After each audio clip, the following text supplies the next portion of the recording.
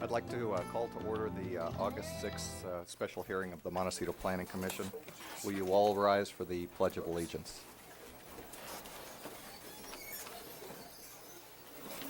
I pledge allegiance to the flag of the United States of America and to the republic for which it stands, one nation, under God, indivisible, with liberty and justice for all.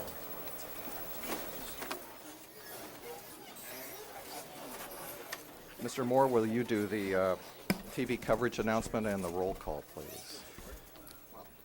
The Montecito Planning Commission hearings are televised live on County of Santa Barbara Television, CSB TV, Channel 20 at 9 a.m. in the South Coast, Lompoc, Santa Ynez Valley, Santa Maria, and Orchid areas. Rebroadcast of Montecito Planning Commission hearings are on Fridays at 5 p.m. on CSB TV, Channel 20. And for the roll, Commissioner Gostanger, Commissioner Overall, Commissioner Burrows, Commissioner Phillips, and Chairman Bierk. Here.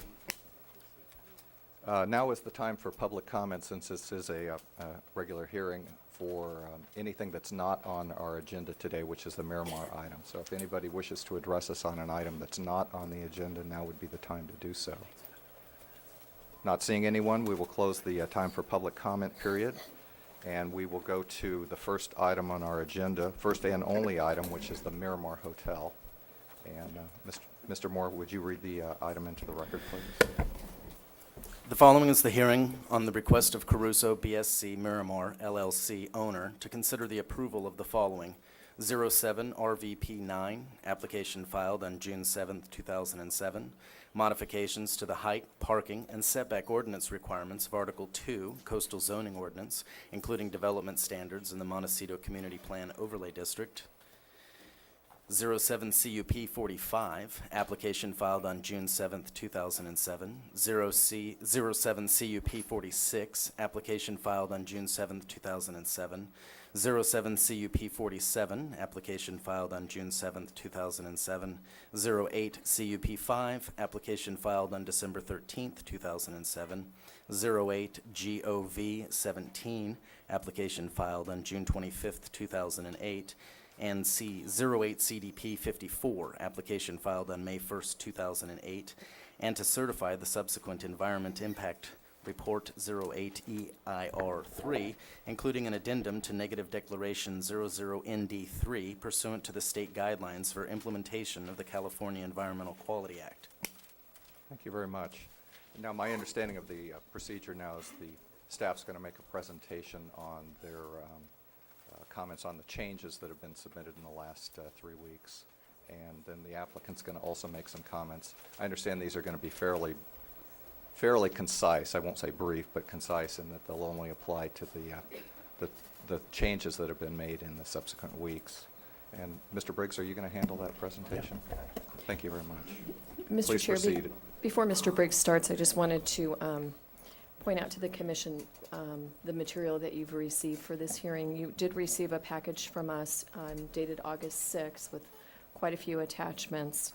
I would suggest that we try to really focus on the material that was provided since your last hearing as we take public testimony. We have quite a few letters that we've received since our Friday deadline for submittal of letters that are over 1 page in length, and I have those flagged. When the Commission wants to consider whether or not you want to accept those into the record, we could do that now or we could do that later. We do have a court reporter here today, so I would ask that everybody try to articulate and speak a little bit maybe slower than you normally would, just because it's a bit difficult sometimes, especially when we have different speakers speaking. And we do have a number of staff and agency representatives here today as well, from Montecito Water, Montecito Sanitary District, Public Works, surveyors, traffic, fire. So I think you'll have the resources that you need today to help you answer questions. I'm hoping that we can do questions of staff and other agencies this morning after we conclude the staff presentation and the applicant's presentation. So that's just kind of business material for your hearing today. I'm glad you mentioned that. I think it's important for the members of the audience to know that We are following the presentation of staff and the applicant. We are going to then go to questions we may have of county staff regarding these items. And following that, we will take some public comment, but I'm going to limit the public comment to changes that have been submitted and new items that have come up in the last 2 weeks, and not to a redo of the public comment period that we had before. So it's going to be very limited. So if you find me, if you get up, I think it's important that you plan, your remarks should be limited to new material. And the other thing is, we have received a lot of material in the last few days, including, I think I got 60 pages at about 6 o'clock last night. Now that material has not been, I didn't read it last night, and I doubt if the other members of the commission have read that material. So I won't be voting that material into the record, nor any of the stuff that was submitted today. I may try at lunch to look at a few of them, and if I think something's germane, try to bring it in, but you should not assume that material is part of the record today. At least from my perspective. My fellow commissioners may decide they want to bring it in, but I don't plan to. And with that, Mr. Briggs, would you proceed? Good morning, Chairman Bierig, members of the commission. This is our second hearing to review the Miramar Beach Resort and Bungalows project. Just to refresh your memory, the project site is located in the coastal area of Montecito.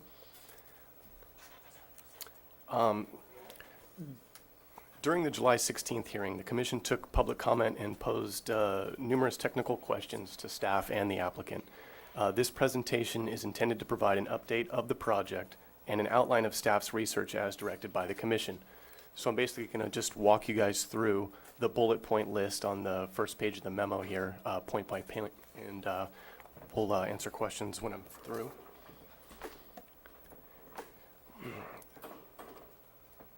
Water District. The Miramar is, the Water District considers the Miramar an existing customer. There are 5 existing water meters on the site which are functional and could be used to serve the new project. In order to develop a realistic anticipated water demand for the project, the district used historical data from the Miramar property, historical data from the Biltmore property, and an interface water demand study, and also took into account today's more efficient water conserving fixtures. The results of their analysis, as stated in their July 29th letter, is that the Montecito Water District is committed to serving the project a base allotment of 45 acre-feet per year at the commercial Block 1 rate.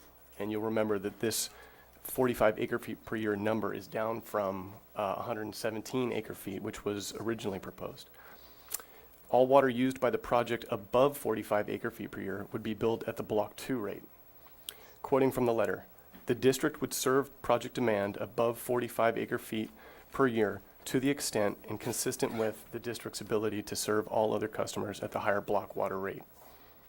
Caruso Affiliated also did their own calculations for the projected water use of the project, and their calculations came out to 51.3. The FAR calculations have been revised in response to commission concerns that the previous methodology was incorrect. You now see elimination of the internal corridors amongst other less significant changes. Staff verified that the revised calculations are consistent with the Article 2 definitions and intended methodology. In response to the need to remove floor area, the applicant revised the spa building to shrink the square footage and now be 1 story in height. Also, the porte cochere covering the valet arrival area was removed. And also of important note, when calculating the FARs, the size of parcel 6, the Sandy Beach parcel, remains unchanged, and the applicant submitted documentation from Penfield and Smith further explaining the methodology of calculating the parcel size. And staff did review that letter and also discussed that with the county surveyor. And in general, we do agree with the methodology that was used to determine the parcel size of parcel 6. And here quickly, just kind of showing you the changes in floor area since the July 16th hearing. You can see that the total gross building area has decreased about 3,000 square feet or so. In response to correcting the methodology in the FAR calculations, the net floor area you can see has increased almost 2,000 square feet.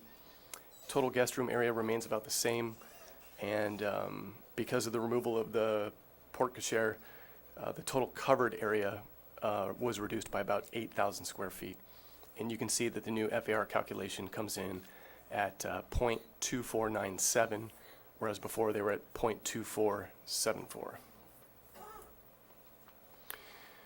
So in order to help the commission better understand the Miramar project, staff did some research into the Biltmore, and we researched the historical Biltmore Coral Casino permits and also spoke personally with Biltmore management to get a better understanding of how the Biltmore property operates. In general, the two properties are similar in terms of number of keys, 207 rooms at the Biltmore, 204 proposed for the Miramar. They have a similar assemblage of uses, and the size of the site is relatively similar. The Biltmore Coral Casino property is about 19 acres, and the Miramar is about 16 acres. However, the Biltmore is more intense in terms of number of employees on site. At any one time, the Biltmore could have between 250 to 270 employees on site, whereas the Miramar is proposing 100. The Biltmore also has more restaurant seats, including the Coral Casino property. Total, the Biltmore and Coral Casino have 488 seats. The Miramar proposes 258. The conference and banquet space at the Biltmore is larger, and the the Coral Casino also has a larger beach club, 600 members compared to the Miramar's proposed 300 members.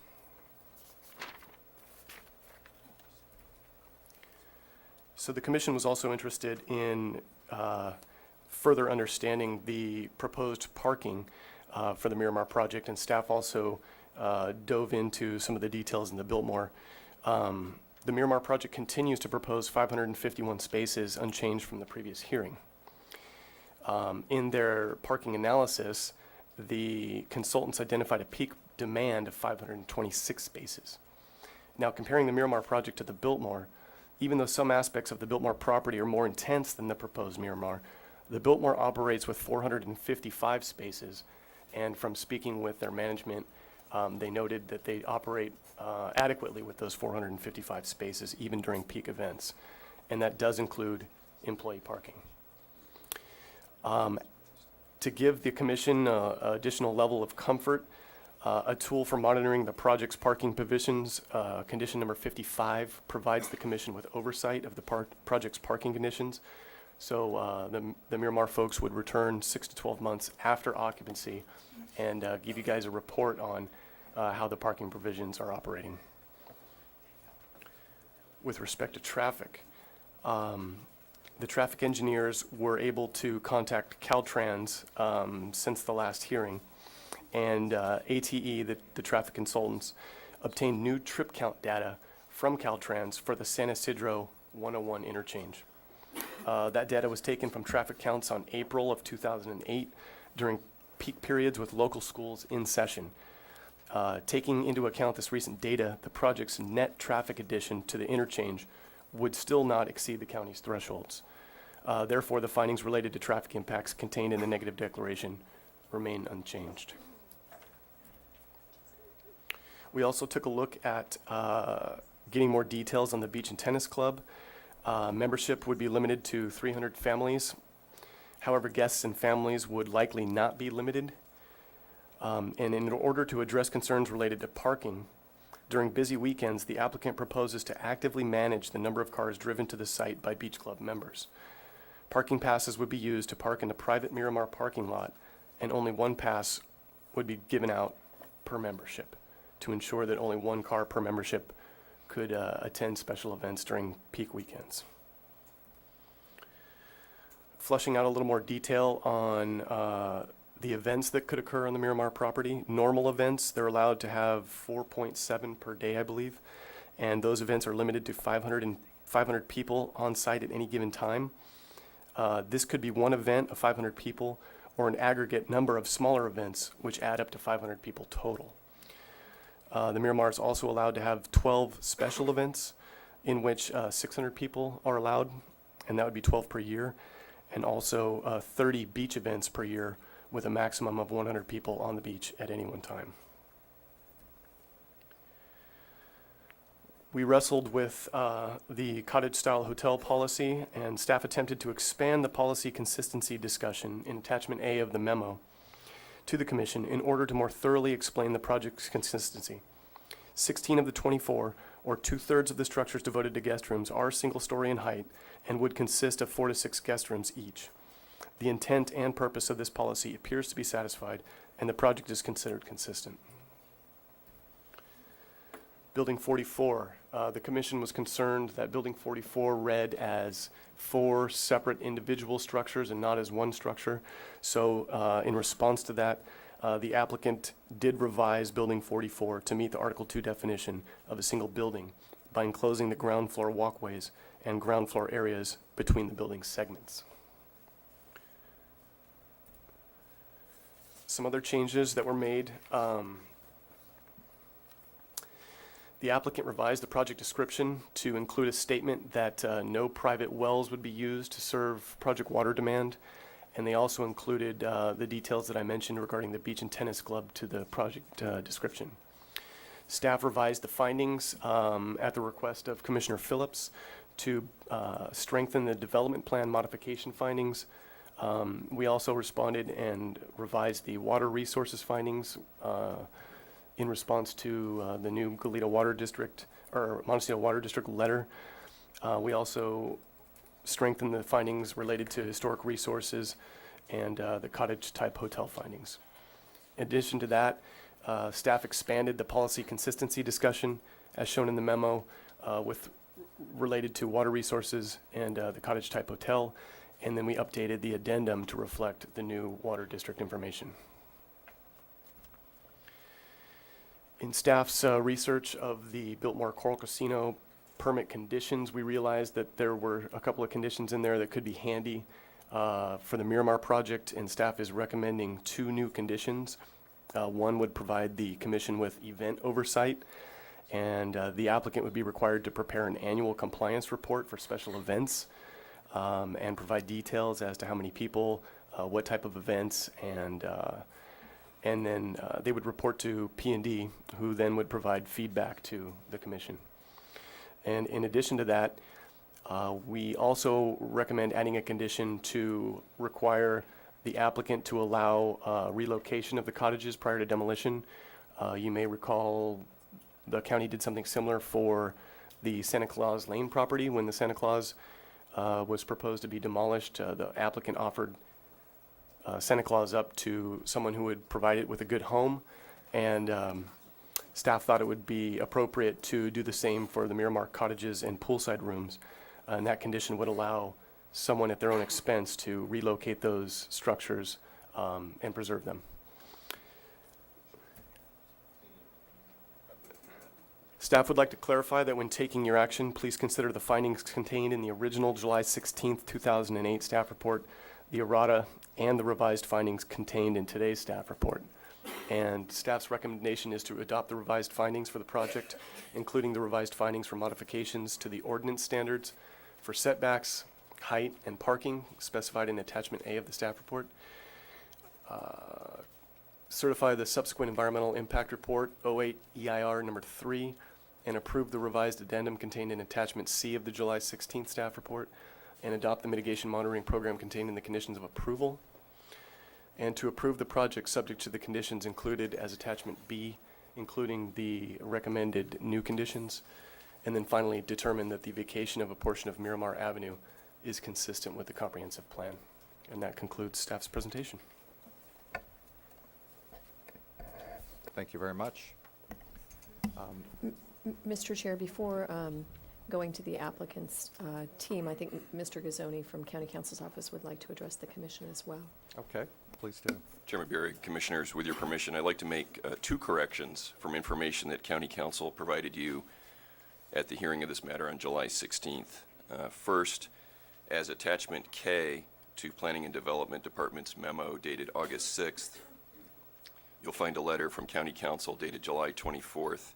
In short, that letter to your commission retracts a statement by one of our deputy county councils from the hearing of July 16th, in which that deputy inaccurately alleged that a comment letter by Coast Law Group included a quote from an appellate court decision that had been changed by Coast Law Group to benefit that client. That was not correct.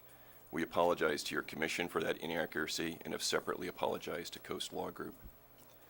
In fairness to Coast Law Group and to your commission, we've also provided that as attachment K to the memo of August 6th, so it's part of your record.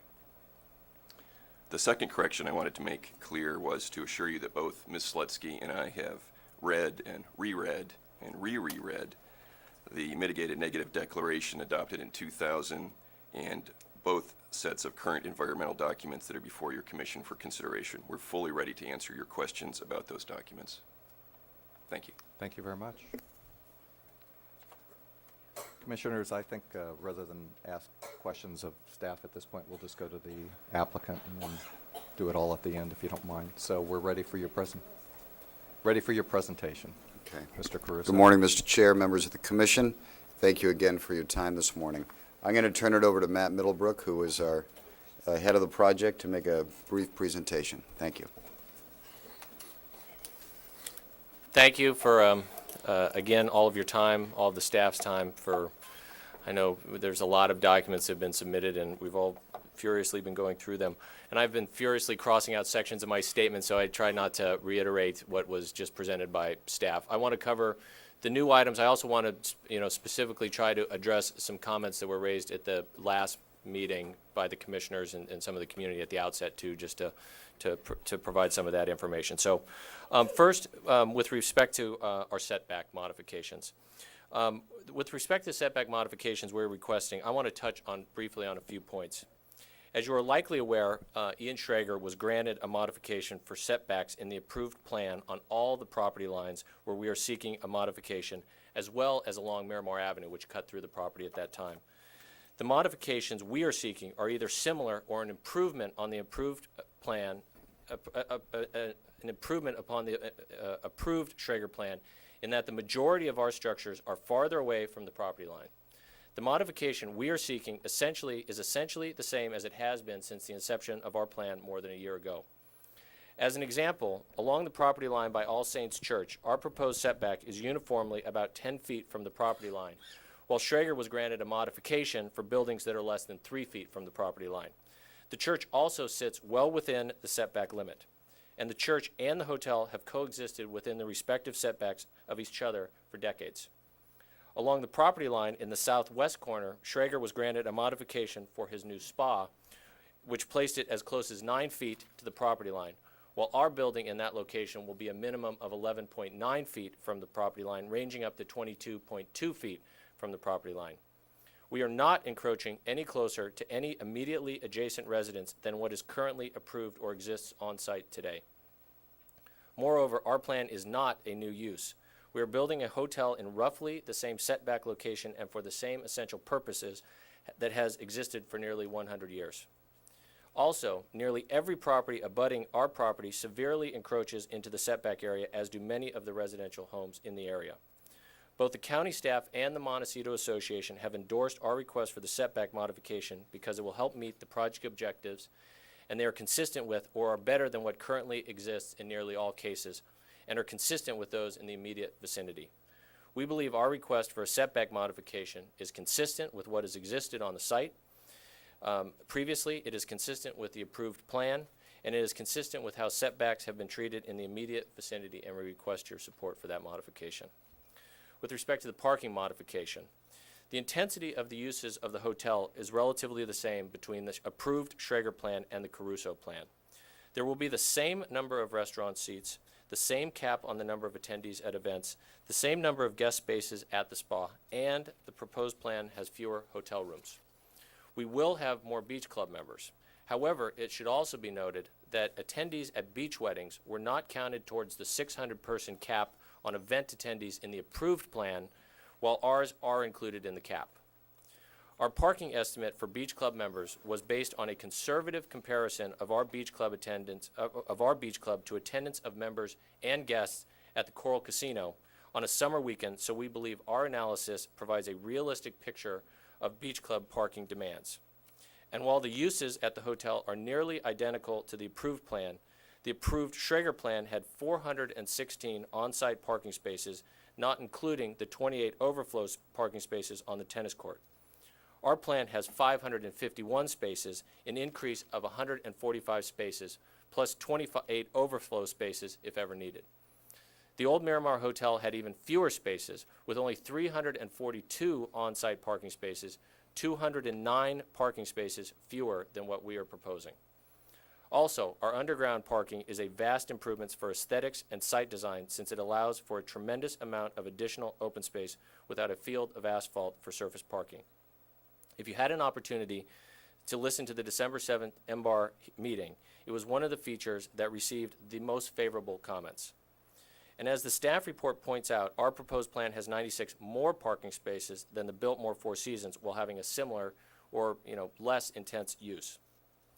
The county recognizes the parking industry standard ULI Urban Land Institute shared parking analysis based upon parking demand, and more specifically on the reality that individual parking stalls accommodate more than one use on a site, meaning shared uses and the time periods of parking demand for all hotel uses do not occur concurrently. We have used this method for our parking analysis.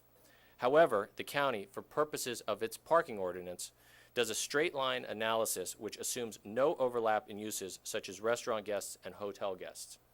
By this straight line analysis, we are, quote, underparked by 120 spaces, and thus require a modification.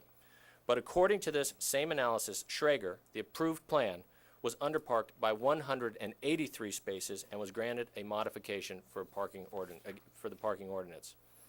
However, according to the parking analysis conducted by ATE, which has been submitted to you, a certified traffic engineering firm, using the ULI shared parking analysis, the proposed plan has excess parking even at peak demand. The analysis shows we will need 526 parking spaces, leaving 25 excess parking spaces at peak times. I also want to note that our peak demand figure for parking is based upon a 600-person event happening on site. 600-person events are limited to 12 times per year, so the times when we will face peak demand are limited in number. By the ULI method of analysis, the approved Schrager plan had a peak demand of 475 parking spaces, which meant a parking deficit of 31 spaces, or a 59 space deficit if you exclude the overflow parking spaces. So to reiterate, though we have similar operational needs in terms of parking, we are providing a 35% increase in parking over the approved plan, which was granted a modification to the parking ordinance. We also have significantly more parking than the Biltmore, and the established methodology for parking for this type of use indicates we have plenty of parking for the hotel. This is a clear improvement over both the historic parking situation and the approved parking plan, and thus we believe our request for a parking modification is justified, and we ask for your support. The height modification. We are asking, as you know, for a height modification to the main building, As you know, the main building on the site sits 49 feet above existing grade.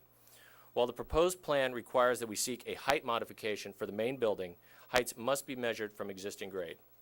The main building, in part, is proposed over a portion of the site where the old pool was located, which as a result creates a particularly low spot in the property. While the building will be 49 feet above existing grade,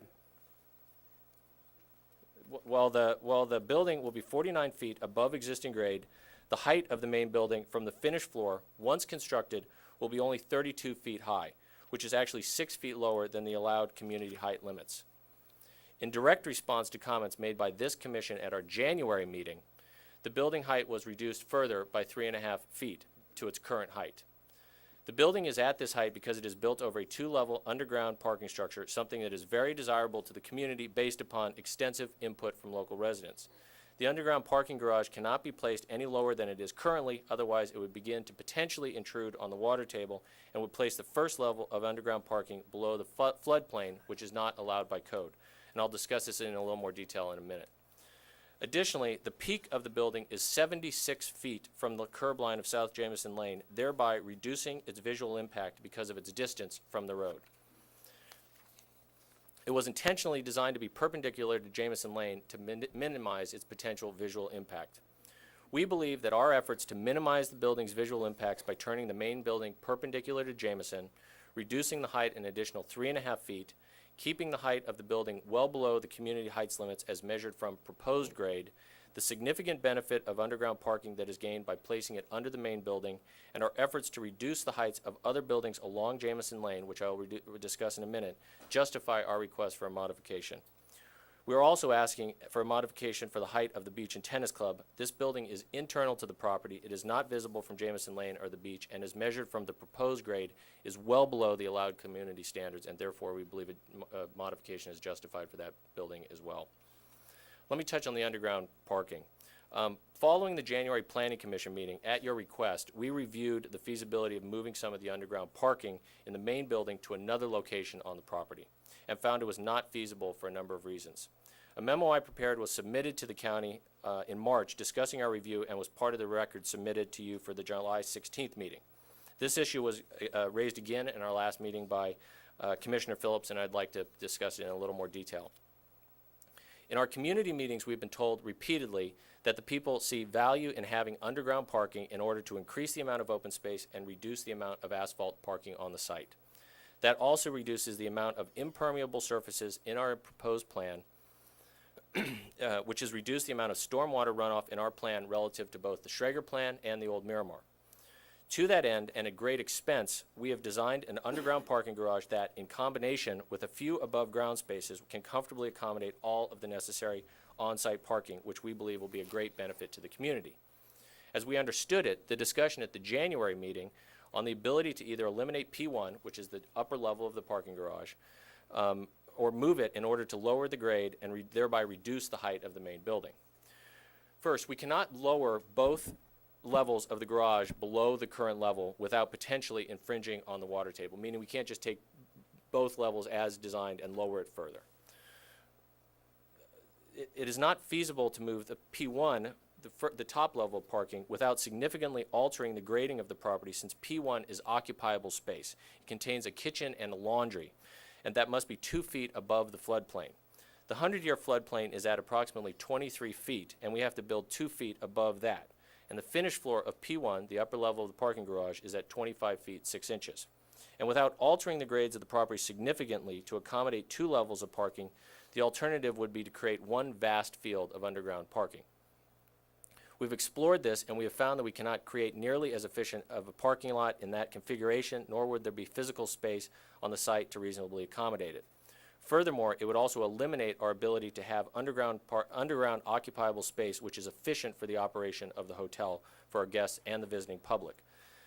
Let me explain that. By having P1 as occupiable space in its current location, we are able to locate a kitchen there that is in close proximity to the main dining room and the meeting rooms adjacent to the main building. The kitchen in that location is also adjacent to where the carts are parked, so room service can be dispatched from a central location on the property. This could not be accomplished if P1 did not exist as occupiable space. Additionally, by having P1 at its current level, we are able to have the cars arriving at the ballroom, am I doing this? Here, are able to go directly underneath into the garage through this entrance here, without having them go back into Jamison in order to access the garage. Therefore, both the benefit to the community and to the project, we find that the current configuration is the only one that meets all of the competing needs. With respect to the cottage-style definition, which was discussed briefly, but which I want to touch on, we firmly believe that we have met the standards of the community plan in this regard. As was stated, 16 of our guest room buildings, or 2/3, are 1 story in height. 18 of our 24 guest room buildings have 6 keys or less, which is the standard for a cottage. The old Miramar, the approved Schrager plan, and the Biltmore Four Seasons, like our proposed hotel, have a combination of 2-story and 1-story buildings. MBAR's comments in December indicated that we were compatible with the surrounding neighborhood. The Montecito Association stated plainly in their endorsement that our plan complied with the community plan, and the staff has made that conclusion as well as they just stated. There has also been very strong support, community support for this plan. While we clearly acknowledge that this policy is at your discretion, we think it is important to note that all of the organizations that typically review plans for compliance with the community plan or are tasked with providing guidance to this commission have found our plan to meet the intent and standards of the Montecito Community Plan. Building 44. In response to comments raised by Commissioner Bierg at the last Planning Commission, we have connected the first floor as it was discussed by the staff, but I'd like to make a couple of additional comments about Building 44, which is the Lanai building along the front of the property. In response to Commissioner Gottstanger's comments from the January meeting before the commission, we modified the roof eaves of the lanai building. They were much more uniform in the previous plan, and we have modified them subsequent to the January hearing and varied the roof eaves greatly. Also, in trying to respond to Commissioner Birg's comment from the January meeting about the buildings being too, quote, linear and bulky, we moved the middle portion of the lanai buildings back 8 feet from the sound wall here. This will allow for an additional layer of landscaping between the buildings and the sound wall, further softening the views along Jameson. I want to discuss briefly the additional changes we've made along Jameson, the Jameson frontage. We took the comments that you made at your January hearing very seriously, and that we made, I'd like to focus on that, if we can get the lights back on. We took the comments you made at your January hearing very seriously, and we made very significant changes to our plan in direct response. Those changes include the following. First, we lowered the height of the main building by 3.5 feet, as I mentioned. We made the changes to Building 44 that I just discussed. To address the concerns about the massing along Jameson and the wall effect, as Commissioner Birg called it during the January meeting, we removed a significant portion of the sound wall. The red indicates where the buildings used to be in various iterations of the design from the beginning. And then the outline of the building is what exists today. So the red indicates what used to be there. And we removed a significant portion of the sound wall along this section and replaced it with landscaping, dramatically opening up the front of the hotel and softening its appearance.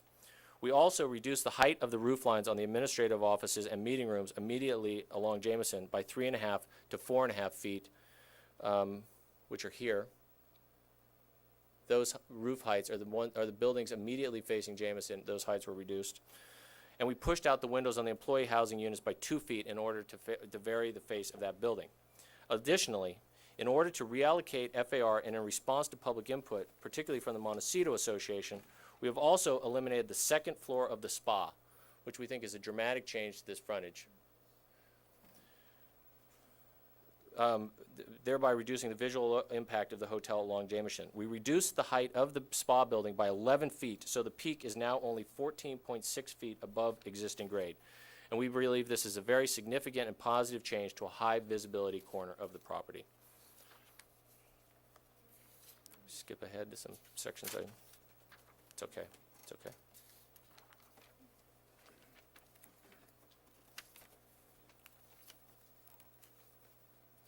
That's all the stuff I cut out, so I'm trying to. The last thing I want to touch on is public access, quickly. The proposed plan is a dramatic improvement with respect to public access, which is something that we've heard quite a bit from the community. We are providing, as we've discussed before, 68 public parking spaces along Jameson. Here we are, 68 public parking spaces along Jameson. And Eucalyptus, here, here, and here. The same has existed under the proposed plan, including the parking on Miramar Avenue. We have also offered to dedicate 2 public access easements through the site, one over roughly the same route of the section of Miramar Avenue that will be vacated, and the second along the private road through the property directly to the beach. This is in addition to the 2 existing public access points at Eucalyptus and Posilipo. We will place signs at both outside the property and inside to clearly direct the people to the nearest beach access point. This is in addition to the lateral public beach access route that already exists across the beachfront of the hotel. The approved Schrager plan, had no dedicated public access to the beach. The old Miramar Hotel actually had no trespassing through the property, signs through the property, which had to be removed as a mitigation measure of the approved plan. Additionally, we are adding beach showers available to the public and restrooms that will be available to the public, neither of which were included as part of the approved plan. Finally, we have committed to provide $1.5 million to fund lower-cost visitor-serving overnight accommodations in Santa Barbara County, which can be used to create new cabin, tent, or bicycle campsites throughout Santa Barbara County, and that is a condition of approval of the project. Again, our proposed plan, we believe, is a dramatic step forward in providing better beach access to the public, something that we have heard repeatedly is a priority to the community. There was one other issue I just wanted to touch on as I conclude.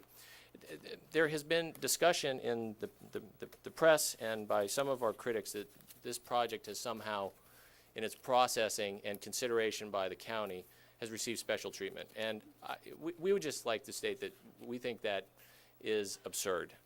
We think that does an insult to this commission, to the Historic Landmarks Advisory Commission, which has had it on its agenda 3 different times, to the staff who has held our feet tremendously to the fire throughout this process, as you can see by the thousands of pages of analysis that we have submitted with respect to this project. We have been in front of the Montecito Association and their land use committee probably a dozen times over the course of this process. If anybody thinks that they can throw sort of a land use fastball by the members of this community, I think that they haven't done business here before. So it is, I think one of the reasons that this project is so attractive to us is because it is in Montecito, and it is a challenging place to do business because there are people who, like those in the audience and like yourselves, who dedicate a tremendous amount of time to reviewing these projects and holding developers like us feet to the fire to ensure that the projects meet the standards of the community, and that's why Montecito remains such a special place. There is no way, if we have received special treatment, God help the people who you've been rough on. So we just think it's an absurd charge. It does not do justice to the process that you have all put us through. We've been at this for 1.5 years, and we just wanted to conclude with that. So thank you for allowing us that time. We're available for questions throughout the day. So Thank you very much.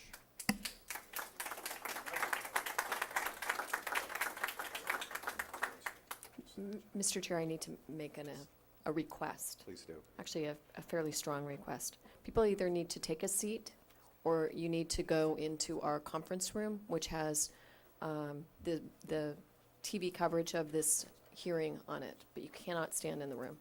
So please take a seat. There are still quite a few seats available, or go into the conference room.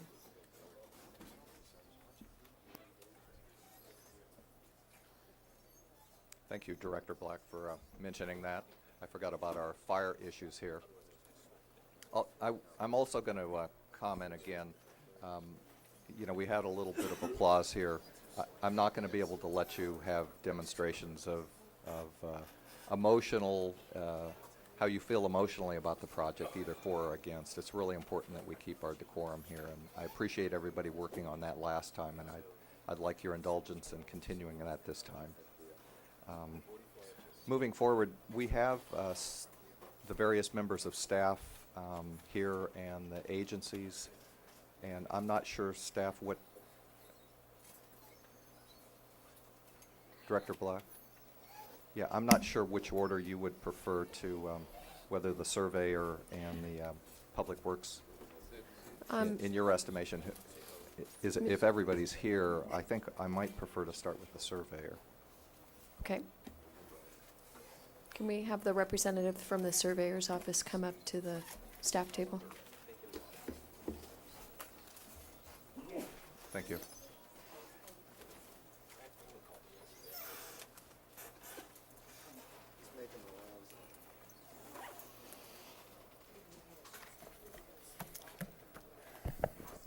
Hello, I'm Jerry Mittermiller with the Surveyor's Office. Hi, Jerry. What was your last name again, Jerry? Mittermiller? Mittermiller. I don't think we've had you be before our commission No, before. this is the first. Well, good. We appreciate having you here today. I thought maybe we could start out and talk about there's been some controversy related to the size of the project, and I was hoping you might be able to give your perspective. There is a letter that was submitted from Penfield and Smith regarding the size of, I believe it's lot 6, might be 11, which is the beach lot, and there's some analysis of how that is calculated, and I was hoping you might be able to address that. I didn't get a whole lot of information out of the information that was in there.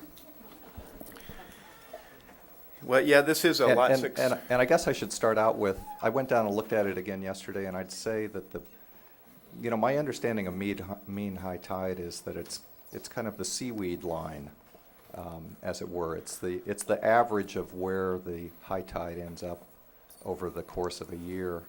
And I'd say yesterday it was a good solid 20 feet from the boardwalk, or Yeah. from the, I would say a seaweed line is probably an incorrect way to describe it. It's basically an average over a 18.6-year period of the low highs and the high highs. And it also varies depending on season. It's a moving target.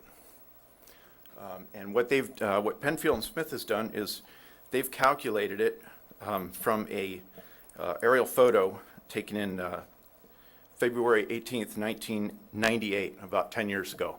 In February, that's the winter time. What they've done is there's an elevation of the mean high tide line. They've intersected that line with the shore of the beach, where it comes down and hits the, they project the parcel lines out and draw the line across the sand there and calculated that area that way. Okay.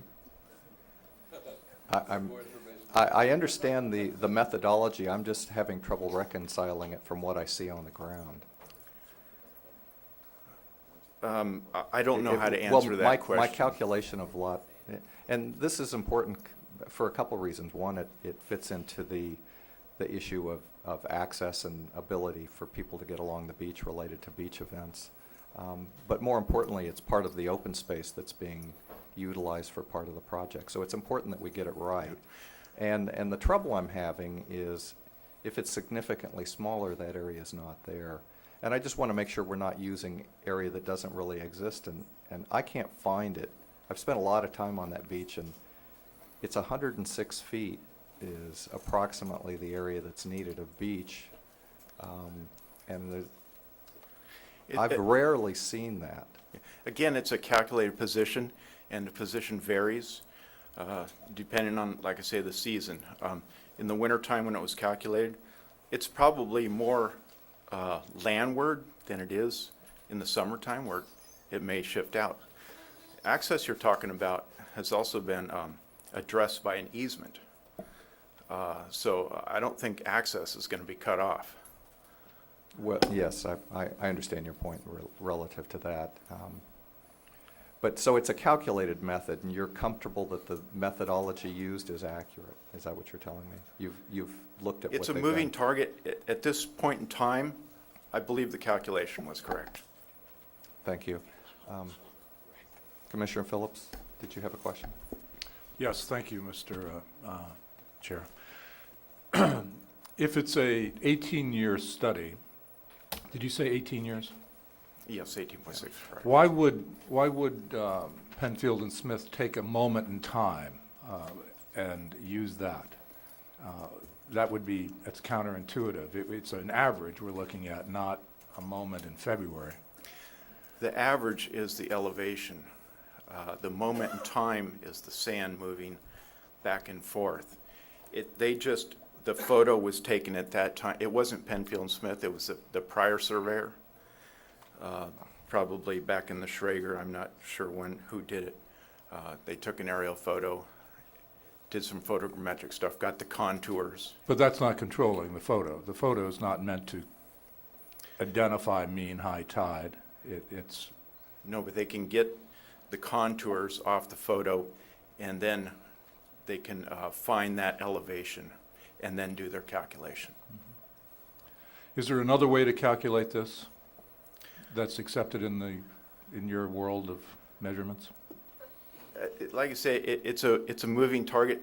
The mean high tide doesn't vary very much over time. The variables are the artificial influences, the seawalls, harbor, things such as that. Those were not taken into account. Those are very difficult things to incorporate into this. This is a fairly simple calculation that they did. Is a more complicated calculation a better calculation? I really don't know. It could be more or less the same. It's a moving target. And to tell you the truth, I'm not an expert on this. This is a very difficult thing that we're doing here. Well, we're glad you came anyway. Thank you. You're welcome. Mr. Briggs, please. Just quickly, just to add a quick statement to clarify this, the 16-year period that Jerry refers to, that was a period in which they measured every single high tide and then took the average. And the average comes out to somewhere about 4.64 feet above mean sea level. So your average high tide taken over 16 years is equal to 4.64. Now, in order to apply that to the project, you have to have a survey. And you point to the survey and you find the contour line of 4.64. So when you say that one point in time in 1998, how did they pick that one point? That was the date of the survey, the aerial survey that Jerry referred to. And using that 16-year period average high tide, they point on the map to 4.64, and that is your contour. That's your elevation. That determines the size of the parcel. Okay. One other question that I just happened to notice yesterday, parcel 11, and are you familiar with the exhibits on this project? No, I'm not familiar with parcel 11. Then we'll save that one. Thank you Yeah. very much. Okay. Unless there's other questions, commissioners? I do. I have a question. Oh, Commissioner Burrows, please. Sir, do I understand correctly that you're the surveyor for Santa Barbara County? I'm the deputy county surveyor. The county surveyor is absent at this time. Well, we welcome you. I have a question in regard to the material we have in the Board of Supervisors. It looks like a motion or a resolution or something. This may be better addressed to council or to the county to tell us the significance of this, and some of it I can't read. If you could tell me exactly what it says. Doesn't have that. Have you seen? He may not have seen it. It's dated September 2nd, 1930.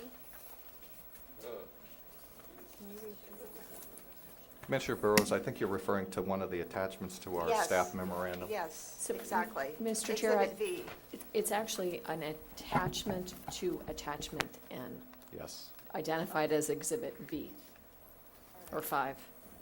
Is that the one in the matter of compiling assessor maps? Is that what you're Yes. interested in? To tell you the truth, I'm not sure why this is in here. This is addresses assessor maps, not surveyor maps. I think they just wanted to try to probably show that there was no gap between the mean high tide line and the property line on assessor maps. They must have had a problem in 1930. It really has no significance here as I see it. Well, it does say that record titles along shore of Pacific Ocean shall be construed to reach mean high water mark, which I think is what we're discussing.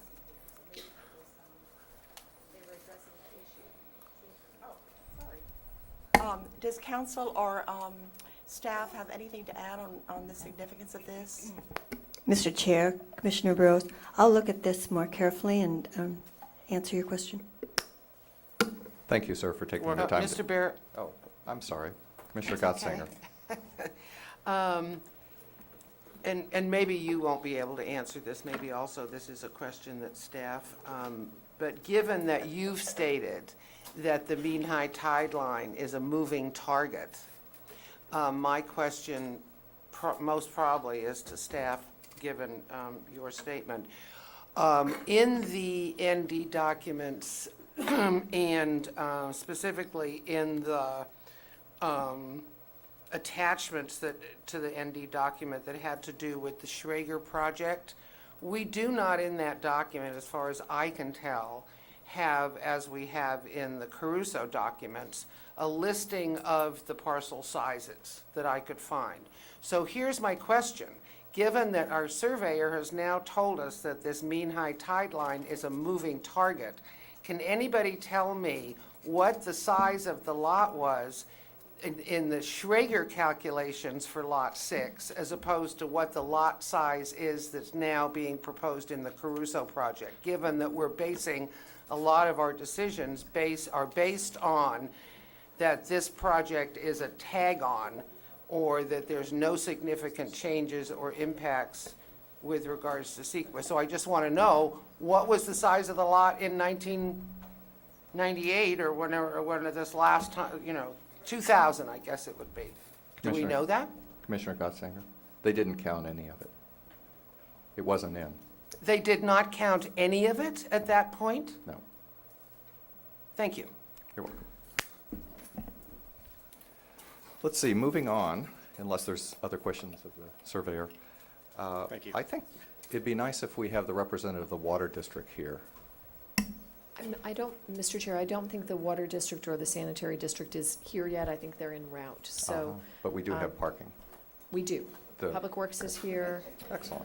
We also have The real real property property. agent is here as well, in case you had questions about the road abandonment. Yes, please. So Um, we have it- both of those. We can do that. Maybe we can start with real property, as you stated it. Mr. He's Havlick here. is here. Sir, what is your name again? Jeff Havlick, real property. Thank you, Mr. Havlick. Maybe you can address the Miramar. This is, or excuse me, Miramar Avenue. This is a easement. County does not own this in fee, is that correct? That is correct. And do you know how many linear feet that easement is? I tried to scale it off. It looked like it was about 500 feet. You know, I never ran a tape on it, but you're right, it's not significant. I mean, it's not a long chunk of road.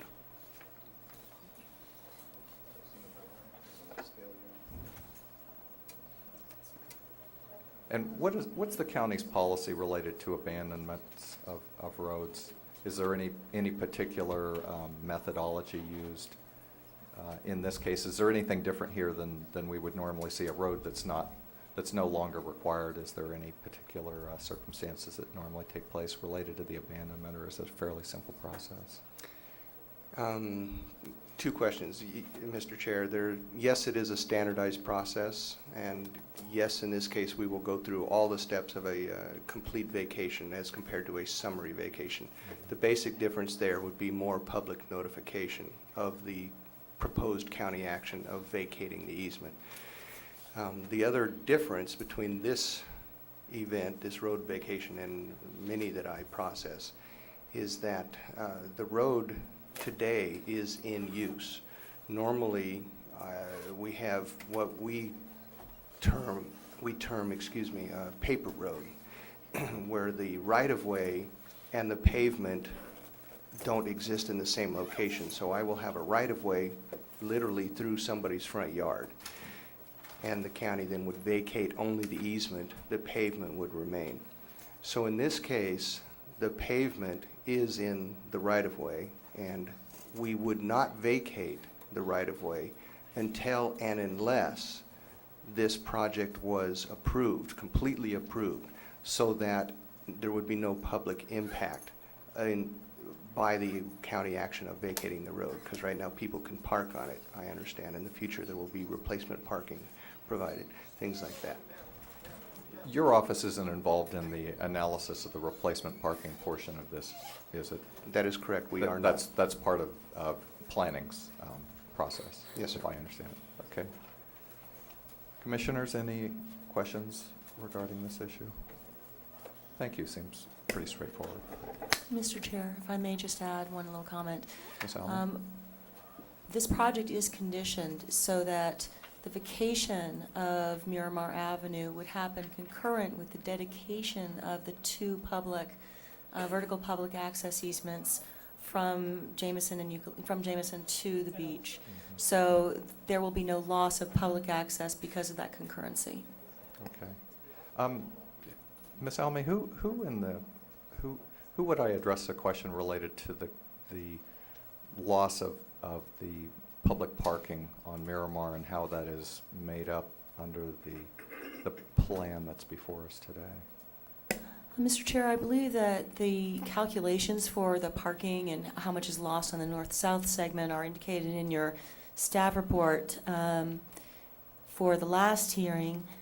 In terms of the loss of parking on the east-west segment, that's also addressed, I think, in the errata.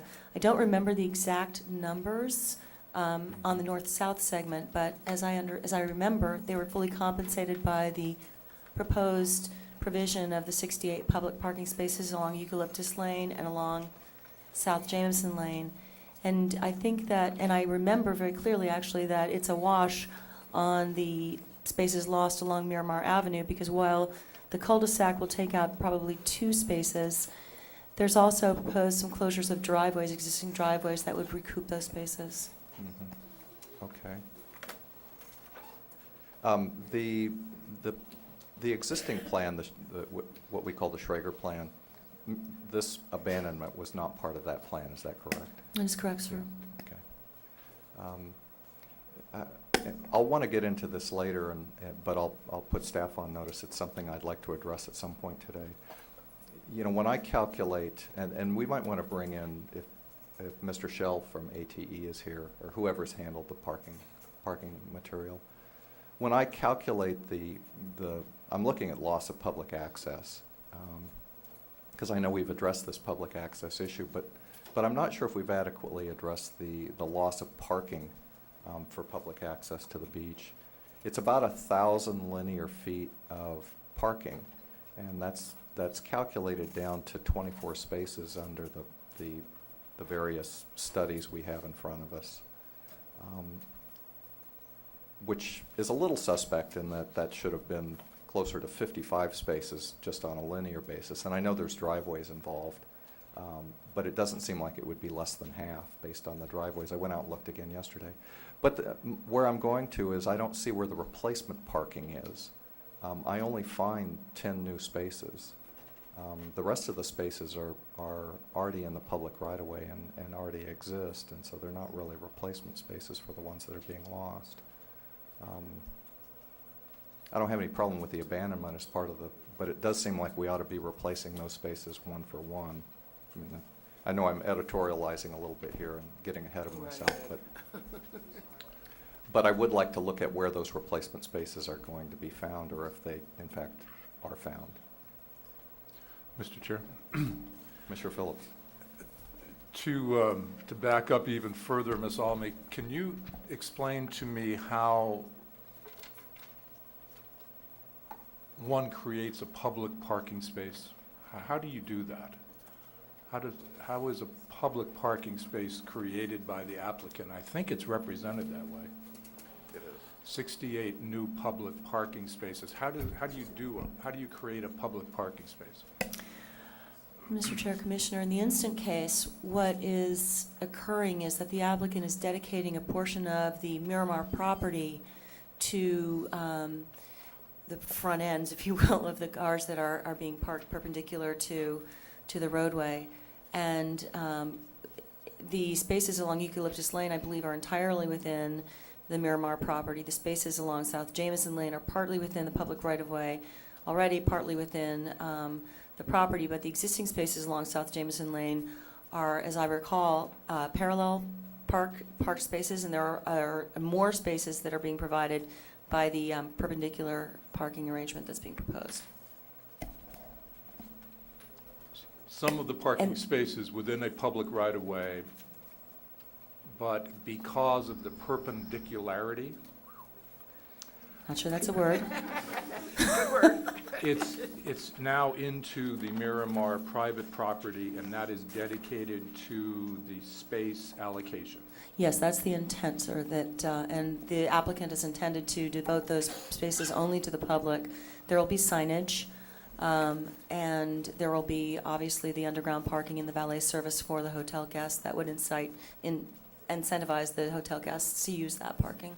No enforcement possibility that would work that you can think of? Enforcement would be difficult. We have a condition of approval, I believe, that asks the applicant to monitor those spaces and regularly report on how those spaces are being used. But again, the enforcement would be by the county sheriff or the CHP, and it's difficult to get that enforcement going.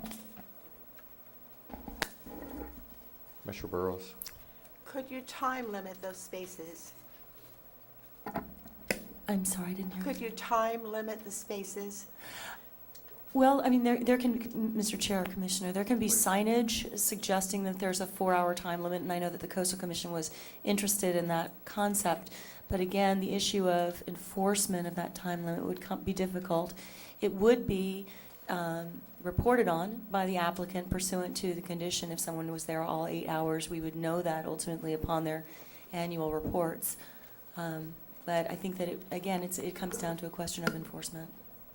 We don't do parking enforcement in Montecito jurisdiction, do we? That doesn't There's- take place other than maybe around Westmont a little bit. Westmont enforces its own parking, yeah. Mr. Director Chair, Black. the difference between this project and the Westmont project is Westmont was controlling parking on their Own property. own Yeah, campus. that's right. Thank you. Commissioner Gottsdanger, I see you have a question.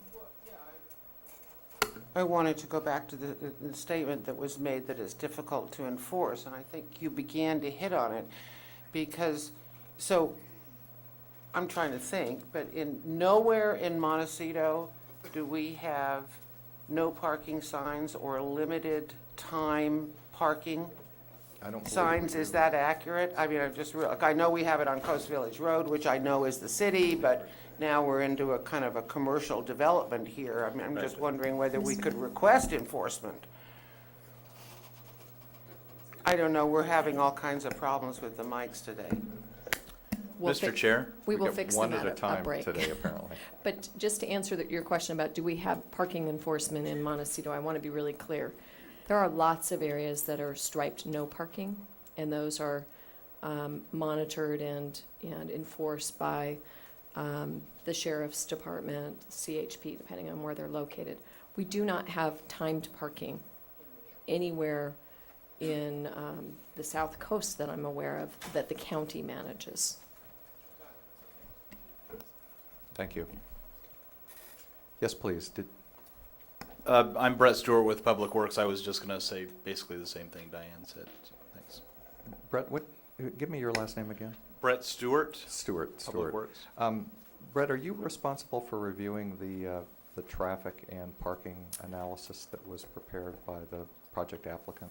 I'm taking that responsibility today. Actually, it's Will Robertson who's not available today, so I'm filling that role. Have you reviewed these materials? We have, and we reviewed the report that came out dated July 24th, both for the new Caltrans data and traffic analysis and the parking, and we're in concurrence with the study. You find that the studies are accurate. Yes. What's your opinion on the use of the ULI standards as opposed to county code, as opposed to I believe it was described as the linear nature of the county Right. code, where you add up all the It's an variations? additive, right. Of course, if you're looking for absolute worst case, and actually it might apply to certain things where you have very discrete uses lined up. The linear method would give you a worst case and maybe be accurate in some cases.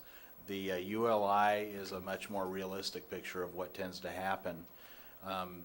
And it's based on if you go through an hourly, throughout a day, each use that might be on a property will have its own peak.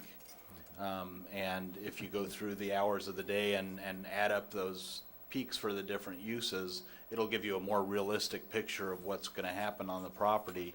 Nobody wants to see, 40% more pavement out there than you need, just sitting empty all the time. And so for most projects, the ULI is a good way to a realistic way to assess your parking needs.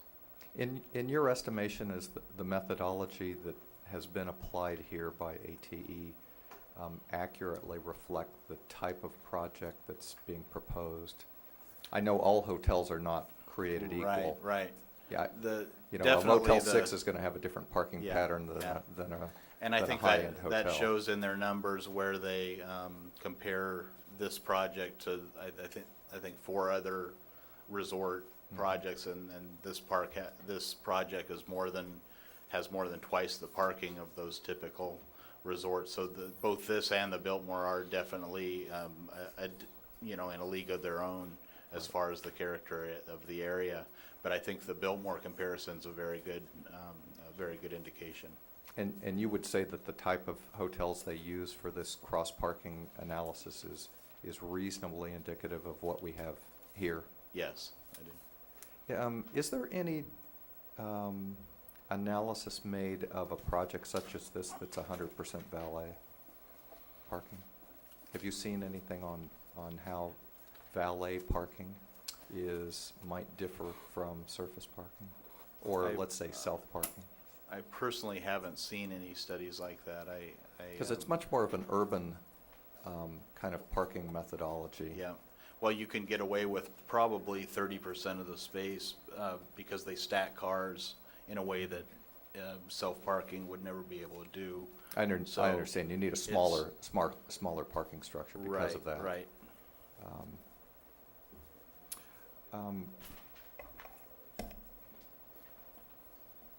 Seems like I had another question here. Commissioners, is any, oh, I'm sorry. I have Commissioner Phillips, I'll let you go. I think I had one other question, but let me Thank you, find it. Mr. Chair. Ms. Almey, this is for you. It may be a question of the applicant. If I were to go to the beach, attempt to go to the beach and find the public parking not available, could I be valet parked for a price? Mr. Chair, Commissioner, my understanding is yes, you could be parked by a valet. I could be. Okay, thank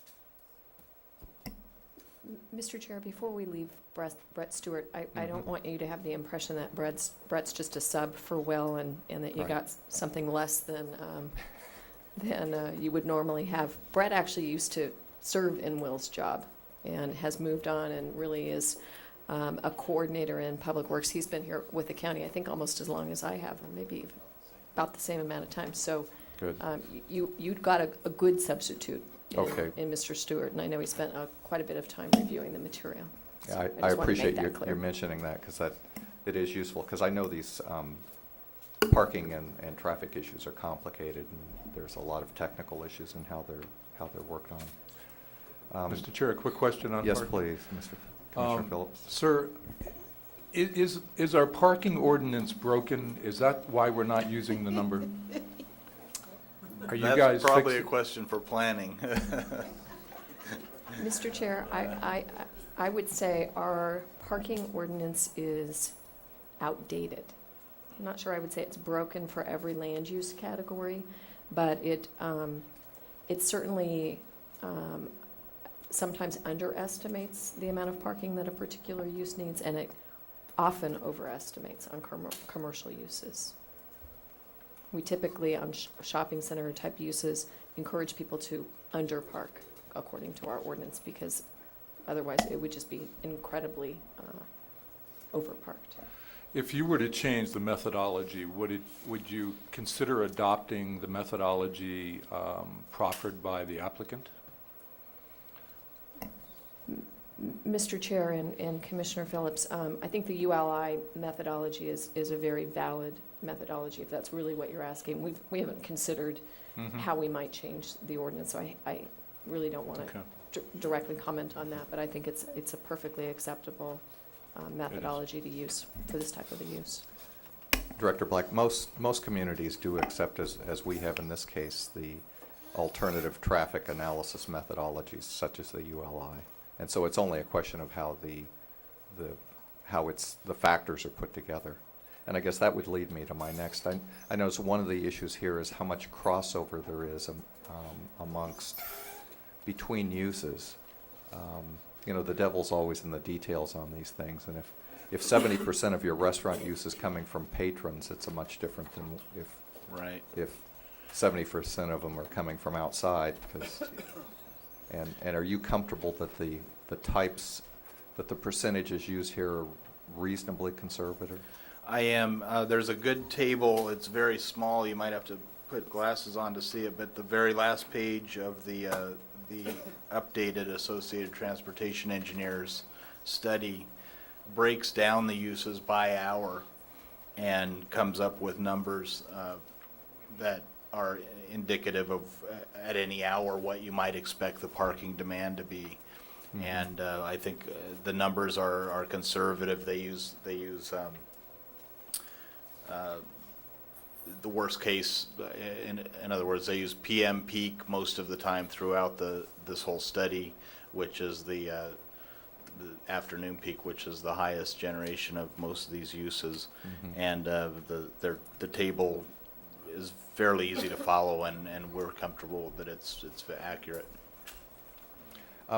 If you assume, I'm going to go back to a question I asked before, if we assume that the analysis of parking demand is conservative and that this project has dealt with the parking demand in an adequate way, do you have any thoughts of your own related to the 100% valet and how that might affect what happens in the neighborhood? And I'll tell you why I'm asking. I think about myself. You know, the difference between if I drive down to Los Angeles and park, I'm more than happy to find a valet parking lot adjacent, because where am I going to go? But that's not how most people park here, and especially in Montecito. They often don't like to give up their cars, and they'll park across the street from the valet. And I wonder if you have any thoughts on what we might see. And the concern is the neighborhood going to be filled with people avoiding valet and walking into the project, as I might? My only thoughts are that I don't know how it would affect the hotel's operation, that end. They'd have to comment on that. I'm not relating it to them. This is related to... You could definitely get away with a lot smaller area that was dedicated to the hotel parking. Like I said, they park, they stack the cars in, 3-4 deep, and you can use the space much more efficiently. And I guess that would free up the other areas for public parking. Well, you understand I'm asking a slightly different question, which is Okay. really more to the psychology of the user versus, and whether that factors into the analysis at all. What we find is Or whether you've seen anywhere any you studies leave, on that. Yeah, I haven't seen any studies, but generally wherever we leave parking open to the public, if they can park there rather than anywhere they have to pay any money, they will do that. I think you'd see that happening there, especially with the beach access issue. And then probably for hotel use as all. Some people that are gonna be there a short time don't like to use the valet parking, so Yeah. you'd probably see that. Okay, thank you. Commissioner Overall.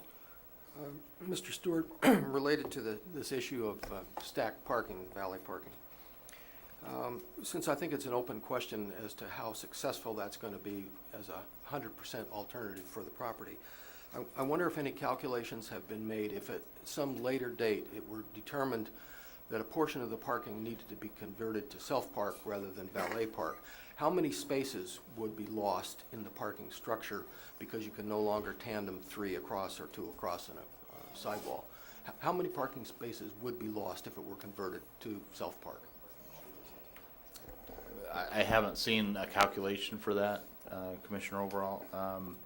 I think you could probably get where you might have a 25%, 20 to 25% efficiency rate on a normal parking lot. You could probably get closer to an 80% efficiency in a valet parked lot. That's the actual car area to total area, and so you can do the math.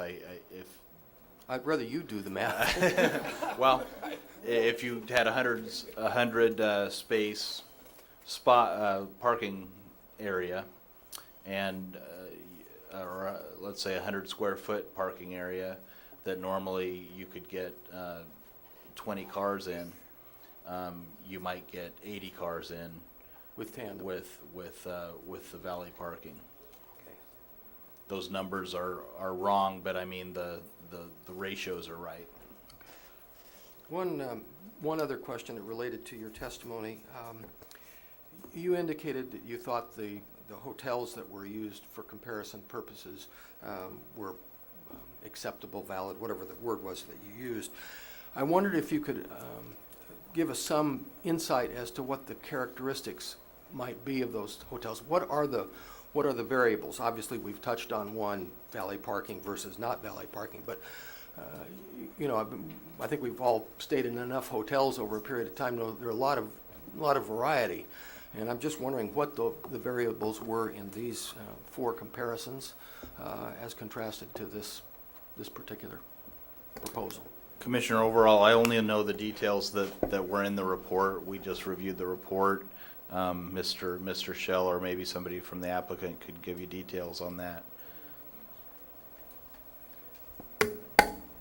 Commissioner Burrows. maybe this is, Mr. Chairman, I have some questions in regard to parking on the site. Are we doing that now, or we're only doing that as it impacts public parking? No, whatever, if you think Mr. Stewart can help, you should ask, please. For example, I haven't seen any provision for RV parking, tour bus parking, and that kind of thing. Where will that be? Do you know? Mr. Chair, Commissioner, my understanding is that the tour buses and any RVs that may come to the Miramar would be parked in the motor courts, and there's provision made in the motor courts for that. By motor courts, you mean the area between the ballroom and No, primarily to the west of the main building. the west of the main Would building? that be the same place where there's 22 parking spaces designated in that area? Is that the area we're talking about? Yes, that's the Yeah, area we're okay. talking about. It's where the I believe it- old Porta Share was, that there's 22 parking spaces in that motor court right now. Mr. Chair, just to correct myself, I believe there may be parking for the RVs as well between the ballroom and the main building, but the primary space is where Mr. Ward is pointing out. Thank you. Mr. Stewart, are you comfortable, I know we've addressed the issue of the Biltmore, which I think is a very good one for us because it's same neighborhood, same people, same everything. And I see they have significantly less parking than is afforded to the Biltmore than is being provided here based on the valet. That's right. All their operations are similar but larger, and they operate on less parking. I did want to focus on that. We have made some changes in the Biltmore. The Coral Casino really isn't up to speed yet in terms of its operational, and I just wonder if you're comfortable that the time period in which the analysis was done, because I tend to look at the Biltmore as something that operates reasonably efficiently, and we don't get a lot of complaints from neighbors that that's not working.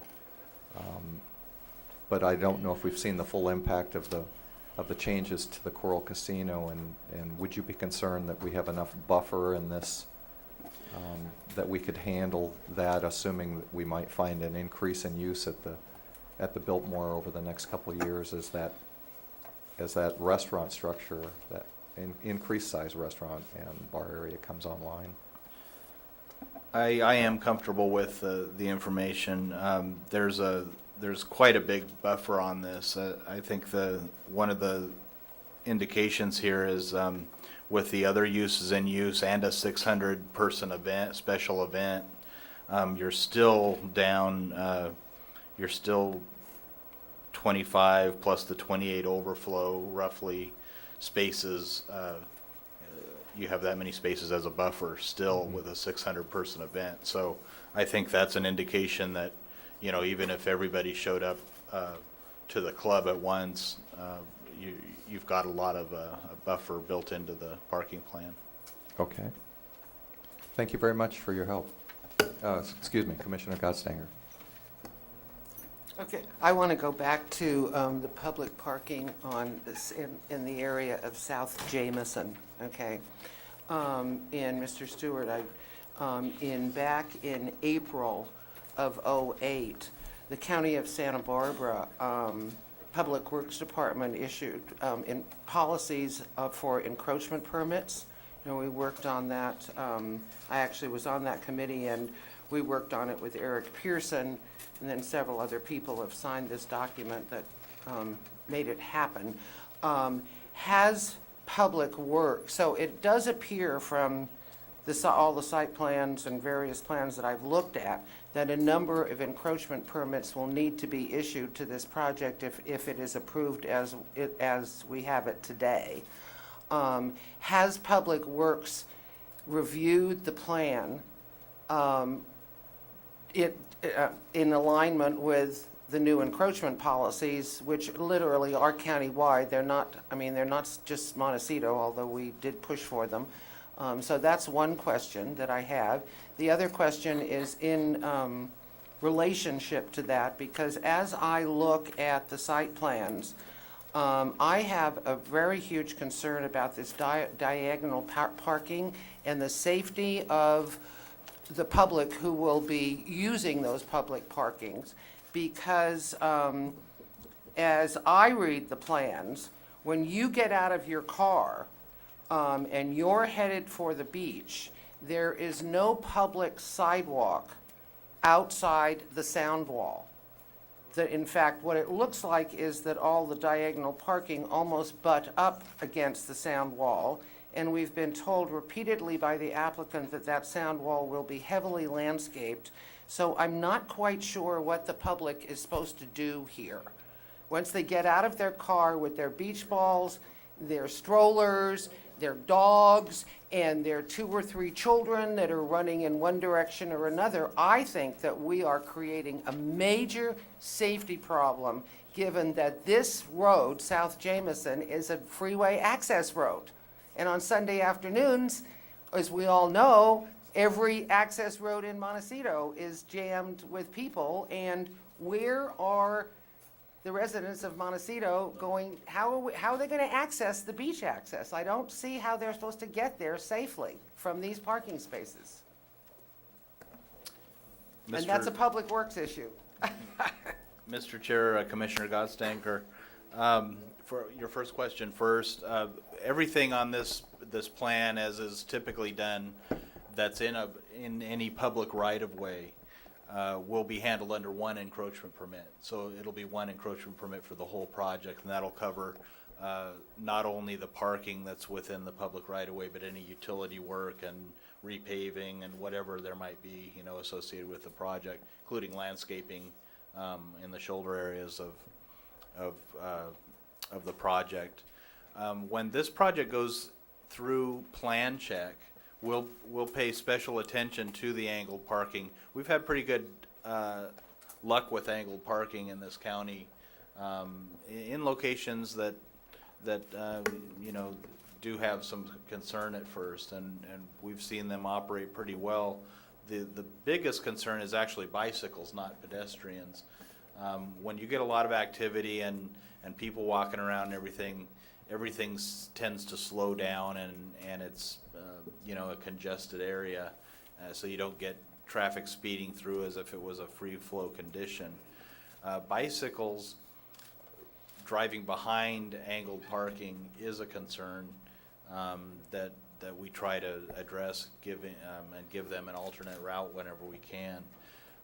When this goes through plan check, we'll look at the angled parking areas. We don't anticipate a problem. There will be the activities that you are concerned about, but usually we don't end up seeing a problem with that. We don't end up seeing accidents and people hit. So, but it will be looked at in plan check before the permit is issued. So, in other words, you have not, my direct question though was, you have not in Public Works reviewed this plan that we have in front of us inside the encroachment permit policies? The new policy, I forgot about that part. I was part of that committee too, I sat in some of the meetings with Eric. That's a development that goes through the intense review that this one's going through. That wasn't really the aim of that policy. The policy is aimed at trying to keep encroachments from happening mainly in the residential areas. Montecito is a residential area, sir. Yes, of Montecito. I mean, mostly people putting up walls and the big block mailboxes and not leaving room for people to walk or equestrians. That was the main goal of that. That's right, and that's exactly my point. I worked on this same committee for 2 years, and given we do not have sidewalks, that was the point of this whole thing. What I'm now saying is that as I read the plans today, this is not, the safety of the public is not being achieved, and that was why we sat down, as you're saying, and we came up with these policies. Now, I've got a set of plans that in my interpretation do not comply with these policies, because we've got a wall in, just as you said, it's about getting the walls out of the right-of-way. That was one of the whole points, the mailboxes, the rocks, everything that gets put in the right-of-way. We now have a 10-foot sound wall in the right-of-way with parking that comes right up to it, and there's no place for pedestrians to go, as I read the plans. And I see Mr. Middlebrook and Mr. Caruso, so I'm sure that they will address this issue at some point also. But you've answered my question. You have not reviewed it inside those new policies, which was what the question was. Mr. Chair, Commissioner Phillips. may I make Commissioner Gottstinker's point even worse? May I? I'm going to an event, a 500-person event, and this is my car back here, waiting to be valeted, I think. I don't know how quickly this clears, but I'm blocking the spots that Claire is worried about. You can't get in there. How is that going to be addressed? This looks like 10 cars maybe lined up in here. Well, If we're all coming at the same hour to the black tie event, I'm sure I'm back here. Mr. Middlebrook, why don't, I think what we can do here is I'm just, happy, I mean, if I can. I'm sure you'll be willing to address some of these concerns that have come up. How if we let you, think about how you want to address them and come back with suggestions as to how we can might. address that one now. But why don't we save them? I think it'll save us some time. Mr. Stewart, if I could continue on the traffic thing, or on the traffic issue. Parking, or excuse me, as relates to the traffic study, the methodology that's used in the ATE studies that analyze seats as opposed to square footage on restaurants, is that typical? Mr. Chair, it's done that way very commonly. I'm used to seeing square footage Yeah. used. The assumption is that there will be seats if there can be seats. They're actually fairly equivalent. Whichever independent variable you use, the ITE trip generation rates are pretty consistent. An average restaurant will have so many seats per 1,000 square foot, and that's pretty consistent across the board. And so it really doesn't matter to any significant extent which you use, square footage or seats. Okay. And as relates to, there's some concern as to whether the number of employees, where there's a big difference here between 100 and, it's almost 300% differential, at least 270%. If it turns out that the staffing requirements here end up being significantly higher than projected by the applicant, how will that, I saw in the ATE report that it indicates that that won't affect parking or traffic significantly, but I wondered if you could address those two. That's correct. It's a low portion of the percentage. If you doubled, I'm doing some quick numbers here, if you doubled the number of employees, let's say they were way off on the number they needed and you double them, you would still be overparked. You'd still have a buffer there. It would add about 35 to 40 spaces that you would need additional. The other thing about employees is they generate slightly more parking and traffic during the week, which is actually a lower generation time for the overall hotel and resort. Why? Because maintenance items are happening weekdays versus weekends? Maintenance and administrative staff that don't come on weekends. So the weekends actually are a lower impact time for the employees, and that gives you even a little bit more of a buffer. Thank you very much for that.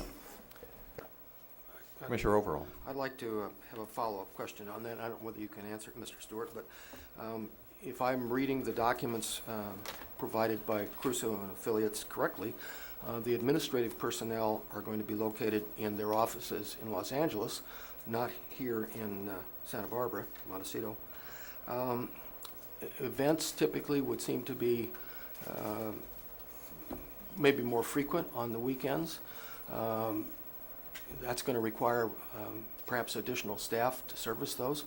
So I really guess I'd have to question the accuracy of the statement you just made about it's going to be less of an impact on the weekend. I would think it would be just the opposite. I think we might have more impact on the weekend when the facility would be in heavier use. Is there a possibility that could be a correct analysis? That's certainly possible. I was speaking in general of the, the ITE and ULI numbers for hotels in general tend to have less employee impact on the weekends. If they have their administration somewhere else, then it could be that they would have more employees on the weekends. But again, the 600 trip or the 600 person event that they use as a worst case is on a weekend, that scenario that they set out, and there's still, even if the employees doubled, you would still have enough parking. Thank you, Mr. Stewart. I think that's it. I'd like to take about unless Commissioner Overall. Please, yes. Mr. Stewart, related to the possibility that the employee count has been significantly understated, certainly if you're going to use comparison with the Biltmore and other instances, it might be appropriate to consider it here. If the number of employees is underestimated, has there been any analysis done related to the impacts on traffic in the area? I know at one point we were told that the impacts, I think it was 6 additional peak hour trips, didn't rise to the threshold level of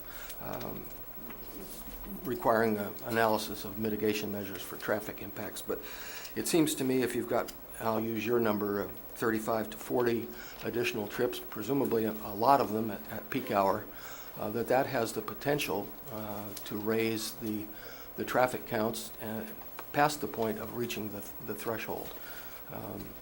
Am I missing something significant? Commissioner Overall,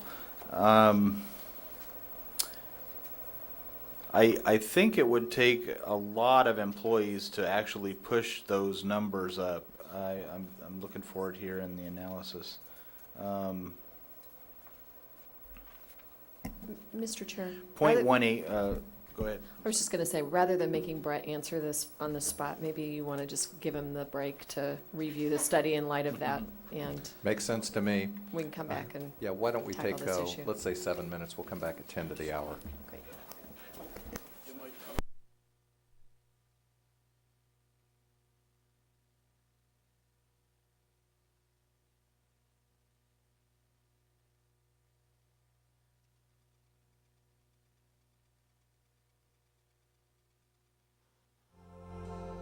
Had some continued questions of Mr. Stewart on the traffic issue. Mr. Chair. Getting a lot of feedback here today. The volume's up.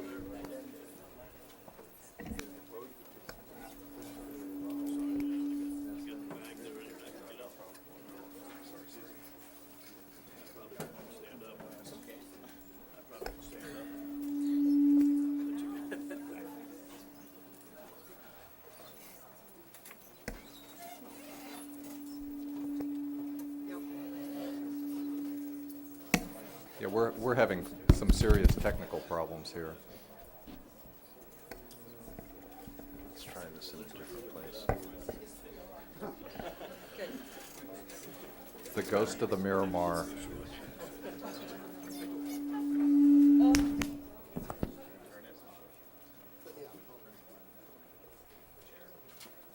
Oh.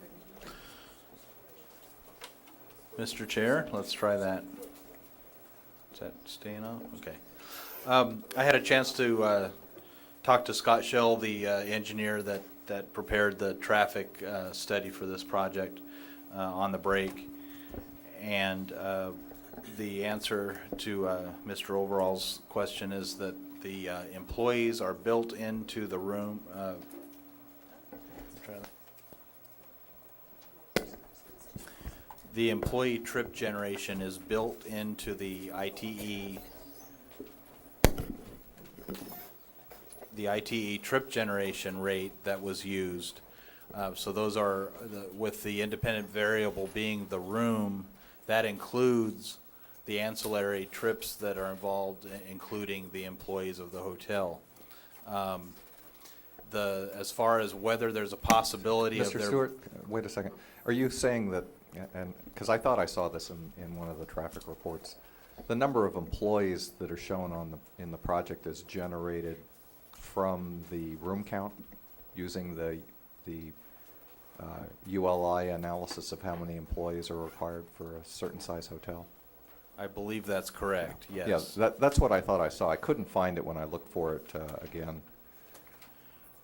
And given that, the rate. So in other words, it doesn't apply, because we know it won't be that. Right. The trips, if you doubled or tripled the number of employees, as far as your impacts to the intersections that were the subject of the question, you'd have to, the intersections, I think, if you see in the table that are adding 0 trips, 1 trip, in one case, 4 trips, you would have to be up to 16 trips to be to have a significant impact at those intersections. And that would be So, peak and hour that's trips? and that's the peak hour for all of the incremental increase in traffic. So even doubling or tripling the number of employees would not get you to those numbers. where it'd be a Because they wouldn't significant all impact. fall in the peak hour no matter what. Right. Yeah, got it. Commissioner Overall? I guess we'll come back to that. Let me see if I understand what you just said. We have a number of, in the analysis that's been done using the model that they applied for this calculation. You're saying that we could add 40 trips at peak hour of employees arriving, and it would make no difference in the traffic study. If that's not what you're saying. Not what are all you- arriving at peak hour at once. I'm saying that the trips generated per hotel room include a component for employees, and it's a small component, and that arrive or leave at peak hour. Then what is the number of total employees accounted for by this traffic study?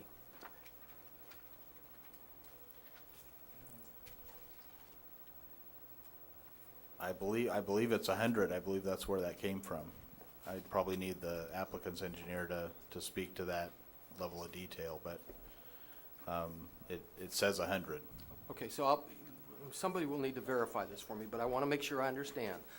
The model that's being used to calculate the traffic impacts on the community says that there are 100 employees. If the number of employees that arrived at the beginning of the work shift were to increase, I believe the number you said was 16. If it were 35, let's double the number, because I think that's probably closer to what it would be. The model says there's no traffic impact, but in fact, we know there is a traffic impact. So how do we apply common sense to come up with a number that reflects what we may experience on the ground? There is a traffic impact, but to get to the point of a significant traffic impact under the county's guidelines, you would have to get to the 16 peak hour trip number at those locations. And those locations are only one intersection, is that correct? This is the interchange, the 6 different locations around the interchange of San Ysidro. Okay. I feel I'm correct, but I want you to verify it, that there were no other intersections in Montecito studied for potential traffic impacts. Is that correct? I believe that's right. They may have looked at some and decided not to report them, because when you're we're already down at 0 to in 1 trip, and then on the other 1 to 4 trips. If you get any further away from this project than that, the data would not be meaningful. It'd get down to such small numbers. Okay, to be continued. Commissioner Burrows? Thank you. Sir, I assume those calculations include the service vehicles for the hotel. Yes. The studies that are done by the Institute of Transportation Engineers take typical land use designations such as a hotel or a resort, and they actually count all trips. So that includes mail delivery, all their laundry, all their food delivery, any kind of ancillary trip you can think of are included in those trips. Director Black? Mr. Chair, I don't know if this is helpful or not, but if the commission were to look on page 42, 43, and 44 of the 15164 letter, I think it indicates how, it's actually on page 43 and 44, indicates how trip generation was calculated, and it really is based on the number of rooms, the beach club membership, the spa, and the employee units. So it isn't dependent on the number of employees per se. It's really a calculation based upon the uses. Yes. But to the So- extent that that might underestimate the number of employees, then it would render it at least partially inaccurate. Is that not correct? Well, I think the way that the trip generation calculations operate, they build in a number of employees. They're not, the ITE manual does not consider Caruso's 100 No, I understand it, but I two. believe I understood Mr. Stewart to say that the number of employees that would be attributable based on the application of this ITE standard would be 100. No, I don't believe that's what he said at all. Well, can somebody get us the number as to what it is? I don't know if it's explicit as to how many employees are assumed, but we will look at that. Okay. Commissioner Gottsdinger? Yes, a statement was made during the last session that in Montecito, we do not have any no parking signs or timed parking signs. I just would like to clarify that. I did have a call over the break, and that is not an accurate statement. We do have no parking signs on Hill Road, Channel, and Butterfly. With timing, there's no parking from 2 a.m. to 5 p.m.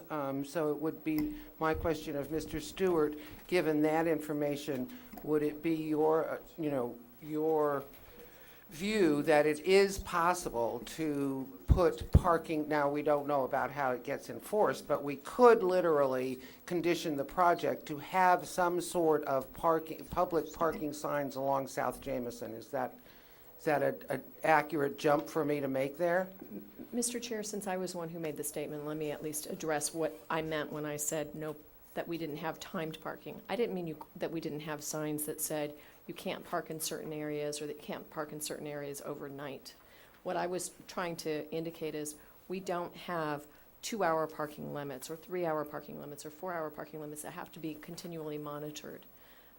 So that's what I meant when I made that statement.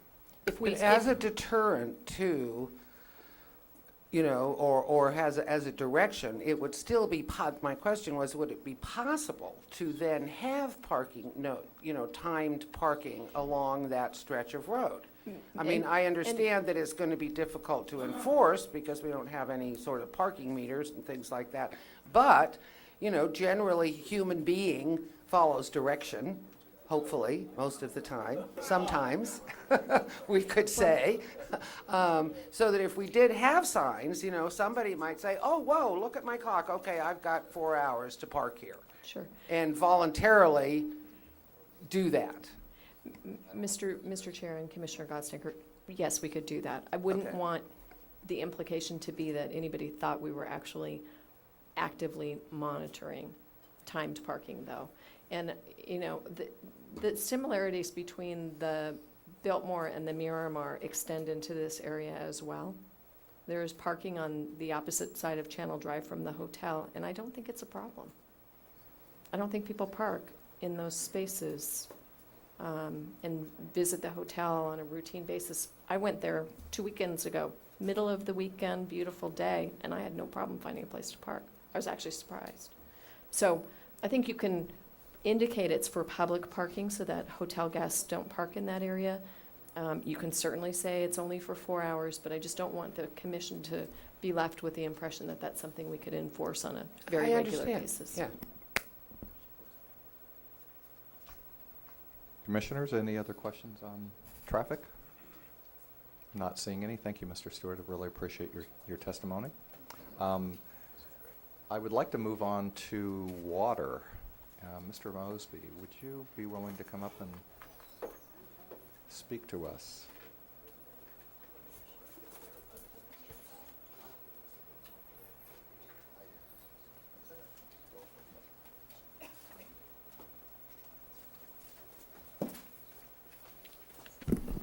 Good morning, Commissioners. Thank you for joining us again today. Absolutely. Better? We good? Okay. So, Mr. Mosby, I'll just start out while everybody's organized, because I think water's an issue that's come up a few times. Can you explain the well and how the well figures into this whole project and why the well is an issue? Its use or non-use, or, you know, historically there was a well out there that was used for, as I understand, irrigation and laundry, and the rooms were on domestic meters, and the current proposal is that it all be on domestic, and I know that's part of that was negotiation with your district, and I just thought maybe you could elucidate us, give us some insights. Well, if you look at the original project description that we had, originally the well was to remain on site and was going to be used for non-potable purposes. And we estimated that the demand from that well would be somewhere between 12 to 20 acre feet for non-potable purposes, which would be essentially irrigation. So the well was removed from the site. And was that at your No, request? the district was not necessarily consulted on that, but it was removed from the site. And then as such, it came to us that, okay, at this point in time, what's that additional man going to be? So we looked at it, and we've been speaking with Cruise Affiliated and came up with a means of actually trying to supplement the supply for them. And we've actually discussed it in a letter that we sent to Cruise Affiliated that was dated July 29th. So the well we originally thought would be on the project. It would be used for non-potable use, and it was removed. And those issues related to the deletion of the well did not have anything to do with the request from your district? No, it didn't. Okay, thank you. Just thought I'd make sure. Well, I'll jump in here. Let's see. I did notice you provided a table of the historic use of the Miramar Hotel, and I don't remember on all these documents where it is, but it struck me that and I'm rounding, the number that's being proposed right now as a baseline number for the hotel is around 45 acre feet of water per year. Is that reasonably accurate? 45 acre feet is the base allotment as calculated by the district. Right, but that seemed to differ pretty substantially from the historic use that I saw in the table that was shown. Well, again, and it also go differs a ahead. lot from the Biltmore current use, and which seems to be closer to the 45 number. Actually, the Biltmore uses substantially more water than what we think the Miramar Hotel is going to use. When you look at the maximum usage, the historical uses for the Miramar Hotel, it was about 42 acre feet. That was 1 year just before it shut down. We took that number as the historical use, and that's the number we were attempting to go to. And we did a further analysis, and we spent quite a bit of time looking at the numbers, and the 45 acre foot took into consideration the addition of, they put in the beach club, and there was some laundry water. We still believe, though, that the 45 acre foot for interior use only is still a high figure. I believe with the conservation technology we have in place, they're still going to come in under that figure. We believe more closer to their historical use. Well, you said interior use, but the proposal here is to use it for irrigation and domestic. Yes, there was an additional demand that was placed on the district supply, which then estimated, actually in their documents, it's somewhere around 11.3 acre feet. What we've done then is said, we're going to set your base allotment at 45. Anything you use over that, you will pay at a higher cost based on a rate structure that we're currently considering. That higher cost is the water that we purchase from a different source, supplemental water, to then serve not just the Miramar, but all our customers. Because the usage district-wide is very, very high at the moment, and we have to go out and find these supplemental sources. Right. Why was the highest number used as the baseline number? The highest number was used because it reflected the typical use back then towards the closure. And again, we've looked at the numbers at the Biltmore, we've looked at the numbers at the Miramar, and they've kind of creeped up a bit, and yet at the same time, we're now seeing them starting to backslide, at least at the Biltmore. So we used the highest number, which reflected the usage at that moment. We felt that that was in our best interest. We took that into consideration as being a very conservative estimate. And you feel that that baseline number is fair, and I use fair in the context of fair to the other rate payers in your Absolutely, district? absolutely. Okay, thank you. Commissioner Gotstanger? Mr. Mosby, you just made a statement which led right into my question, in that when you decided at the baseline number of 45 acre feet, that was based on, I think I heard you say, a supposition that the fixtures in the, throughout the interior of the hotel were going to be low-flow fixtures and water-conserving fixtures. And did you actually do the calculations from knowing the number of fixtures that were to be installed? Did you have that information? Because we don't have that information. So I'm wondering how you can make a statement that says, well, we think it's going to be 45 based on what we think they're going to do, but we don't have anything specific that says they're going to do that yet, other than we've got conditions, But so I'm just wondering how you could make that connection there, not knowing how many fixtures there are. Not knowing how many spa tubs are going to be in all these large bathrooms, not knowing how many outdoor showers there's going to be on these buildings, not knowing the actual use of the beach club that's somewhere between 140 and 300, plus their kids taking showers and all of whatever their guests are doing. Are you done? What? Commissioner, the way we came up with a number was we looked at typical hotel use. We actually went to a couple planning documents and a couple studies on water use and analysis. And we looked at the interior use for a hotel of this size. It was 204 rooms. We also looked at the study and how they actually allocate water use to room use and also to other ancillary features of the hotel, which would be the restaurant. So for us, we looked at the number that was originally provided. We looked at the actual number based upon installing conservation-oriented fixtures, and we came up with a base per room number of about 94 gallons per day. Okay, I saw that. Okay, so that's where the number came from. So there is verification, validation for the number, and it's whether you have the fixtures or not, it's based on a per capita usage and the type of fixtures that you have installed. So there is a basis for the number that we chose. And did that study include the number of special events and dinners and the kitchen use other Yes. than room use? Yes, it did. As a matter of fact, on the study that we looked at, which was based upon comparable hotels, you look at typically 60 to 70% as interior room use. For a project like this, we used 60% as interior room use. 40% would be the ancillary functions of the hotel. We apply that number to come up with what we consider to be the fair and reasonable base allotment. Okay, great. Now I'm going to go on to, I have another question with regards to Please. the acre feet that are not inside the 40, we keep talking about 45, Yes. 46, but that's all interior use. Now, we have a quote-unquote, according to the applicant, a lushly landscaped project here. So are what you saying is that everything above that's used by the project that's over and above the baseline number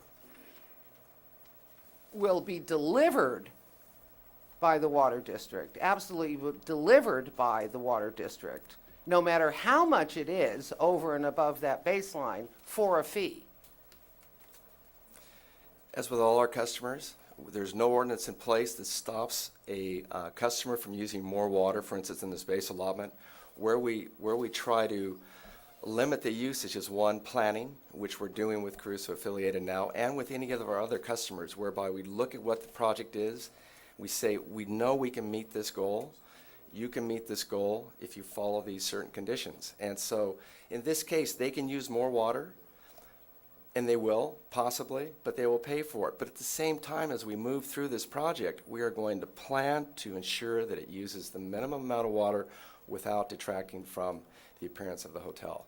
So it's our goal to reach the base allotment, provide whatever landscaping water is needed, recognizing that we do have a water supply situation here that we have to deal with, and they now know this, and they are trying to be as aggressive as possible in reducing the overall demand on their project. So then if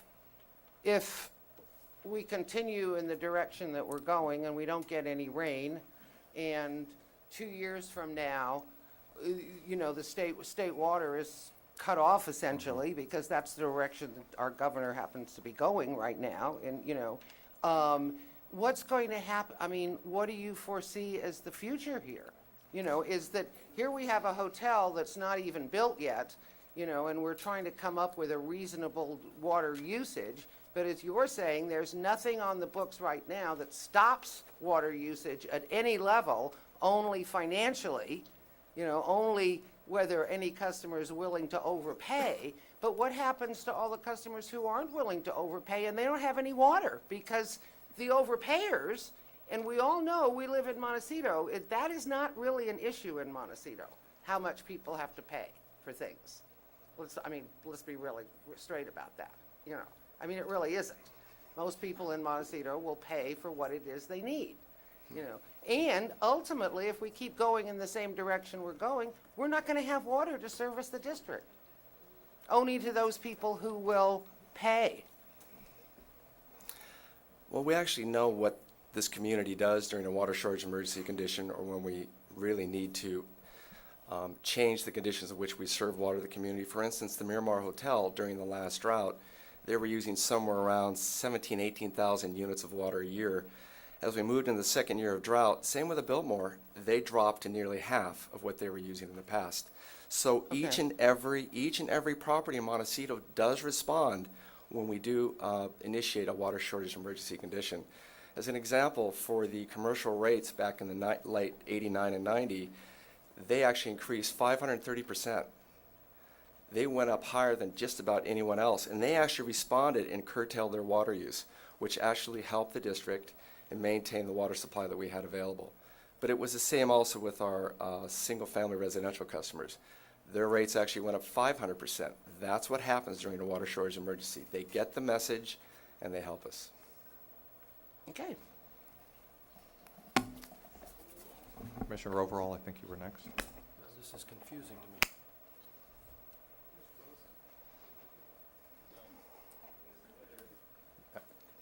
Get closer, I think it's on. Yeah, thank you. Mr. Mosby, you made a statement in terms of the evaluation that you did, you being the water district, that used comparable hotels. There was a question, this came up earlier in a different context. I wonder if you have a sense of what the characteristics are of those quote-unquote comparable hotels. This is for the study that Yes. we use to determine what the actual base allotment would be. Right. The comparable hotels were hotels that were situated in Montecito, Santa Barbara, Goleta, and a portion of Ventura.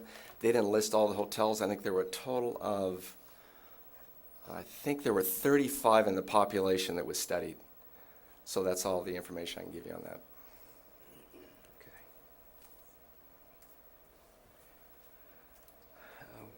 Okay. In your, in the process of doing the planning, there are two statements here. Is it customary for the water district to do this kind of projection, or does the applicant frequently do it? Well, you know, our level of effort is a function of the assistance that the applicant may need or a homeowner may need. Typically, we would expect a lot of the homework to be done up front. And in essence, we got some numbers initially. We looked at them further on, and then we actually assisted the applicant in understanding that that probably will not be the water needs. That is not the water needs. And so we took the extra level of effort to go ahead and work with them and show them probably what this hotel will use. We do this with all our customers. Do you have any idea where the 117 acre feet came from? I do not know the origin of that number, and I still don't know the origin. But again, you know, the water district will do what it's responsibly meant to do, and that is look at the project and come up with an estimate based upon the knowledge that we have in serving our customers. Okay, I have one other question. I think Mr. Middlebrook referred to this. It may not be in exactly this terminology, but there has been, I believe he indicated it in the press and perhaps elsewhere, there's been some allegation about preferential treatment and for this project. And I just want to have you clarify something on the, let's see what the date is of this. In the staff report, the most recent one, there is a letter dated July 29th that has, I believe it's on the 4th page, the chart that shows the historical usage of the Miramar. And unless I'm reading it incorrectly, which is entirely possible, the 42 acre feet per year number that you referred to occurred back in 1990. Now, every year after that, if I were to average those out, that comes out, it looks to me like they come out much closer to 30 than 42 or 45. I seem to recall discussion in one of the documents from the Water District, unrelated to the Miramar, but related to the community and water service to us as individuals, that you would use, if my recollection is correctly, you would use the average of 3 years, 3 prior years' usage to determine what our allotment would be. I may be a little incorrect on that, but I know I read something akin to that. And I'm having trouble making sure, or I want to make sure that the allegations of preferential treatment are not validated by what's been done here in establishing the 45 acre feet. Commissioner, that's a good point. There is a 3-year allocation period that goes from 0304 through 0506. That is what we're using with our current commercial classifications and our institutional and public classifications. The Miramar, of course, shut down in 1999, so we don't have that window to look at what their use would be. So therefore, we had to go, there's a point in what we adopted, Ordinance 89, specifically directed actually towards projects like the Miramar, where we look at the actual usage of a comparable facility, we look at how we can apply conservation, we look at many different variables. So you can't use the base allotment that was established in Ordinance 89 or that's established as part of our new proposed ordinance to the community as far as our rates and structures. So we looked at usage. We looked at usage for a comparable site, we looked at the acreage size and number of rooms, and we came up with that number based upon our analysis. So I know where you're going at, and the thing is we don't have that period in which to actually determine that number. So we have to look elsewhere.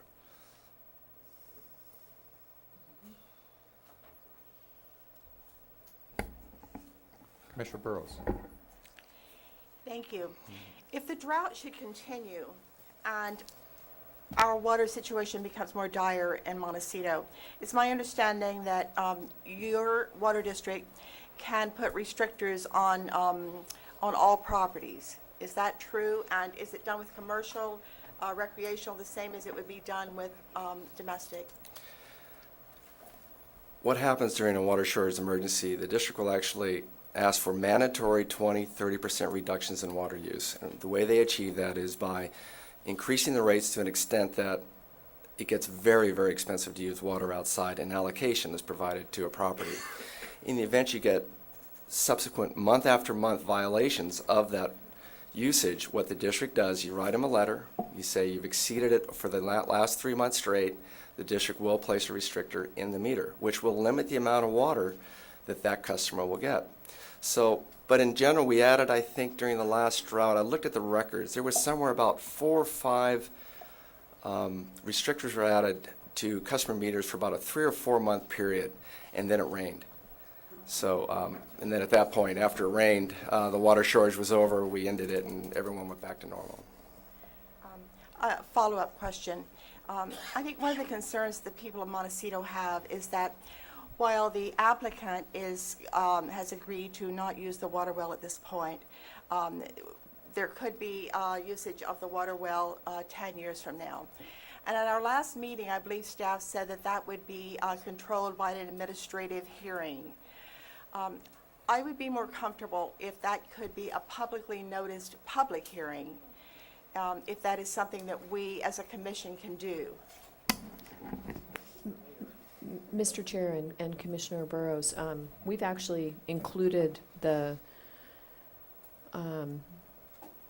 prohibition on use of the well in the project description. Mr. Caruso added that to his project description, and so to amend their project description, they would actually have to come back to the Montecito Planning Commission in a notice public hearing. Director Black, could you discuss very briefly why the well is out? Or Mr. Briggs, if that's appropriate. Mr. Chair, I think Mr. Caruso decided to remove the well from the project description because there was so much concern locally about the need to drill a new well in a different location and the effect that that might have on other wells in the area. It was just not an issue that had been fully studied, and so I believe that rather than leave that as an open question, he chose to eliminate the well use. Right, and you're saying that the conditions of the project will prohibit without a modification of the plan the reestablishment of the use of well water for this project? That's correct. Yeah, thank you. Mr. Chair. Commissioner Phillips. Thank you, sir. Mr. Mosby, I think what we're trying to get at here is impact on the community.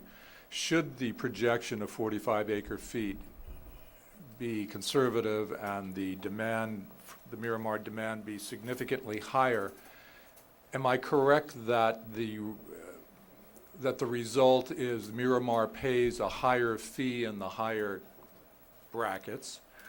And what is the result to everyone sitting here? What happens to the rest of us as a result of significantly greater demand? Well, this is why, we wish to work with the Miramar very early on and plan this project very carefully, because what you're asking is if there's no oversight as the project is being built, then they're going to use as much water as they wish. That is not what the district wishes to occur. So it is our goal to ensure that the hotel uses what they're given. Your question alludes to the fact that they will use as much water as they wish, kind of what the community is doing right now. In fact, the community is at a very, very high level of usage. I mean, we live in Montecito, we're using too much water, and we're trying to address that with a rate structure. We will be working with the Caruso Group to ensure that we don't get to that level of service that requires larger meters, that requires something other than what they're able to receive now. And they're aware of this, and they're fully aware that they have a responsibility also to the community, and they're going to do their part. Can you supply everything they need going forward? Yes, we can. Based on the base allotment and the projections that we've done now, we can provide that. They've been a customer since 1924. They picked up a meter in 1930. They've been here a long time.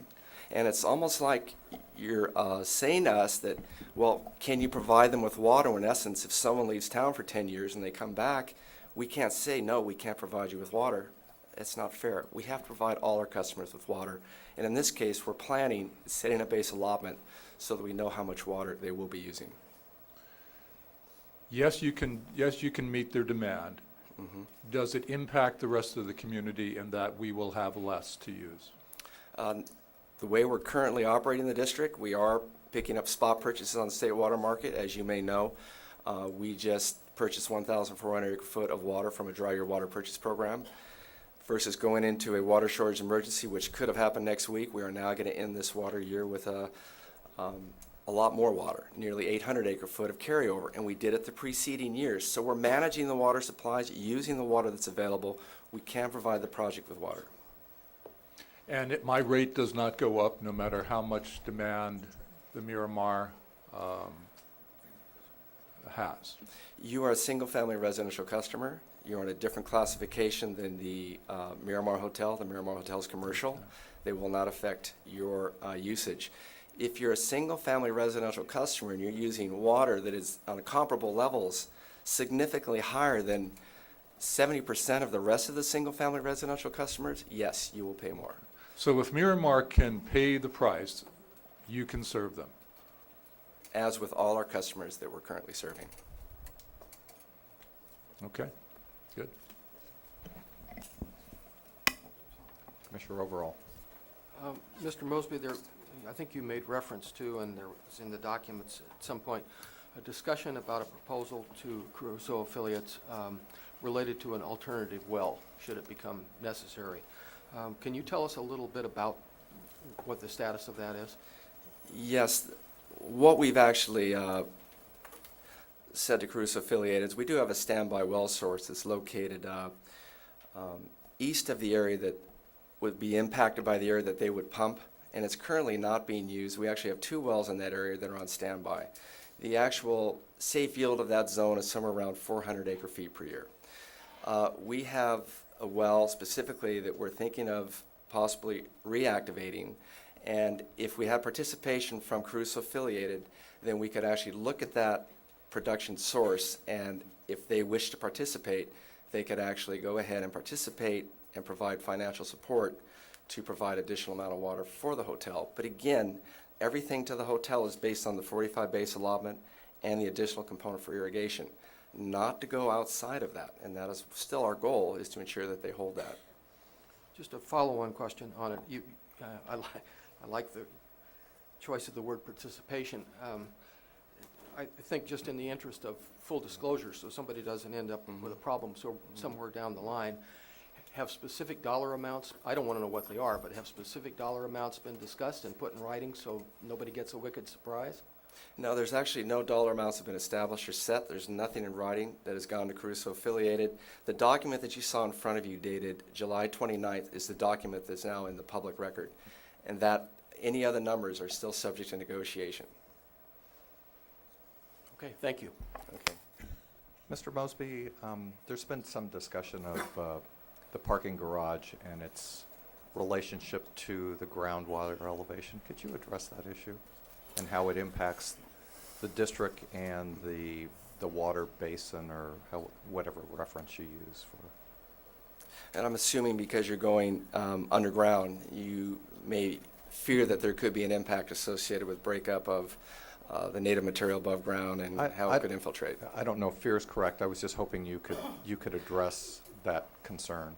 I think what they have is they have mitigation measures in place when you actually do excavation like that. What you do is you cordon off the area, and you're very careful not to allow a lot of water to get into that area so that the water drains away from that excavation. And I'm sure that's going to be part of the conditions associated with building that garage. Right. Have you seen conditions where structures were built that, is there a rule of thumb as to how far above the water table construction should I have should not be? seen conditions like that. Okay, thank you. Commissioners? Commissioner Burrows? Thank you. I think it is in our report, but I wanted to address the issue of contamination of the water by the lush gardens, which sound absolutely beautiful. I believe that has been addressed in here by mitigation measures to use particular environmental products. Is that? Are you referring to pesticides? Yes.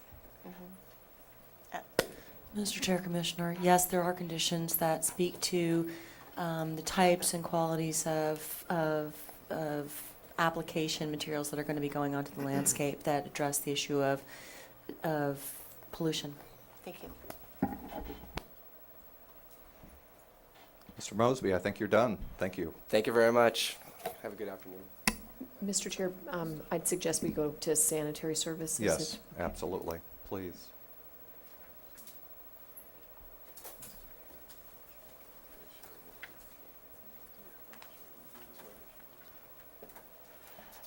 Please proceed. Actually, you're not making a presentation. I guess the question is, do we have questions of you? Right. I'm Diane Gabriel, the General Manager and District Engineer for the Montecito Sanitary District. Good morning.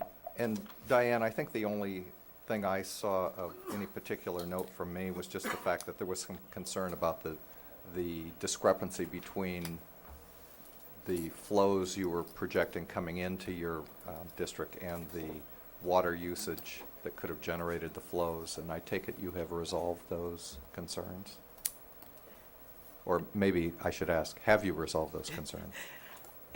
Yes, we have, and I believe you're referring to the letter dated July 29th from the Sanitary District. Yes, in fact, that was I copied just- to the Planning Commission. I just found it. I was looking for that one. where we still were going on a report that identified that over 82,000 gallons of sewage a day on average would be draining to the sewer. And that was not matching very well with, you've just been referring to water usage in terms of acre feet. In sewage flows, we talk about it in gallons per day or million gallons per day. So this 45 acre feet per year would really only total up to 35,835 gallons per day. So we had a little discrepancy there. We didn't see how we were still generating so much sewage if there was only 35,000 gallons of water being provided for internal use. And that was clarified to the sanitary district in a letter from Caruso yesterday, where they explained that those were preliminary numbers back when they were still estimating their water usage to be the 117 acre feet per year. And they are now reduced that down to the 45 acre feet per year. And this will be accomplished by using, and I'm reading right here from their letter, using fixtures such as low flow fixtures, laundry water recycling, and off-site laundry services, as well as general water use management practices. It's safe to say you have capacity and facilities to serve this property as is? That's correct. This reduction in the flow of sewage actually helps that situation. I know there were some questions at the last Planning Commission hearing about our capacity, and thought I might take just a moment to state these facts for the record. Our plant capacity is 1.5 million gallons per day. And even if we took that conservatively and said once we're at 20 or at 75% of capacity, we should start looking at plant expansion. Well, if we look at the past 4 years of flows to the treatment plant, including wet and dry weather, our flows on average are 0.96 million gallons per day. So that's 960,000 gallons per day. If we take the sewage flows proposed from the Caruso project at 35,835 gallons per day, that only gets us to 995,000 gallons per day. And that's what percentage of your capacity? And that leaves us with over 129,000 gallons of extra capacity before we even reach 75%. Okay. What has your historic or your increases in your use, or excuse me, in effluent coming into your plant, what's been the pattern over the last 10 or 20 years on an annual basis as a percentage? I'm just looking for a round. Yeah, I can probably best speak to that just really over the last 4 years, where 4 years ago we were about right where we are right now at 0.8 MGD, million gallons per day. Then in wetter years, so in 2005, we were a little over 1 million gallons per day. This is average for the whole calendar year. Crept up a little bit again in 2006, and then 2007 we're back down to 0.8 million gallons per day. I know this is, I believe, an aside from this project, because I don't think it'll be a problem here, but are you still having troubles with increased flows during storms? We still experience an increase in flows during rain events, and I'll take this as an opportunity to And to does make that, it. would that have an effect? Is there anything that would, where this project could have an effect on that particular circumstance, which I think is kind of unique to Montecito? Yeah. In this case, because everything will be new, all the sewer piping for the site, we know it will be intact. We will make sure that there are no rain water connections to the sewer. Do you actually do That's those where the inspections? big problem happens, is when people have their roof drains or their yard drains tied to the sanitary sewer system.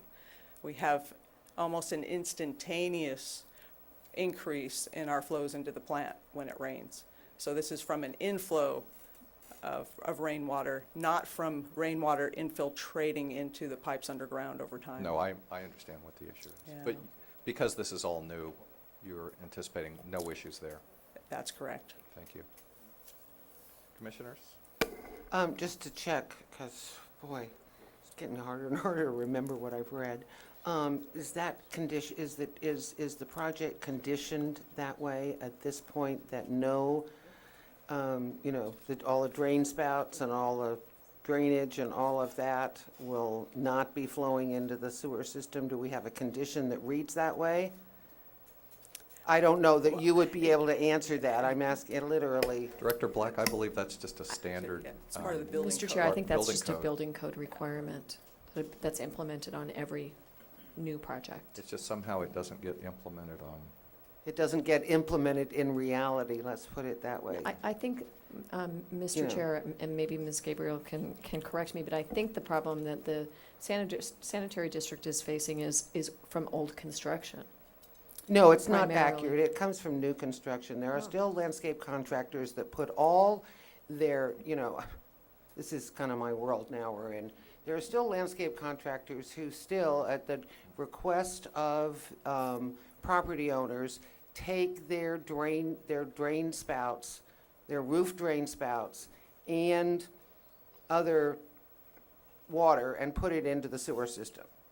And I know that, because we have a restricted budget, that there's no real way of actually managing all of that right now, because nobody says anything. But it does happen in reality throughout Montecito that we have rainwater runoff going into the sewer system. They can tell us that, I can tell you that, because I go in and correct those issues, in my business. So I know it happens all over the place, and I just want to make sure that there's some mechanism, be it a condition that is going to be monitored, that gets put on this project, that doesn't happen on this project. Well- Absolutely no way does that happen on this project. And if it's left up to the building department and the building inspectors, I have a real question whether that's actually going to get implemented as it should be, with no overriding monitoring. That's all. And I'll get to it when we get to conditions. Thank you, Ms. Gabriel. Appreciate your time today. Oh, I'm sorry. Commissioner, overall? Yes, I have one other question, and this will ramble a bit because I don't remember the specifics, but I recall from the letter that was provided to us by the folks from Heal the Ocean that there was concern about making sure that contaminants were captured and all of that. And given the state of the design for the water system, I'm just wondering, do you know whether whatever that capture system is included in the numbers that you're dealing with? That may be too vague, but. Yeah, I do not have a copy of the Heal the Ocean letter. So if we're talking contaminants such as grease, for example, the project will definitely have a grease interceptor that will be maintained by the owner on a regular basis with oversight from the sanitary district to make sure that it's operating properly. But And are other tho- contaminants, I don't know what they might be referring to. Are those systems included in the estimate of the flow to the plant? All of the flows from the restaurants would be Okay. filtered through the grease interceptor, or Okay. certain components from the kitchen and the restaurant Okay. have to go through the grease interceptor. So yes, those flows are included in the calculations. Okay, thank you. Thank you very much. Appreciate your time. That's the end of what I have down here for our experts from the agencies. Well, I was just about to say, if there's any other agencies. Mr. Chair, Fire a representative from Montecito Fire is here, and we can also make somebody available from Project Clean Water if your commission has further questions about water quality issues. Okay. Do any of the commissioners have questions of fire? If you do, then please, if you're available, please come up.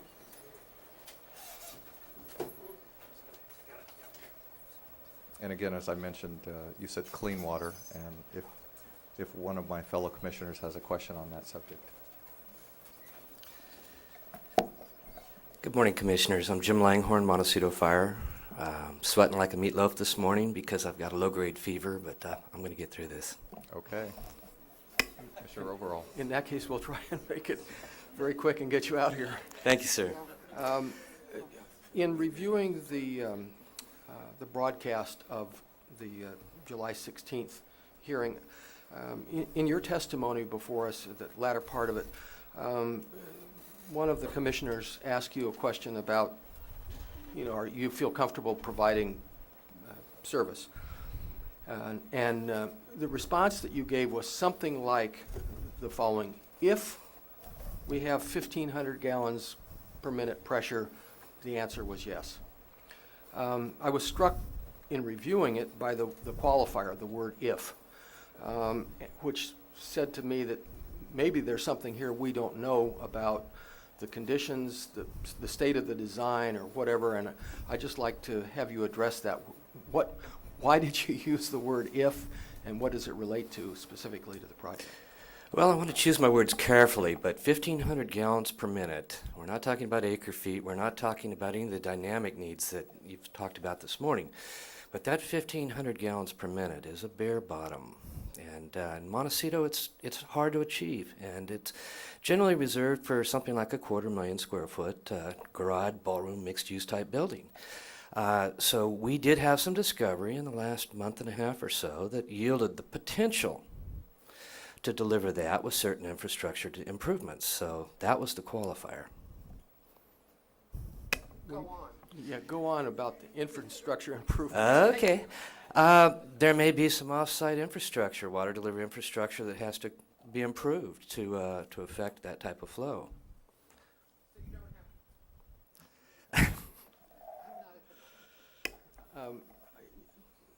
Who does that infrastructure improvement? Is it the water district? Is it you? Is it the applicant? Well, it's going to be the water district's infrastructure that would need to be improved.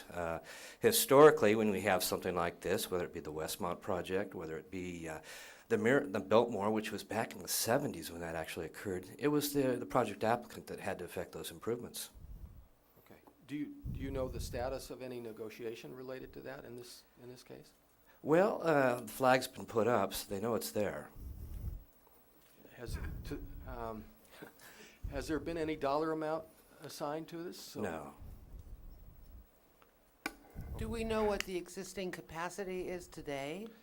What could be delivered today? That information would best be gained from the water district, but if I had to give you an answer now, I'd say that right now, as things stand, we're looking at probably in the neighborhood of about 1,000 gallons a minute. Are there any code regulations that require you have the 15? Yes. There are. Oh, certainly. That's what we're So in talking order about for here. you to sign off on this project, you would have to have the 15? Yes. And you don't have it right now? My understanding is that there is a design exercise, or at least a survey of the water infrastructure that suggests that they can improve it to do this. Who can? Director Black, Mr. Chair. I think we could save some time if you would address this. Mr. Chair, I think my recommendation would be to have Mr. Mosby come back to the mic and address your commission, because I think the fire chief is really commenting on a need that the fire district provides. But I guess I was, and we can do that, but I was headed in a different direction. This is code. You either meet this standard or you don't build your hotel. That's correct. I think that's It's as correct. simple as that. So they either will or they won't. But if they don't build the hotel. That's correct. Yeah, but we're charged with approving a project that's according to the community plan, is within the existing resources. And also charged by CEQA for making findings that say that there is no environmental impact. Now, for me, if I'm now hearing that we don't have, the Montecito Water District does not have the pipelines running down San Ysidro or wherever, and they're going to now have to be installed, that is, to me, both an impact to the community and an impact to traffic, and I can go on and on and on. And so this is a little bit of a surprise that this is now coming out now. Fair enough. Maybe we'll have Mr. Mosby come back On the and make. water, please.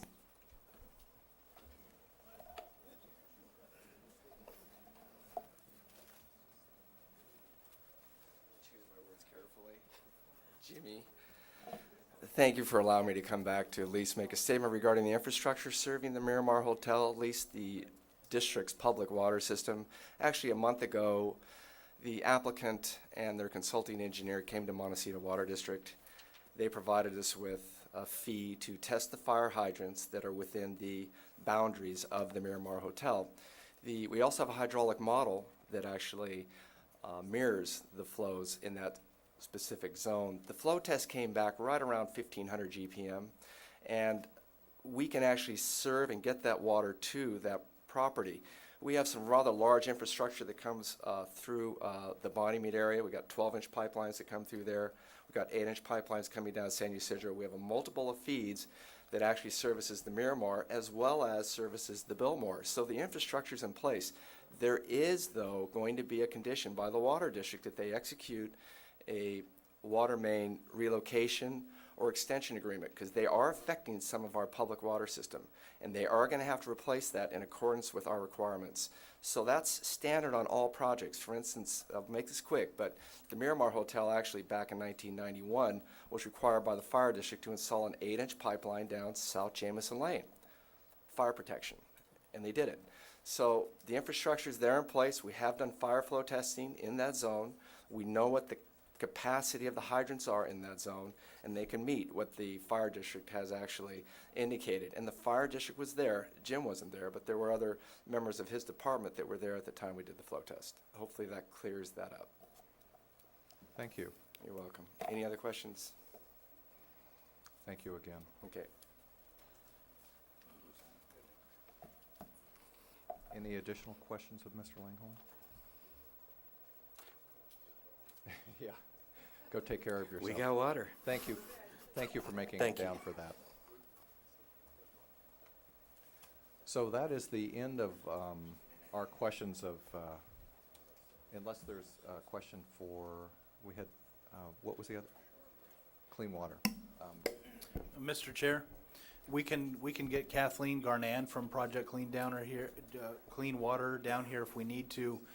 We did have a chance to meet with her yesterday, and she said that the plan that was submitted is adequate and in fact better than she receives from most applicants. It includes a combination of filters, small retention systems in the planters, and pervious concrete to manage all the water in a best management practices way on site. If you have more technical questions, we can get her to the hearing. I don't believe we do. Mr. Stewart, you're going to stay with us today, is that correct? I am. Good. Thank you very much. Because I have a feeling we will have questions of you, but I don't think we need to bring her down. Thank you very much. Thank you. Mr. Chair, do you think you're going to need the Water District representative here anymore? I don't think so unless, I think everybody's gotten their questions out. I think we're probably done. Okay. Yes, water and sewer. I Okay. think we've finished. You know, now would be the time that we would normally take public comment. So I think we're probably going to start that. And what I'd like to do is at least, I think there were a couple people that were hoping to address us before lunch. So I'm going to try to take a few, but we probably won't go more than about 40 minutes. And the concept here on public comment is new issues, not new information based on the plans as they have been modified. And I'm going to request of everyone that they not try to speak unless they really have something to address, because I hate to have to. I wish I had to turn off the microphone switch up here like they did upstairs. That was wonderful. And I hate to use insults as the way to get it done. So Bear with me and don't speak unless you really have something new to say. The cheering stuff or deriding is just, we're way past it. So with that, let's see, what have we got? Right. Right. And help me out of there.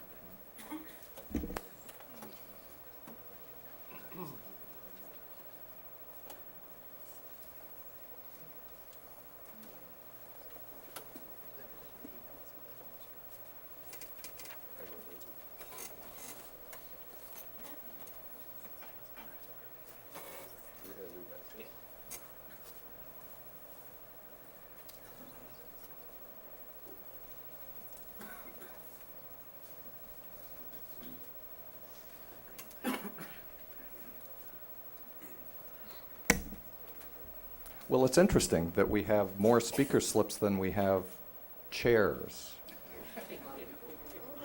Oh, is there a big crowd out there? No, not a big crowd? There's 3 in the overflow room. Okay. Yeah, 3. I don't know. It's interesting. I wonder who the speaker slips are for. From the non-existent speakers. It's kind of an interesting... Right. It seems that there's a certain amount of theater going on here today, and it's really not appropriate to what we're here to do. This is not a popularity contest, and filling out speaker slips for people that aren't here, or multiple speaker slips, is just a waste of our time.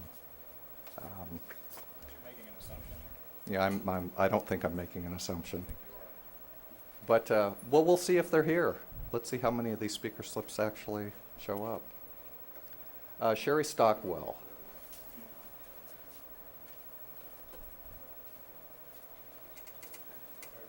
There's one. Sheila Lodge. Followed by Sue Adams. Yeah. Right. I'm Sheila Lodge, here representing CPA in part, and myself in part. Mr.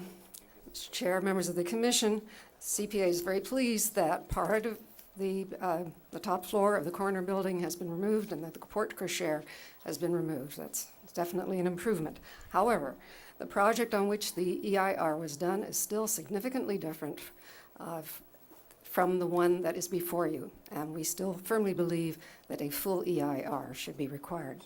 Some quick personal comments on the basis of some comments made this morning. The applicant says the project is so attractive to their group because it is in Montecito. That leaves me puzzled by the design. Staff says that it is consistent with a cottage-type hotel. I have to say perhaps in the letter of the requirements, but certainly not in the spirit. The old Miramar was friendly, charming, funky. The new project is glitzy, imposing, more suited to Beverly Hills than is Montecito. I believe Montecito deserves something better, something more compatible, a project which refers back to the historic structures that were there. And so I hope that it will go in that direction. Thank you. Thank you.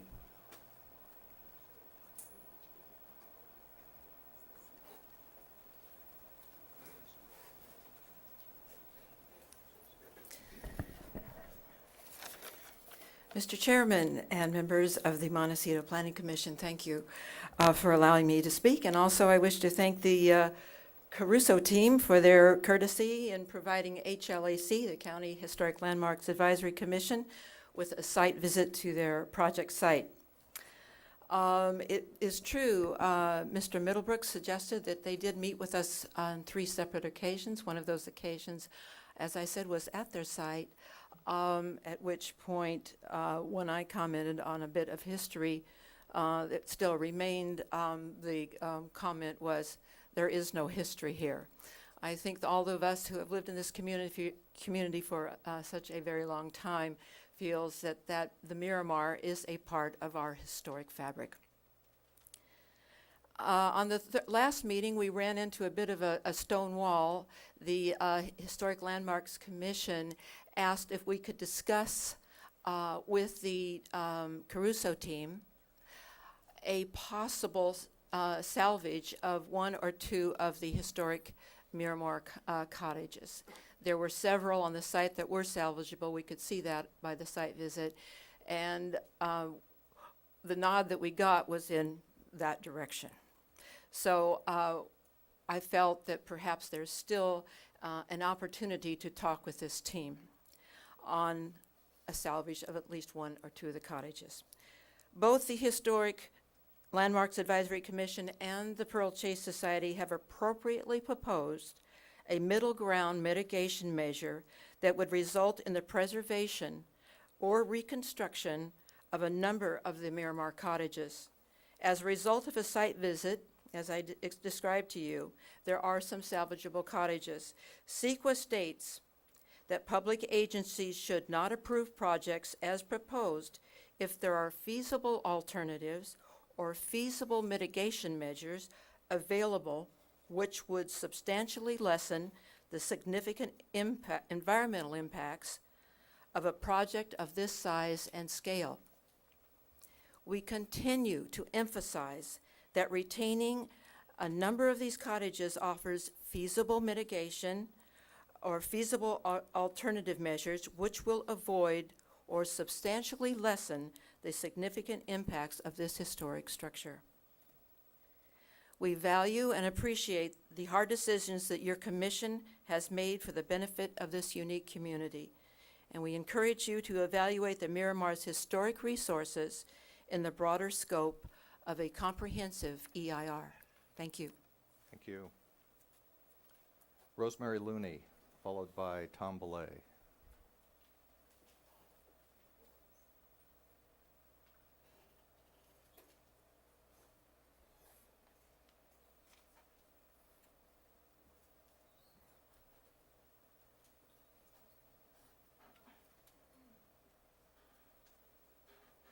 Mr. Belay, I guess you're next.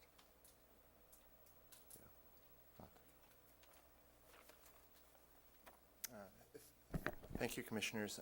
I want to speak on a few things that I did not cover or my staff did not cover last time. Starting with FAR, we talked about permanently roofed structures. In my review of the plans, the private porches that are covered on the project are not included in the building square footages. And the policy, as my understanding again for the county, is that if it's enclosed on 2 or more sides, that it does need to be included in the FAR. So there's a discrepancy there. Building setbacks, I think there were some very good comparisons with the Biltmore earlier. It should be noted that all of the Biltmore buildings, except for one historic building, meet current setbacks. And so I think the comparison of a new hotel here should not be given differential treatment from what the Biltmore had done when they were built. When they talk about also public parking, I think it should be pointed out that the diagonal parking up here, although there was some at one time when the Miramar was originally built, there's much more traffic on that road at this time. And these, if these were new spaces, certainly do not meet county requirements. You're not allowed to back out into a street. You're also required to have a 20-foot separation from you turn off the street into a parking area, and you're meant to provide screening of the cars from the public road. These new public spaces on the project are not included in the building square footages. And the policy, as my understanding again for the county, is that if it's enclosed on 2 or more sides, that it does need to be included in the FAR. So there's a discrepancy there.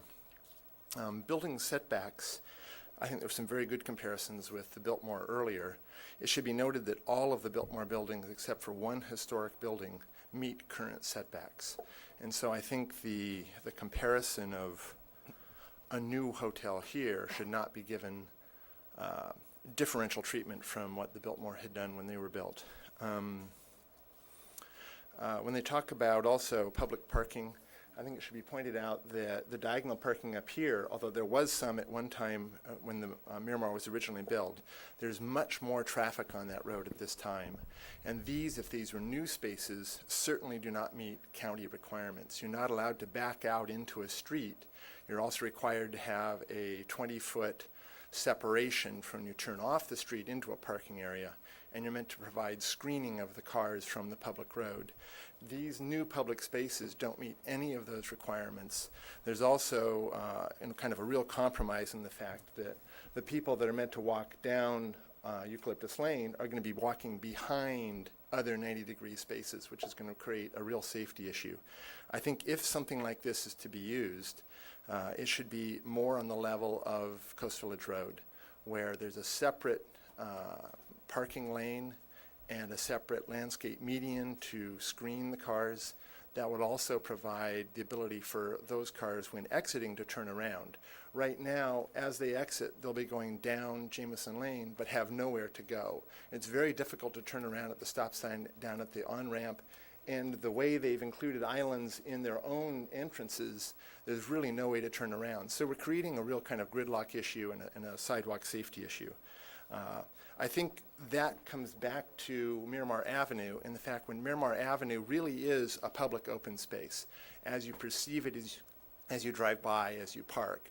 And so I think if Miramar is to be abandoned, there should be an equal amount of square footage then contributed to the parking along Jameson Lane to create larger setbacks and more landscape areas for the cars, and possibly a way to turn around and return to the beach. Also, by the abandonment of Miramar Avenue, the distance traveled and the elevation traveled is significantly larger when you're coming from South Jameson down to this area than when you would started normally, because of the increased fill on the site. I don't think it's also a very obvious method to get there. Cottage style, I think they have taken advantage of some confusion in the current wording of the ordinance. I was on many of the committees or attended many of the committees that were trying to draft this. And as read, it's confusing, but the intent was clearly by the decision makers at the time that 2/3 of the rooms should be in buildings of 6 keys or less, rather than separating the rooms and the 1-story and the buildings. Because it really, it's hard for me to understand that a cottage hotel could be one building with 200 rooms and 2 cottages. That clearly does not make a cottage, although it would meet the definition of the way they split those requirements. So I think we should go back to requiring that 2/3 of the rooms be in cottages of 6 keys or less. That was the original intent. It's very simple, and it's just been muddled in its wording. One last comment on the historic structures. Interesting to note, when the Biltmore was built, there were a number of historic cottages in the same location as the new main building. And in doing some research, I discovered that, in fact, all of those cottages were saved, and they were all moved to the back lots and used for either guests or personnel. And I think there would be an interesting opportunity to do the same thing here, is if they're in the way of the new main building, let's save them, let's move them, let's reuse them, rebuild them if we need to. And I think that's much closer to maintaining that scale that we're meant to do. Mr. Belay, I'm going to have to stop you there. That's fine. Thank you very much. But I do have a question for you, if you don't mind. Sure. You referred to the method of analysis of, was it enclosed porches? Correct. And where did you get your information from? The architectural guidelines are as staff has reviewed residential structures when they have, this is an FAR requirement for residential structures. When they have a covered loggia that's enclosed on 2 or more sides, that square footage is now included in the FAR analysis. So I don't know whether it's a staff interpretation or an ordinance, but that's been in effect for many, many years now in Montecito for residential structures. You know, we have an exhibit. I've seen various things. I've gotten something from Chairman Span of the MBAR, but I also noticed that we have a exhibit in our current package. I believe it's attachment L, and it refers to unenclosed porches and balconies are are not included in FAR. And what you're saying is the interpretation, if it's enclosed on two sides and roofed, it's Includes two sides or more, it was then determined to be included. to be enclosed. Yes. That's Correct. That's been the functional definition of enclosed. Correct. That's my understanding. I'm sorry? For residences. Ah, okay, thank you. But again, we're meant to be compatible from a size, bulk, and scale with a residential neighborhood. We should be counting them the Right, same but, way. you know, we have a lot of information Yeah, here, so I'm just great. trying to make sure, because we do have an analysis in front of us of how the FAR would be analyzed under the guidelines, and I'm not sure if that also included that. Mr. Chair, Ms. Mayshore actually did most all of this work, so I'd ask her to address you on. Right. these And just one questions. last thing before you get down. Okay. Your point about the parking is that if there's not a way to walk, There's, if there was a sidewalk in front of the cars, wouldn't that resolve? that would be much safer. Part of the problem is when you're backing out of diagonal spaces into a traffic lane, it has. People can't see. People can't see, and it slows the traffic lane. Right now at, the 3:30 in the afternoon or 4 o'clock, when the people are coming back from the beach, is the exact same time all of the contractors and all of the construction workers in Montecito are heading towards Ventura and are going to be using this exact same road. And so it's a real, those two uses will fall right on top of each other, and it's just an unsafe situation. It should be, again, more like Coastal Village Road. Thank you. Thank you. Ms. Mayshore? There you are. Thank you. Mr. Chair, members of the commission, I think I can answer the questions both to the ordinance and to the architectural guidelines. On floor area net, it specifically excludes unenclosed porches and balconies, and we don't, at this point in time, interpret that for commercial use or for residential use to be a part of the net floor area. For either one? For either one. At this currently, that is not how staff interprets that. And that's not the wording of the document either. And also in the Montecito architectural guidelines, it says floor is defined as the total area of all floors of a building measured to the interior surface of exterior walls, including excluding unenclosed porches, balconies, decks, etc. So neither of those definitions include the not completely enclosed porches, and that is reflected in the information that you've been presented. Is Exhibit L the standard under which we should be operating? Yes. Okay. But I'm confused. At the last hearing, when I brought up the conversation around FARs and how to measure net and gross, staff said, as I recall, that that condition of measuring net from wall to wall, interior wall, was a residential way of measuring. Okay. So I'm just wondering why that's being brought up again in relationship to this. Either we measure it or we don't measure it. Mr. Chair, because I think and Commissioner Gottsdenker, I think what Nicole was trying to address was Mr. Belay's comment in his testimony that unenclosed porches are counted under the residential guidelines. And what she just read you were, first, the provisions that do apply to this project in attachment L, and then she read the provisions in the guidelines that apply to residential. What constitutes? They're not, the porches are not included in either. What constitutes the what distinguishes between an unenclosed porch and a closed porch? Because what I heard Mr. Belay saying was that there is a distinction there, and it has to do with how many walls enclose it or whatever it was that he said. See, we're dealing with unenclosed porches. What's an enclosed porch? Walls and a roof. A roof and how many walls? Because if it's completely walled, then it becomes a room. So, and I get that this is really picky-icky, but it has a lot to do with how the FARs, and everybody knows that was kind of my thing last time. So we really have to get this tied down, you know.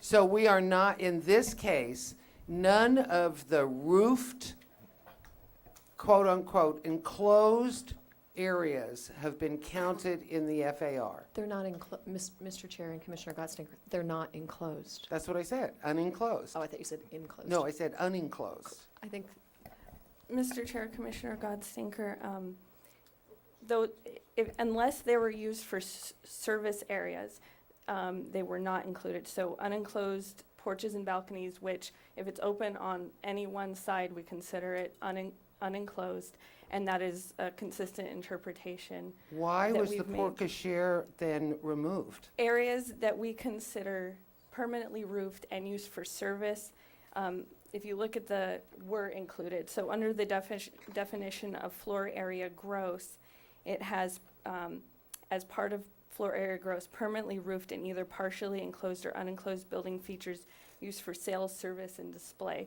So areas that we considered permanently roofed and used for sales, service, or display, we considered the porte cochere for valet service and some of the outdoor restaurant areas that were permanently roofed for food service. We included those in the floor area ratio.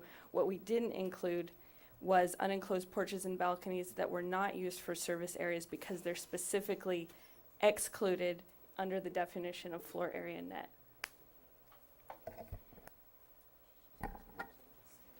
Thank you.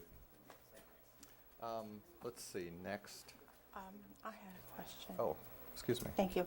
I have a question that Ms. Adams and Mr. Boley both, in regard to something that both of them brought up. Do you want to address that now? It's in regard to the cottages. If one of the cottages were salvaged and moved to some location on the site, is that calculated into the FAR? Is that exempted? Mr. Chair and Commissioner Burrows, it would be calculated into the FAR if it were a building that were used for, I mean, I think it'd be calculated no matter what. Have to be. It'd be a building. I've got a category here that's people that didn't check whether they're opposed or in favor, so, but I think this is opposed, but I'll take Robert Burgay. Could be. Berge. But I'll take any, I'll accept your pronunciation if you're more comfortable with it. Hi, it's Ted Berge, if that's the right slip. It's not, but you're here. I did fill out a slip and I am here. I represent Miramar Addition Improvement Company, a private water well, which is directly opposite the Miramar Hotel. We've been around for a long time. We were around before the Montecito Water District came into being. Now, supposedly we don't have a water problem right now.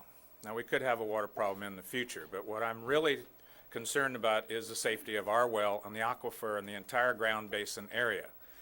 Now, in the July 29 letter from Mr. Mosby to the Caruso Group, there has been an offer of them to take advantage of a standby well that they have that they could use as extra water. And that's after the fact that they had said that they would take the water well that they were going to drill that would possibly damage the ground basin water. They say that they've taken that off the table. I don't know if I necessarily believe that. It's too easy to go back in, and I know we've talked about, yes, there's going to be another hearing if they want to do that, and et cetera, et cetera. We all know how that works. There'll be 4 people there, and it'll pass through. It'll get a sign off, and it'll be a done deal.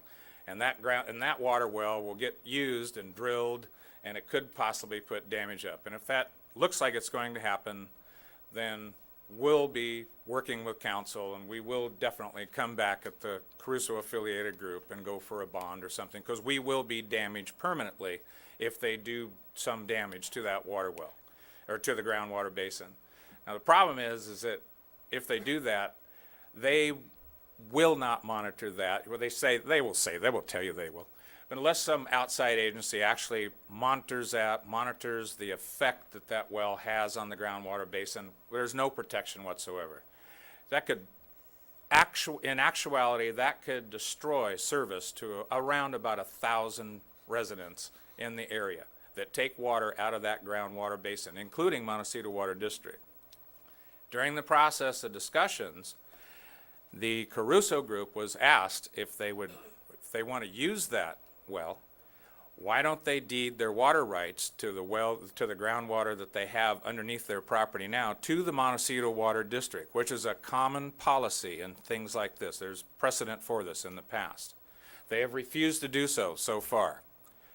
I'd like to know why they're refusing to deed over the groundwater rights to the Montecito Water District and let the Montecito Water District work with them, as they claim they like working with them. Why don't they do that? And I'd like to know why, and no one here can tell us why so far, and I think you should want to know why also.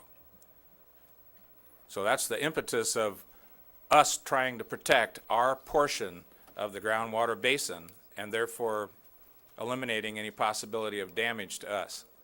So there's no reason why they can't deed those groundwater rights over. Would you please push that issue? Thank you. Thank you. Richard Plunkett.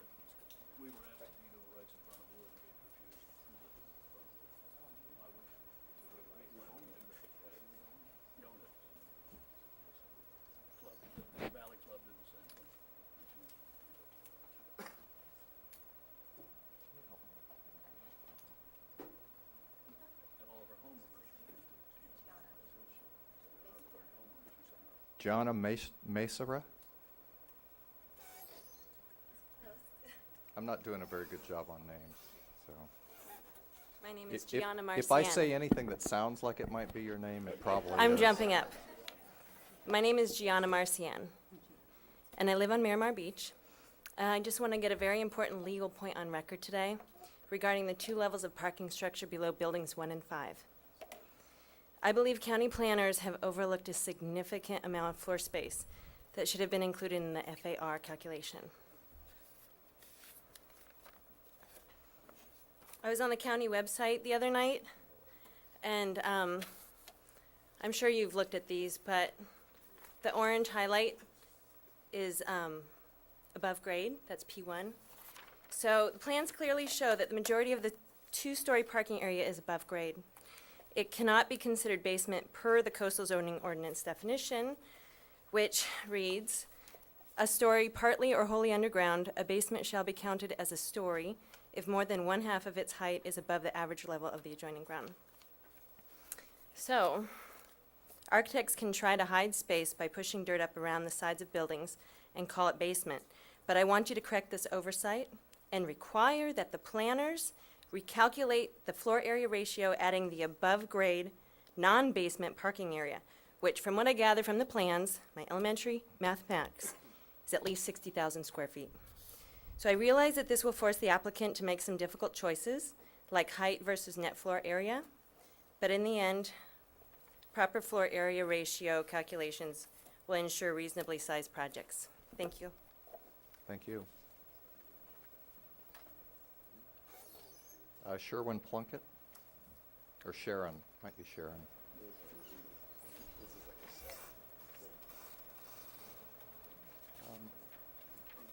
How my commissioners feel? You guys want to take a break for lunch and come back? I think we've gotten through the people that need to speak immediately. Maybe you guys can do me a favor. How many people are here that would like to speak in favor? In favor. So we've got, keep your hands up just so I can get a rough count. 1, 2, 3, 4, 5, 6, 7, 8, 9, 10, 11, 12. And how many people are here that would like to speak in opposition? About the same. 1, 2, 3, 4, 5, 6, 7, 8, 9, 10, 11, 12, 13, 14, 15, 16, 17, 18, 19. Yeah. I've got 50, 60, 75 speaker slips. So we got a little bit of discrepancy here. I think what we're going to do is break for lunch. But I just want to make the point that, 50 speaker slips for 12 people is ridiculous.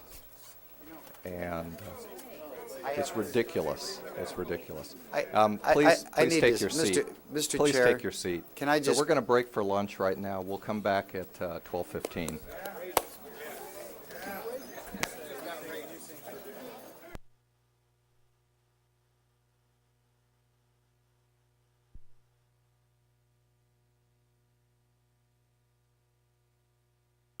I think he meant 1:15. 1:15.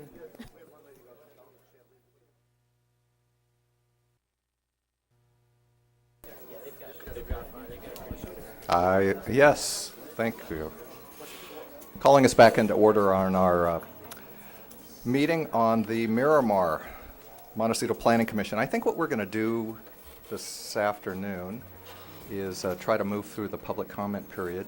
And so my suggestion is, I don't know who wishes to speak on this item, but my suggestion is the following. Let's have people that are opposed to the project on this side, my right, and against the project on that side on the left, and we'll take you one at a time.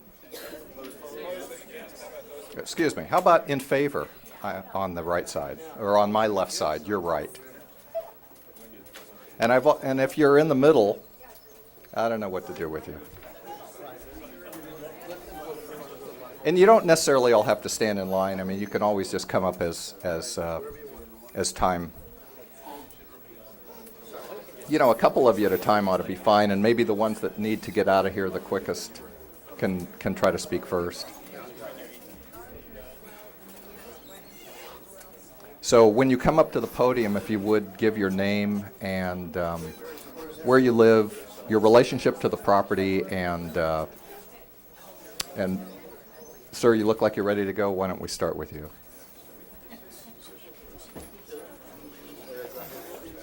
Hello, my name's Todd Bohr, and first off, I apologize for my appearance in front of this august body today. I'm just a working Joe, and so in just defense of myself and others like me, it's difficult to know what point throughout the day we ought to appear and what point public comment will be and so forth. So that's why I wasn't able to necessarily be here earlier, and I'm sure that others may be in that same situation. I am a property owner at 1544 Miramar Beach, and I'm actually a fifth generation Miramar Beach neighborhood property owner, and I consider myself very fortunate in that regard. When I was just a couple weeks old, my grandfather carried me proudly down onto the beach for the first time, much as I imagine that grandfathers, Native American grandfathers, centuries ago or thousands of years ago probably did as well. I'm gonna caution you at this point. We're really trying to just take testimony on Okay, let me get to new- something new concrete material. that I heard today. I understand. There was an issue that came up about the high tide, the mean high tide line.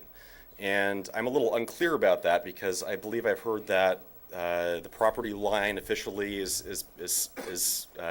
declared to end at 106 feet from the edge of the boardwalk. It's actually about 116 feet. 116 feet, excuse me.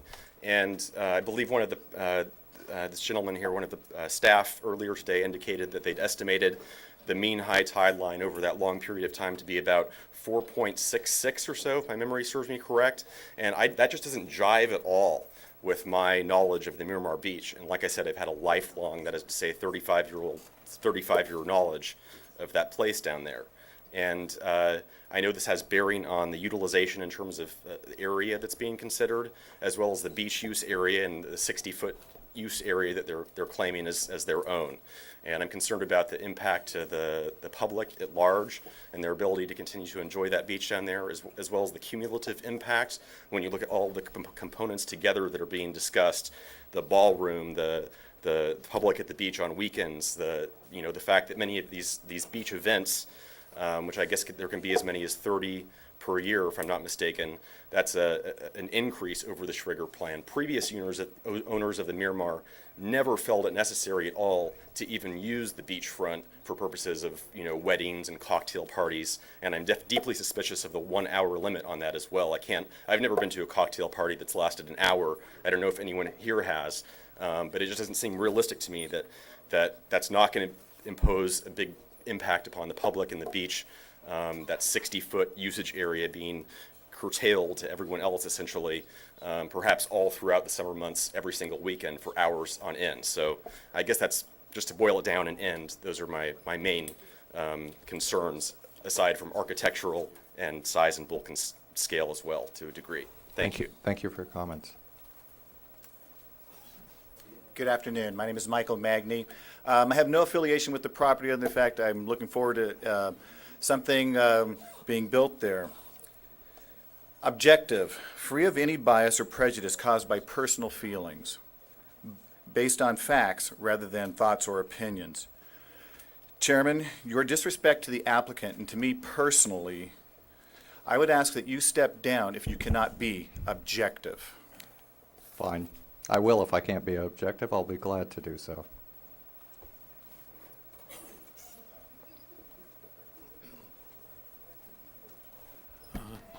Good afternoon, Mr. Chair.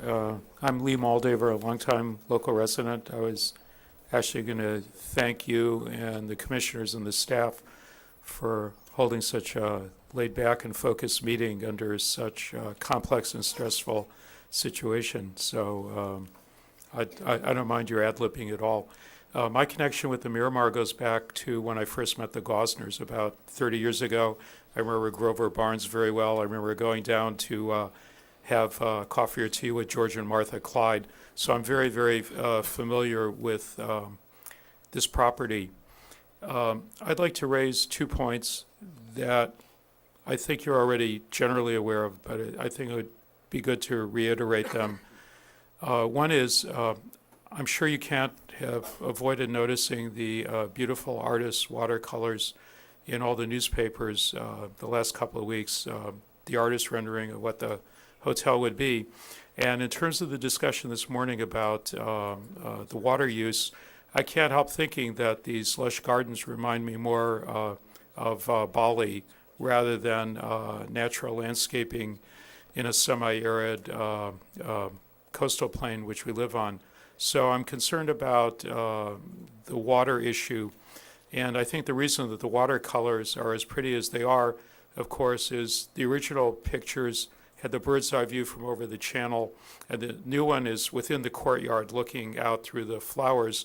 And they don't focus on the size, bulk, and scale of the red buildings there, which lead me to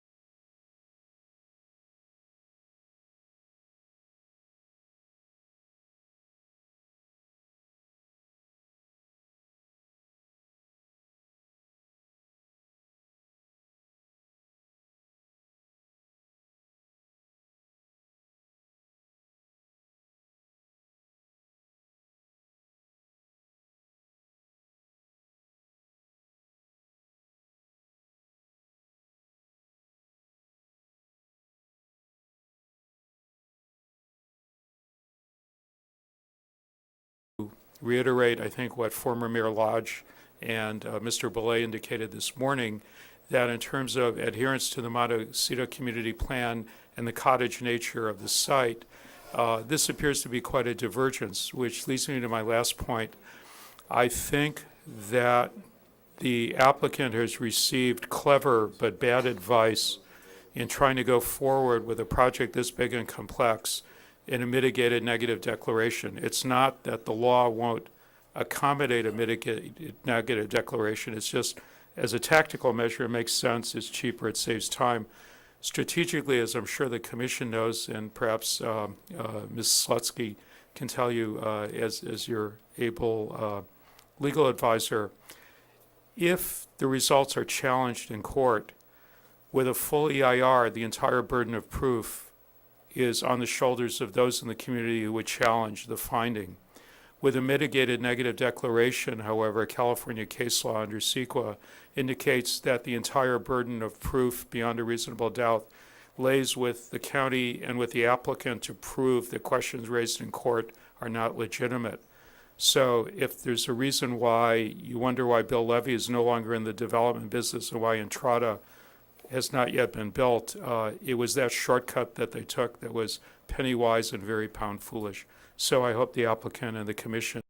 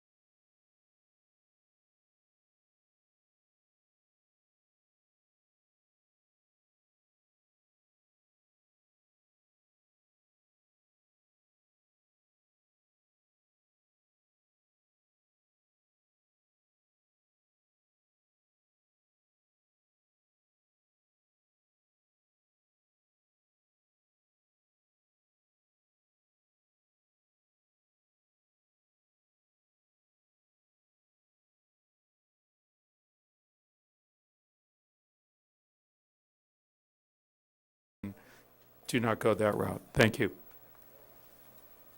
Thank you. My name is Bob Hazard, and I'm here speaking on behalf of the Executive Committee and the 200 members of the Voices of Montecito, who are all in favor of the project. I and Bill Palladini from Montecito Association, Ted Tedesco, and the entire board of the Montecito Association are among those people who have been duped by Rick Caruso's slick presentations. I believe, and when you look at these facts and you take all their objections as articulated in the news press, most of them are as thin as the broth made from the shadow of a starving chicken. The Miramar is too tall. Okay, you're a 12-foot man standing in the middle of Jameson, and you're 12 feet tall, and you can't see the top of the two-story lobby building, and the opponents keep calling this 49 feet high from the existing grade, but they're really asking for a 3-foot variance on the finished grade. I mean, give me a break. I mean, that's not a height variance problem that should give you any problem, particularly because it's caused by the underground parking. The setbacks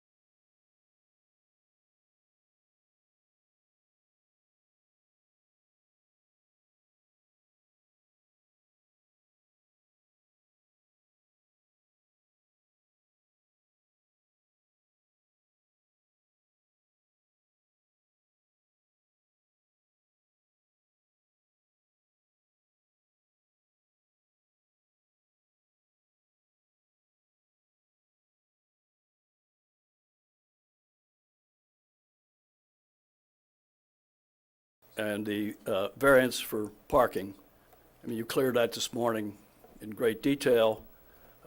Clearly, the setbacks on those two, the variances on those two were already granted to Ian Schrager. They conveyed with the site. You heard this morning how he has 130 more parking spaces. You heard how his setbacks are equally good. So you can take that one off the table. The tough one is the too much mass, bulk, and scale, because that's judgmental. And you can dismiss the silly stuff, which is the arguments that it's bigger than the Home Depot.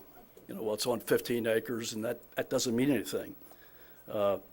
It meets the FAR requirements. An editorial in the news press yesterday called it a retail mall because of the shops. There's 4,000 square feet of shops down at the Biltmore. I mean, who's going to call this thing a retail mall? I would suggest to you that opponents who cry too much mass, as a hotelier, they don't know their mass from a hole in the ground. The other one is Excuse me. Caruso Excuse needs me. a full. Excuse me, Mr. That's totally inappropriate, and, you know, you can't, simply are not going to make comments about a speaker from the background. That is not, it is not going to happen. You know, he has to live with what he says, Yeah. but it's his time. Prerogative. But he gets his time. No one will speak while someone else is speaking. No one. The Mr. Coastal Hazard. Commission says no full EIR. The county planning staff says no EIR is needed. The Montecito board, the association board has said no EIR is required, and that was unanimous vote. So the question becomes for you, is this really an attempt to get a full EIR, or is this merely an attempt to delay this project by a full year, 18 months, $18 million to Caruso, and is it an attempt to say, let's let the project fail?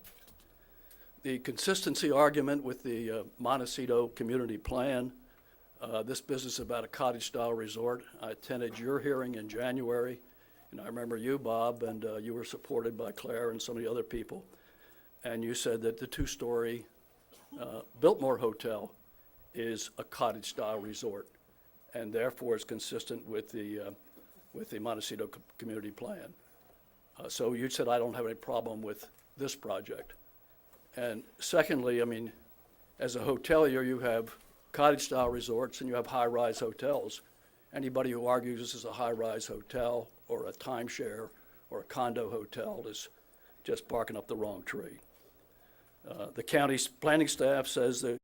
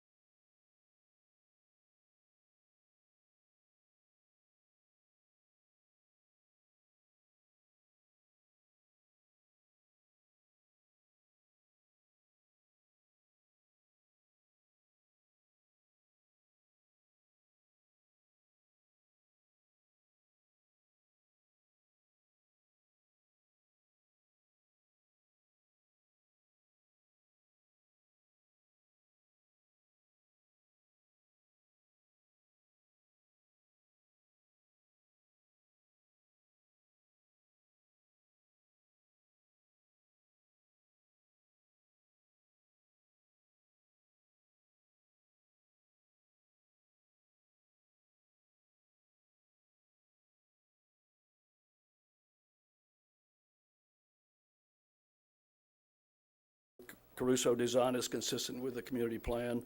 The Montecito Association, which wrote the community plan, says it's consistent with the community plan. And in December, the Montecito Board of Architectural Review said that the proposed project is appropriate for the area, so there's really no issue here. The news press keeps talking about blight and how these guys haven't cleaned up the rats and ruins there, where the field mice are having a field day. And you know, and I know, that they can't do that because they can't touch the buildings until they have permits. I suggest to you that the news press knows far less about this project than the people like the Montecito Association and the staff who have studied it for 5 years. So finally, my advice to you is, when in doubt, do what's right, revive the Miramar, create the new jobs and the tax revenues. Don't get mired down in these little picayune little details about how many screens are on the side of balconies. I mean, that's absolutely crazy in the scope of this project and what it means to this community. Stop the nonsense and approve the Miramar today as fast as you possibly can. Thank you, Mr. Hazard. Next.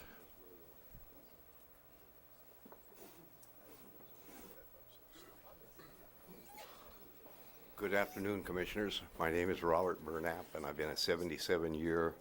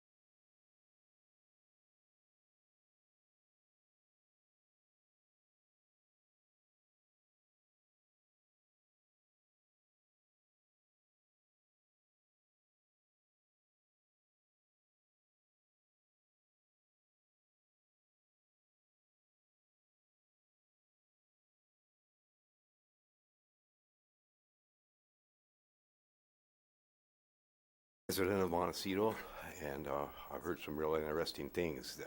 I'll make this short. I hope I can keep it under 3 minutes. I just thought to talk about the safety part of it. Yes, thank you. Calling us back into order on our meeting on the Miramar Montecito Planning Commission. I think what we're going to do this afternoon is try to move through the public comment period. And so my suggestion is, I don't know who wishes to speak on this item, but my suggestion is the following. Let's have people that are opposed to the project on this side, my right, and against the project on that side on the left, and we'll take you one at a time. Excuse me, how about in favor on the right side, or on my left side, your right? And if you're in the middle, I don't know what to do with you. And you don't necessarily all have to stand in line. I mean, you can always just come up as time. You know, a couple of you at a time ought to be fine, and maybe the ones that need to get out of here the quickest can try to speak first. So when you come up to the podium, if you would give your name and where you live, your relationship to the property, and sir, you look like you're ready to go. Why don't we start with you?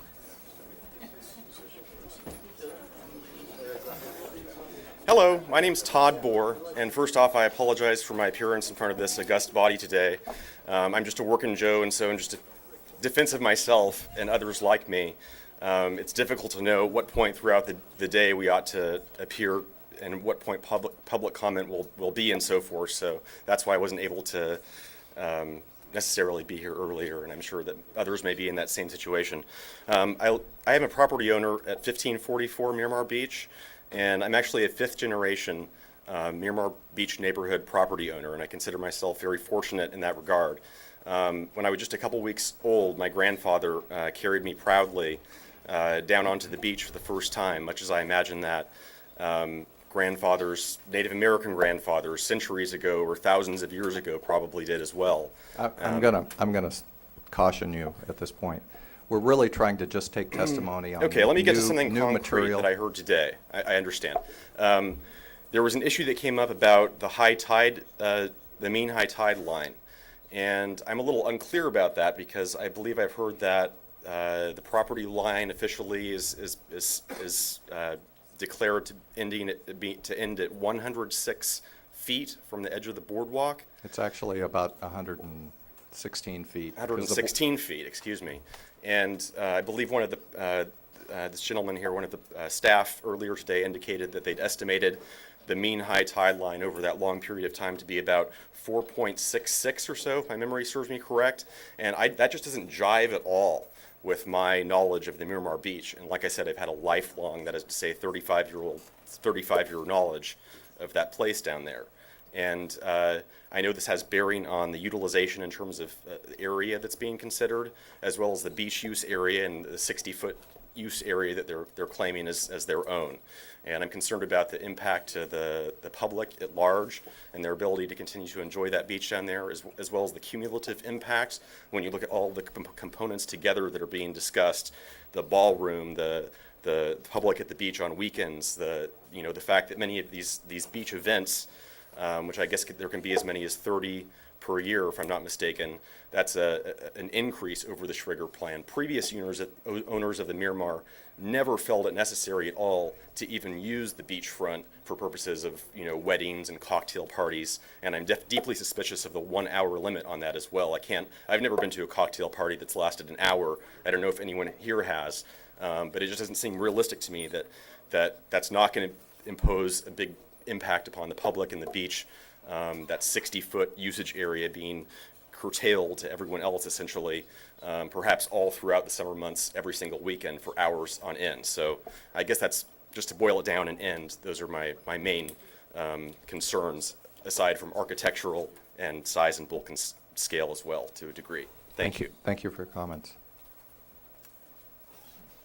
Good afternoon. My name is Michael Magny.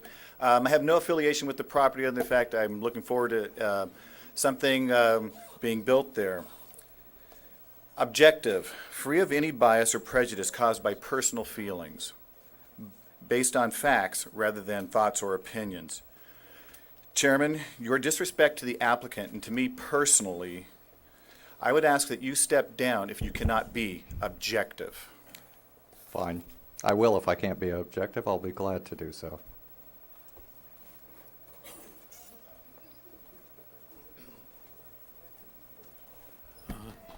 Good afternoon, Mr. Chair. I'm Lee Moldaver, a longtime local resident. I was actually going to thank you and the commissioners and the staff for holding such a laid-back and focused meeting under such a complex and stressful situation. So I don't mind your ad-libbing at all.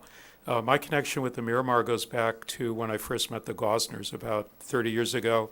I remember Grover Barnes very well. I remember going down to have coffee or tea with George and Martha Clyde. So I'm very, very familiar with this property. I'd like to raise 2 points that I think you're already generally aware of, but I think it would be good to reiterate them. One is, I'm sure you can't have avoided noticing the beautiful artist watercolors in all the newspapers the last couple of weeks, the artist rendering of what the hotel would be. And in terms of the discussion this morning about the water use, I can't help thinking that these lush gardens remind me more of Bali rather than natural landscaping in a semi-arid coastal plain which we live on. So I'm concerned about the water issue. And I think the reason that the watercolors are as pretty as they are, of course, is the original pictures had the bird's eye view from over the channel, and the new one is within the courtyard looking out through the flowers. And they don't focus on the size, bulk, and scale of the red buildings there, which lead me to reiterate, I think, what former Mayor Lodge and Mr. Belay indicated this morning, that in terms of adherence to the Montecito Community Plan and the cottage nature of the site, this appears to be quite a divergence, which leads me to my last point.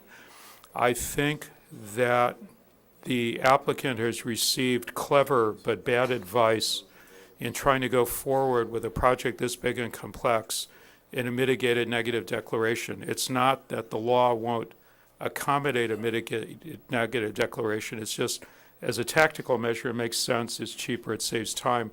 Strategically, as I'm sure the commission knows, and perhaps Ms. Slutsky can tell you as your able legal advisor, if the results are challenged in court, with a full EIR, the entire burden of proof is on the shoulders of those in the community who would challenge the finding. With a mitigated negative declaration, however, California case law under CEQA indicates that the entire burden of proof beyond a reasonable doubt lays with the county and with the applicant to prove that questions raised in court are not legitimate. So if there's a reason why you wonder why Bill Levy is no longer in the development business and why Entrada has not yet been built, it was that shortcut that they took that was penny wise and very pound foolish. So I hope the applicant and the commission do not go that route. Thank you. Thank you. My name is Bob Hazard, and I'm here speaking on behalf of the Executive Committee and the 200 members of the Voices of Montecito, who are all in favor of the project. I and Bill Palladini from Montecito Association, Ted Tedesco, and the entire board of the Montecito Association are among those people who have been duped by Rick Caruso's slick presentations. I believe, and when you look at these facts and you take all their objections as articulated in the news press, most of them are as thin as the broth made from the shadow of a starving chicken. The Miramar is too tall, okay? You're a 12-foot man standing in the middle of Jameson, and you're 12 feet tall, and you can't see the top of the two-story lobby building, and the opponents keep calling this 49 feet high from the existing grade, but they're really asking for a 3-foot variance on the finished grade. I mean, give me a break. I mean, that's not a height variance problem that should give you any problem, particularly because it's caused by the underground parking. The setbacks and the variance for parking, I mean, you cleared that this morning in great detail. Clearly, the setbacks on those two, the variances on those two were already granted to Ian Schrager. They conveyed with the site. You heard this morning how he has 130 more parking spaces. You heard how his setbacks are equally good. So you can take that one off the table. The tough one is the too much mass, bulk, and scale, because that's judgmental.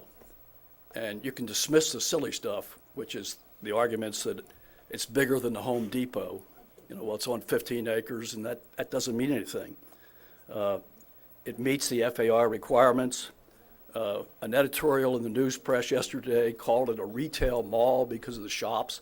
There's 4,000 square feet of shops down at the Biltmore. I mean, who's going to call this thing a retail mall? I would suggest to you that opponents who cry too much mass, as a hotelier, they don't know their mass from a hole in the ground. The other one is Caruso needs a full. Excuse me, Mr. That's totally inappropriate, and you can't simply are not going to make comments about a speaker from the background. That is not. It is not going to happen.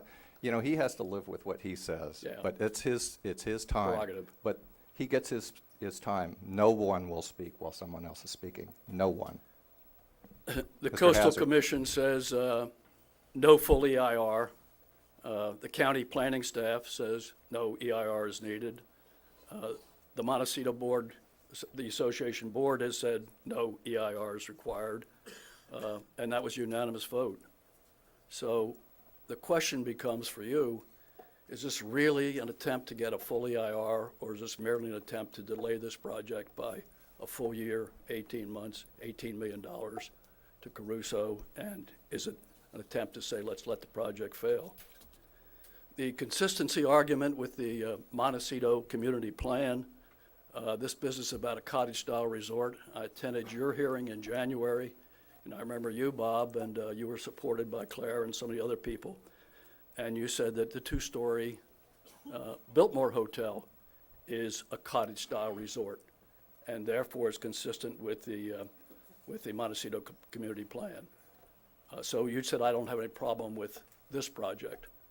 And secondly, I mean, as a hotelier, you have cottage-style resorts and you have high-rise hotels.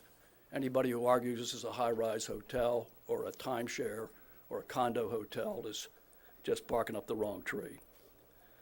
The county's planning staff says the Caruso design is consistent with the community plan. The Montecito Association, which wrote the community plan, says it's consistent with the community plan. And in December, the Montecito Board of Architectural Review said that the proposed project is appropriate for the area, so there's really no issue here. The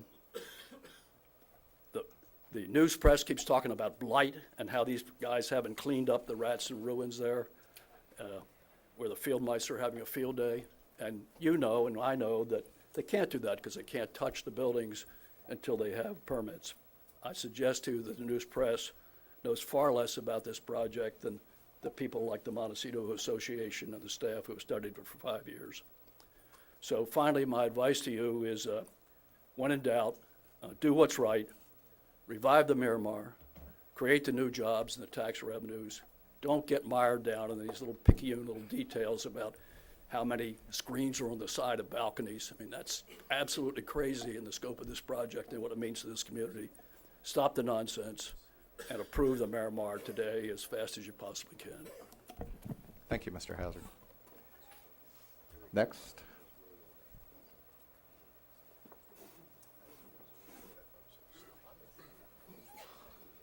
Good afternoon, Commissioners. My name is Robert Burnap, and I've been a 77-year resident of Montecito, and I've heard some really interesting things. That I'll make this short. I hope I can keep it under 3 minutes.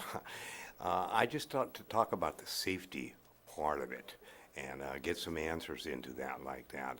Like on as far as Jameson goes and Eucalyptus Lane, the Miramar not being open at this time, Eucalyptus Lane still has many, many traffic problems, as does Jameson Lane. Something I'd like to address is I've tried to get a hold of the Montecito Fire Department, Mr. Langhorn. I've tried to call the Sheriff's Department and the CHP to see if they have put any input into this or made any type of a plan. What I'm getting to, there was a major fire, as you all know, in Montecito in the 60s that burned almost the East Valley Road. They talk a little bit about the water. I saw the water meters just trickling out because people were using water on their own to put out their roof fires and so forth. I don't believe that there's going to be enough water, enough pressure and so forth, and into that water thing. But as far as the safety goes, what if there is another fire, another major fire, because it's hot out there right now, believe me. And what if there is an earthquake? What is that going to do to getting the people out of that area, the Miramar people, the people that are in the hotel, and the people that are in Montecito? Because San Ysidro and Sheffield Drive and Hot Springs are corridors out of there. I saw it before, and people act real different than they normally do when there is a disaster. I saw people trying to evacuate down, my mother for one, down Sheffield Drive and so forth. They had part of the freeway blocked off and this and that. And what I'm basically saying is no discredit to what the gentleman, Mr. Caruso, wants to do. It's as far as a safety measure goes, and I haven't heard anybody put any input into that I've heard the fire department a little bit about they can get in and out, but nothing about a disaster and nothing about if there is a major fire or an earthquake. And I thank you very much. I think you're doing a great job. Thank you. My name is Freddie Romero. I'm a cultural preservation consultant for the San Ynez Band of Chumash Indians Tribal Elders Council. I'm not sure if this is a appropriate time to interject this, but I didn't know what other time to do this, and I figure we do it now. The concern that we have with this project, we don't oppose it, we're not in favor of it, we're just, like you said, we're one of the people you didn't know what to do with. So our concern are the sensitivity areas that are on the property, such as the 2 archaeological sites. My concern, or the concern of the tribe, is that it was written into this document that there would be monitoring, and we just want to make sure that that is still going to be in effect. You know, we wrote a letter May 13th that came out, and we said that in our letter, and that's what we're requesting, and making sure that that would be followed through. I can assure you that is one of Okay, the conditions. and one of the other conditions of that I'd like to state is that, given the size of the project, that it not just be one monitor, that there be multiple monitors, because we don't know how much ground they'll be covering. And so we just want that in the record. Thank you. Thank you.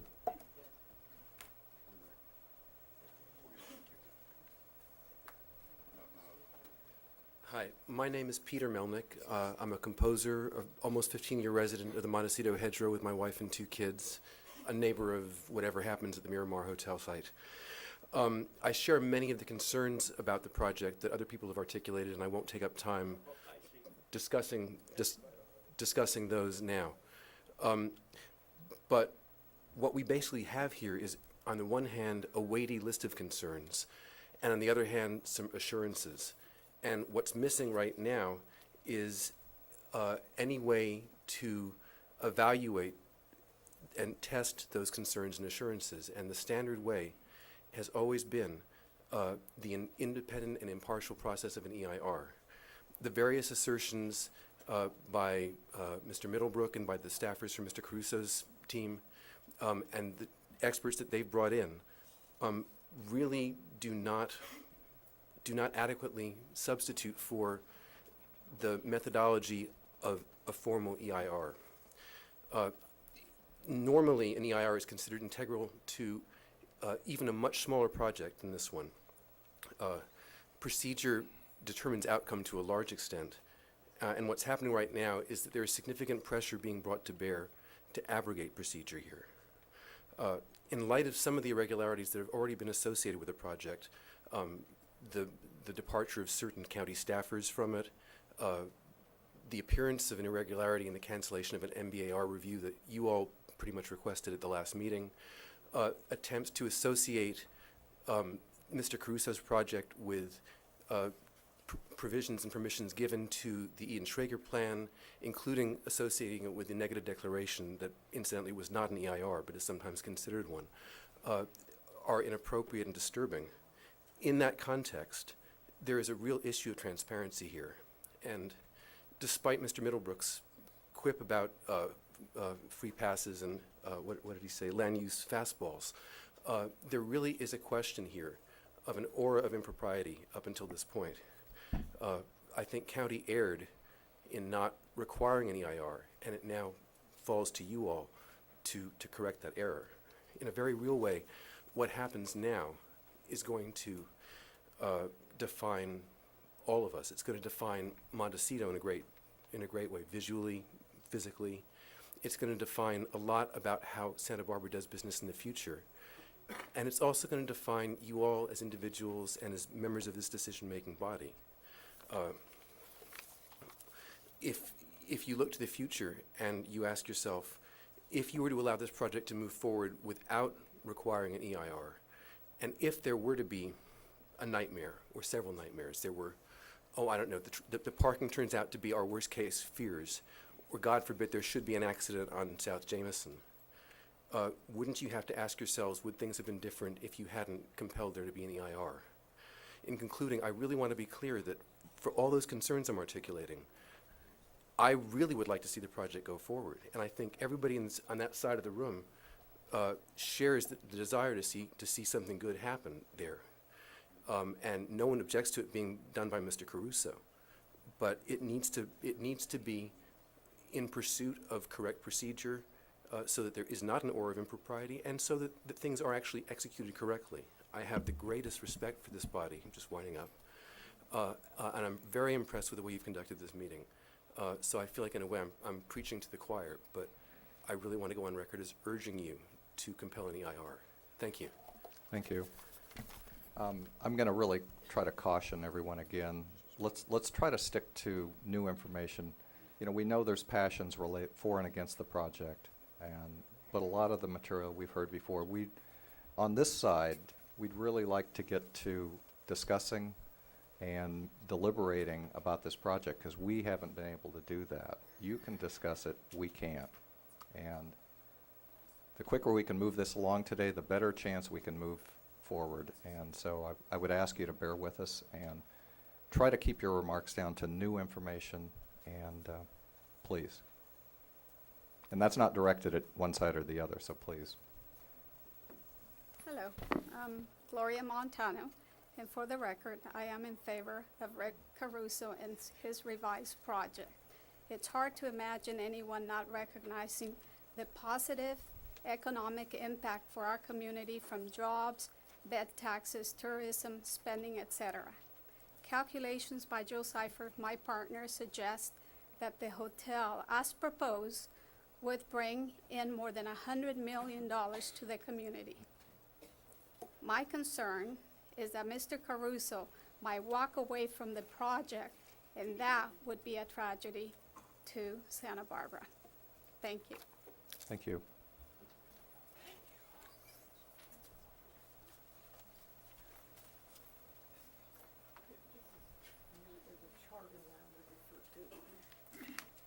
Commissioners, I'm Hillary Hauser of Heal the Ocean.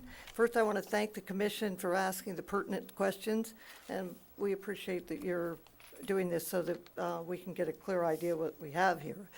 Heal the Ocean is concerned just about two issues, clearing up a couple of things. I'm sorry that Kathleen Garnon didn't come today because yesterday at 5 o'clock, we were in communication with her about the stormwater NPDES requirements and the SEIR for the Caruso Miramar project in case of the development is 15.77 acres. That's page 4 of 64.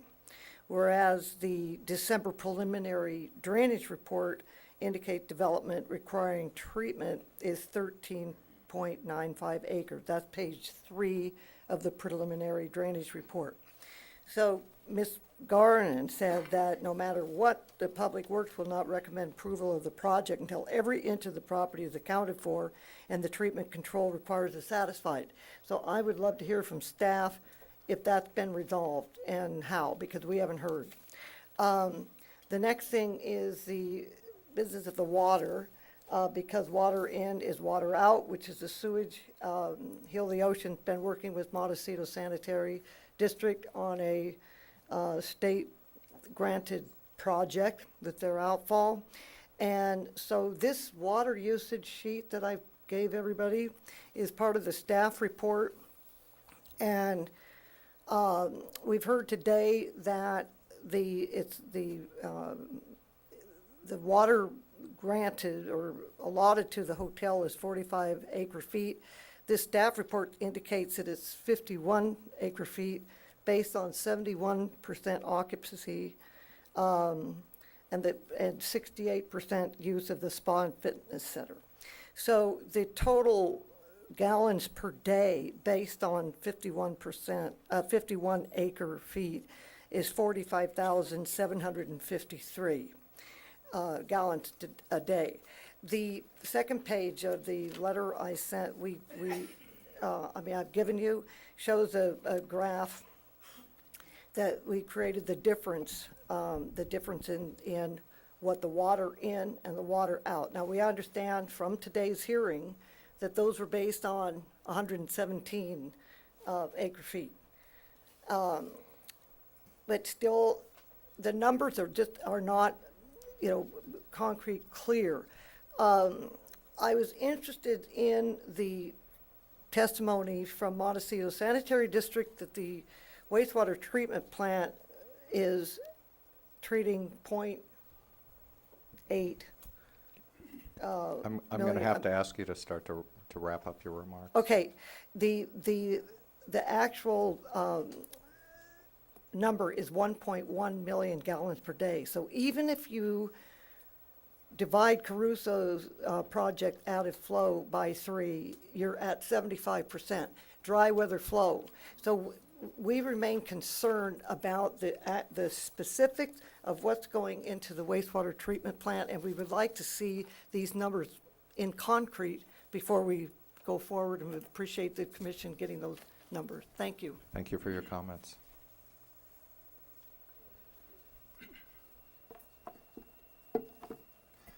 My name is Harry Hovey, and I'm a 34-year resident of Montecito, and I'm also head of the Wyatt Road Neighborhood Association. I'd like to announce today that there are approximately 30 members, and every one of them is for the Miramar. There are 2 things that have come up today that kind of bother me. One is parking, especially when it comes to Miramar Avenue. And I've heard people say that we've lost X number of parking spaces because that is no longer there. And when my kids were younger, we used to take that road down there. Most of those parking spaces, especially on the weekend, were taken by the residents of the Miramar. And the other thing is that there's been a lot of talk about cottage. Cottage, what is cottage? I found out today that the Four Seasons now is no longer Mediterranean, but it's cottage. And this is not a joke, but if the Montecito Community Plan, which I'm a staunch supporter of, was issued in 1908, and they said we could only have 1 horse with 1 buggy, would that still apply? No, because we have automobiles now. Is that correct? So my point is that if the cottage type thing does not fit into, let's say, the economic and financial needs of not only the Carusos, but of our community, then we're going to have a little more flexibility as to what we're going to put there. Because currently, this particular thing, as far as the Schrager plan is concerned, 2 people have walked away from it. Schrager walked away from it because it was economically unfeasible and he couldn't get financing. And I really don't know why our other friend walked away from it, but obviously it was probably going to be too complicated like it is today. And I have another comment, is my biggest concern with this whole thing, and I think you've heard me say this before, is the possibility of setting a precedent.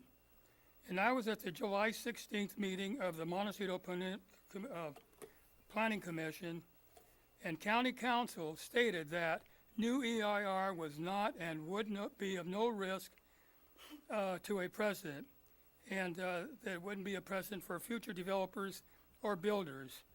So my thought is, if County Council says that it's not a problem, why are we concerned about it today? And I want to finalize this because my background basically is economics and finance. Our country is currently in a recession with not much light at the end of the tunnel.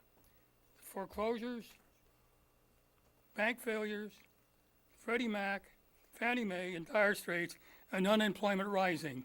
It's getting more difficult to get financing. The longer the Miramar is on hold, the higher the financial risk will be. Harry, Harry, I'm going to have... One more sentence. Fine. Okay. Miramar project is curtailed to the point that the project is not economically feasible. Financing will not be available. Again, time is of the essence. I hope that the August 6th Montecito Planning Commission will approve the Miramar proposal with minimal additional conditions that could result in delays in the project. Thank you, Harry.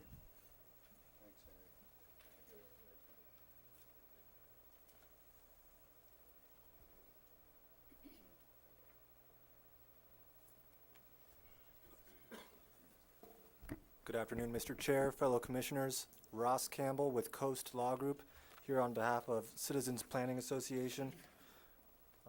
I'd like to thank you for the opportunity to speak today and also for all your hard work in reviewing the documentation and record to date. We have submitted a written comment letter. I'm not going to go through it point by point. I will keep it to new issues, and I'd like to do so by starting with floor area ratio. One of the problems is it appears that the lateral beach public access it's an easement, has been included in the FAR calculations, and that's of course ambulatory with the high tide line. And what we've heard is that everything from that high tide line as far out as 116 feet has been included. So at the last hearing, this commission appropriately questioned whether or not the developer could build within the Union Pacific Railroad easement.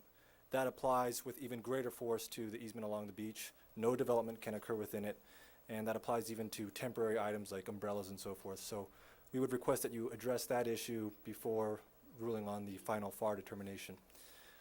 Moving on to cottage style. I find it hard for anyone to say with a straight face that the structures associated with Building 44 constitute one building. And I think it's pretty clear under your code that for two structures to count as one building, they need to be flush, such that there's actually sharing 5 feet of wall. We haven't seen any elevations today. I would ask you to look into that issue, because one, if you don't interpret it properly, it could result in absurd results, and also you would set an incredibly bad precedent. As far as results go, you could have two structures 300 yards apart, connect them with a catwalk and say it's one building. Alternatively, as a bad precedent, you could have a resident come up and say, that's not an inappropriate guest house. That's part of my home. I've got a catwalk just like everyone else had a catwalk. Mr. Caruso had one, and it's appropriate for me. And I think the same issues moving into modifications apply. The integrity of your land use regulations are on the line today. Those regulations should not be thrown out the window simply because an applicant wants a better project or will help a project. We've detailed some issues there in our letter, and if you have an opportunity, I would request that you take a look. But by way of example, if you were to have a situation as Schrager did, where the setback modification was based on providing an ability to keep cottages on site, that is an appropriate justification. That provides a direct public benefit in the form of historical resources. That's not what's happening here. Here the project's being pushed outward allowing additional meandering pathways. That's not how justifications should operate. Switching over into some of the CEQA issues, I'd like to address the addendum. As we've said all along, the addendum has resulted in an improper segmentation of the review process. And what I really mean by that is, instead of taking a hard look at this project up front, looking at impacts from the outset in one cohesive environmental document, we've gotten these fragmented pieces of information from the applicant and from the county. And instead of looking at those issues, there's been waiting for public to raise that issue, waiting for sister agencies to raise issues before they're actually addressed. And I think one of the most recent examples of that is the water issue. How did we magically go from 117 acre feet per year to 50 or whatever it is? I mean, we have one single sheet of paper that was posted online, and it's an estimate, arriving at these figures. And that's not adequate given the significance of this issue to this community in this area. That needs to be fully evaluated in an EIR. Moving on, just real quickly, two more issues. Noise impacts at the beach. I'm going to have to ask you to wrap it up. No problem. No. Would you please I'll wrap? leave it at this. The noise impacts on the beach as a result of pile driving. It has not been studied. That needs to be studied in the EIR. The conclusion from the applicant that, hey, construction equipment won't be on the beach, that's not adequate. You measure the impact at the receptor. Even given the 116 feet mean high tide line, impacts at that line will be significant. Thank you. Appreciate your time. Thank you. Good afternoon, Mr. Chair, Montecito Planning Commission. My name is Nina Terzian. You probably know that by now. I live on Miramar Beach. Mr. Caruso, the sole owner of the disgusting, abandoned, rat-infested, moldy Motel 6 for the termites, has gone above and beyond to accommodate and make everyone in this community happy. Obviously, that's impossible because there are a few people in this world who choose to live in a negative state of mind. Myself and the majority of people who live here in Santa Barbara prefer to think positive and to move forward, not backward.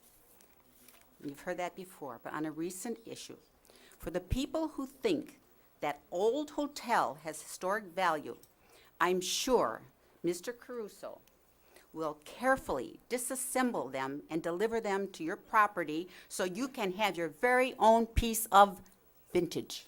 Thank you. Thank you. Thank you.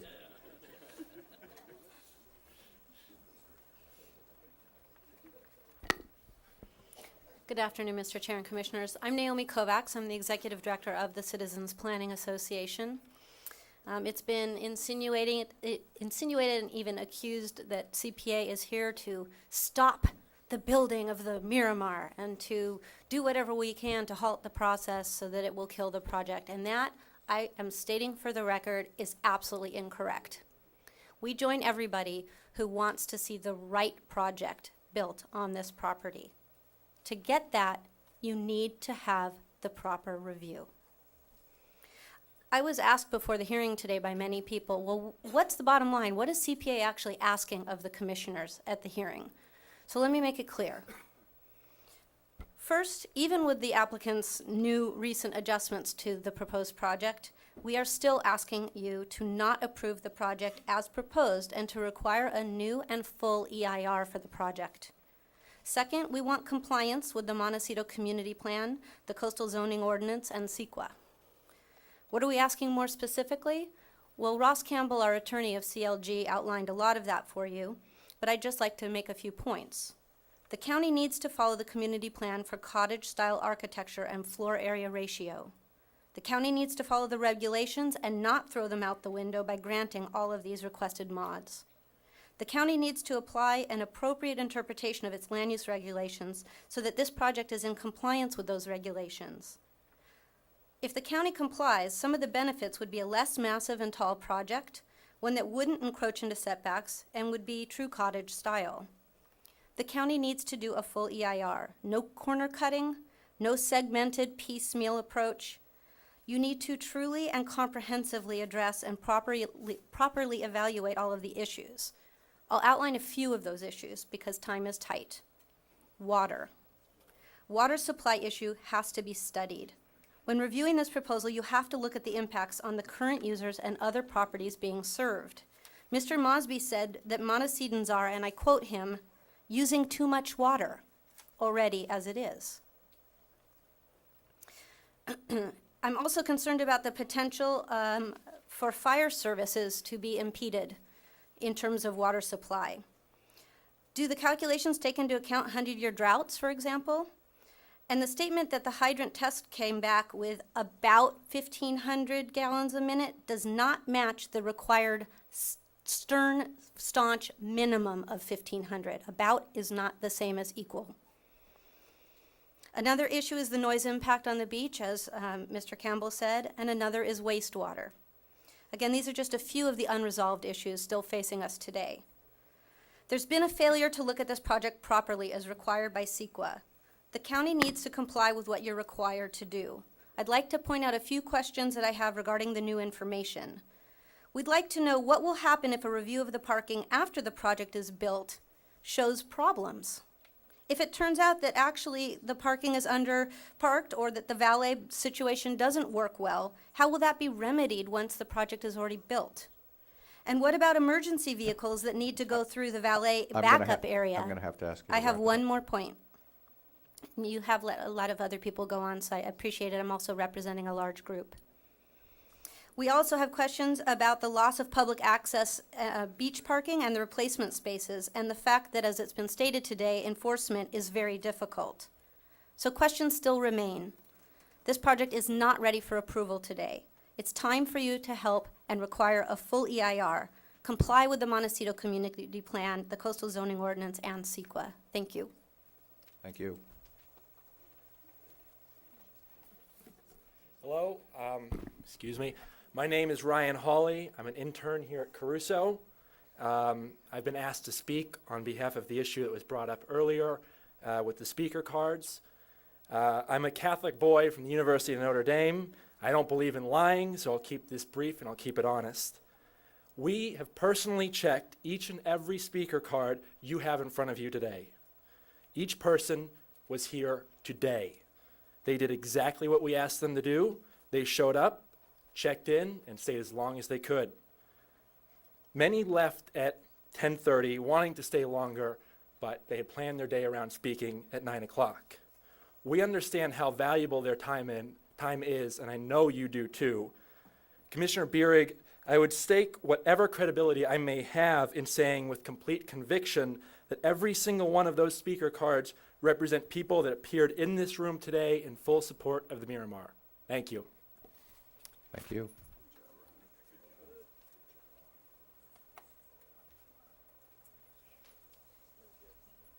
Hi. Woo.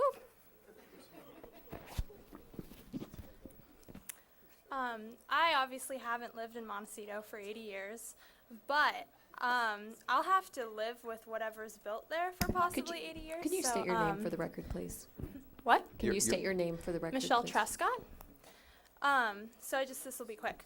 I was sitting at a coffee shop downtown this week, and I overheard a lot of conversations going on about this project, and I heard Mr. Crusoe's people trying to garner support by offering them special perks when the hotel is built. And it really upset me because this way of doing business is completely cheapens this political process which these things have to go through in order to get approved. I would urge you not to approve the project right now as it stands because there's something obviously wrong under the surface that needs investigation. If this proposal were good or right and the project was something that resonated with the community and was environmentally sound, there would be no need for a massive PR campaign and no need for cocktail parties, club memberships, business deals, and everything that is going on behind the scenes of this. So that's what I have. Thank you. Thank you.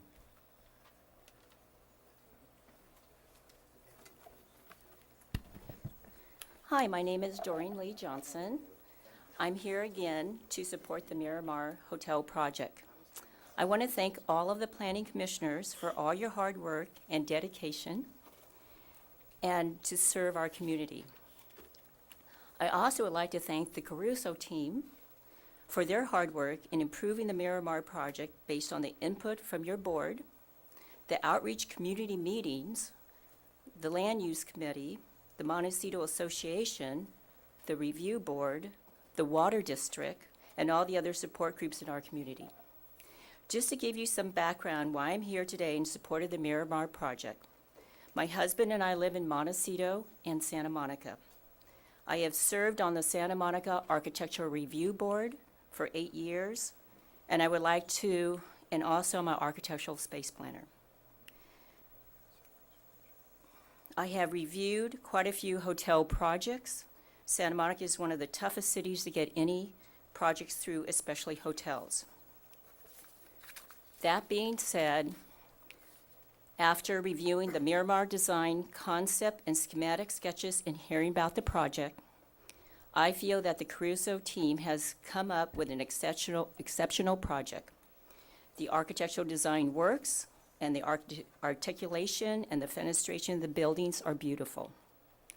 I feel that the Caruso Miramar Hotel project could be a huge success here in our Montecito community.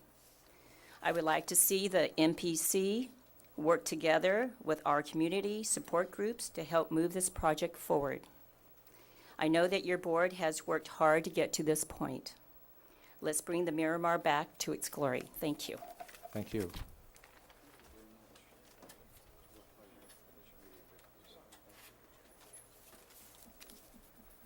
Esteemed Chair, Commissioners, I'm Ron Police. I have previously written you a 6-page letter for this commission regarding the Caruso Miramar Hotel violations of the Montecito Community Plan. In my 30 years' experience owning Avoca Ranch in Santa Barbara, I've encountered the permit process many times. I think Mrs. Black's first project was mine, and I think yours is my latest. So I've been around the block with permits. While I've just finished a 3-year gauntlet to get approval on a single-family home that's 1.5 miles from a public road. While this exhausting process was exhausting, I am grateful that it exists to protect and maintain the integrity and character of our community. In my past 12 years, I've lived in Montecito on Miramar Avenue in a 100-year-old home. and I have watched with anticipation the transformation of this historical hotel. In my career of 37 years, I've built more freeway miles, sound abatement walls, bridges, and infrastructure facilities than anyone in the Southwest. The 500 bridges and overpasses I have built give me a particular advantage when I analyze the environmental documents from the county staff regarding this proposed five-star hotel.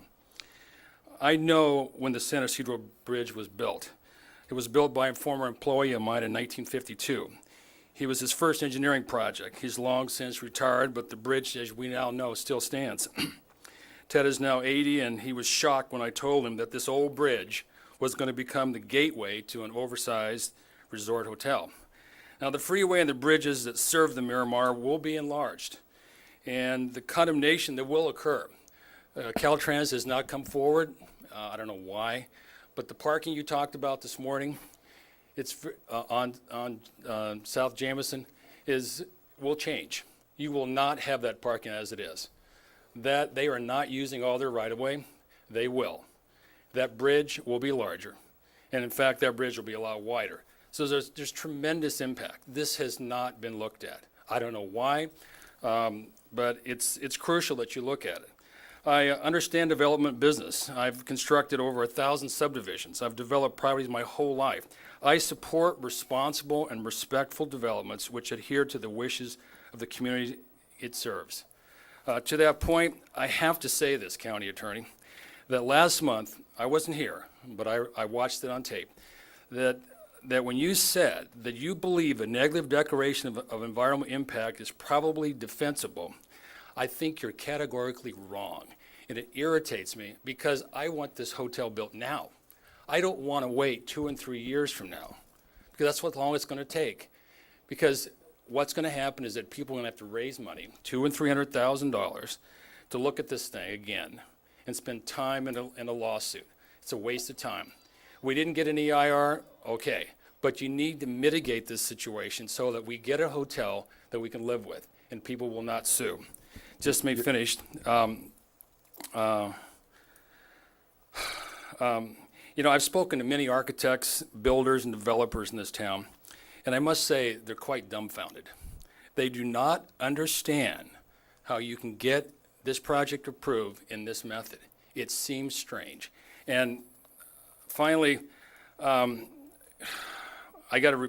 must be reminded by my favorite poet, T.S. Eliot, and he says, "We shall not cease from exploration, and at the end of all our exploring, we will arrive where we started and know the place for the first time." Can we learn from these experiences? Will we ignore the obvious? Will we instead always know that an oversized, badly engineered project was a product of our blind eyes? You're Or gonna can't have- we simply acknowledge now it is Please- not too please late wrap it to up. slow down, one more sentence, and get it right, or will we simply know the truth much too late? Thank you. Thank you. Hi, I'm David Lack, and I'm a local resident, 20-year resident of Montecito, belong to Montecito Association, Sierra Club, everything. I'm a public works green builder in California and Texas. And, but I want to speak to the water. I came in earlier and I heard about the water.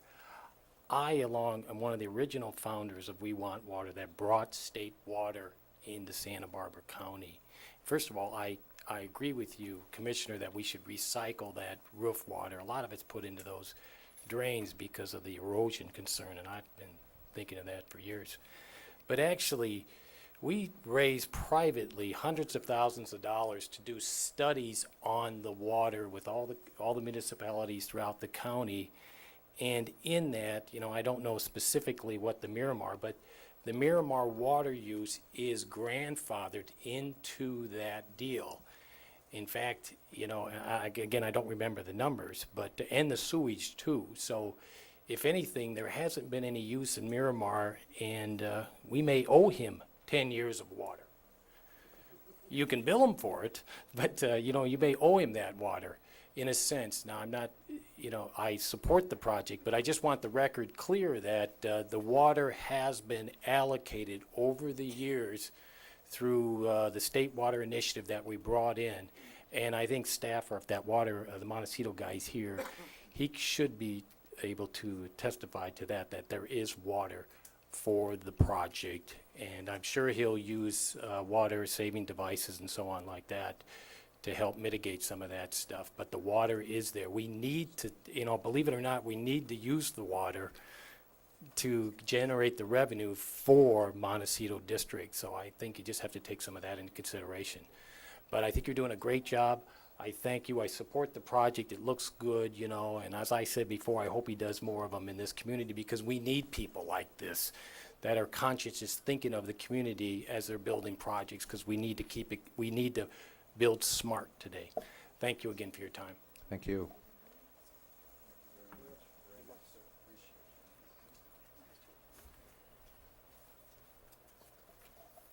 Mr. Commissioner, Chairman, my name is Stan Harfinist. My wife and I have lived on Miramar Beach for 14 years. We still feel like newcomers, but we've been here a while. We want a new Miramar Hotel.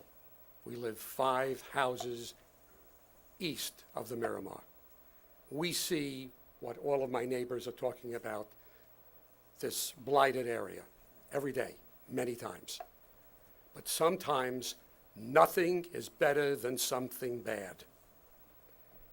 We supported the developer when he came in, until we discovered that he was going to fill in the western portion of his property in the floodplain. The fill will be over 12 feet high in some areas. It will be above the railroad tracks. Picture it. And it'll be held in place by a 13.5-foot retaining wall. That will prevent the floodwaters from Oak Creek from encroaching on his property, but not of those properties that are south of his property. In medicine, they call it do no harm. One of your jobs is do no harm to those neighbors who live adjacent to the Miramar Hotel. When we saw the lay of the land, my wife and I hired B&A Engineering Company, an international engineering firm, to review the analysis done by the developer's engineering firm. That their results have been signed and stamped and are in the county files.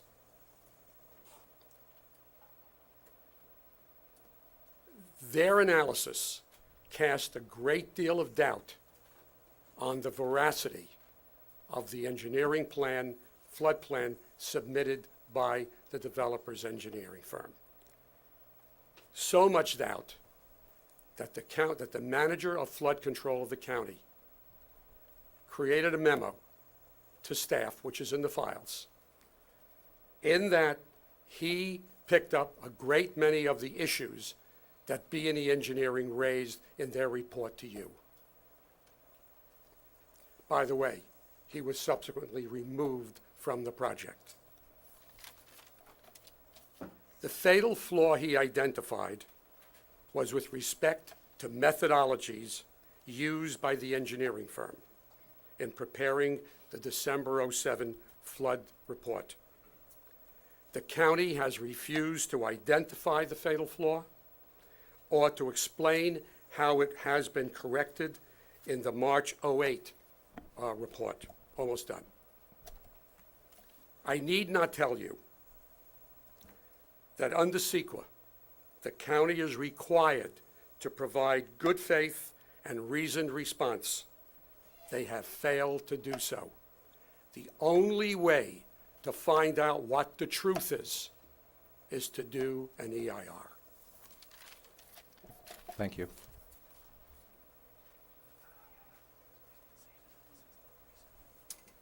Good afternoon, Chairman Berrig and Commissioners. Thank you for the opportunity to speak today, and I thank you for your untiring service.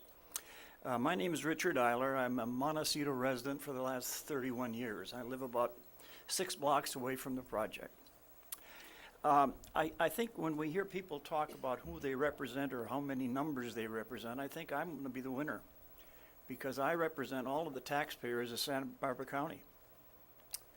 And in that regard, I would like to put an economic question to us. We're looking at a tremendous loss of revenue here by the fact that this building has been closed for 7 years.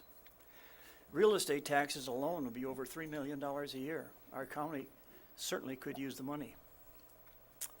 Sales taxes on the restaurants and all the shops are going to be another couple $100,000. The bed tax is going to be well over $1 million. Things like this are not small, and I noticed the very strong detail that we went into, and we dealt with water, we dealt with the sanitary district, we dealt with the fire department, we dealt with traffic, we dealt with parking, but we haven't dealt with economics. And for all of the people who say, we love the project, but I'm in favor of this project, but we'd like to see this thing built now, but. And the but always entails some type of a very lengthy delay. I can remember several other projects that I've spoken to before, and the strategy by opponents, well-meaning or otherwise, is what can we do to delay. Let's refer it to a committee. Let's do another study. We don't think the studies that we have are adequate. Let's do them again. I know how development works. I was involved in a development in Malibu area where we worked for 14 years to get a land use approved. We sold the project after that because we were all tired. We just couldn't go through anymore. We had to buy a water company to serve 300 customers to serve our property. So I know what Mr. Caruso is going through as he's going through all of the agonies of responding to all of the concerns and the contradictions and the criticisms that he's getting of this project. We're looking at a beautiful project. We're looking at something that every one of us can be very, very proud of. And we're looking at something that is going to be an economic benefit to all of us. All of us. It's going to affect everybody in this county. I urge you to approve this project. Give Mr. Caruso a chance to perform. He has an impeccable reputation, and he's not a developer that develops and sells. He invests, and he keeps them. That's very important. He's not the guy that builds and runs. So we have an opportunity to partner with him and end up with a beautiful, beautiful project. Thank you very much for your time. Thank you, Dick.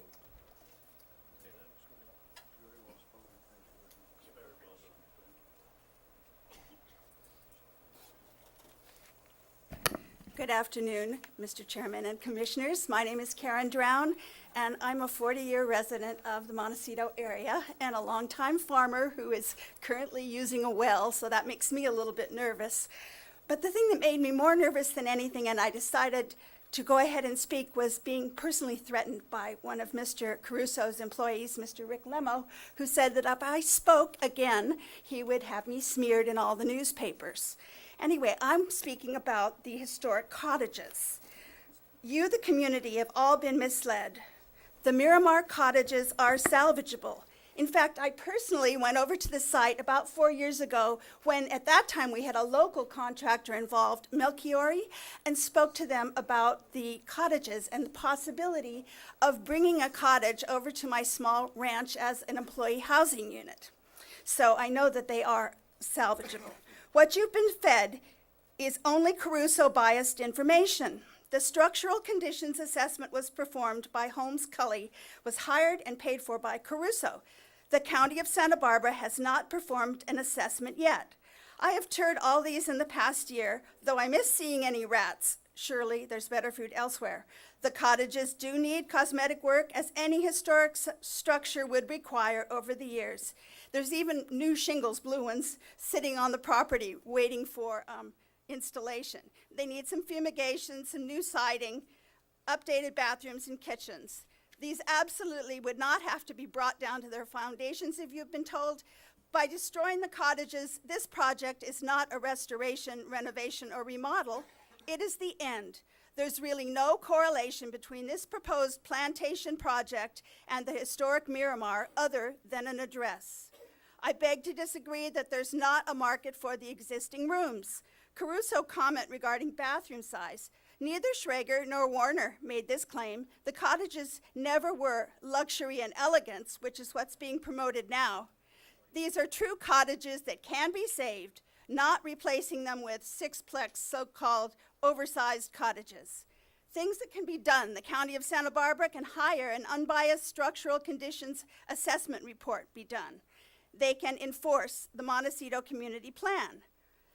Mr. Caruso, please respect the Montecito Community Plan. Respect the history of the Miramar. We want more than just photograph memories.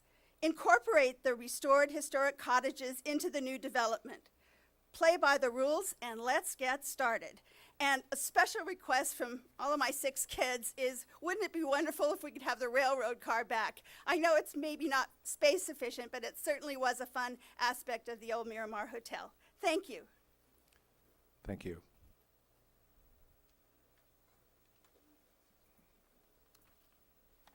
Good afternoon, ladies and gentlemen. My name is Stephen Zoldus, and Mr. Zoldus, maybe you could lift the mic. Yeah, much better. Sorry. My name is Stephen Zoldus, and I've been an old-time member of the Miramar for many decades, 4 or 5 decades almost, and at least 3 decades of the beach and tennis club, and I'm even a member of the Polar Bear Club, if you can visualize me jump into the ocean on the 1st of every year. Because you, Mr. Chairman, suggested that we don't talk about things that are repetitious, I have cut out the first paragraph that has to do with sentimentality. So let's forget about that. Okay.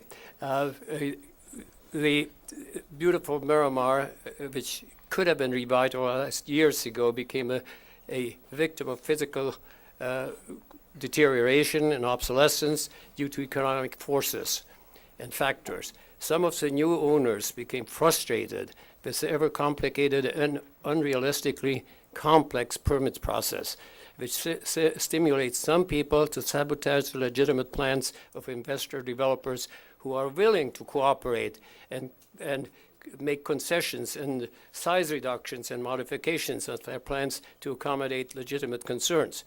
Yes, the sadly deteriorated Miramar site is not the property of the handful of opponents.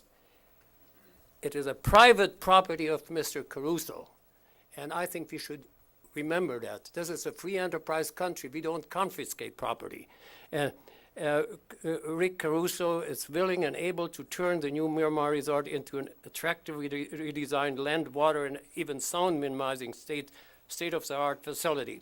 In these economically challenging times, we cannot afford to let this ready, willing, capable entrepreneur slip through our fingers, and prolong the Miramar's sorry status quo. Please do your very best to approve the application and help to revitalize the Miramar Resort, become a fitting, welcoming symbol to our beautiful Santa Barbara, and vitally needed employment creating and property tax, payroll, and transient occupancy tax generating apparatus for our treasury. This is so important. I believe that EIR, and I've been involved in developing in economics, EIR means just not E doesn't just stand for environment. It stands for so many good things. It stands for eating too, right? But it stands also for economics. The EIR should include the economic impact, and the economic impact can only be positive. And if you wait another 3 or 4 or 5 years, this city is going to lose millions of dollars in revenue. And whose fault will it be? Those people who are trying to handicap this man from completing a job which he has every right to do. Please, I beg you, remember the 11th commandment. I added a commandment to the 10 commandments with God's permission. Thou shalt not procrastinate. And I really appreciate all of you. God bless you. Save, especially what I'd like to ask you, discourage people who would like to spend other people's money. All the opponents are very eager to tell you what to do with somebody else's money, but they're not spending their own money. They are taking advantage of the fact that people are on the spot here. They cannot get away from the permit process, and I don't even suggest that, but what I suggest is that the permit process should be mindful of individual needs and modify the requirements to some extent, because this man is going to do a lot of good for this community. God bless you all, and I hope to see you again, and I hope I hear or read in the paper that you approve this project. Thank you. Thank you.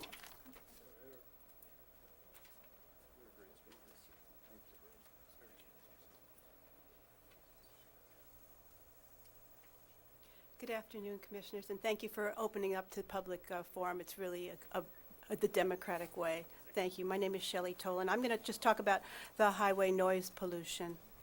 The entire hedgerow area on the north side of the freeway opposite the Caruso projects stands to be heavily bombarded by reflected highway noise.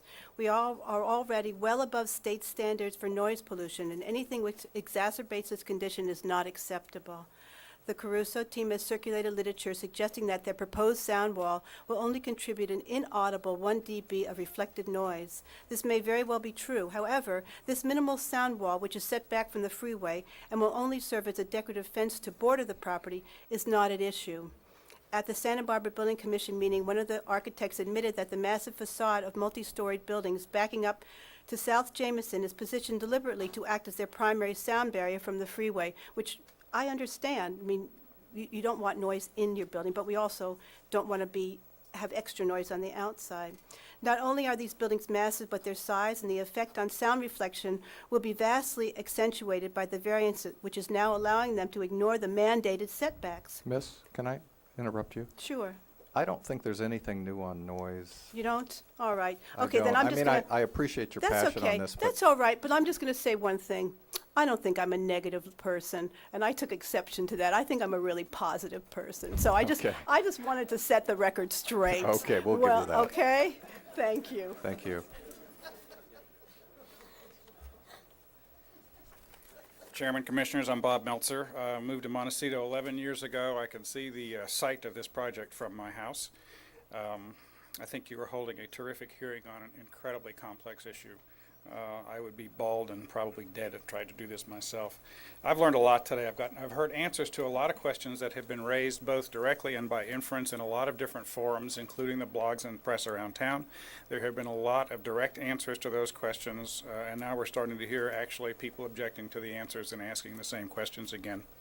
I was about to add that one thing I haven't heard mentioned was private property rights, but the prior speaker from this side just did an excellent job of raising that issue, which frankly, having lived in seven other states, I wonder if California actually recognizes private property rights sometimes. As to the concerns that the Caruso crew is somehow behaving badly by running a public relations campaign, I would observe that the MoveOn.org people, the Environmental Defense Center, CPA, Impeach Bush, practically any organization you can name does exactly the same thing to further their own cause. And this is not somehow nefarious. This is, in fact, part of the process. I think that Caruso has turned himself and his organization inside out to redesign this plan a number of times, has met many, many objections, and the time has come to move forward with it. Thank you. Thank you.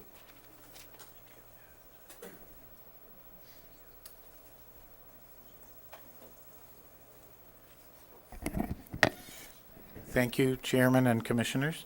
My name is Larry Archibald. I live right next to the Miramar on the beach. I have a few comments on some of the things that have come up this morning and that were in the staff report that preceded this meeting. The parking spaces that we've been talking about on South Jamison are actually mostly on county right-of-way. Very little of those spaces is on Miramar land. And it strikes me as odd that they should be counted as a gift from the Miramar given where they're actually located. The back of those parking spaces, if you bring up the slide, is actually 2 to 5 feet from the center line of South Jamison. They're very, very close to the center line of South Jamison. It's really hard for me to understand how those are even legitimately considered parking spaces, given their proximity to the center line of the road and the dangers that you people have raised in terms of backing into traffic, which travels down that road at 35 to 45 miles an hour. I came across some new information on noise during construction in the staff report. It appeared to be an addendum to the previous report, which was that the noise would be 95 decibels to nearby residents. What the report currently shows is that for immediately adjacent residents to the east and west, the noise level during construction will be between 100 decibels and 118 decibels. 105 decibels causes hearing loss, hearing damage within 5 minutes. 120 decibel causes hearing damage instantaneously. I don't think that this is a trivial concern for the commission to look at as a non-mitigated significant impact. Not to mention the impact for people walking by on the beach.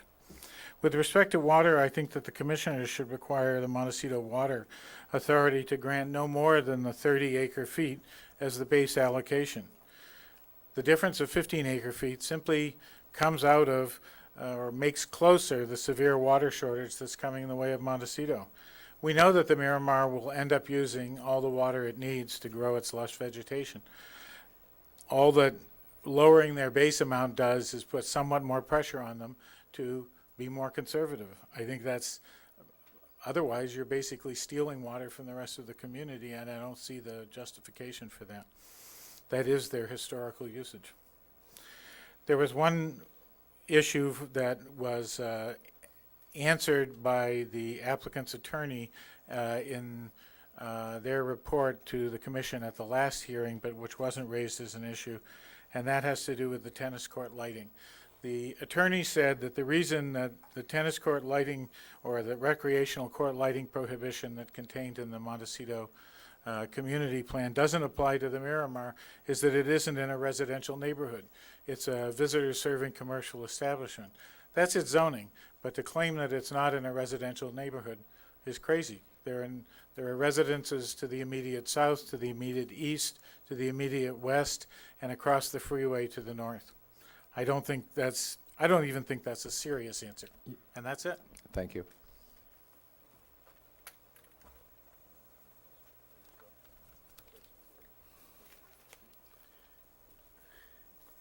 Yeah, wait until the other member returns. What I have to say applies to all of you. I can imagine. Would you like to go next?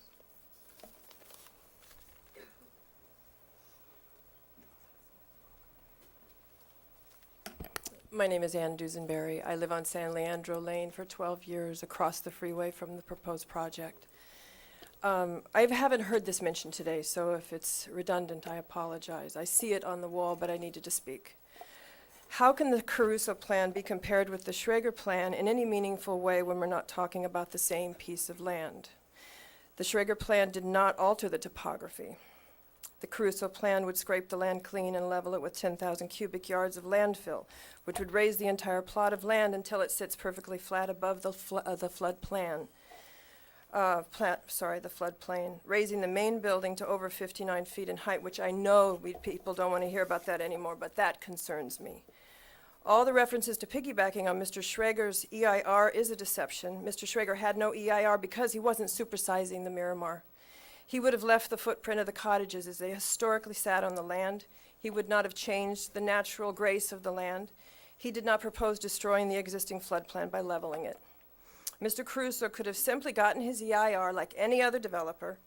He used his resources instead to hire a great PR firm, this is my opinion, who helped him woo the community into his web. Please hold him to the same rules that are in place for all developers. I think Mr. Caruso no doubt knew the size and scope of his proposed project would fall short of approval if an EIR were performed. Please, commissioners, Montecito and Santa Barbara have always held a simple elegance in their stature.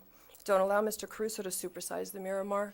I know that economically it needs to have a size and a scope that it didn't used to have, but there could be a creative way to create a space that isn't supersized. Thank you. Thank you.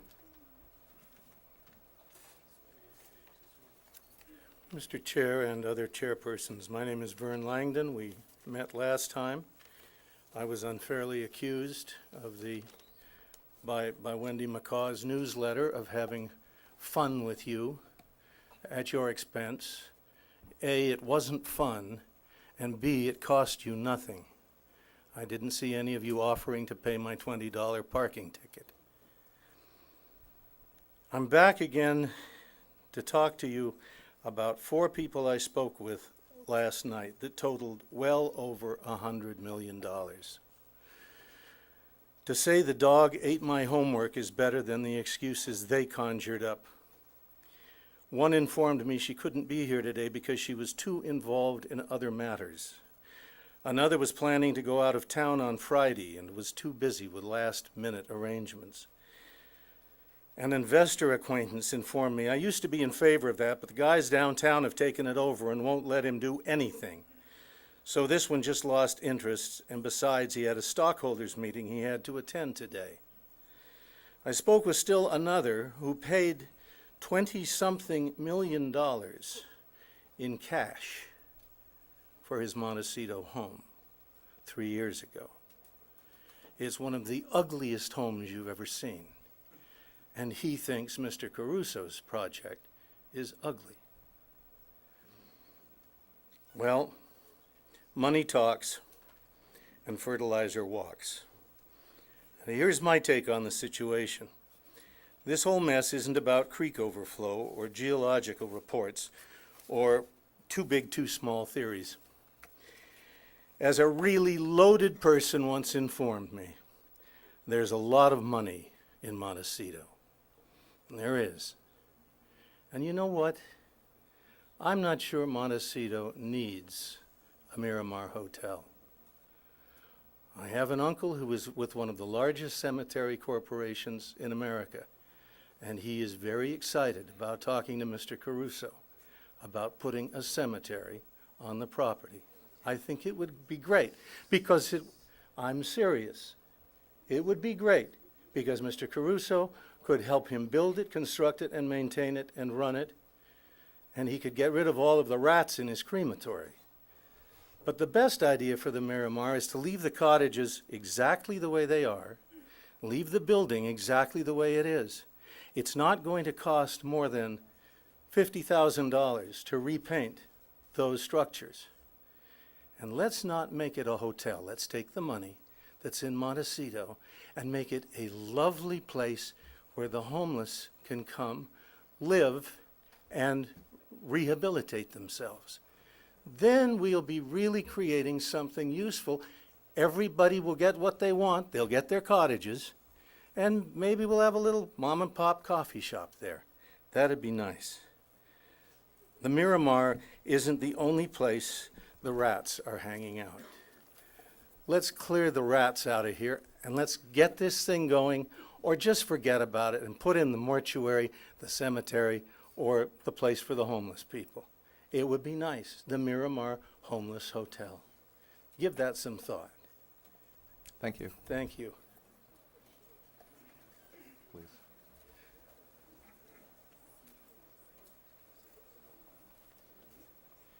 Hi, thank you. My name is Bill Howard. I'm a 12-year resident, live over in the Hedgerow area. I wouldn't have Bill, expected... would you hold on for just a second? Anybody that's not going to speak, it'd be nice if we took our seats. I know there's issues with fire and so forth, and I've had a couple notes passed to me asking to have everyone sit down that's not getting ready to speak, so that would be great if you would. Thank you so much. Sorry, Bill. Thanks. I wouldn't have expected to be here, and I think there are a lot of people who trust in the regulations, the codes, all the protections that our community has. And I'm only here because I've become aware just over the last week that so many of those regulations and codes are having exemptions, exceptions, variances, that a lot of the numbers that are being looked at, and I'm encouraged today to hear this group really challenging the numbers. I would have thought that wouldn't have been your job, that the numbers coming before you would have already had careful due diligence. So I'm concerned that collectively this project has gotten too big, that it's out of scale for the property, that it's out of scale when you paddle by and you look back in at it. We're going to have something bigger than we should have there. And with that bigness comes impacts, environmental impacts, and I just would concur with a lot of other people. You ought to do the complete EIR so that we have objective data to look at. Thanks. Thank you.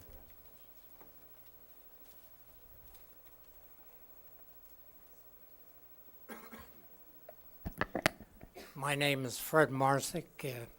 My wife and I just moved to Santa Barbara 3.5 years ago. I've been sitting here watching this show, and it reminds me of the time I lived in Calabasas for 30 years. And I was on Save the City down there when Caruso came in and wanted to build a shopping center. We worked with him. We got what we wanted. And if you've ever been down to the shopping center in Calabasas, you'll see that it's a pretty nice place. This is like going back in time with me, because I look at you five out here and I think of you making the decision of what's going to happen here. It seems to me, I really don't have a dog in this fight, but it seems to me that the developer, Caruso, has certainly done everything that he possibly can do. Took care of the water, took care of the sewage, took care of the fire. We've got a lot of people here that are talking about little ticky-tack stuff.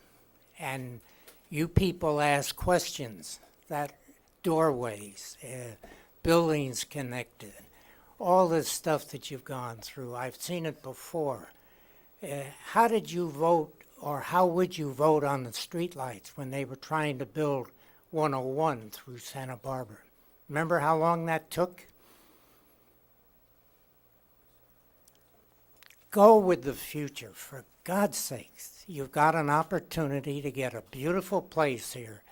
You can make revisions on parking and things like that, but don't hold it up.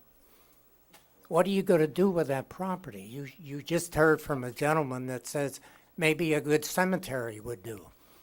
Maybe he was right. Maybe that's what you need here. But I think you five people are going to make the decision on this. The staff has done a great job. This young lady and this one over here, real knowledgeable people. And I don't know them from Adam. But for God's sakes, don't hold up progress. It is going to come. And the height of the building, et cetera, you'll have a beautiful place, believe me. Caruso does a good job. We went through this whole thing with him. I was on that side, saving the city in Calabasas. But we worked it out. And it's a nice shopping center down there. So do your job, but remember the street lights. How would you have voted on that? Thank you.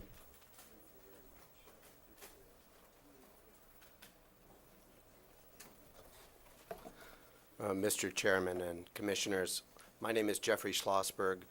I live in the hedgerow on San Leandro. I've lived in the same house for over 20 years. Been in Santa Barbara a little longer than that. Came from Santa Monica, California before that, where I lived 33 years.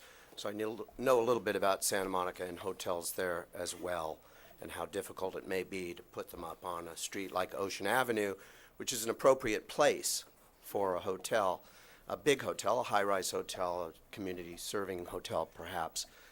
Why is there any dispute here?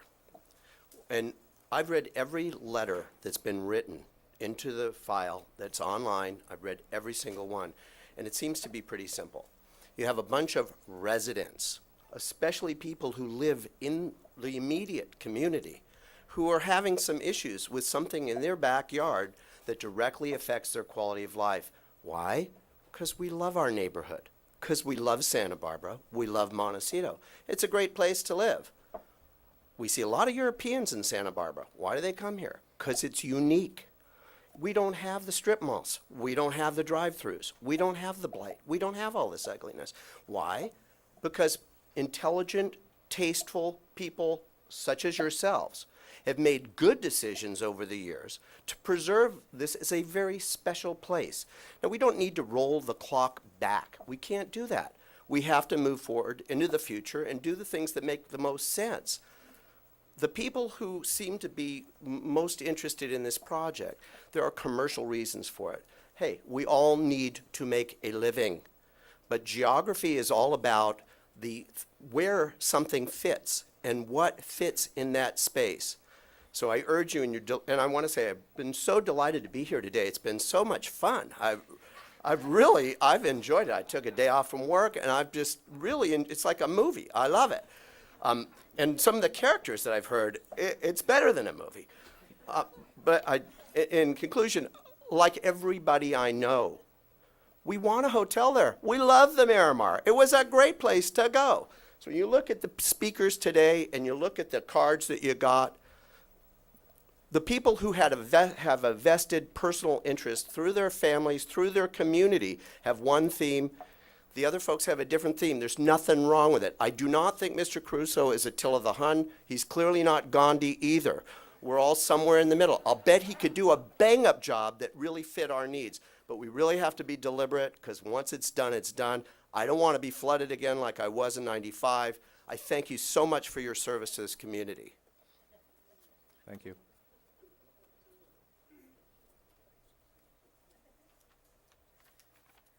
Good afternoon. I'm Julia Louis Dreyfus Hall. I'm a 12-year resident of Santa Barbara and a very close neighbor to the Miramar Hotel. I'd also like to say for the record that I'm on the board of Heal the Ocean in Los Angeles, Heal the Ocean in Santa Barbara, Heal the Bay in Los Angeles, and of the Executive Forum of the Natural Resources Defense Council. The changes made to the project today move us in the right direction, but far too many mysteries remain. The main mystery is, how can anyone say that this plan is in any way equivalent to the Schrager plan? Commission, please do not approve this until it fully complies with the spirit and the letter of the laws expressed in our Montecito Community Plan and a full and rigorous environmental study is completed. Anything less is a disservice to the community. Thank you very much. Thank you.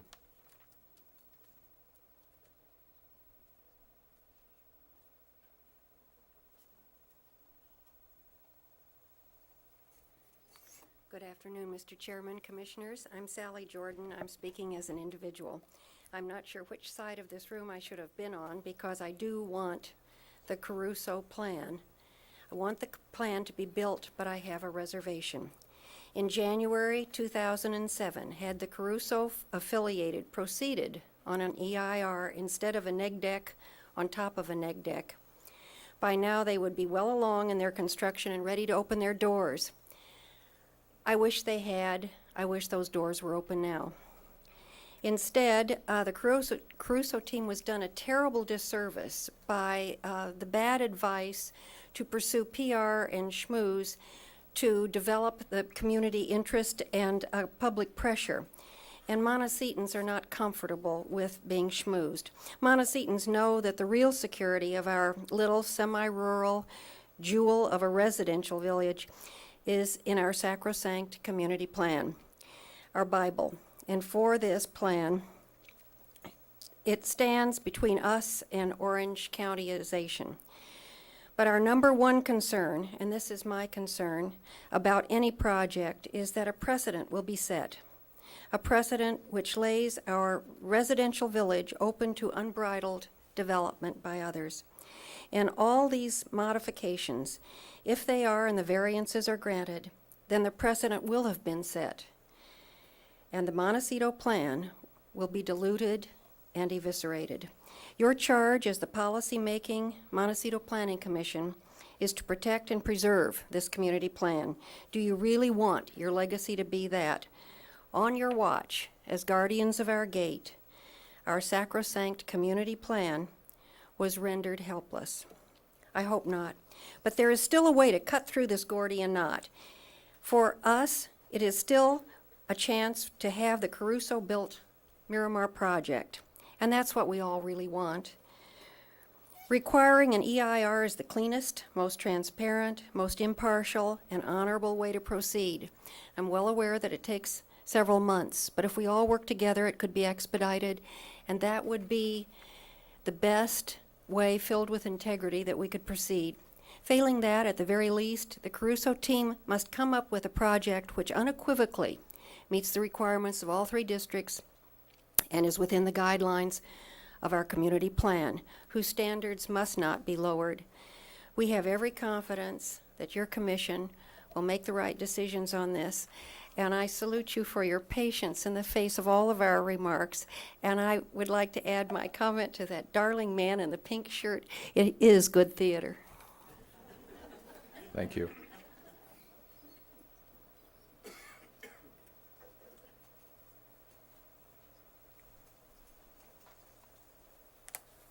Good afternoon, and thank you, Commissioners. I love the way you have held this meeting. I love the questions that have been asked. And I am a 39-year resident. My name is Britt Beauvoir, and I have some concerns, some conflicts. The county's coastal overlay for Montecito states all new structures should be limited to an average of 16 feet above grade. Also, the Biltmore, the San Ysidro Ranch, and Miramar hotels have all been designated as cottage-style hotels and mandated by law to blend into the adjoining neighborhoods. Why then, as you leave Summerlin, will you be able to see the 4-story main building of the proposed Miramar Resort Hotel? Why has this 4-story plantation-style hotel been allowed to disregard every possible effort to blend into the surrounding neighborhood? Yes, Mr. Crusoe did cut 3.5 feet away from its height, but it is still 4 stories high and screams to be seen. Without an EIR, this 4-story building will become the gateway to Santa Barbara and the landmark logo for what used to be a semi-rural coastal community.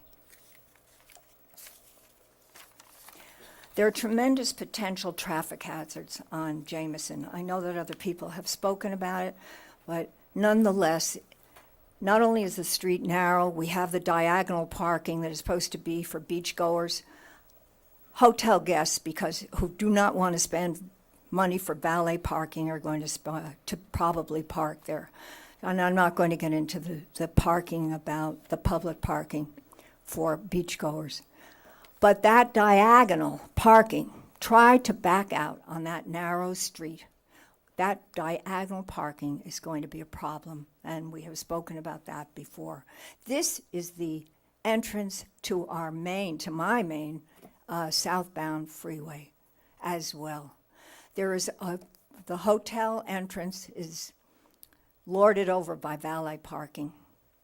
There's a room probably for 10 cars. What is going to happen, and this was mentioned before, I'm just going to reiterate, when there are 3 conventions, 500 people per day, and they're waiting in line to get into the hotel, find out it is valet parking, and they want to back up or turn around and go look for parking somewhere else. That is going to crowd our streets. I called traffic control, the head of traffic control, and he said that they will probably need traffic police to direct traffic at peak seasons or peak days. He also said that they would need signs in Montecito to limit parking. So I don't want to live like that. I didn't come here to live like that. And I want an EIR to look into that issue. I am afraid of not only of road hazards, but of fatalities. That is a diagonal parking, parallel parking, a narrow, small entrance into the hotel, only room for 10 cars. What is going to happen? Also, the parking. The parking, I've listened to everything that everybody said. You're gonna have to wrap it up. Can I just say, it doesn't add up. There is no room. If you just take 500 people at a convention and the 204 people who are staying in the hotel and the 258 people who are dining, where are they going to park? Parking needs an EIR. Thank you. Thank you.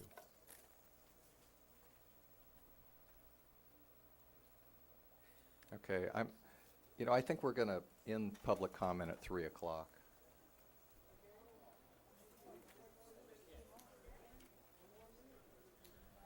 I will be very, very brief. This has been some conference, I must say. I couldn't believe all the different complexities and things and wonderful questions that you've asked.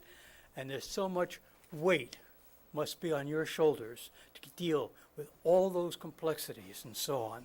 So the only thing that I can say is thank you, thank you, thank you. Can you say your name for the record, please? John Ernest. Thank you.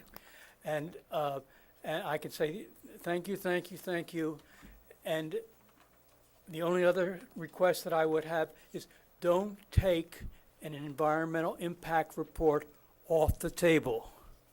That may be the only reasonable way to deal with all those complexities that we heard today. Thank you very much. Thank you.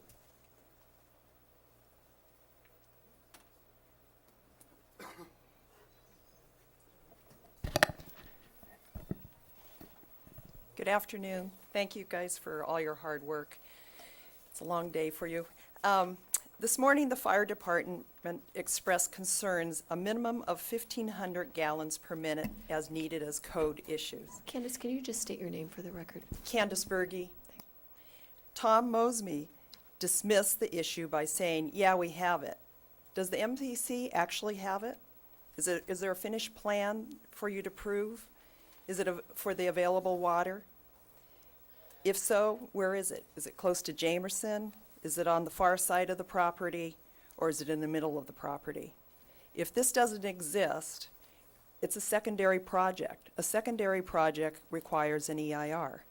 If the water is more than we need, than the sanitation can lift, it's a secondary project. It calls for an EIR.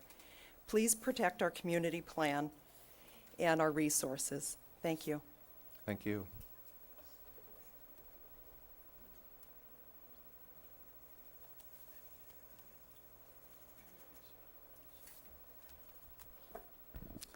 Hi, my name is Jean Harfinist. I was going to talk about flooding, but I realize that there's a serious safety issue that hasn't been raised anywhere here, although I have let the county know about it and haven't heard anything back. Ron talked about the bridge over the San Ysidro Bridge and the danger and the narrowness of that and the age of that bridge. I'd like to add that there are two other bridges that are nearly adjacent to the Miramar property, both of which have been discussed in legal documents as being structurally deficient or nearly structurally deficient. Where the 101 crosses Oak Creek, that has been declared to be one of two state bridges that is, I think the term is structurally deficient. And I wrote to the Santa Barbara County Association of Governments about it, and apparently, if I understand correctly, it's within 1 point of being completely structurally deficient. And then add to that, South Jameson Lane crosses Oak Creek. That bridge, I think, was built in about 1946. Its identical twin was across the highway on North Jameson Lane. That bridge was replaced in 2001, and according to the M&S engineering study of that time that was commissioned by the county, that bridge, the primary reason that it was replaced was because it was built of a metal that is no longer used, and it's not a very reliable metal, and it was old and structurally deficient. Well, its twin now sits on South Jameson Lane, which is at that contorted ramp that leads to the 101. So I don't see that anywhere in the SEIR or the addendum, and I think that it's a serious safety issue that faces this community. Can you imagine with construction trucks, 1,000 construction trucks full of landfill going over that thing, and then if the hotel is completed, the extra traffic could bring that bridge down. I'm not an engineer, but that needs to be investigated. Thank you very much, Commission. Thank you.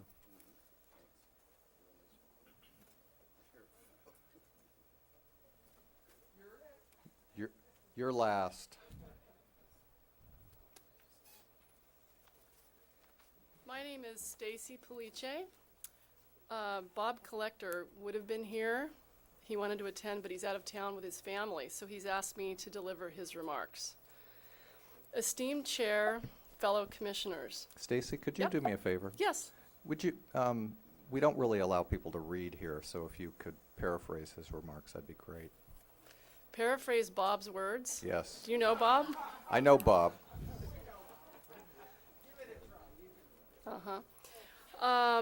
The gist of his letter talks about his history with Mr. Caruso going over the plan, and having been, he said, the Montecito Community Plan is, for want of a better description, our holy grail. And he felt that Caruso was clear about that, felt good about that, and was absolutely in accord with that. After having met with Mr. Caruso and walking the property, Bob, went to the association and endorsed the project and invited Mr. Caruso into people's homes to meet him, where he gave slideshows and photographs of a similar Caribbean-style resort that was bungalow-sized and seemed perfectly in accord with the Montecito community plan. But at that point, that was when communication stopped. And at that point is when the project began to grow, per Bob's experience. And that what it seems is that the community plan's guidelines can be varied, but just don't set precedents, is what he emphasized to the Caruso group. And that, again, seemed totally in accord and totally understood by their group. He feels that it's both egregiously out of compliance and inadequate with the Montecito community plan.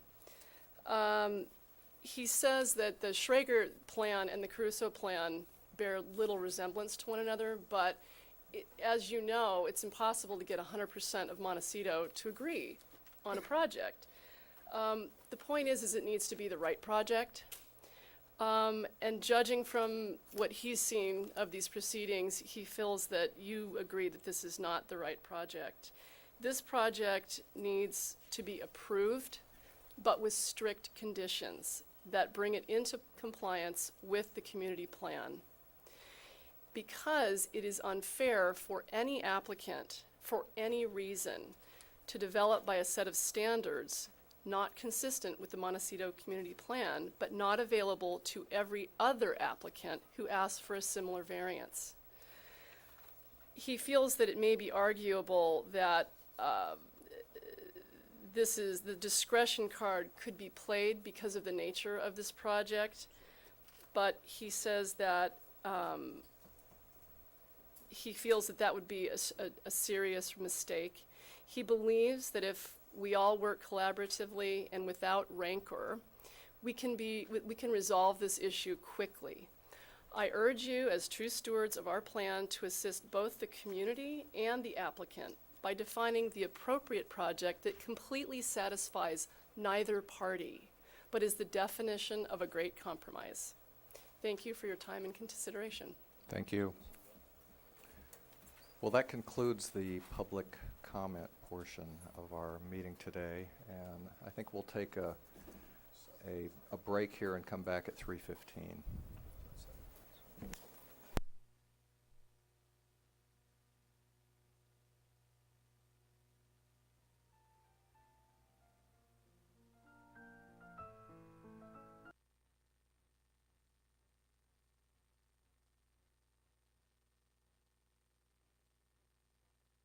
Call us back into order for the Miramar matter. And normally this would be the time where we would get into a rebuttal from the applicant related to the public comment. And I'm sure you'll have some, but I thought maybe we could save some time if we did questions of staff and applicant, and anything that we don't address, because it may be that some of the stuff that we have questions on will be the same thing you'll want to comment to us. So I think it'll save time if that's okay. Sure. And then, of course, anything that you want to rebut, when we're finished, if it hasn't gotten out, please have at it. So in no particular order, does anybody have anything they want to start with? Claire. Sure. Commissioner Gottsanger. Given I've lived here 49 years, I'll go first. Okay. I would like to see from staff a display of parcel map only. You know, I could not find any document within the documents that I had which only showed me parcel maps, which made it very difficult for me to actually determine where the parcel lines are. I've got one. You've got a parcel map? Right How here. come I don't have a parcel map? It was hidden in binder number 3. Okay. That was a guess. Yeah. So it's not in our packet. Okay, I'll be happy if Mr. Barrick will just give me his parcel map. That's all I really need.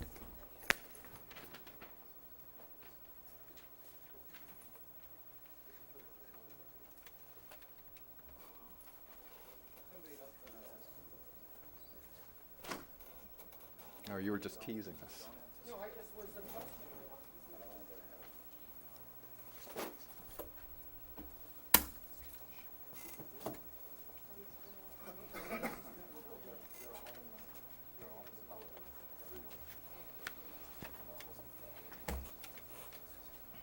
Mr. Chair, while they're getting the map up, I thought I might respond to Commissioner Burrow's question this morning, if you still want to hear an answer as to the 1930 board minute order exhibit. This was in regard to EIR. I think we have agreed that we'll do that later. Well, no, I think your question was really It related was- to FAR because it goes to the side. Correct, Okay, it yes. was lot 6, Yes. with respect to lot 6. If you don't mind, please. No.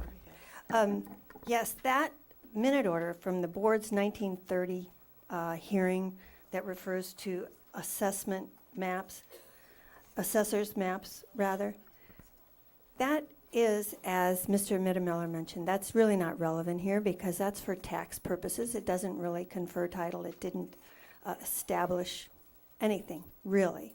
But the significant piece of, there were two significant pieces of paper in that same Exhibit 4. The first is the title. And the title for Lot 6, and I'm looking for that language now. I had to go get my glasses to read this stuff, but the title provides that Lot 6 goes south, more or less along the westerly line of the Matanza land to the approximate high water mark, thence westerly and following the meanderings of said mean high water mark. So the deed for that Lot 6 established that it went to the mean high tide water mark. Then the surveyor, the 2007 surveyor, looked at a state lands commission map surveying the mean high tide. And on a note on that survey done in 1960, it says, the mean high tide line is delineated at an elevation of 2.02 feet above sea level.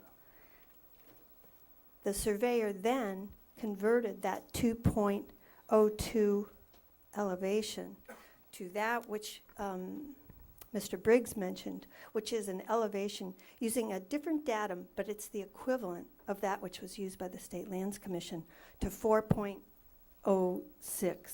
or 64.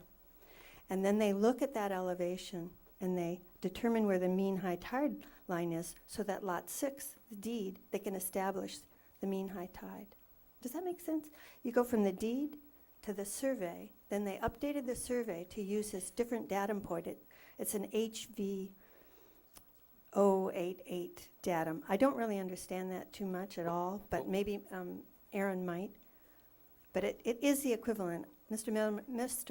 Mittermiller explained to me that datum is the same as was used. It's the equivalent. And so that's how they established where the line was for the property. So that supports your staff report? Yes. That supports the staff report Correct. that we have before us? Correct.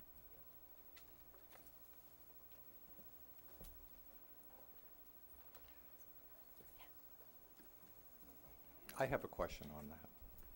Because the trouble I'm finding here is we have a theoretical calculation of mean high tide line that's being used to generate the size of the parcel. Because it is theoretical. It takes a slice in time. You don't know how much sand's on the beach that day. It took a slice in time.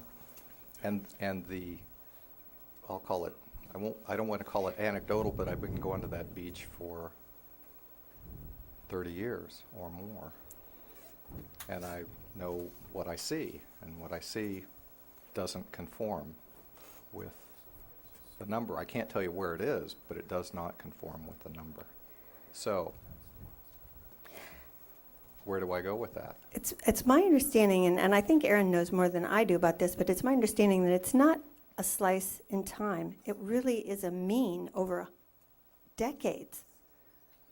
18 years, actually. Well, no, Yeah. I understand that part, but if it's being calculated by taking the elevation, it's an elevation calculation. Correct. That means somewhere out there's an aerial survey that decided how high the land was at a particular intersect point with the tides. Right, based upon the 18 years of the data, though. I know So you've been out there for 18 years, I'm Am I sure. going to believe the data, or am I going to believe my own eyes? I'll let you figure that one out.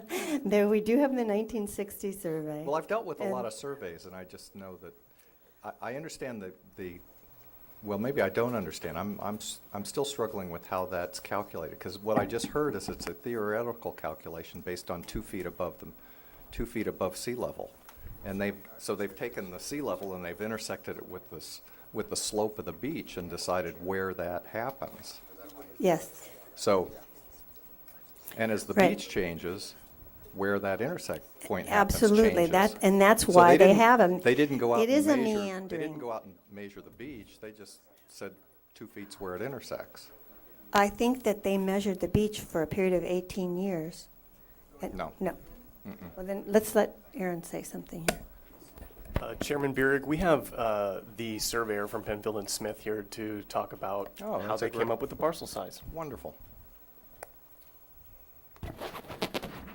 Mr. Chair, members of the commission, my name is Pat Yoakum with Penfield and Smith. And after hearing the testimony this morning from the surveyor's staff and then county council's comments, I'm in agreement with how that calculation is made. And to answer your question, that in 1998, that Somos, who is the preparer of the base map or the base topo, that they did run, and we independently confirmed that calculation for parcel 6 and agree with them. And the methodology to run it to the mean high, or the high water mark, is that elevation of 2.0. So how do you determine where 2.20 intersects the beach? That was done by an aerial topographic method in 1998. So it's just running an elevation, and today we could go out and we could run it, and You'd get a different answer. a week from now, we could go out and run that same elevation, and perhaps we'd maybe be within 2 or 3 inches, and in the wintertime, it might be at a different position, again, by maybe a foot, maybe 3 inches, but we're always going to that same elevation line, which is the 2.0 feet. And that's where the title TITLE line runs to, is to that mean high tide line. And so it's a definitive boundary, and it's certain. It just, over the 18.6 years that it's done, it is an average. Right, I get all that, but what happens when I take my tape measure and go down to the beach and run it out 106 feet and I'm standing waist deep in the water? Depends on the tides. Well, I know it does, I mean, you could but- be at a minus tide or a plus tide.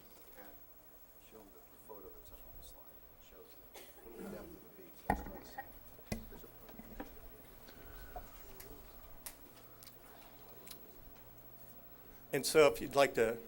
Sure. Can he ever go out 116 feet on any day and not be in the water? Right there. I mean, what you see in front of you. So why don't you give us the dimensions on those lines running out there? This is a photograph.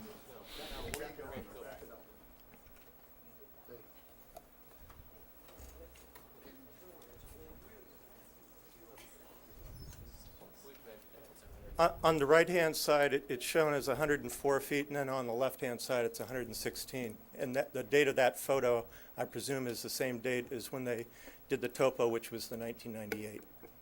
Okay. And you're comfortable that this is accurate? I'm comfortable. We independently confirmed, just taking the information that the other surveyor provided, and we reached the same conclusion, and actually, that would be the standard methodology of, you could ask another surveyor and you'd come up with the same answer. Okay, good, thank you. I have a question also. I won't believe my eyes anymore.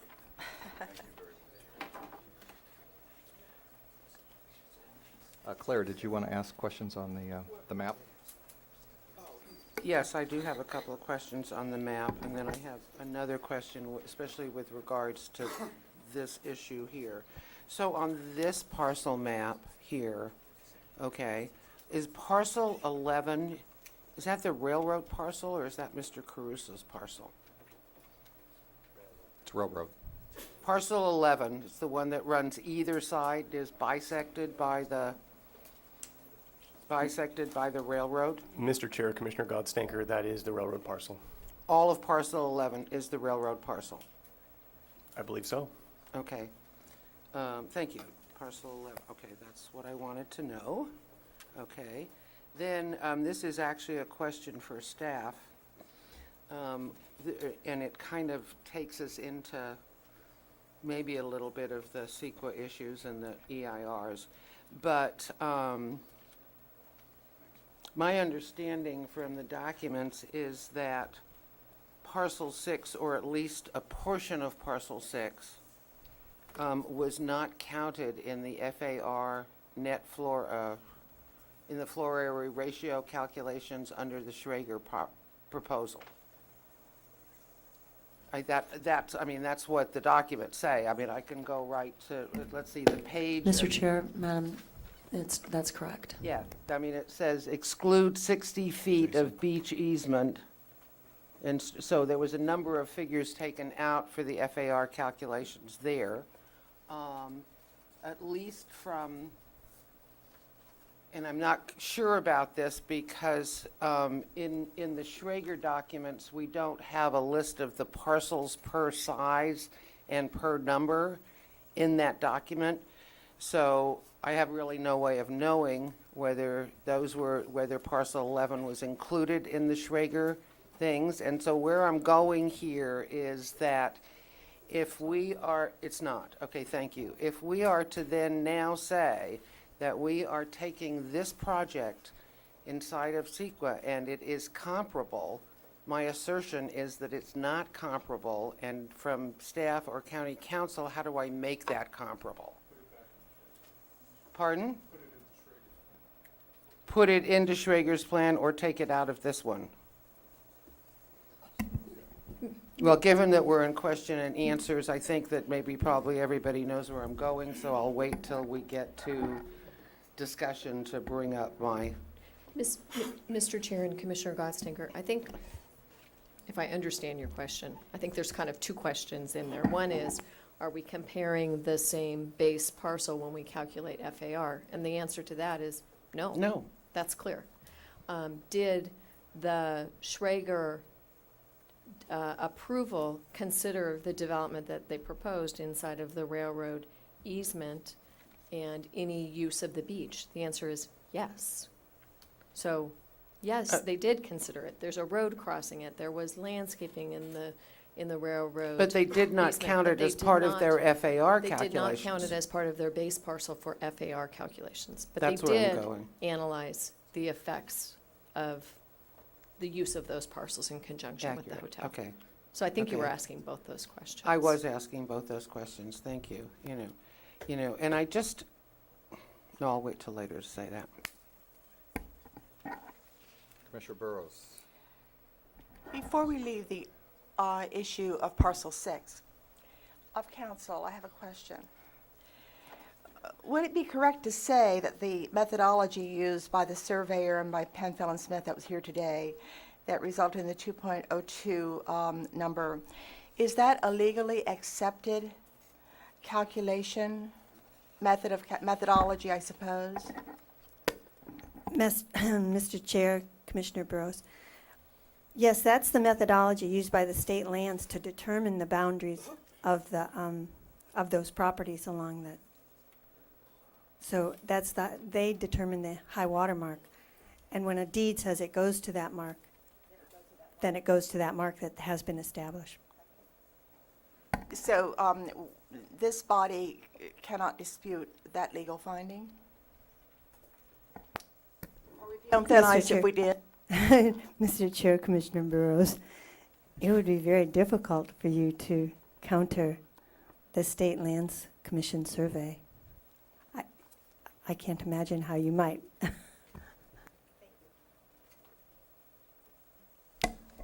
Mr. Chair, one follow-up on that?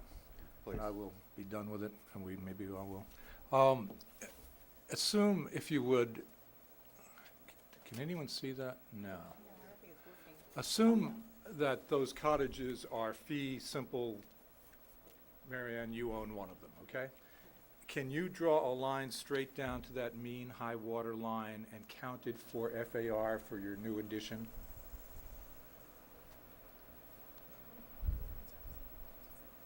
Well, one, they're on a different parcel.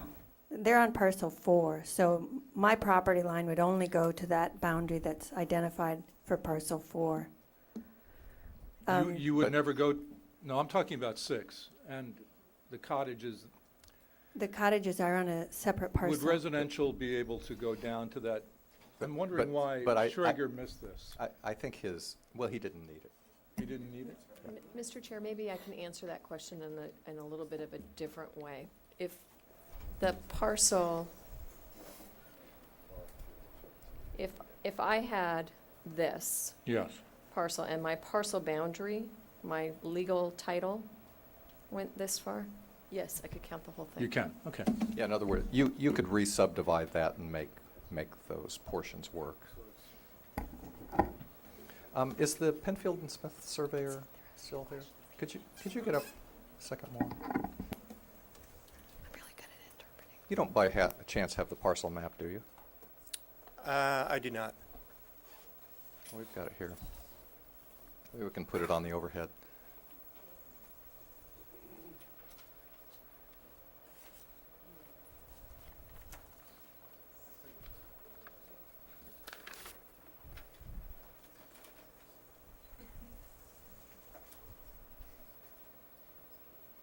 And this may be partially for the applicant.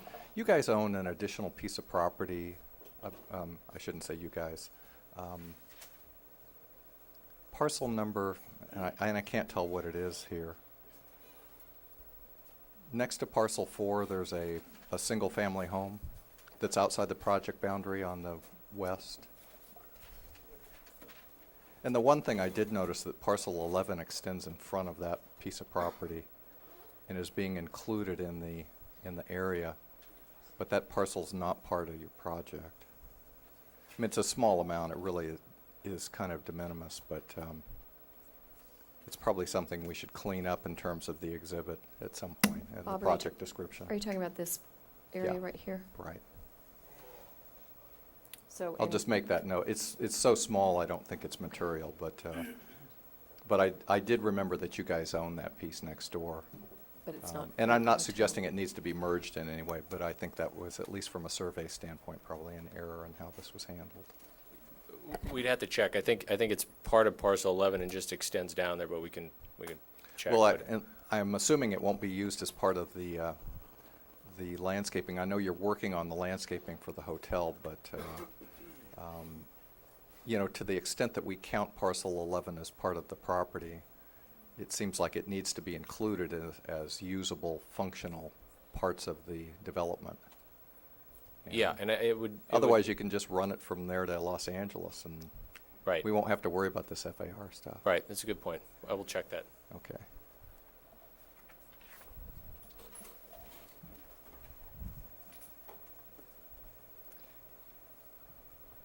Want to work on FARs? Oh, we are, but I'm just picking topics.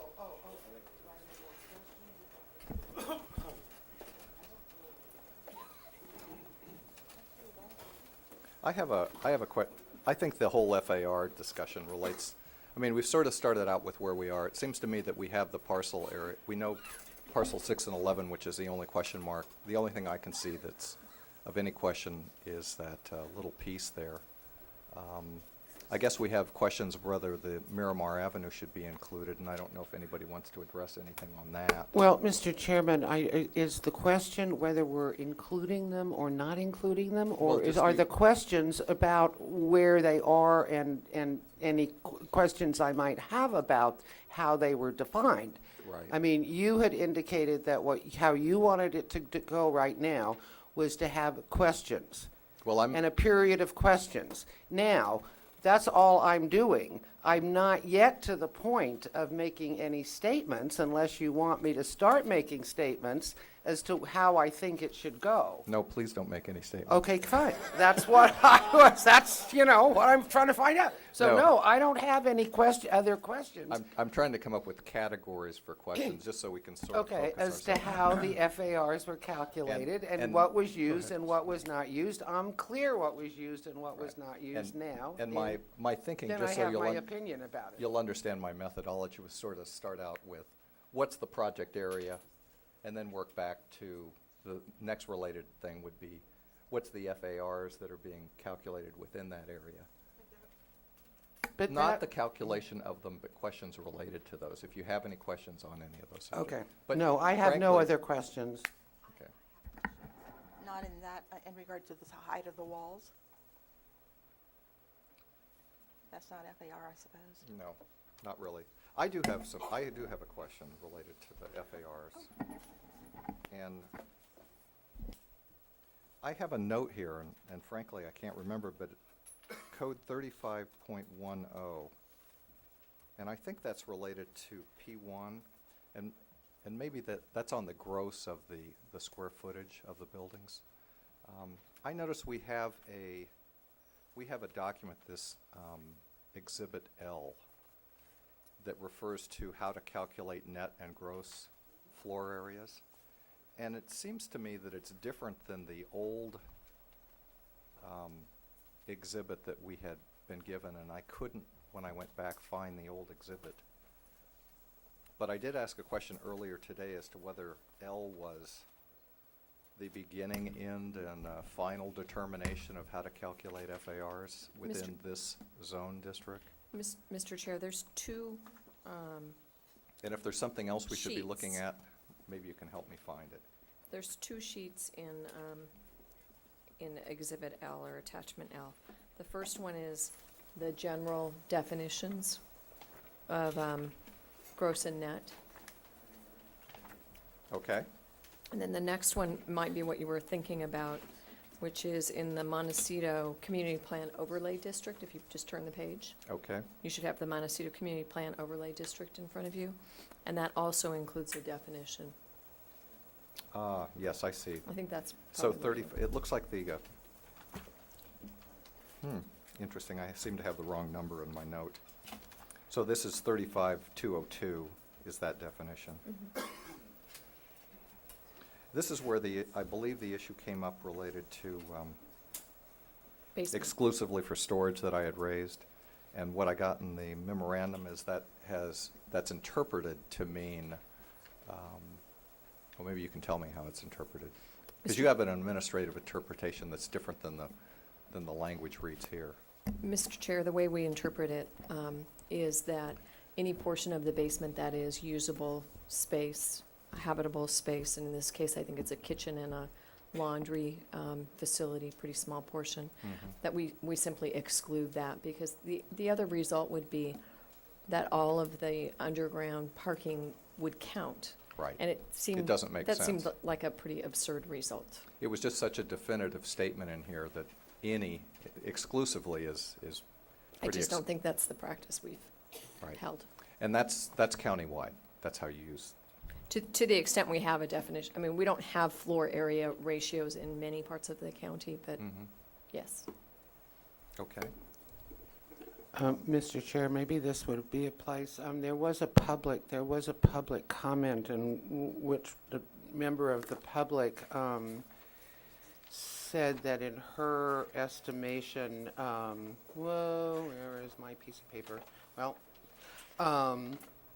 because the basement was out of the ground, above grade, you know, that it should be counted as a story.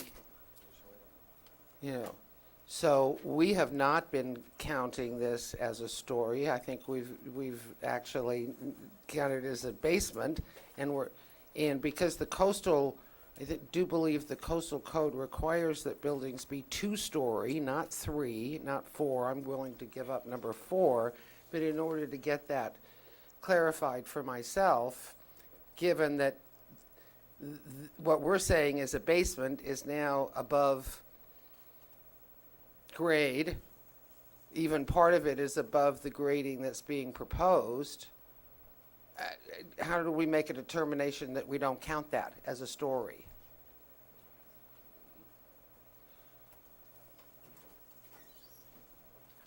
That's a different question than what I thought you were going to ask. Because I think what the speaker said was, it should count as FAR, because, Right. and I think that's just not correct. It's not. I mean, Based on your definition of administrative- it's still a basement, whether, That's accurate, but Right. she actually did tag on at the end of her statement the thing about stories. And it also came up in some of the written documentation that we'd gotten in letters, especially, I think it comes up in the coastal, specifically in the coastal law group letter, where they have, I think it's in that document, where they have a similar question as to what constitutes a story. I also, Commissioner Gutzinger, saw a reference in one of the Montecito Association study papers that they did early on that discussed maximum building heights in Montecito and whether a story would count the parking structure or not. And I don't know if that's related to your question. Well, it is kind of, because in the coastal zone, we have ordinances that limit buildings to 2 stories. We have height limits, and then we have language that limits them to 2 stories.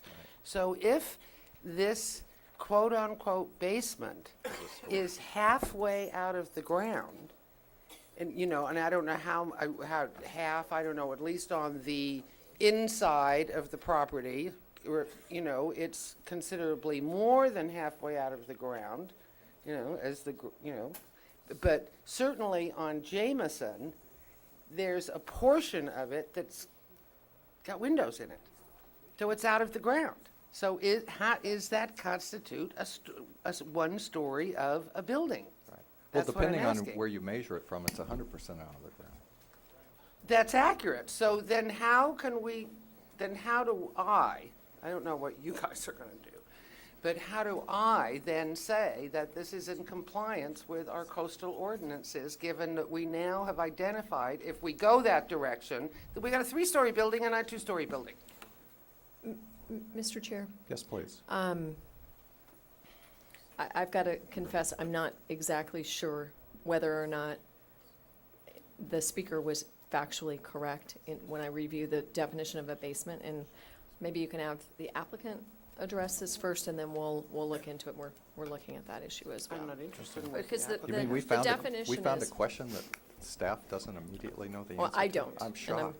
Don't see anybody else Ms. jump Black, into the I'm mic. really not interested in the applicant's interpretation. I'm sure that the applicant has interpreted the way that it works for the applicant. That wasn't, I'm trying to get to what is staff's interpretation of this, how has it been interpreted, and is that backed up by county council? That's all I'm trying to do. I'm trying to figure out inside our ordinances how this works. And then I can question the applicant on whether they thought that it worked differently than the way I think it works or the way you think it works. well, Mr. Chair, with all due respect, if Yes, you want please. us to address it, then I'm going to need a few minutes. If you'd like the That's applicant fine. to address it, I can hear fine. what they say, We- and I we can might be move- able to easily We address can wait. it. for your We can answer. move on. I think one thing that you might be able to tell us right now, when we have things like this where we have the code as the county code, and then we have the Montecito community overlay, the overlay takes precedent, does it not? I mean, because I realize the language, you know, we have this issue we've been dealing with forever where our language is different And I know we've spent a lot of time trying to get our language for our various code things in conformity. But here's a great instance where the definition on one is almost, well, they're very different. They may get to the same place, but they're very different. On FARs. I mean, I look here and do I use the one that says walkways and breezeways and plazas and arcades all count as part of FAR?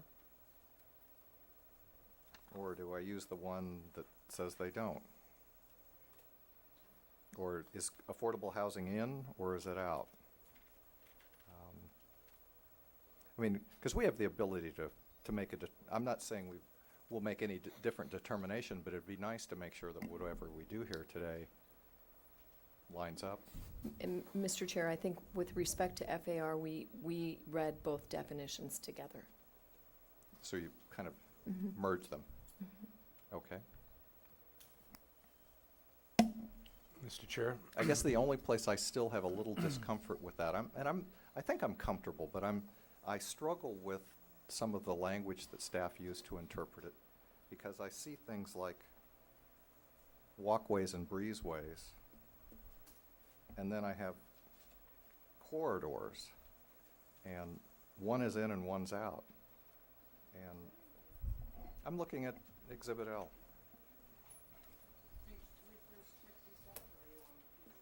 No, I'm on Exhibit L in our staff report, our memorandum. Mr. Chair, I guess when I look at the definition of floor area ratio in the Montecito overlay, it refers you to net floor area. And so I go to the net floor area definition in the general coastal zoning ordinance, because there is no definition here. So I think that's how it weaves you back into the general definition.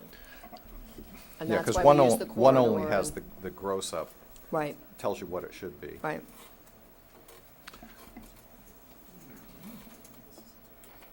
Mr. Chair, the Article 2 issue is a distinct issue. How much of the basement can be visible Yes. before it's a story? Something we probably need to get to.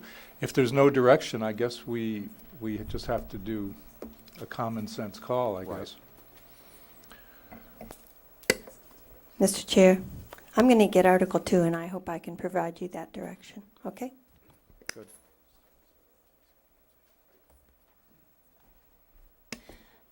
Mr. Chair, Commissioner, if I may, just read the definition of basement. The definition under Article 2 is, a basement is a story, partly or wholly underground. A basement shall be counted as a story if more than one half of its height is above the average level of the adjoining ground.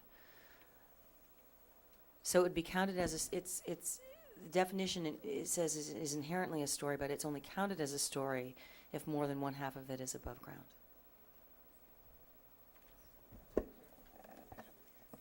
Can we put We need to up, fill a little bit more around there, I guess. can we put up, So, Mr. Chair, I think we have a section that at least visually depicts a segment of this, how about which Aaron's got. How about Exhibit 5.03M? Which, that might be it. No, Mr. that's not the one. Well, that one's not bad. Mr. Chair, this is a good section to use for this discussion, and this dashed line right here is existing grade. Right. Okay. Mr. Chair, Commissioners, of import is the fact that our height is now measured from finished grade. And you can see where finished grade is, and that it surrounds that basement, that garage area.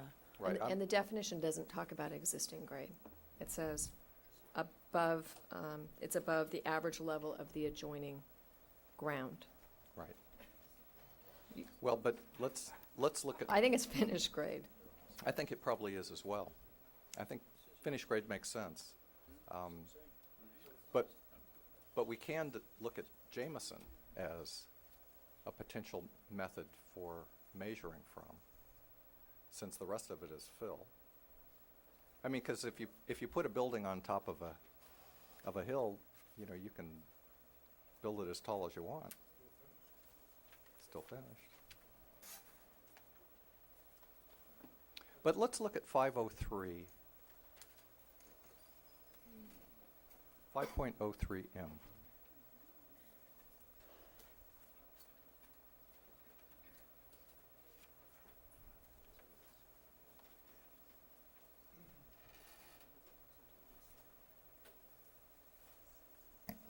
I do think it's important when we're looking at this to realize that the definition says, shall be counted as a story if more than one half of its height is above the average level of the adjoining ground. So I don't think you can just pick one piece. I think it's overall average.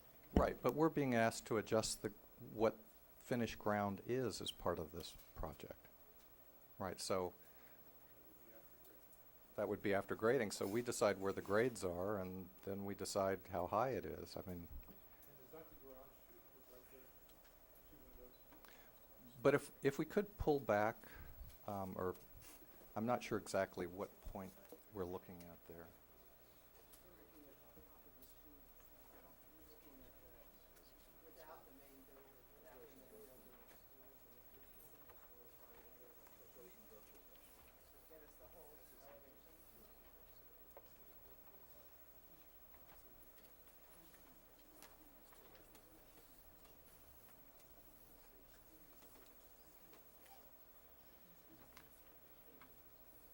Could be.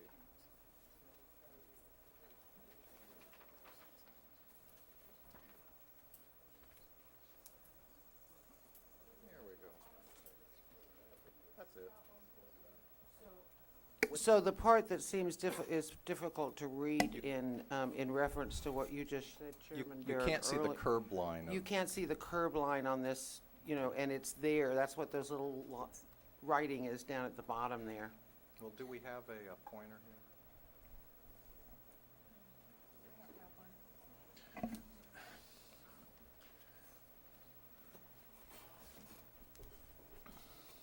So I think that's about where it is down in here. It's about What is?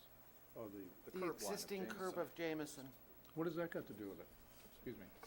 Well, if you're standing on the street in front of this, But Article 2 is about elevation and visual impact, I think, and it's finished grade. It permits it. So he just has to make sure half of it's covered, and he's good. well, wait a minute. No? Here's the issue I'm trying to address. We can make finished grade whatever we want it to. We can can? build a mountain there and put a building on top of it, and you can make it Right. as high as you want. So that's not a rational argument in my decision. You have to. So the only way I can come up with to look at how to analyze this is from the street you're standing in front of it. That's not finished grade. What is? Finished grade is the result of the project's grading, and I think Article 2 says visually only show us 2 levels, or 2.5 levels, I guess. I don't know.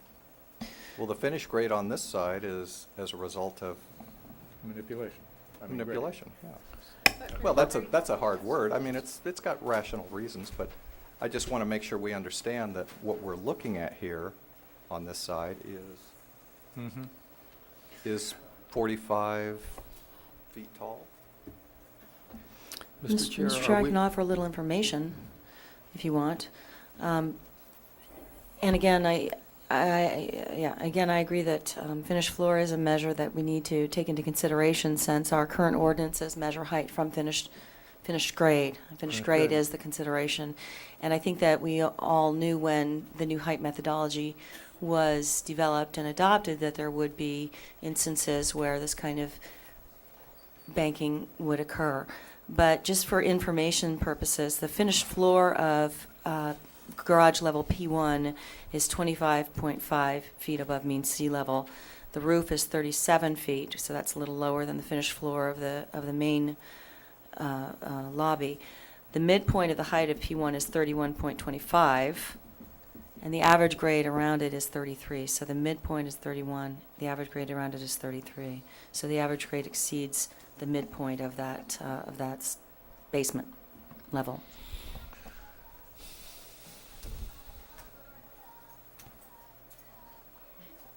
I'm not sure, Ms. Almy, what That you're didn't trying to... help, did it? No, I'm not sure what you're trying to tell me. I think what I'm trying to, what I'm trying to look at is this a basement? Because I think we're talking Oh, about I a think couple it- different I- things. I think it's a basement. Okay, so there's no, okay.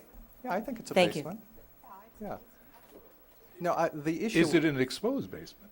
Well, Is it a story? well, I guess the question I'm asking is a little different. Is it rational for the purpose of measuring to start your 0 point above that first level of windows? Because that's the 0 point for the purpose of measuring. Well, that's 0 level on that drawing. Level 0 is right there. And so from Jameson, it's 15 feet in the air. Well, So I'm not suggesting we can't find a way to do this, but I just want to make sure we all understand, level 1 on this building is 15 feet above your head. and it could be higher. Well, if we allow them to pad it up more, I'm suggesting it can be 100 feet higher. We just need to make it, we can make finished grade wherever we want to. So the question is not where finished grade is, it's what's rational and reasonable for us to allow as finished grade.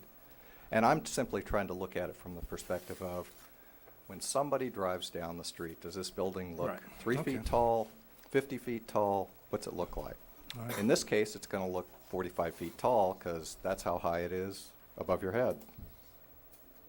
Yeah. Now, you can measure from wherever you want. Yeah, we've jumped over the grading issue, indeed. Yeah. Well, it sort of got tied in. All right.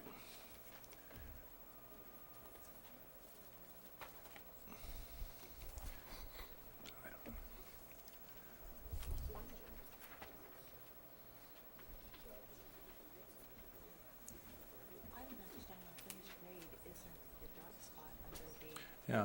I have a question for the applicant know.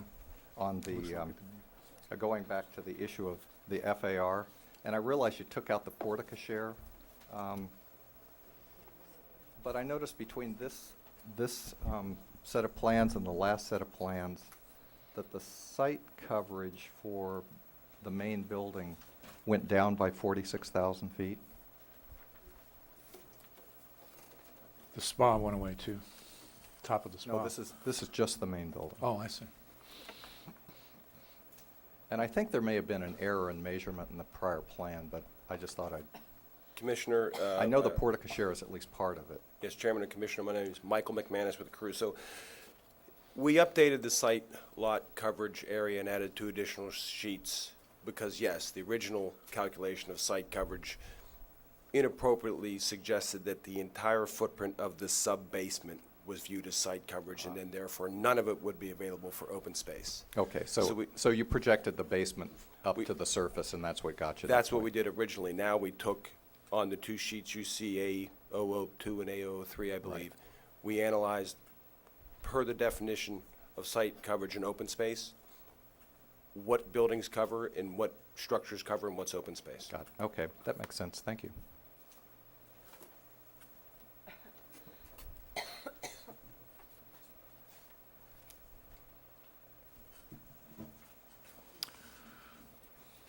Sorry.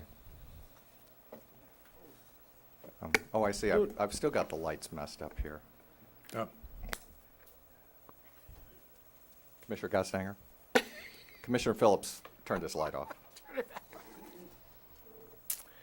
Do we have anywhere in our documents or anywhere, and I think this would be probably for Mr. Caruso's team, any of the site plan grading, wherever, whatever you want to use, where it actually locates the existing fire hydrants?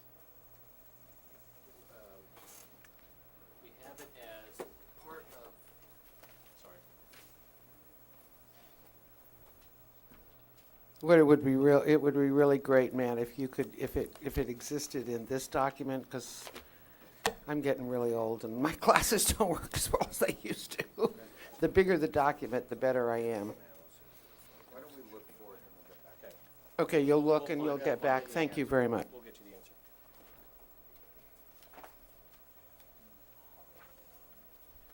Whatever you want to ask on, please.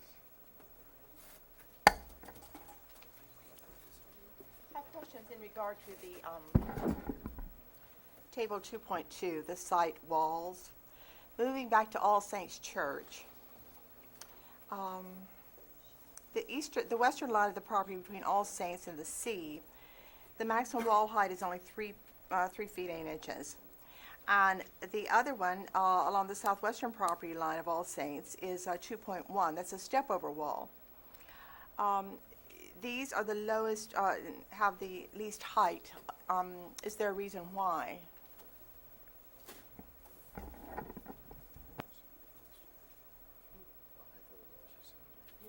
Who are you asking of? Whoever can answer it, the applicant maybe would be helpful, or county? No one knows? Can you repeat that question, Commissioner? Sorry. Yes. Moving over to All Saints, Right. and I'm on the site wall table. The wall. Are you looking at, I'm looking at this. This is your site wall, your table. It is page B19. It has the heights of the walls on the site. is that page of the staff report? If you could just direct me to where your, the It original fell staff. out. I was reading it last B16. night, but it came in our most recent agenda. I'd be happy to pass this to you if we can't. It's page B19. Original staff report. Okay. Okay. And I'm wondering why the walls between the site, the project, and the church are lower than the walls in any other part of the property. Just for the other commissioners' reference, this is in the original staff report. Oh, it in is? In the conditions of approval. Oh, thank you. It's this. Yeah, I believe it's simply because of the grading at that juncture, and it's, even level wall, and at that point, it's, the grade changes. The church grade varies. Okay, thank you. Does that answer the question? So, I think what Commissioner Burrows may need here is that this is not actually a site wall like we have, say, along Jameson, where we've got the sound wall that has a consistent top height. This actually is a retaining wall because they're actually dropping that end of the site, and because the church property will not be consistent in level with the With the proposed grade at that point. Thank you very Correct, much, Matt. correct. With the proposed grading, it actually is a wall that has a top height, but the bottom height is actually changing as the grade changes. 'Cause So if- it's not like a 6-foot wall, Commissioner Burrows, that between the church and thing. It's actually a low wall that just retains the soil for the church on one side because Crusoe Affiliates property is dropping on this side. So the church property is going to be here, and Caruso's property is going to be here wherever it is in relationship to that. I couldn't have explained it better. Yes, we're Okay, we're thank developing you. a relatively level grade of about 38 feet Okay. on that edge of the property, and so the retaining wall is exactly as the commissioner described. So, Mr. Middlebrook, that church ends up being part of the cut. It drops down 2 feet, did you say? I think that's what he said. Church grade doesn't change, our property Excuse changes me, I'm adjacent to it. Correct. misspeaking. Your Correct. property on the other Correct. side. Correct. Yeah, thank you. That is, you can sort of see it in it's attached to your final set plan, the cut and fill map. It's Correct. the last one. Right. Okay, thank you.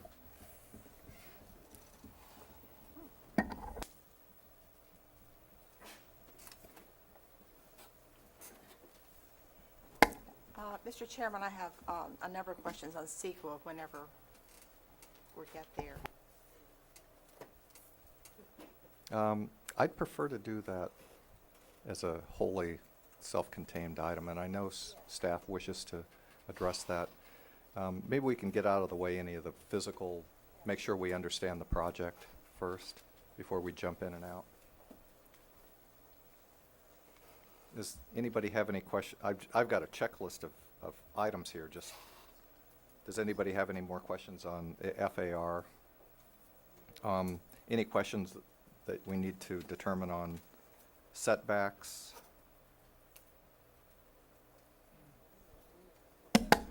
I have a question, an FAR question on Lot 11 as to methodology. Is it that an easement of any kind, landscape easement, for instance, assume I had a landscape easement at my home and surrounding neighbors granted me the easement and I could keep it landscaped and I want to build an addition, can I use that easement property for an FAR calculation?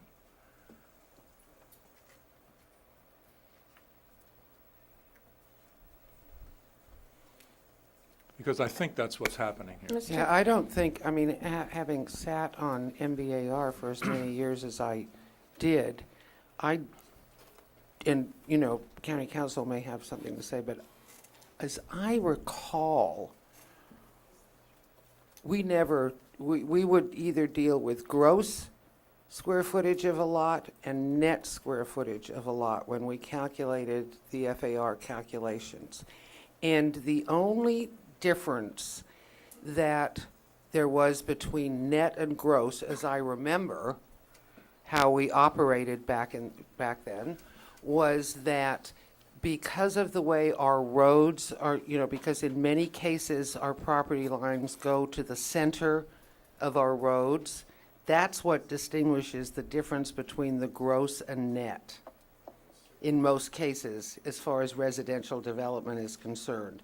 And as far as how we would calculate, because it was always a little wiggle room, we were more interested in knowing what the net square footage of a lot was in relationship to the numbers that are in our guidelines.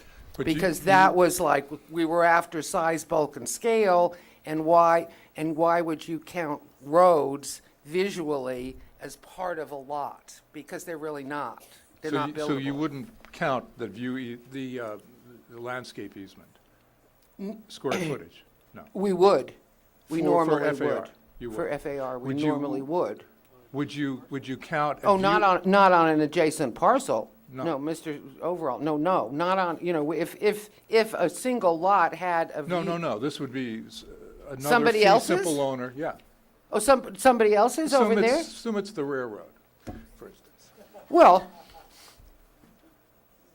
no, so what you're saying, are you asking, though, if I've got this neighbor and this neighbor has a view easement or a landscape easement over a piece of property that doesn't belong to him, would we count that? I have an easement that benefits we my wouldn't. property. No, That we would benefits not my- count that. All right. No, What absolutely not.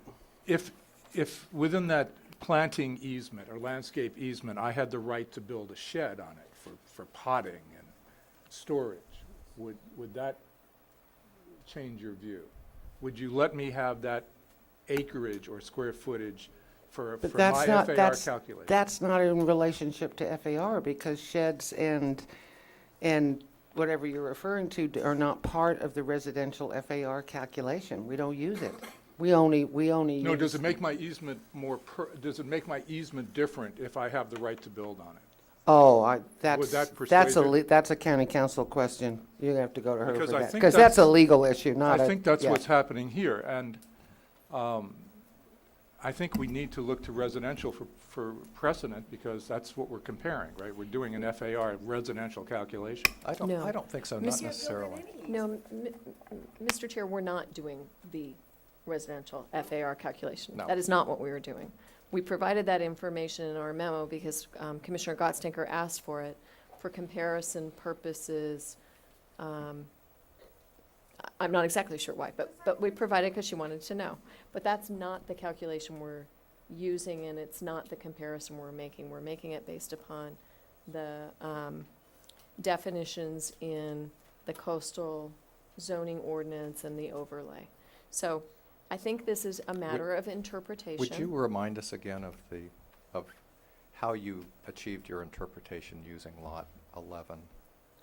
We included the portion of well, we included Lot 11 because Lot 11 excludes the railroad proper, because we found it to be an integral part of the development. And it's subject to interpretation. If you look at the definition of floor area ratio, it says that you divide the square footage that you come up with under that definition by the sum of the net lot area of all parcels included in the development plan. Our interpretation was that's included in the development plan. But I will not stand here and say to you that you couldn't make a different interpretation. That was So our the analysis interpretation. was this lot, although not owned by the developer, is part of its development plan and therefore could be calculated as part of it. Because they're using it for landscaping and other improvements that Other are integral to improvements. their development. Right. Well, now you want to notice that Ms. Black has used the word net, and this goes back to your question, Commissioner Phillips. So we're just going to have to decide whether an easement is part of net I think or we do, gross. and the one other place I can see, and maybe staff can help me out on this, but when we have a residential, I'll just refer to residential because that's most of what we do, we don't count any of the area that might be landscaped as part of the project, but is actually part of the street right away. That's correct. Mr. Chair, the definition of, and I don't know that this is going to really help you, but the definition of net lot area is the gross lot area minus any area lying within a public street. Read that one to us again. Gross lot area minus any area lying within a public street. That's it? Yes. So that's what I'm saying. It's But subject lying to within a some- public street means the right-of-way of the street. Correct, Yeah. correct. Mr. Chair? It's not the paved section. That's correct. Commissioner Overall. I would just like it clarified, the railroad easement areas are not zoned visitor commercial serving. Mr. Chair and Commissioner, overall, I believe they're zoned TC, which is Transportation Corridor.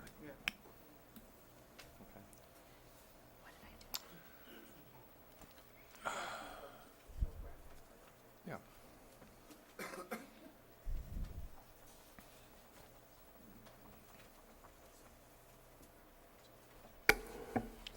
Commissioner Gottstanger. I'm going to go to a simple one. I have a site plan question for the Mr. Crusoe and team. I know at the last hearing I asked you where the ADA ramp is, and you told me that it was there, and I actually did find it. But what I don't see either on the landscape plan, which is where I actually looked, or any of the pathway plans, once someone, and Mr. Middlebrook, you indicated that, yes, there was an ADA ramp, and what it allowed for was access to the boardwalk. I don't get quite how that happens, given that the ADA ramp comes down off of the access road that goes to that parking lot, and then it kind of climbs down, I'm assuming, the ocean side of the railroad property, and it appears to, at least as far as I can determine, dead end at the back of the beachfront cottages, and I see no access around the beachfront cottages that would allow anybody in a wheelchair to get to the boardwalk. Anybody clear what I'm talking about here? I'm just, it's right there. You had it right there. So that's my question, is how would you propose that anybody in a wheelchair is going to get around that building to get to the boardwalk? We'll get right back to that. Gee, they seem to not want to talk to me.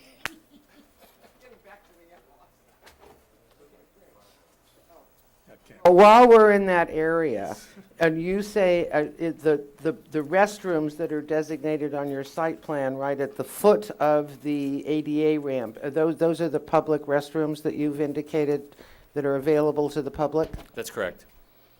And is there going to be any way of informing the general public that might come along the beach that there are restrooms there for them to use?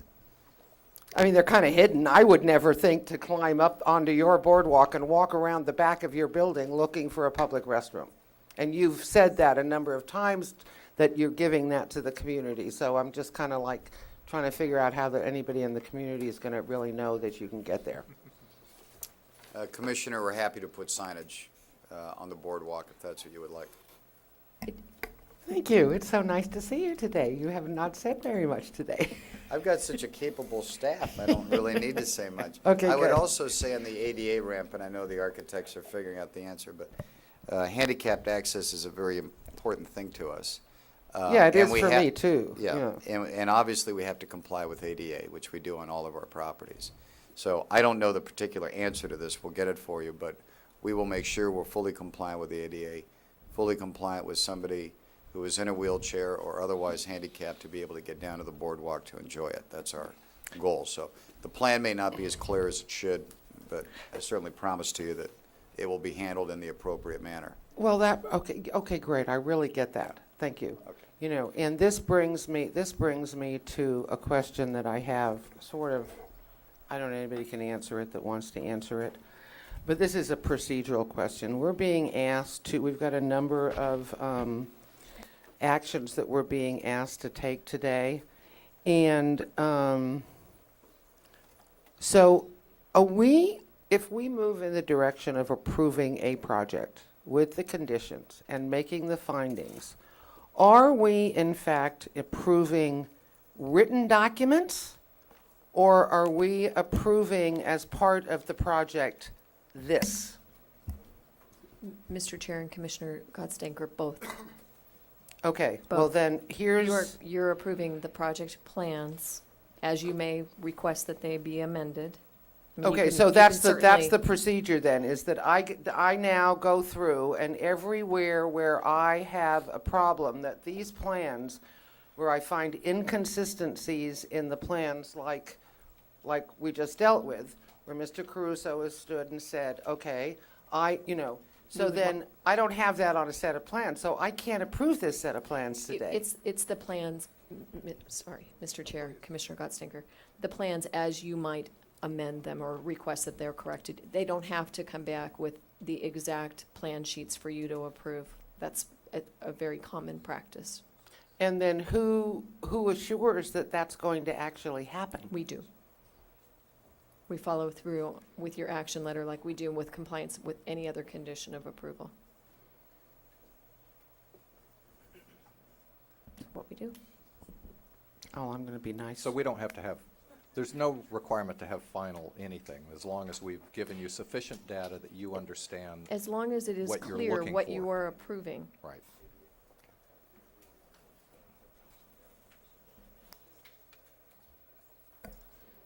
Mr. Chair. I'm not going to be so nice, Mr. Chair. I'm going to jump in here. I'm Please. sorry. No, please. I can't step over this at this point. I've had a problem with the preparation of this project. I've had a problem with determinations that have been made, and I've had a huge problem with the way the information has been delivered to us. Piecemeal, huge amounts of it, inaccurate information that gets adjusted at the public hearing when the questions are asked, like where are the fire hydrants, after all of that whole thing about water. So I'm having a problem with the idea of approving a project that's now going to be left up to the applicant and staff to say it's the way it's supposed to be, because that hasn't been happening. And it's kind of, it just puts me in a really awkward position. Do I say at this point, that I recommend that all documents come back to us before the final development permits are issued? I really don't know, but I can't step over that, the way this project has been managed. I really can't at this point. I've been trying for 2 hearings to do that, and I no longer can step over it. When I don't have anything to say about what actually is what this document's gonna look like. Right. maybe we ought to save part of this, and I feel your pain having also waded through all the stuff, but please don't make us read it before the end. Mr. Chair, that's why I indicated that the direction needs to be clear. If you I don't think know. you can give clear enough direction for us to be able to follow it, fine. I You can think- ask for revised plans. I think we can. I hope we can.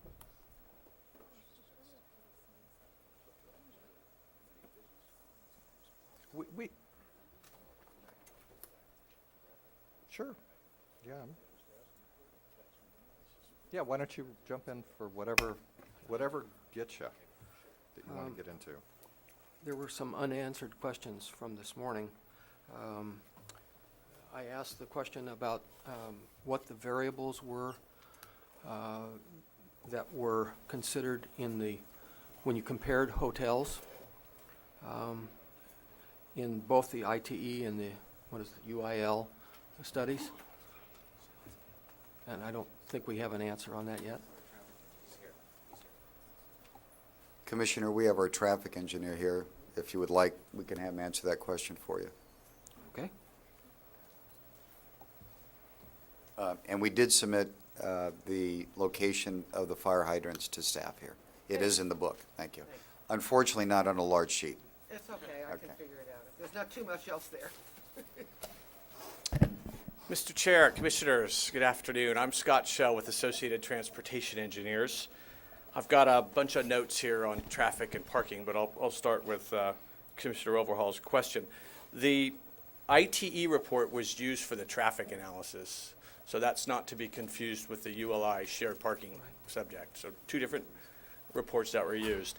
The ITE report contains studies of hotel facilities that are similar to the Miramar. They contain restaurants and bars and conference facilities, recreational facilities such as pools and fitness centers.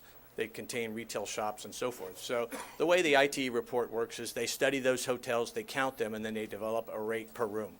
And so we use that rate per room to first analyze the Schrager proposal, and then we use it to analyze the Caruso proposal, and then we compare the two answers to see if there is any change in the traffic statistics. Mr. Shell, I understood that before, but the indication was that there's some 35 hotels that were wrapped up in this study. And what I'm trying to get to is I'm trying to understand whether or not the hotels that you're comparing it with are actually comparable hotels in comparable settings. And so I'll ask you, and I'd like to understand what the variables are that separate one hotel from another. And Is that as I stated, I gave you the description right from ITE. I basically read it, what those hotels studied include. They included all the same kind of amenities. They also provide some information on the number of employees, and I know that was a question that came up repeatedly. The ITE report estimates that the hotel industry and the hotels studied would have 0.9 employees per room. If we apply that statistic to the Miramar number of rooms, you get 100 and, I got it written down here somewhere, 184 employees. So if you were to just say the average ITE hotel, what was its employee factor, it would have 184. If it said what kind of facilities would the average ITE hotel have, I read those to you. It gives a little bit more flavor to the data. It says these are collected in predominantly suburban areas, so we don't go get urban hotels that have a high significant number of taxi trips or something like that. So we've got these sort of settings where people drive to the hotels. That's about as much information as you can get from the ITE resource document. It doesn't say we studied, this specific hotel in the resource materials. You would have to actually get online and do quite a bit of research to find that out. Do you want to go on to the UIL? ULI, that's the Urban Land Institute, and they published the shared parking book. Their reference materials indicate that they had included 4 resort hotels in the studies of the parking. They state that the hotels are full-service facilities that contain the same type of amenities as described in the ITE report, so they sort of go back and forth and reference each other. So we have conference facilities, restaurants and bars, et cetera. They also indicate that their analysis assumes a 100% drive worst-case assumption for all the guests. So they don't assume any guests take a cab, take a limo, take a train. It also indicates that they assume 100% occupancy of all the rooms to do their assessment, and they even state in the document that they considered a worst-case estimate of parking demands for the facilities.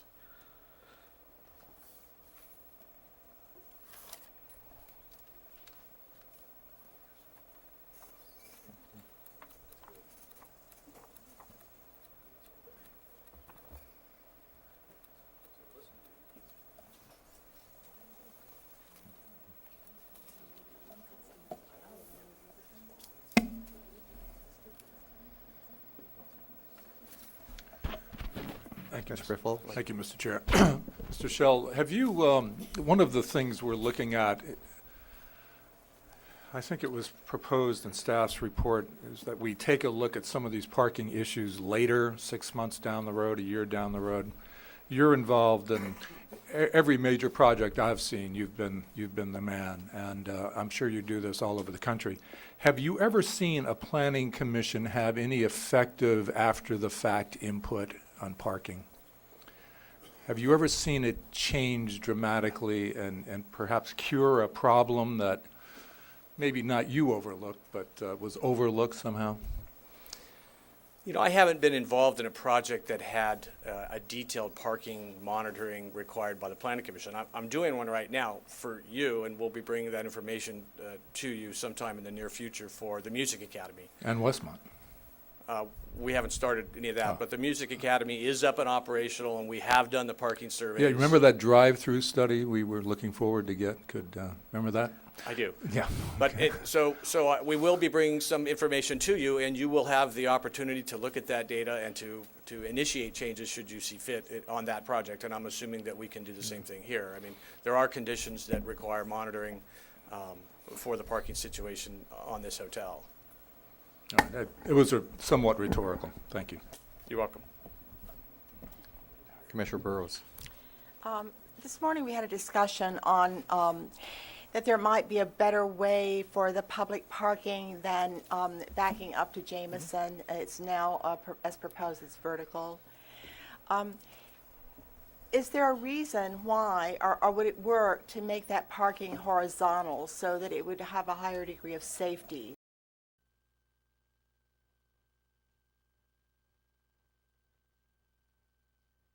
Commissioners, I'm not sure what additional questions you have.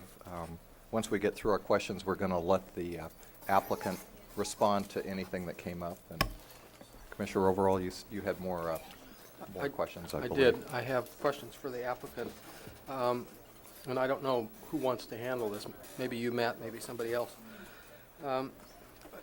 What has concerned me for some time is the potential impacts to the community on traffic and the parking requirement related to what seems to me, based on the research that was done by staff and outside the staff work, on the understatement of the employees. Now, I know you were questioned on this. You came back with a breakdown that added up to 102 employees.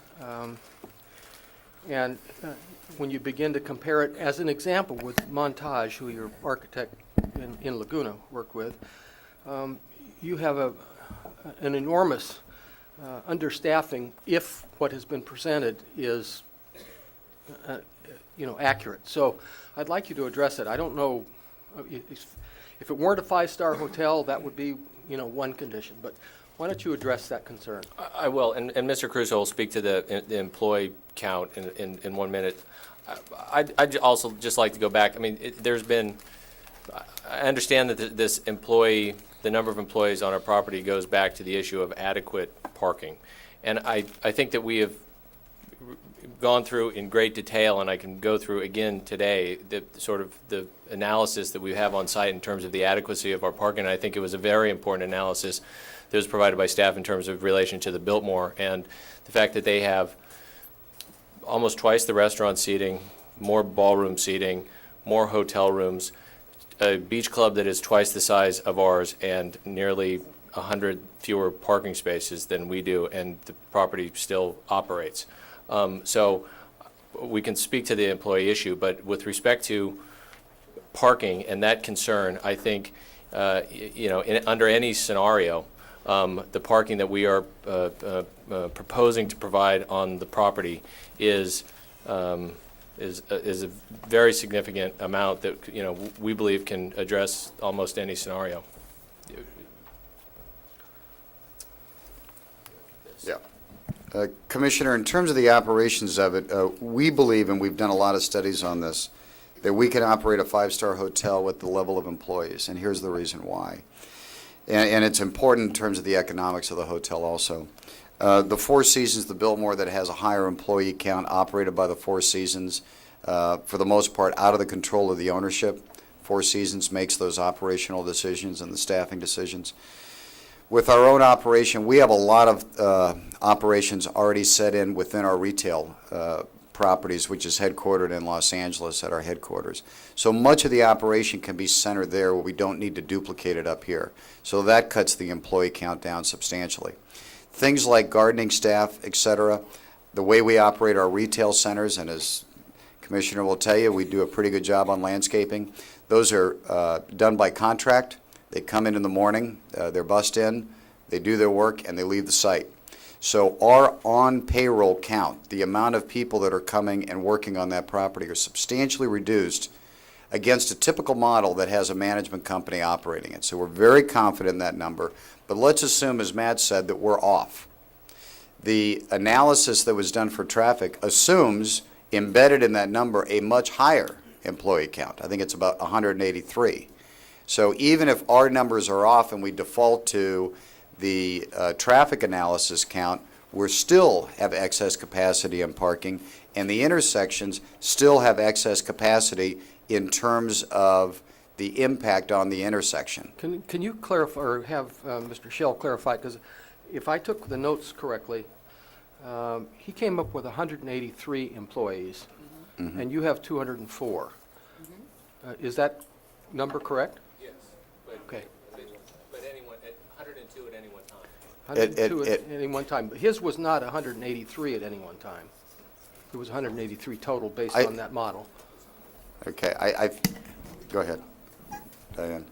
You may want to ask Mr. Shell to clarify, but I'm pretty sure it was 183 at any time. Well, he didn't say that, so You want to clarify that? I don't think so. It was .9. Okay. Mr. Chair, Commissioner Scott Shell with Associated Transportation Engineers. The number's 184. Okay, so I think I might have mentioned 183 first. That's total? You know, It's 100 at any one time. Yeah, Isn't that true, 102? Is that my recall? The ratios that were stated in the books that I cited simply say that the hotel, when we look at traffic and parking, assumes a employee ratio of 0.9 per room. So it doesn't really give much more guidance other than that sentence. Please continue. Well, I don't know if that answers the question or not. So our numbers at any one time, the max is 102.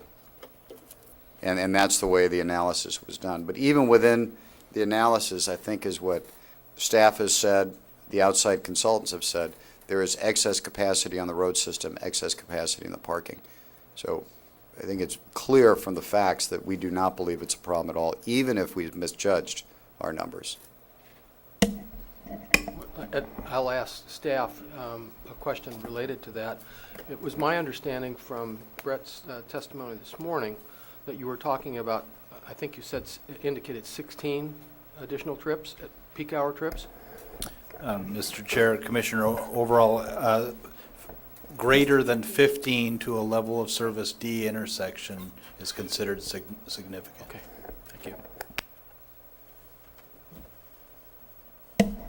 Commissioner Phillips. Thank you. I guess I'm directing this to you, Mr. Caruso. I think you're handling these. I'm pretty sure you're going to park your staff and your guests. What I'm worried about is that increasingly the community is getting invested with the idea of using your proposed facility. If you're underparked, none of us are going anymore. Mm-hmm. That's what's going to happen. That's right. I would rather have you overparked up above, take it away if you don't need it in a year, make a tennis court out of it. I don't see what we're going to do to solve a parking problem down the line. And the community is looking forward to using this facility, and I don't know what to do about that. It just seems like a lot of people on your site with 500 and some spaces. Commissioner, I understand that there is nobody in this room with a greater vested interest than myself to make sure that our customer, our guest, goes on that property and is happy. And the worst thing that can happen in any business, whether it's retail or hospitality, is having a parking problem, and that's because that's their first experience. The first experience and the last. So that's the impression that's made. That's why we've invested in underground parking. That's why it's currently overparked substantially. As Matt has said, 100 over the Biltmore with more intense uses. I think we're fine. I really do, because we're investing a fortune in this hotel. But you do also have the ability to come back. I can't tell you all the things that you may want to do, but I'm going to be the first in line saying we've got to change something in the operations if for some reason we're having a parking problem. Valet goes a long way to helping that also. Yeah, it does. Because we do have the ability to stack cars that you can't in a self-parking situation, and that's why we like valet. And I will also tell you the sort of the ancillary benefit, just to get to a comment on ADA that I wanted to, I think I've got ADD, but ADA that I want to respond to.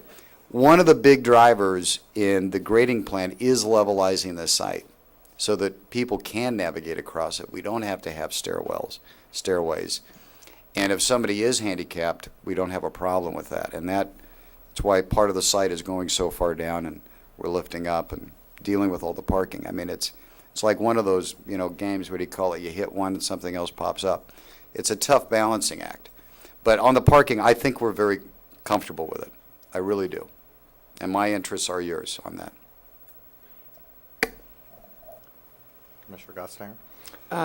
It's interesting, you just brought to my attention one of the questions I've got somewhere in all my stickies.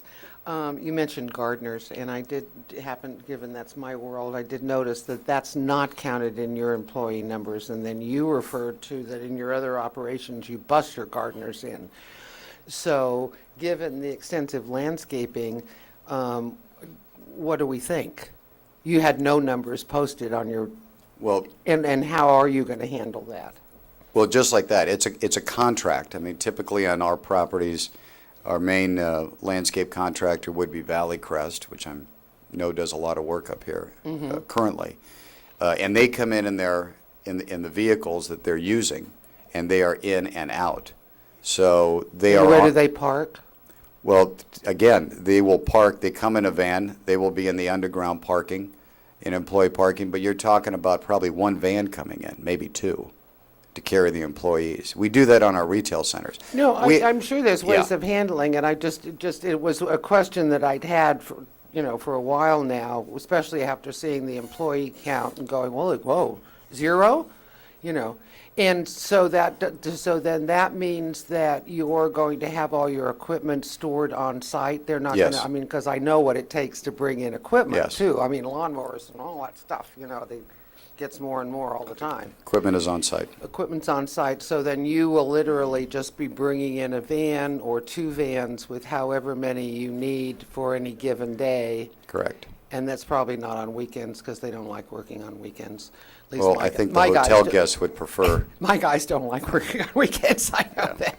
Okay, great. Commissioner Burrows? Yes, on the issue of employees, is laundry done on-site, or is that contracted out as well? The assumption now is that laundry is moved off-site. There may be a small amount done on-site for somebody who needs something done quickly, but the majority is off-site.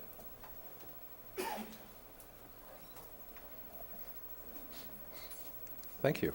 Thank you, sir. If nobody else has a question, I'd like to address a couple things. Would somebody like to talk about the changes you made in the spa building to take it down to 1 story? Just verbally, maybe you can discuss the height of that building and how it'll appear from the intersection at this point. Yeah, and I'll turn it over to Michael McManus, but just to preface it, in response to a concern raised by the community, the Montecito Association had raised that concern. We had had discussions with Bill Palladini on it, and he encouraged us to do that. In a meeting that we had with All Saints about 2 weeks ago, we committed to them to do that also. So basically, we've just taken off the second floor. Okay, so that, the Simple as changes. that. Same roof structure, you just dropped it down a Yes. level. Okay. Is that accurate? Yeah. Okay. So what's the height of that building now, do you know? 14.6? I think it's 14.6 feet above existing grade. It used to be, I think, 12 and a half feet higher than that. Right, okay. That makes sense, thank you. Hang on a second, so let's be, I would like to make a request. Then when we talk about building heights, and I think we're going to talk about that some more, that when either staff or any member of Mr. Caruso's team give us two numbers, the height above existing grade, which you just did, but in fact, the grade is dropped somewhat at that corner of the property. So my request is you give me two numbers if I ask those questions. Maybe nobody else cares, but I want to know I understand. above existing grade, and I want to know the total height of the building. I mean, and then I can kind of figure out Fair how enough. it sets on the, So the I can answer do that. I is- don't know if anybody else can do that, but I can do that. 18.6 feet above finished floor. And it's 14.6 above existing grade. Could we also have a discussion of the architecture of Building 44? I know you've modified it. And I know when you went to the MBAR, they had some suggestions as to what they thought that building should look like. I also saw the Montecito Association had some suggestions as to how they thought it should be. And I was looking to find my notes on that subject and can't find them, so I thought maybe you could address that. The look, the height, the articulation, I know you've made a number of changes over time. And Commissioner Gottstanger, I don't know if you remember I know you had a chance to review the tapes of the MBAR and their comments related to the look of the project from Jameson, in particular on Building 44. And I thought maybe we could have a discussion looking at that as to what it was, because it seems like we got partway there, but I'm not sure if we got all the way there. And yeah, it'd be great if you could. Well, what MBAR said is that they wanted the ridge lines varied in height so that it appeared more residential in character. So I understand that from what Mr. Middlebrook said today, yes, they have made changes to that building, absolutely. There's no question that changes have been made, and there's been articulations made in that building. I'm not sure whether the work that has been done would be what MBAR was looking for or not.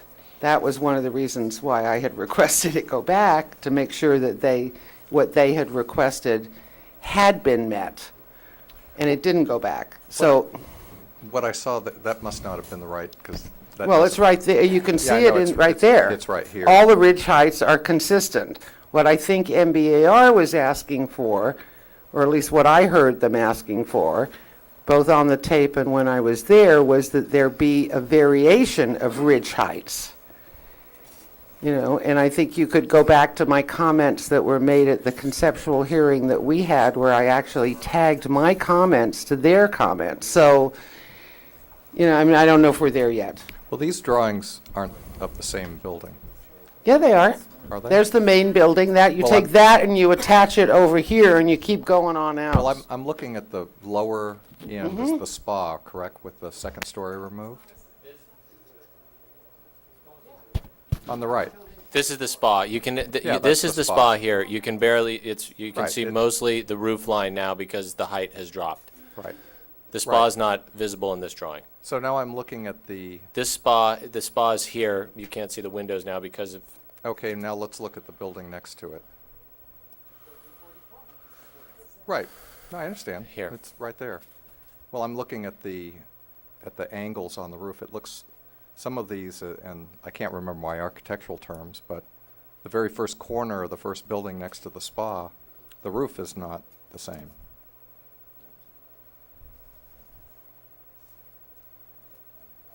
do you want us to speak to this first?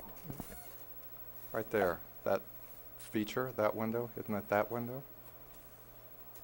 Let me have Brian Perkins talk to what we did to the roof lines, and we did this following the March meeting. Well, I'm just, I mean, following the January I'm just meeting. looking at what's on the lower plan, and it's not the same as what's on the, now maybe we've got the wrong slide up here.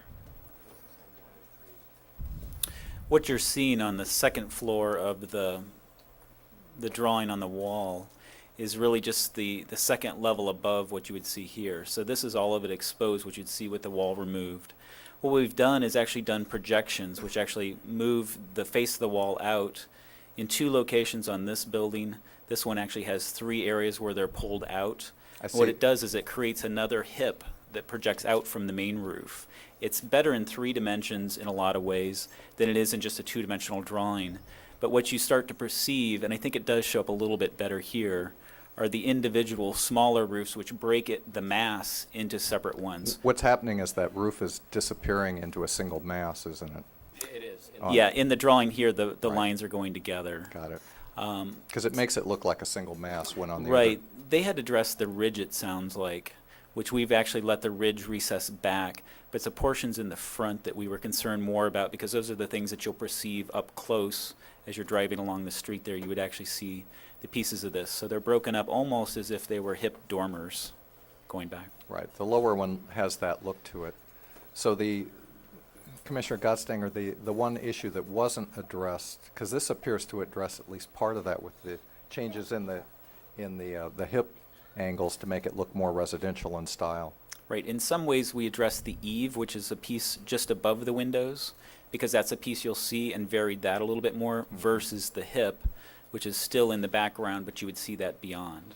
Now, couldn't you also change the heights of the ridge on these, vary that up and down to provide what the MBAR was asking in terms of articulating this so it looked more residential in character rather than a single ridge line across we- the top? we Because, I could mean, s- it really shows up on this other flat drawing where you see the ridge lines are completely flat. Yeah, if we could go to sheet A2.09L. That shows a roof plan. It shows some of that. The one suggestion, it sounds like from MBAR, that was made was discussing certain areas of it being a flat roof, which would allow you then to vary that ridge line. We were doing that on the second level of the spa before we took that off, so it was actually something we were looking at doing and had applied it to that. This could be applied to this as well to drop that ridge. I know there'd been a number of suggestions that it could be done and still have the same plate heights in interior-wise, but look different exterior-wise. Correct. Well, it should be noted that both the first floor and the second floor of these buildings are, have 12-foot plate heights. I understand. So it could be that in order to vary the height of those buildings, that some of those buildings had 10-foot plate heights, which would then take out 4 feet of the total height of the building, which would then allow a play of roof forms. That's another option that could take place here. Right.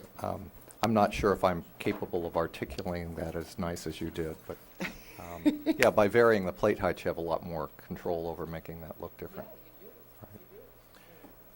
And the height of this building is, remind me, either staff or, I think staff, are we within It's our... 24, it's 20, We're within the height limitation on Yes. building 44, are we not? yeah.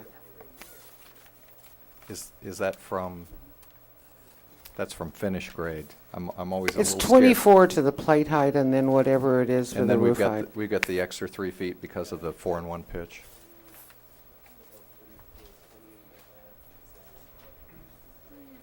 I would like to see us, Commissioner Gottstanger, if we can, try to articulate something that might give some direction to MBAR as this continues to go through the It's- process on how that could be handled. The height of that building is roughly 28.5 feet above finished floor, and varying above the grade, it ranges from 26.5 to 31.5 above existing grade.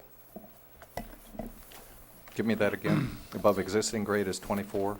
Above existing grade, it ranges in height because of its length and the change in grade from, varying spaces at 26.5 feet to 31.5 feet above existing. Do we have a section on that building in our plan set? I know I But 28.5 feet above I proposed grade. concentrated more on the main building and the ballroom.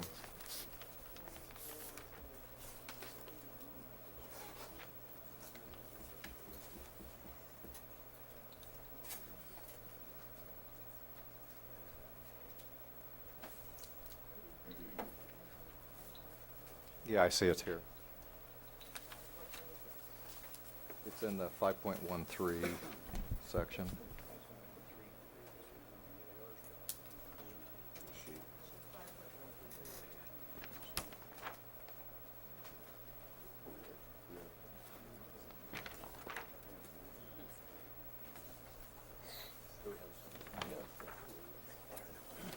Mr. Chair, is this the time for design direction, do you think, or is this, we still questioning? Or? No, we're just trying to figure it out. That's why, are you ready for design direction?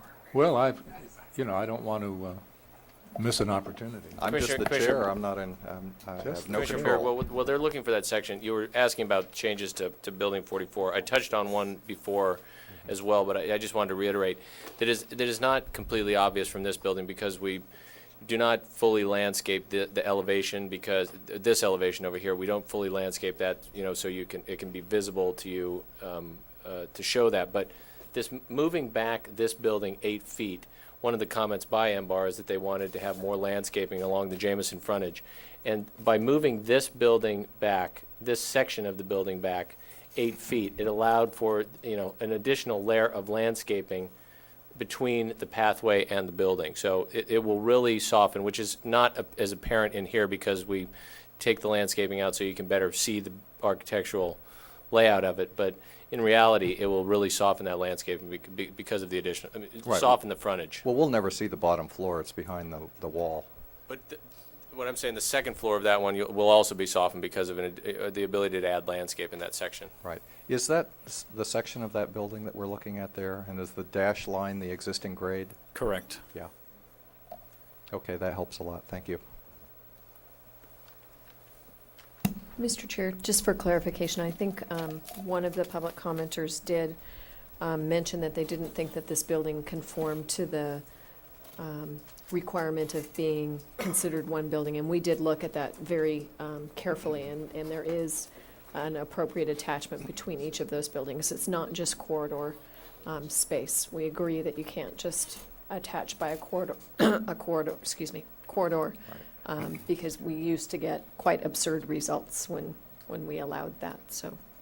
Yeah, We did look I at noted that. that on the plans, that it does meet the technical requirement now. Thank you. And we intentionally didn't suggest the applicant attach at the second story. I mean, obviously, they could have, but No. we're I working understand. against ourselves by doing that, right? I would rather you not as well. Right. I don't know if anybody else has any particular questions, so I'll just jump in with a couple last ones that I have. Staff, would you mind commenting on the mitigations related to the pile driving activities and how they are to work? One of our public comments made a note of, 120 decibel instantaneous deafness. I'm sure I'd just like to hear it. Well, Mr. Chair, I can make a couple of comments, just recalling what we heard. First of all, I think we heard some say that a mitigation to offer to relocate people temporarily is not mitigation, and I can tell you we've used that as a standard approach, and that way people can choose to avoid exposure to noise or not. I mean, we're obviously not going to make somebody leave their home if they absolutely don't want to, but we've provided them that choice. The other thing I heard is that the pile driving impacts on the beach should have been considered. And I think what they meant was the noise levels on the beach. And again, this is a very short construction period, and people can avoid that. It's not, the beach users are not considered to be sensitive users, they're not residential, they're not schools, they're not churches or nursing homes or hospitals, so they can avoid those periods, and it is a very short term. Good. So but those effect. are mitigations that you have used before Yes. in other places? Yes. Thank you. Commissioner Burrows. Thank you. Is there an offer to move the school children for the duration of this? I know it's not near the school. Mr. Chair and Commissioner Burrows, I don't know that the pile driving has a real direct effect on the school. I can say overall, the hotel was going to coordinate with the school to reduce the impacts to the school and church as much as they possibly can. So I think that's how You we know- addressed it. Oh, yeah. That.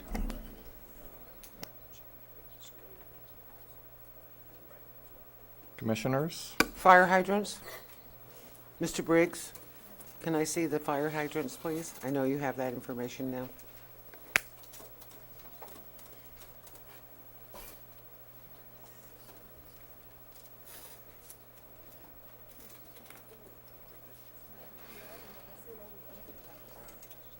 Mm-hmm.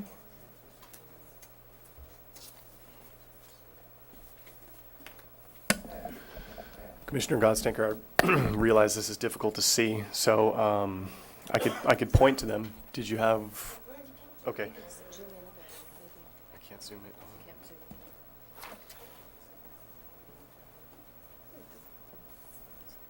So there appear to be 1, 2, 3, 4, 5. 5 in the vicinity. Can you see those in yellow? Okay. I got the pointer. They're here, here, here, here, here.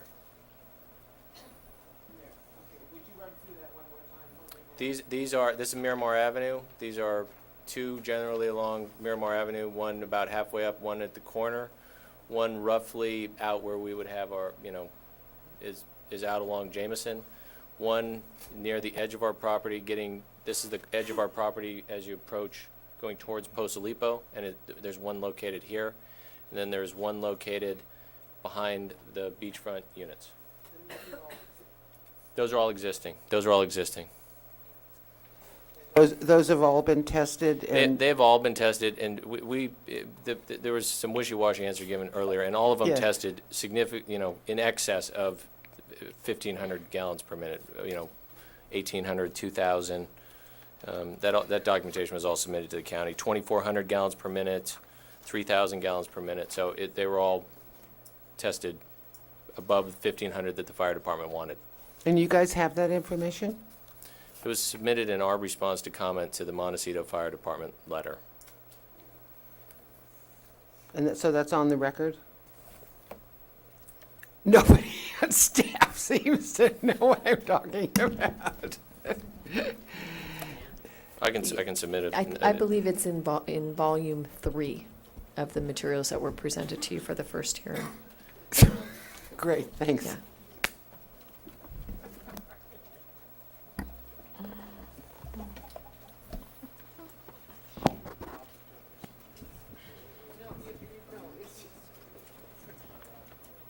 Commissioner Burrows? Did you finish there? I'd like to please move on to the tennis courts. We've had a lot of public comment and I've had a lot of calls and emails in regard to the lights staying on until 10 p.m. It would seem to me that maybe 1 hour after sunset I know in the winter, that would be probably, in the summer, that would be, anyway, it's different than winter and summer, but that's one thing that I would like to see here. And the tennis courts have been mentioned as for carryover parking. It's my understanding that it's not a good idea to park cars on tennis courts. Is that science changing? I used to have a tennis court. We would never let anyone park on our court.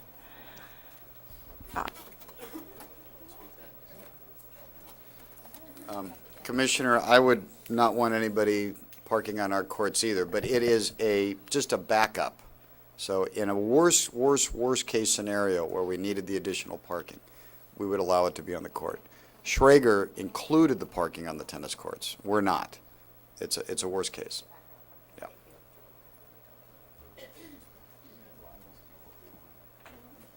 Did you want me to respond to the hours? Because I don't know if that's something you want to be able to dispose of in terms of the lights. I think you had a suggestion already. The tennis courts? Yes, in terms of the time. Yes. Could you please give us your thoughts on that? 10 Well- p.m. seems a little late.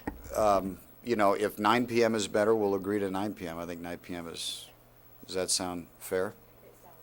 Then let's do that. Okay.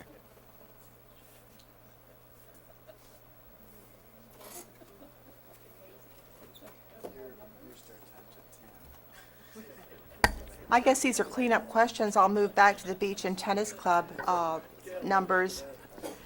What I would like to propose is that we increase the number to 200 immediately.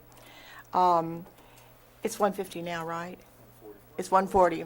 Increase to 200 immediately, and then phase in the others over the next year at 6-month intervals, giving you your 300 at the end of year 1 of operation, right? So, just so I understand, so that we would be able to start with 200, and then Yes. within 6 months, we could add an additional 100? Additional 50, and then after Oh, I see. So it would just sort of be automatic, 1 year. but it would stage it out. After 1 year, you'd be full, you would have your full 300. That's fine. Thank you. How about 205? Yeah. What? Hold on a minute, though. Mr. Chairman? Yeah, I was. And we seem to be doing, actually No. seem to be negotiating for conditions We're here. not- In fact, if we're we're not. negotiating for conditions. We're not. Then I need. We're think- not. Oh, sorry, okay. not. I didn't want to leave Mr. I mean, I Caruso can't- with I the understood. I was idea asked to I can't- That he was I- agreeing to something that we were all in Right. agreement I with. can't help what Commissioner Burrows is doing. I was just agreeing with Commissioner Burrows. I got that, yeah, Okay. but I'm not so That's a sure very I agree smart with thing. Commissioner Burrows. But I it did has not nothing assume to you do were with in where I agreement. am or where I think we are as a commission. Those were expressed as my opinion and not the agreement of the commission. Commissioners? Mr. Chair, a lot of chairmen have arranged for membership for the commission by now in the hearing, and I don't hear any 205 or anything like that. You didn't get the memo.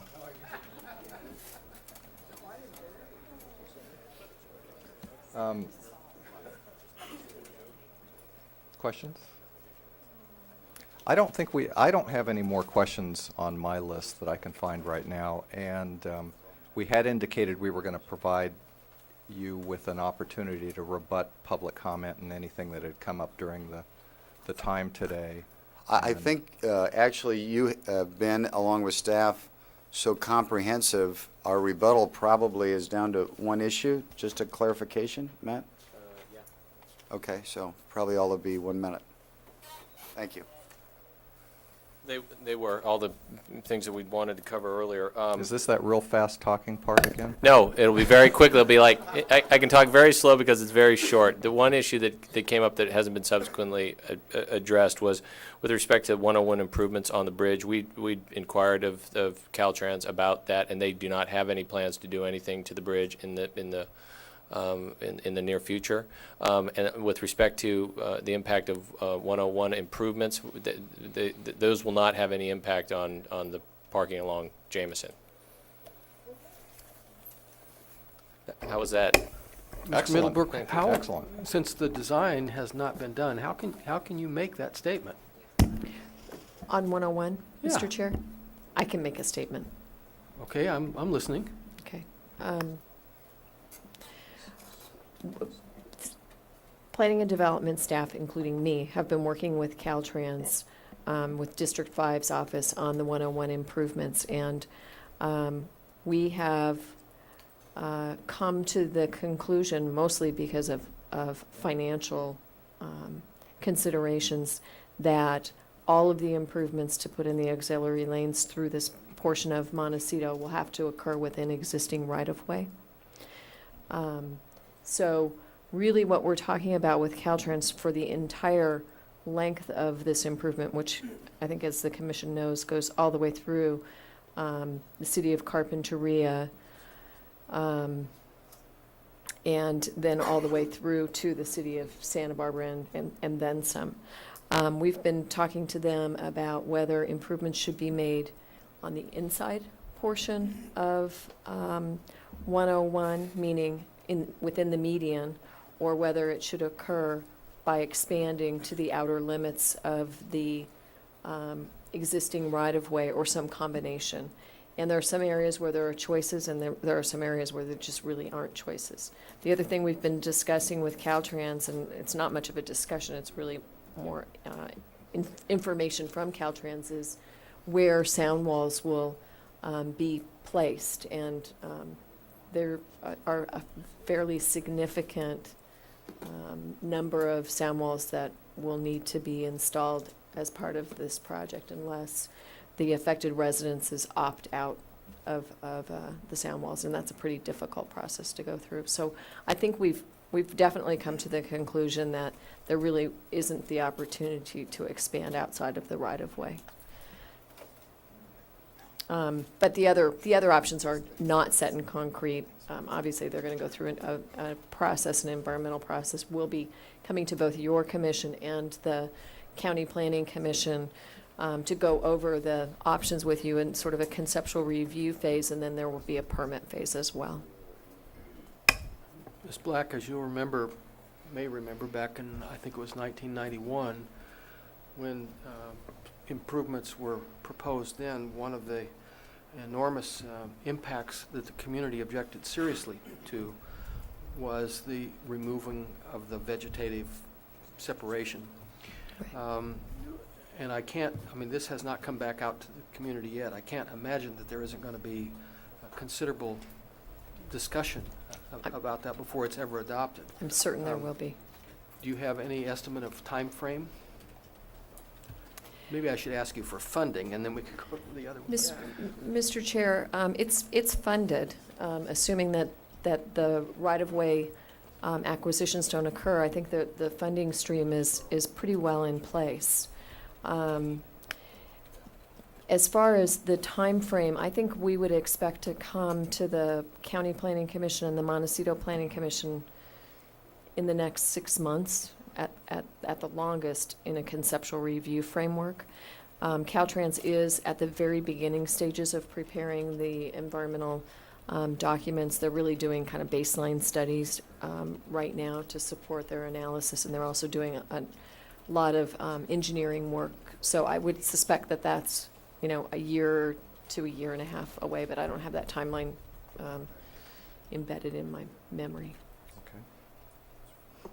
But yeah, I would expect that it's going to be quite an interesting process. It always is.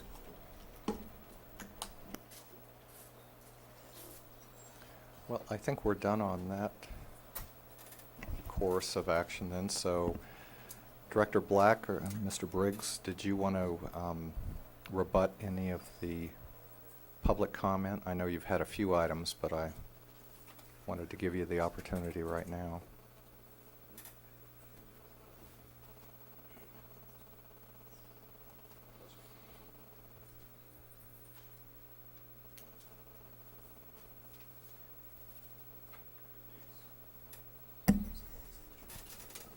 Oh, yes.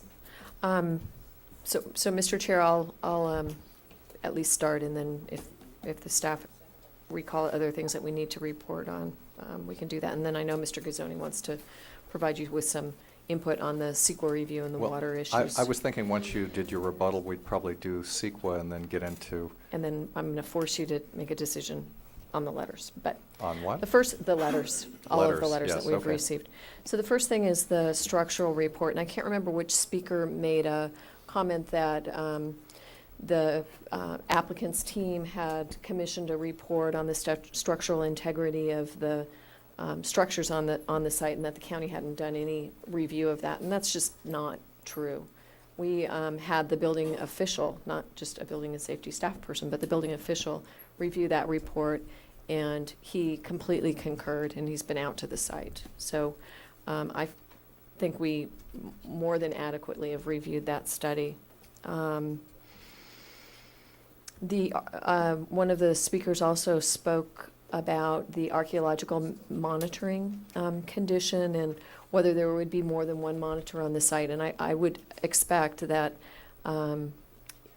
given the level of earth movement that's going to be occurring as a result of this project, assuming it's happening in different areas of the site at the same time, there will definitely be more than one monitor on the site. So we'll make sure that the resources and the condition requires, or it's stated in the plural, monitors. So I think that speaker should rest assured that there will be adequate monitoring during earth movement for archaeological resources. I think we've pretty much hit all the other issues unless you see something else, Dave. Ann?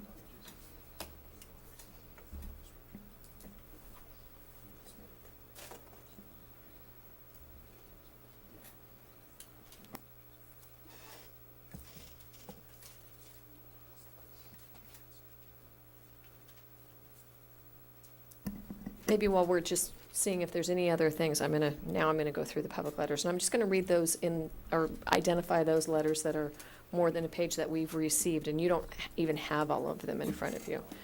And we will make them available to you if you choose to. We have a letter dated August 5th, 2008 from Hollister and Brace. And you don't have this one, I know that. We have a 2-page letter from Roy Handelman dated August 5th. We have a multi-page letter from Heal the Ocean dated August 6th. We have a transmittal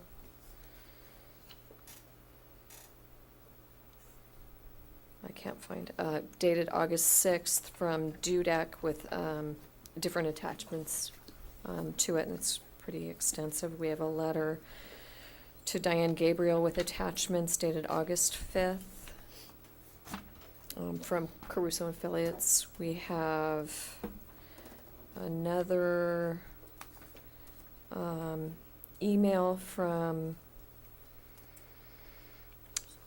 Jane Gray responding to a portion of the Coast Law Group letter. We have an email from Stan Harfiness dated August 5th. We have an email from Lou Weeder dated August 5th. We have a letter from Harry Hovey dated August. It's not dated, I think it came in today. We have a letter from Robert Wells, received stamped August 4th.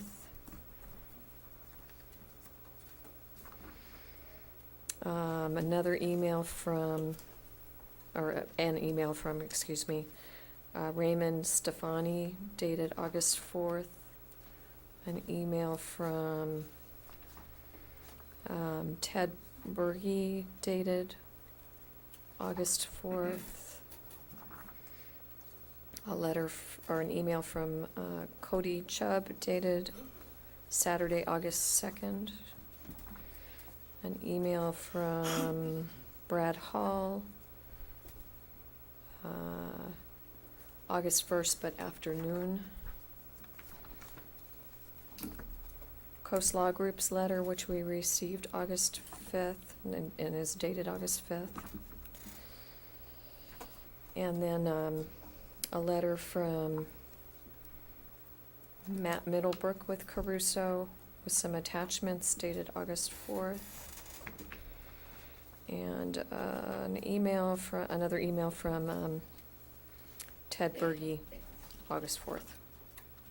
So that's what I have.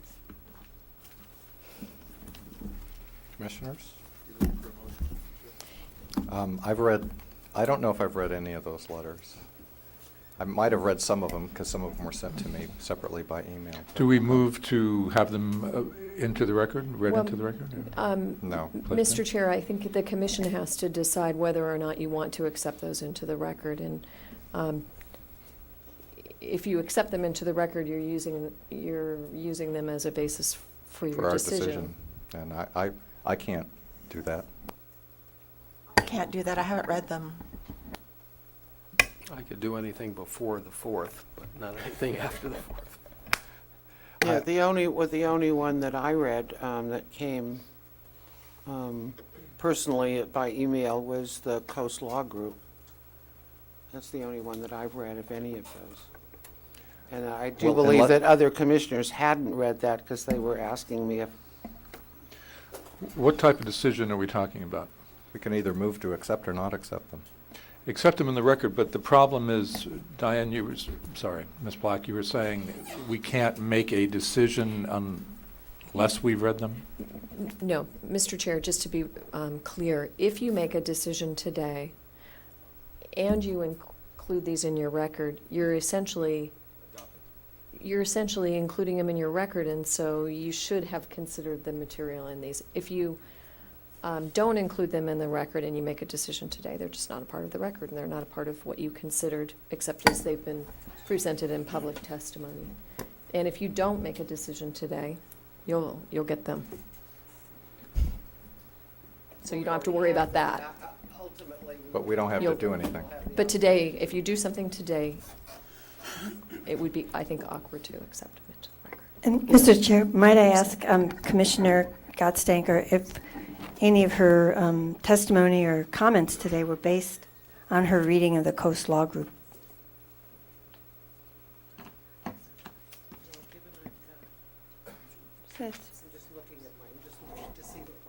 They did summarize it, but there may be aspects that they did not.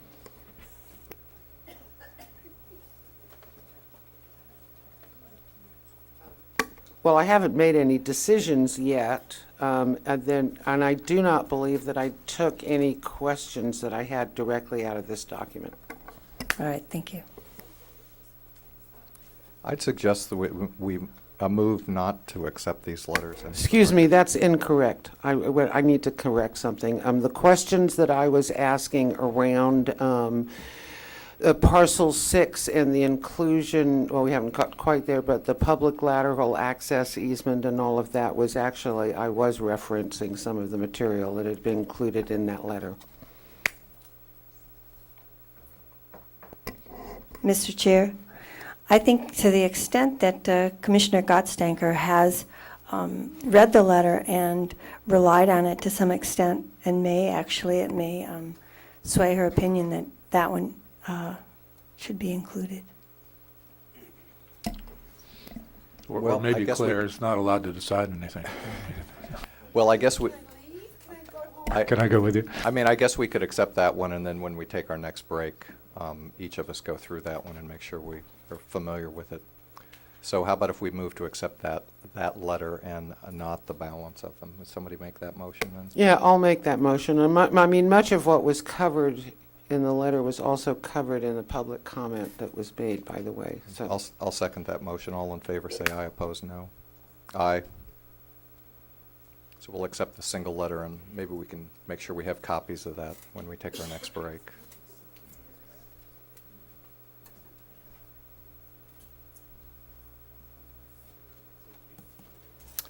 Anything else on the rebuttal?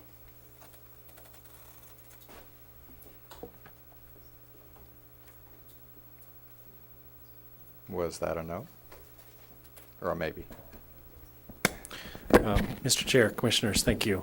I believe it was Candace Berger was raised a few questions in regards to the infrastructure for the water supply into the site and along the roadway. and was questioning whether additional environmental review would be necessary to do that. The environmental analysis did include water infrastructure that would relate to the relocation of the Miramar Avenue. So that's interior to the site and along the roadway frontage. So just wanted to clarify that for the record.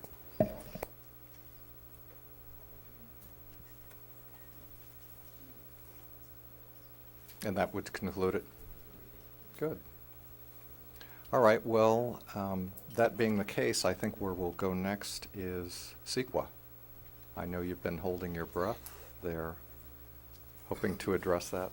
And maybe I can start out just to jumpstart us in, because I actually have a question of Director Black before we start. Mr. Chair, we still have at least Mr. Brett Stewart from Public Works, and I don't know if there's any, is it necessary that they continue to stay? I don't believe it is. I mean, Yeah, I would just like to let as many of these people go home You're absolutely as right. and possible. Thank you for pointing that out. Okay. We also have some experts here that if there was I think we're done. if I mean, parking. I'm not ready to close the public hearing because we still are going to take testimony from council, but Okay. otherwise, I think we're done as far as the project and the consultants. Anyone here uncomfortable with that? Yeah. You can turn the meter off.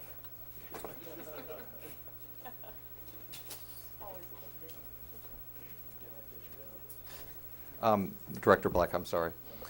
There was a number of comments. There's been a lot of comments today about EIR, and I'm sure we'll have a discussion about that subject following this, but some of them just revolved around timing and how long it would take to actually do an EIR, and I would wonder if you would address that small issue.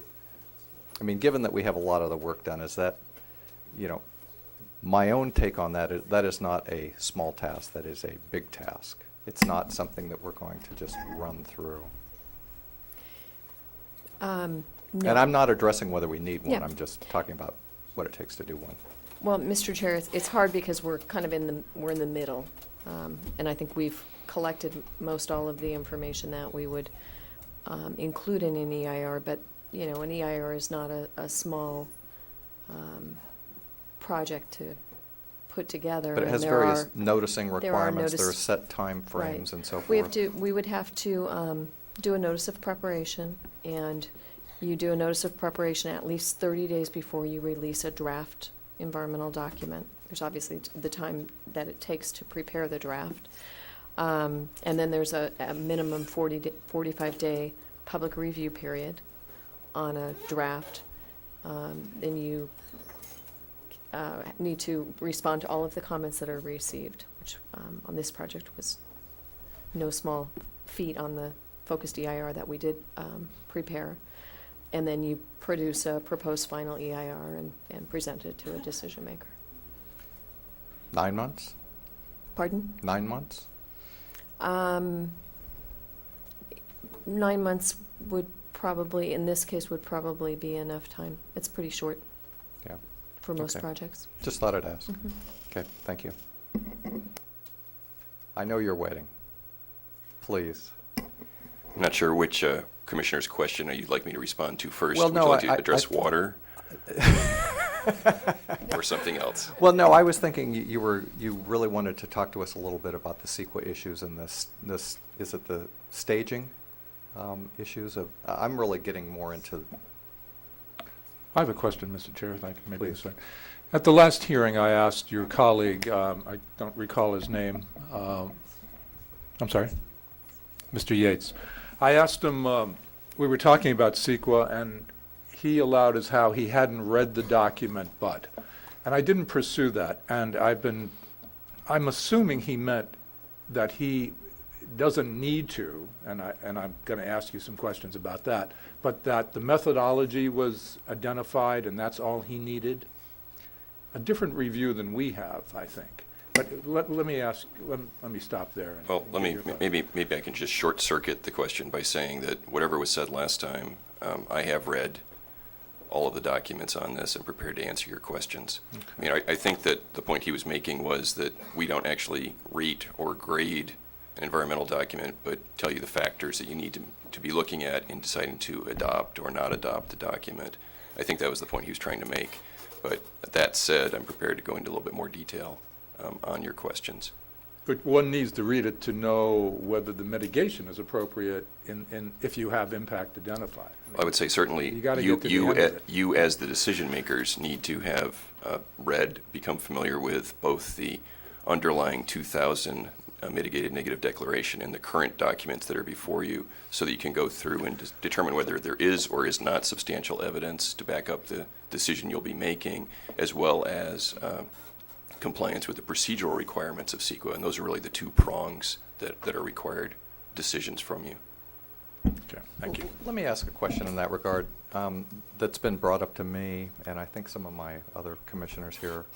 If we modify some of the conditions of the project today in a way that differs from the staff report and the staff conclusions, and given that they are referencing the environmental documents as making conclusions, do we run into a problem with our environmental documentation at that point? Let's assume they're more restrictive and less, rather than less. Chairman and Commissioners, I think... Because it's been suggested to me that maybe the documents themselves become a problem because they reached a certain conclusion. It wouldn't seem logical to me, but I thought I'd... Chairman and Commissioners, I think the real risk would be that in making additional conditions or asserting new mitigation measures, you're hoping that the spin-off environmental consequences of those conditions or mitigation measures are actually less than those studied in the environmental document, which may not always be the case. A decision you make here might have some unintended impacts, even though you've designed it as a mitigation measure, and that would be the risk.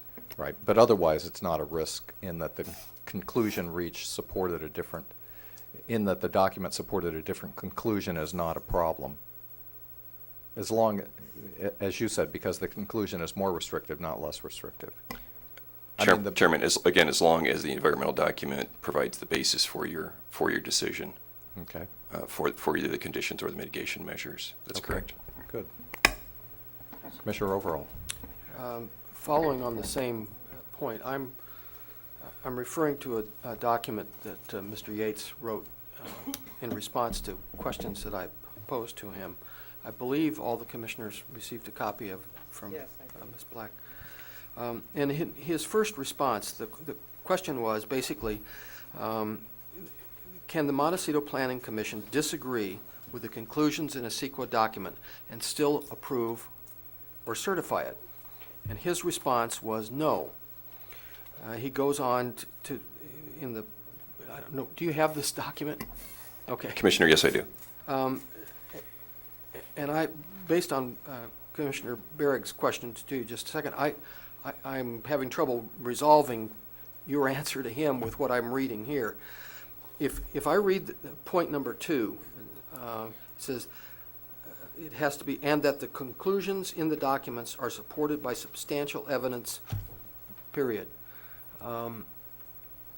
That sounds like we have to agree with the conclusions. Commissioner and Chairman Overall, I think the distinction is the question that I thought I was responding to from Chairman Beerig was, does your commission have the ability to apply different conditions or additional mitigation or different or additional mitigation measures, not whether you were in agreement or not in agreement with the conclusions of the environmental document, which are two slightly different questions. So I made a leap there that may not have been. So if you were to find that the conclusions within the environmental document were not warranted or not supported by substantial evidence, then no, you should not be adopting that environmental document or certifying it. If we were to disagree with a conclusion, then we could not certify, is that correct? Let me add a few words to that, if I may. Okay. If you conclude that, if you determine as a body that the conclusions are not supported by the documents and the evidence, then you should not, you cannot approve the addendum or certify the supplemental EIR. Let's take this one step further, make sure I've got it. Yeah, because I think, I thought he just asked the same question I asked, but that was a different answer. What I think I heard you just say is, well, let me start over again. If there is a conclusion in the documents. It may have a rationale presented in the documents, but if we disagree with the conclusion, can we certify it? Or do we have to have that conclusion changed in the documents in order to be able to certify it? Chairman and Commissioner, the short answer is you would need to change, the document would need to be changed to accurately reflect what you had determined. Thank you. Commissioner Burrows? Some people in the community still think that because the Caruso plan is different in some regards to the Schrager plan, that makes a requirement for a full EIR on this project. Could you please discuss that? And also, what I think is applicable, maybe or relevant, is the Manning decision. If you could review that for us, please. Chairman and Commissioner Burrows, yes, in 2007, we received from the State Court of Appeal in our own appellate district the Manny Brothers decision, Manny Brothers Real Estate Group out of the Los Angeles area. And maybe it'll be helpful if I just very quickly go through that case, and you'll see some parallels with our case. That case involved a 1989 environmental impact report for an original project of 2.7 million square feet and a mix of uses that included a hotel, retail spaces, office spaces, and a cultural center. The project was approved in 1990, and then we fast forward with no action until 2005, when a modified project was proposed. And the change in that project, or the changes in that project, were primarily two. One, the change in mix of uses added 800 residential units that did not exist before, and the size of the project increased from 2.7 million square feet to 3.2 million square feet. And I think that the size portion may be the portion that you were commenting on, that just because a project increased in size doesn't necessarily mean that a full EIR is required. Let me get now to what the holding of the case was, after I give you a few more procedural details. The 2005 modified project was subject to a 390-page addendum, and the city went on to approve the modified project and to adopt, with that addendum. There was obviously litigation over that approval, and the question that the trial court and the Court of Appeal looked at was whether, in the world of environmental documents, the 2005 addendum alone was sufficient review of the modified project, whether there should have been a supplemental EIR as to one or more topics, or whether a new full EIR was required. And the Court of Appeal upheld the trial court's decision to uphold the 2005 addendum except for requiring a supplemental EIR as to one area, and that was police services. The court finding that there was not substantial evidence for not requiring the supplemental EIR as to police services with the 800 additional residential units. So the point out of this is that you might have an environmental document outcome of keeping the addendum except for one particular topic. It is significant in this opinion that the court explicitly stated that the modified project, even though 500,000 square feet larger and with a different mix, had fewer significant impacts than the original project, but for police services. Based on the 390-page, right? So I think that's the point out of Manny Brothers is bigger alone does not mean EIR, but in that case, bigger but with fewer significant impacts allowed an addendum with only a one topic supplemental EIR. Okay.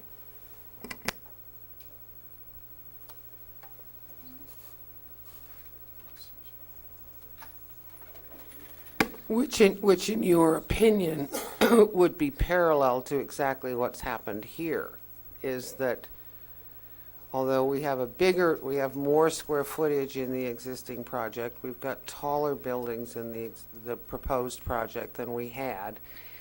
It was determined by staff, and I'm assuming your office, that we only needed to prepare the historical EIR section or the addendum to relate to just the historical issues. So it's parallel in that way, correctly? I mean, we've got a bigger project, but that doesn't necessarily mean that there's more environmental impacts. But because this project was proposing to impact our environmental, our historical fabric, that would be parallel to the police situation with the Manny brothers. Chairman Berg, Commissioner Gustanker. In process. I'm going to agree in part with you and then add on something to the end. I'll say that the county's authority to require further supplemental EIR or subsequent EIR is phrased negatively by the Public Resources Code. Basically, the county may not require one of those EIRs unless you determine an increased significant environmental effect from the original project from either, one, substantial changes in the project itself, two, substantial changes in the circumstances under which the project would be built out today, or three, new information of substantial importance. So you're working in a limited world as to your authority to require a further environmental document, and would require a finding, a determination by you of increased significant environmental effects in one of those three areas. I said I was going to agree with you partially. I'm going to add a wrinkle here, and that is that I would like to talk with you a little bit about water as to the environmental review, and I'm going to use this as my platform. Summarizing what we've read and heard, the mitigated negative declaration that was adopted in May, there was a mitigated negative declaration adopted in May 2000. Since then, the Montecito Water District adopted, as you know, Ordinance 89 in April 2008, including a finding that total demand for water exceeded the district's reliable supply of water. Likewise, you have correspondence, or a series of correspondence from the Montecito Water District, including the letter of July 30th, 2008, stating, quote, water demand levels district-wide are currently greater than its long-term reliable water supply based on previously identified water supplies available to the district, end quote. I'm going to use this example of water supply under two categories of the three prongs I discussed before. Talking about new information of substantial importance, which is an actual clause out of our CEQA guidelines and CEQA statutes. If your planning commission determines that substantial evidence exists in light of the whole record of new information of substantial importance, which was not known in 2000 and which could not be known in 2000 when the mitigated negative declaration was adopted, and which now shows significant effects or certain mitigation measures more severe than were studied in the 2000 document, then you should require a subsequent EIR as to the topic of impacts on water supply. Likewise, if you consider the material in front of you as not new information of substantial importance, or maybe both new information of substantial importance as well as a substantial change in the circumstances under which the project would be constructed today, i.e. a different water supply, if you make that determination based on substantial evidence, then you likewise should require a subsequent EIR as to water supply. On the other hand, on the whole record in front of you, if you determine that the record provides a firm enough commitment for water supply and enough analysis of water supply so that further environmental review is not required, then that's the determination you've made, and that would be studied under a substantial evidence test by the reviewing court. There may be some follow-on questions from that.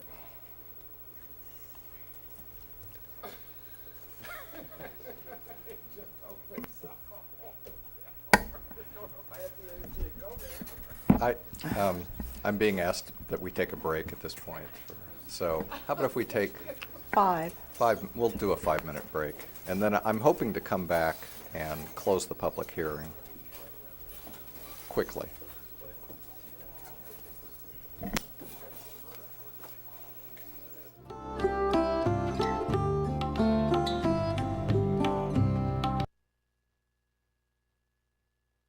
If you'll take your seats, please. Mr. Gazzoni, would you mind sort of summarizing, restating? Try us again on the last.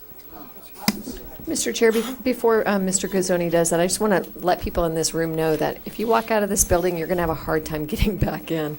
So, I thought that was the plan. yeah, that's, so if you need to leave and you want to come back, just let somebody on my staff know and we'll try and accommodate it. Please. Chairman and Commissioners, let me try to shorten this down a little bit since I've been through it one and a half times already. The starting point is, again, that the county's authority to require a further subsequent environmental impact report or supplemental EIR is phrased negatively within the Public Resources Code and the guidelines, and that is that you may require that either one-topic EIR or two-topic EIR or full EIR only if you determine an increased significant environmental effect. And I'm shortening this a little bit because there's another prong for mitigation measures, but I'm trying to keep this a little bit short. So we'll call it increased significant environmental effect from one of three categories: either substantial changes in the project itself that would yield these increased significant environmental effect, substantial changes in the circumstances under which the project would be constructed today, which would yield these increased significant environmental effects, or the third category, new information of substantial importance not known back in 2000 when this was studied within the mitigated negative declaration,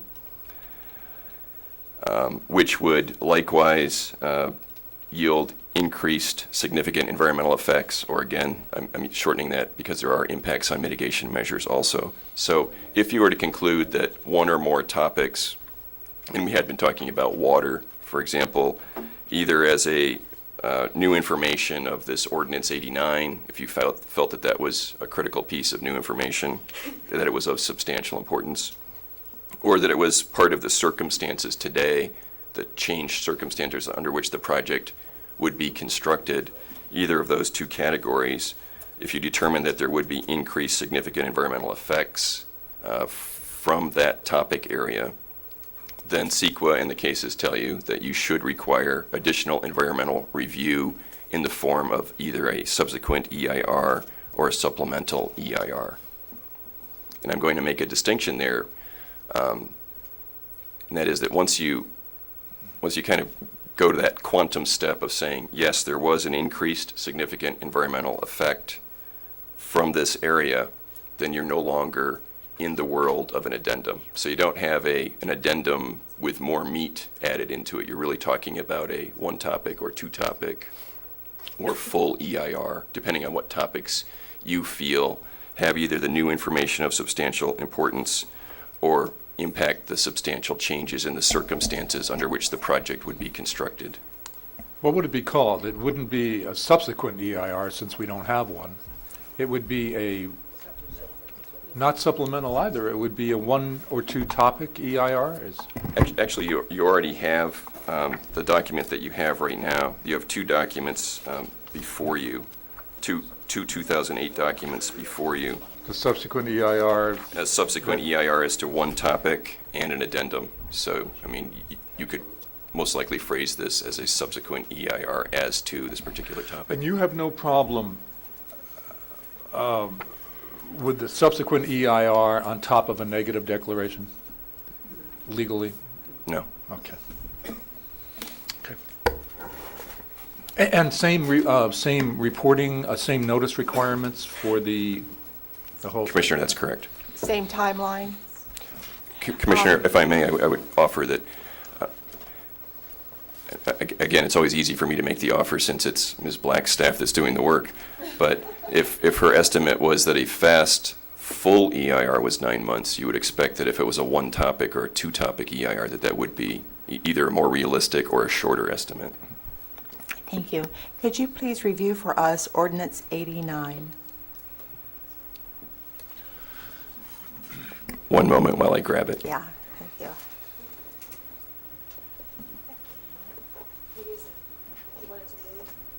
Yeah. I just like getting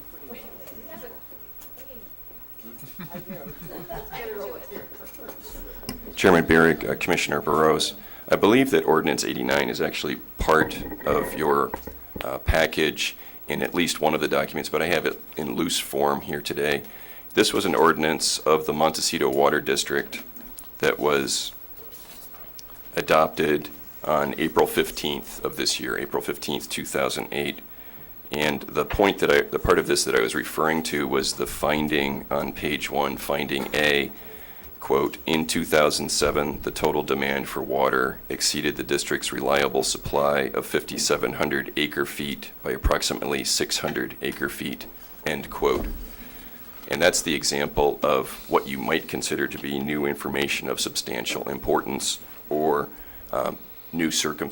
changed circumstances under which the project would be constructed today. And that would be the idea of a delta between the supply and the demand of water.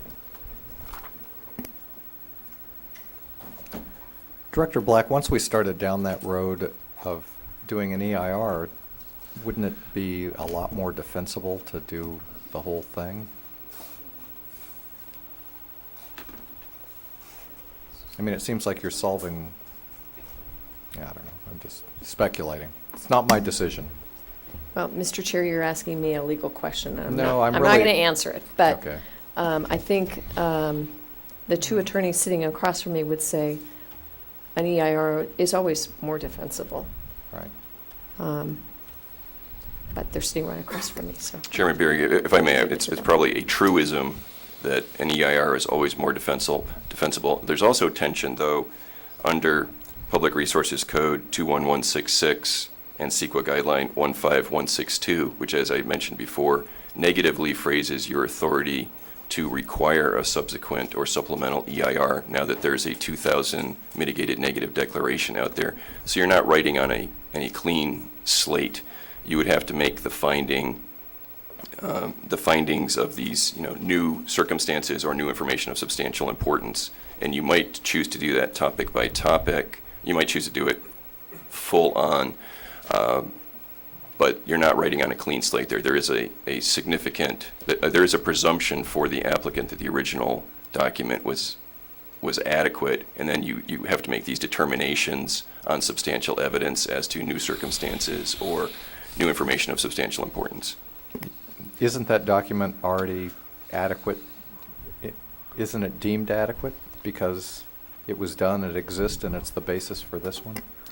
Wasn't challenged? Chairman, are you referring to the 2000 mitigated negative declaration? I am. That's correct. Yeah. That any challenges to that document are time barred at this Right, point. exactly. So now what you're looking at. So the information in there is considered accurate and it can be used for maybe not accurate, but can be used as the basis for future decision-making. So long as you do not run afoul of So either long as you new don't find information or information changed that circumstances. contradicts it, yes. That's correct. Okay, got it. Commissioners? Anybody see any reason why we can't close the public hearing and go to deliberation at this point? Staff? Okay, we'll close the public hearing, and I'll take it back to the commissioners here for how to proceed. I'm not sure if you want to address this environmental issue as the first topic of discussion or the last topic of discussion. Chairman, if I may add one more thing on my view of the environmental discussion, and that would be that as this process has gone along, and it has been a process, my concerns about water supply as a sample issue for your potential decision of requiring a further environmental impact report on that topic or one or more topics was really very recent, and that would be correspondence from the Montecito Water District addressing different pieces of this, memorializing a negative delta between supply and demand, and that's all material that's come in essentially since July 29th, July 30th. Right, just before our last hearing. So just for context, this is new information. Whether it's new information to you within the context of CEQA, it's certainly new information to us and staff as it's come in within the past week or so. I see. Which is what's really changed the opinion process since is that delta now being new information effectively for us? Chairman Barry, for me, that's the timeframe that I'm looking at.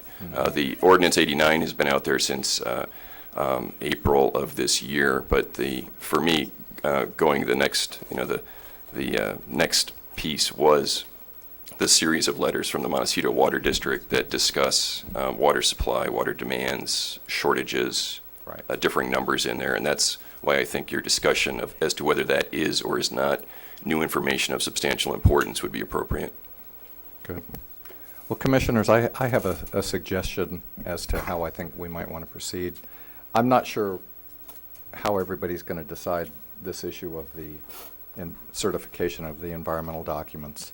But regardless of whether we're going to certify the environmental documents, we've spent 2 days of two long days, not counting all the many days analyzing these plans, and I think I would prefer that we went back to the land use issues, because regardless of what else we do, I think we should attempt to see what kind of consensus we have here on the board related to issues that we're comfortable with, those that we might not be, and make sure we have everything out on the table regardless of what we do on the environmental side. And I can hear some hesitation about the environmental certification, and I'm not sure how I feel about it right now.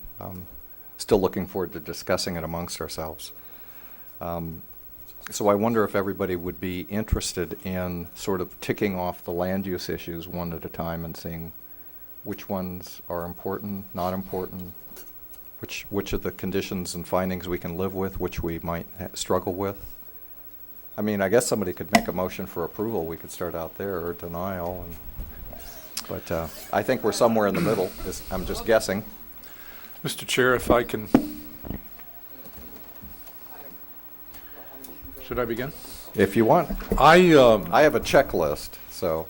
I'm kind of looking at it in a more general sense. I feel pretty strongly that this project is more Monticello than Montecito.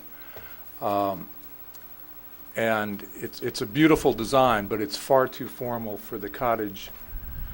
The intent of the Montecito community plan is cottage, and it's not as formal as this. And I don't think this is going to affect your rooms and your keys, and I'm not suggesting that it should. I think it needs to look smaller somehow. And I think that's going to drive setback issues and height issues. So I don't really need to go there now, but I would like to see something else. And that's pretty fundamental, and pretty broad. I think we should go there. I think it's exactly where we should go. Go where? Into each one of those. Height, setbacks, if we need, we can do building by building. We have some discretion when we're wearing our zoning hat as to height, setback issues, things like that. I'm finding less discretion with the community plan, and I've got to get over this cottage call-out. It's pretty specific. It's look at San Ysidro Ranch, look at the Biltmore. I find this just different enough so it doesn't work. And I want them to have design flexibility so that with this redesign, should we agree on that, it may need to be in a setback or not. And it may need to be, one part of it may need to be higher or not. But I wouldn't want to say you can't be there and you can't be up here and you have to redesign it. I'd like to see what it looked like. It's pretty vague, I know, and I'll let you guys fill it in, but that's Michael, where why it don't we is. just have a conversation? I think what you just said, I mean, I share some of those thoughts, but if I were sitting here as the applicant, I wouldn't have the faintest clue as to what we're really thinking. So I think we have to get into the specifics. We're not going to sit here and design this project for them or redesign it or massage their existing design. But we can give them some guidance on the things that trouble us or that we really like. And I think we should do that. I guess I'm trying to get there. I'm not categorically opposed to higher or in setbacks with a proper design. And I think the design is very important. And we've heard so many people claim that the entrance into Montecito on 101, it's too big. We don't want to see it that big. And I think the community plan says, don't yell at us. This has got to be quieter and more cottagey looking. You know, I'm not going to design it, and you don't want me to. But I think there's a formality to this design that takes it away from cottage, and it could be different. And in that context, smaller and maybe not as often in setbacks. I don't know, but I'll turn off my mic at this point, and Well, no, you I mean, guys can. maybe we should look at it this way. You've sort of given us your philosophy of what you think we should do.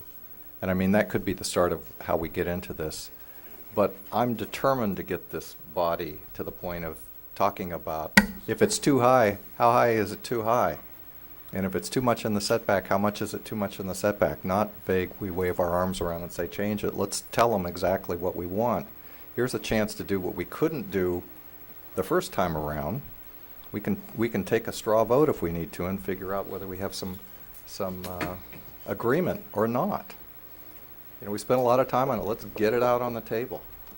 Well, I completely concur with you, Chairman Barrick. I actually concur with Chairman Phillips, too. And I think at this point in the process, I think this community owes this to Mr. Caruso. I think Mr. Caruso has not been served by this community.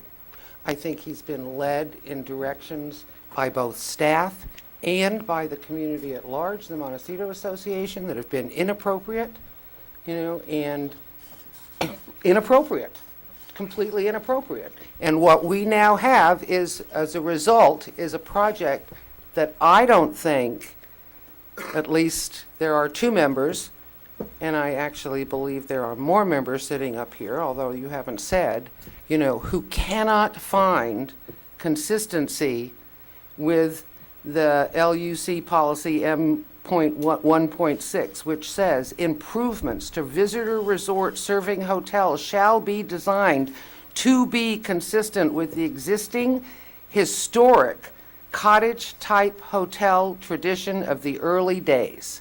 It's very clear to me what that says. Now, I think that's been manipulated to be interpreted as being, okay, 6 keys here in some rooms.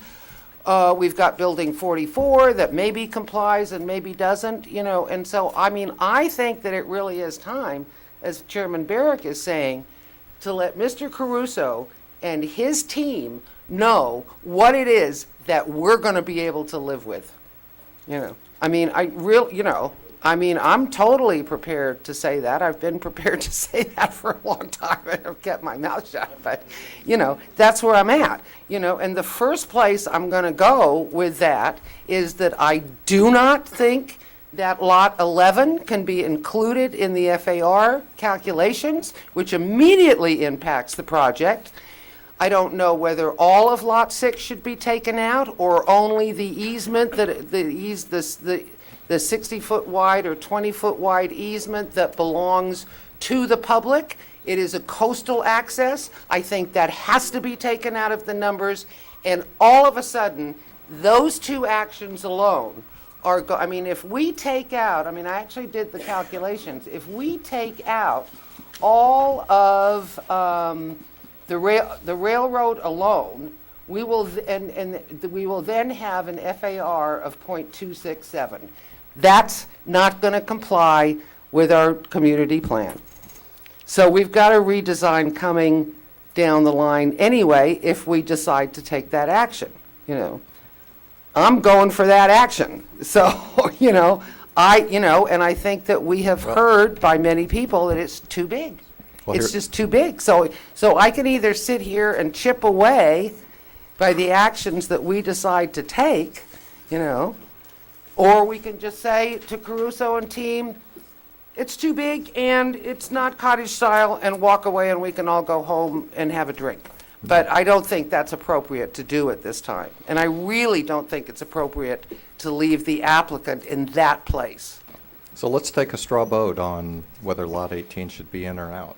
Lot 18, no, it's Excuse me, what? Lot It Lot would be 11. Lot 11 is the Lot 11 is the railroad parcel. Okay, Mr. Chair, I think there's actually a legal question involved. Yes, it is a legal question, absolutely. We have a legal opinion on that. Yeah, we do. Well, it's the interpretation of development plan. It's ours to decide. Is it? You know, it's not even zoned commercial visitor resort. It's not even in the right zone district. Mr. Chair, Commissioners, you are the interpreters, and ultimately the board are the interpreters of the the community plan and the zoning ordinance. I'd like to us. argue for 11. And Which way? I would like to argue that the applicant has paid for the easement, is developing the easement and landscape. Landscape's a big part of the project. I think he gets to count it. I agree, Mr. Chairman. I can't imagine what it would look like without the landscaping there. Well, I'm not if saying it's you not can't included. landscaping it. It's not a question of whether he landscapes. It's the question is, does it count for the purposes of creating additional building massing on the rest of the property? You know, is that consistent with how any property owner in Montecito would be treated? No, if you don't own the lot, you don't get to count it. Plan, it's development Okay. plan language, isn't it? Which is, we don't get to have a residential development. Well, I guess we do. We could. Yeah. Our whole community plan is based on residential development. It's a residential community. It seems a necessary part of this project, though. He needs to have it to cross it. He's going to maintain it. But he doesn't It's- need it in relationship to his FARs. It's technical, and certainly that's a legitimate view, but, Okay. you know, the number of keys is important for his stockholders, or whoever, for you, and let's, Well, wait, it could. wait a second. We're Let's not. stay focused on the lot. Yeah, Well, it's, maybe philosophically, we ought to start out with something here, which is, we all want the hotel to be built. We want the hotel. If we had our choice, we'd get it tomorrow. So, I mean, let's put it into perspective of, we'd like the guy to build the thing. Absolutely. Right. So the question on something like Lot 11, you know, I challenged the issue on Lot 6. I'm kind of comfortable now that, you know, it's his. I haven't seen it, but I'm there. So I think we ought to include Lot 6. I'll make that proposal, that Lot 6 is in. 11 is more of a judgment call, and as far as open space, it's in the middle of the project and it's open. So, you know, maybe it should be included. Mr. Chairman, yes, I would vote to include that. I think it's a better project if it's included. Well, it's not going to everybody seems to think that I'm trying to This is take not it related away to from the taking it out. project. I'm not trying to take it away from the project. What I'm trying to do is find a rational way of getting the mass, bulk, and scale as measured by FAR down. I mean, this project is 33, where's my notes? Is 33, where is it? Building footprint is 33,000 square feet more than the Schrager project. 33,000 square feet more than what was approved at the Schrager's project. Okay? No, that's not correct. Well, if You're not nearly high enough. Oh, okay, sorry, you know. I This mean, wa- I got that the net square footage of the Schrager project was 137 blah, blah, blah square feet, and that the Caruso project was 171,000 square feet, and the difference there would be 33,803. You know, I take it back, you may be right, because I'm looking at building footprint. No, I didn't do building footprint. I went to the net square footage, You know, was what I if- was if you dealing look with. at land That's that's that's the size of 7 5,000 square foot houses. That's what we're battling with. You No, know, I understand your concern, because if you look at it from, forget how we calculate FAR, if you just look at how many square feet out there have a building on top of it, Yeah, it's 190,000 feet. yeah, It's a lot. you It's a know. lot. It's a lot. The Schrager was 113. yeah. So it's And a, then we're being, you know, at the same time, we're being asked to say that this project is built on top of the negative declaration, that there's no environmental impacts, you know. I mean, it's got to give somewhere.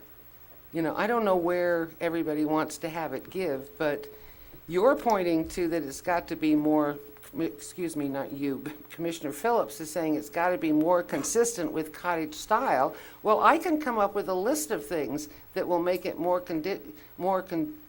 consistent with what I consider cottage style to be. I already mentioned one today. I think the plate heights. I don't think there's anybody would ever say in the world of architecture that cottage style has 24-foot high buildings with 12-foot plate heights. Okay, you want to go in that direction? I don't know. But anything we do is going to impact, is going to send, I'm assuming, is going to send Mr. Caruso back to the drawing table for something. So I just don't know where everybody else wants to go. That was my first shot at it, was reducing the FAR. I would like to point out that neither parcel 6 nor parcel 11, neither parcel 6 or parcel 11 were included in the Schrager plan for FAR. I think if we now suddenly make a change and we include them here, we've changed the circumstances. I mean, it's right back in the CEQA question. And I mean, I'm sure that Mr. Caruso had to be aware of what he was buying when he bought this. And it, you know, there's an implicit FAR limitation by excluding those two properties. And I am absolutely in the position where I say you got to exclude them. Otherwise, we're not, the whole basis of the comparison with the Schrager plan goes out the window. So you're saying the CEQA document would not be certifiable That's accurate. because it's inconsistent with the underlying baseline? That's right. Yeah. but we've heard testimony from council that that's not true. You can have a larger project and still use the same documentation. So I don't think that's an accurate statement. And I don't think it gets us to the bottom line is, should we include it or not? It's really our decision. We can't fall back on environmental. We've got to look at what we think is reasonable. And I understand, I'm not arguing. Except that they're all interconnected. And I'm not suggesting they aren't, but You know. but maybe we shouldn't try to get it cottage style and some of those issues by, you know, I started out headed down the road of FAR, because that was where I started in the beginning on this thing. So I'm not suggesting it isn't legitimate. But I'm kind of convinced now that the beach property is legitimately theirs. It is open space, it's an amenity, it's being used, they own it, we should count it. Railroad property, I'm on the fence. Yeah, I didn't bring up the beach property. Yeah, well, I didn't I'm bring trying to that one take up. issues off the table here as well, Yeah, you know. I wasn't intending on And so maybe bringing we up- can do a straw vote. Are we, I wasn't going to bring up the beach property. well, I think we bring them all up. But I want some square footage out of this project. I understand what you That's want. where I'm going. I I understand don't what you care how we get there. We can leave the railroad in there, and then what I will say is, okay, reduce it by X number of square footage. I don't care how we get there. I think there's too much square footage here, Okay. you know, and I don't care how we But get there. that goes against what you suggested. I think Mr. Caruso can redesign this, that the Caruso team can redesign this and bring down the square footage, bring the look more cottagey, and still keep the keep the FAR number. I mean, I don't. The percentage. He may need it. I don't know. Maybe you can get cottagey and littler and still have the same FAR. Well, I don't without know. everybody sticking to their votes, how about I make a straw motion that we not count 18, and that we do count. no, it's Excuse not. me, It's- I keep it's saying 18. 11. That's a project of mine. Lot 11. You're talking Lot about the 11. railroad. The railroad is out. It's not part of the project for the calculation of FAR, and that 6 is in. Make them one at a time. Okay. No, we don't need to be that formal, I don't think. So we're taking a straw vote as about- to whether 11 is out. How about the beach? We'll start out with the beach. Oh, okay. Is the beach, should be included? Yes. Yes. Yes. No. We already got 3 yeses. Okay. 11, in or out? Out. In. Are you in? I'm not sure. Oh, I'm sorry. I'll defer. I'll go to you guys. I'm I- the chair. I get to go last. I think it's in. Out. Okay. And the reason I went there is not because I don't think it should be, but I think your comment about the total massing is too much. And one of the ways for us to legitimately get there is that methodology. Great, thank you very much. You're welcome. Let's talk about the heights and setbacks. One at a time. Okay? So my suggestion is, let's look at Jameson. We've got, Jameson in particular, we've got buildings that are over, well, according to my notes, we are, I'll throw out my suggestion. I'm not willing to have any 2-story building in the setback. No 2-story buildings in the setback. Okay, let me look. Just want to see what the impact of that is. What that causes. Within the setback is what you're saying, okay. So let's look at our, how about sheet 3, or A002? I think that's just the Lanai building. No, it's a little bit of the backside of the, It would be the ballroom. It'd be Ballroom's in the setback? the main building, the ballroom, 44, 43. They're not in no, setbacks. not 43, 44. It's in this, well, that's only on Jameson. I'm just now addressing 2-story in the setback. I'm sorry, I misunderstood you, Mr. Chairman. What you are saying is that you do not think there should be any 2-story building in any setback. That's what I'm saying. I'm willing to give on buildings 11 and 9 because they're adjacent to the applicant's own property. Okay. What page are you on, Bob? And I'm willing to give You have on to- 2, 3, and 09, 4 8. because they historically, they're not moving them. Well, And for most of these, This one's for building color-coded. 44, 4, and 5, the changes required to get them out of the setbacks are not substantial. For building 43, it basically can't be a 2-story building.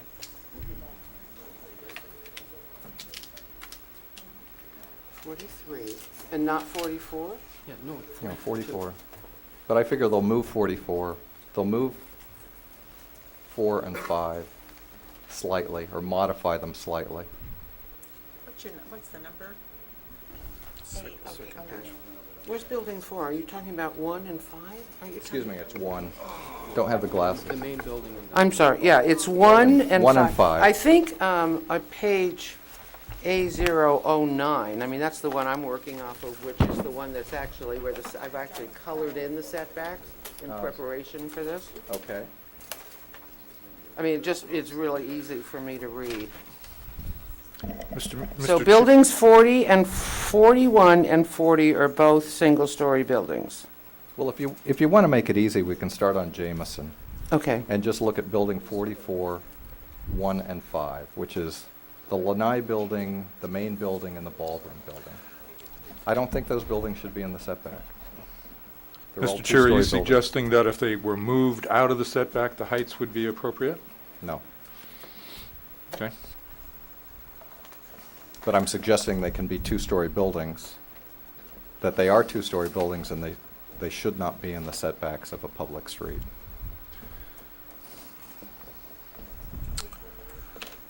Mr. Chair, I could support that view. I cannot find a justification for them being in the setback. Nor can I. Yeah, I would agree with that because along with that, and I think I mentioned it today, and I think it was it Mr. McManus, who was it? Somebody from Mr. Caruso's team said they were willing to give something on South Jameson along that parking and sound thing. So that really works for one of my future design adjustments that was going to be made, because I'm not giving up the idea of my So- encroachments. So if we pull those out of the setback, which is not big changes. I'm not pulling them out. I'm Mr. Chair, you moving them. really need to be speaking to each other on the mics, because otherwise you're just having a conversation between yourselves and the public can't participate. It's less embarrassing that way. Is this a little too inflexible? We're invited to permit those incursions for, I forgot what is the language? The project, Well, let's talk philosophy. I'll argue philosophy. Why are we putting two-story buildings in a setback? Normally, we don't put buildings in setbacks. So why are we putting two-story buildings in setbacks? Especially since, do you see any reason why they need to be in the setback? no. No, nor do I. And from MBAR and my architectural, background, we have requested multiple residential customers in the community that if a building is on the setback, that's just like right on the setback, that the second story shall be set back an additional 10 feet. So once again, I got to go back to is like what's fair for our residential clientele or constituency ought to be fair for a commercial development in a residential community. But here we have the applicant redesigning. Wouldn't we want to give him some design flexibility and come back and say, we understand the setback issue? Of He course, does have design flexibility if he wants to reduce, well, and, okay, this is just my opinion. If he wants to reduce, well, just take the second section in from San Ysidro Road of Building 44. There happen to be 1, 2, 3, 4, 5, 6 units. There's 12 units in there. The flexibility for me would be that I would allow that building to exist in the setback if the second story were taken off and those 6 units were added to some of the cottages which only have 2 or 3 units. Exactly. That would be fine. The single-story building could still exist in the setback if the second floor of that section of it, because for me, that gets myself and the community a whole lot of what we're saying, because you take that second building, now not the first building, but you take the second building, you take that whole second floor off, you've immediately begun to wiggle that long facade along South Jameson, Oh, which yeah, is really what I'm concerned about. differentiate the roofs, and it's looking like a You know Yeah, what, that I think this is exactly what we shouldn't be doing. What? Right. We shouldn't be trying to sit here and design this project. Well- There's a philosophical question that Bob posed, which is, can we find a justification to build a 2-story building in a setback? Okay. And I think to go beyond that, we're co-opting exactly what the applicant needs to do, which is design it. Why don't you take a straw vote? You had a proposal, I think it's a good one. Okay. Let's talk about Jameson first. I suggest that there should not be a 2-story building in the setback along Jameson. You got one vote here. I'll agree with that. 2-story. Two-story. So all of these buildings would be pushed back. Mike, your mic. No, Mike, no. Thank you. So the bottom line is all these buildings would be pushed back. That's the idea. I agree with that. Same, okay. No 2-story buildings in the setback along Jameson. Let's address the rest of the Building setback issues if we can. Mr. Chair, they're not necessarily moved back. They're just not going to be in the setback. They could be moved somewhere else. They could be. Yes. Whatever. Right. But they can't be in the setback here. Yeah. No 2-story buildings in the setback along Yes. Jameson. The harder issue, I think, for me is when it comes around to building 43, 9, and 11. I can live with 9 and 11.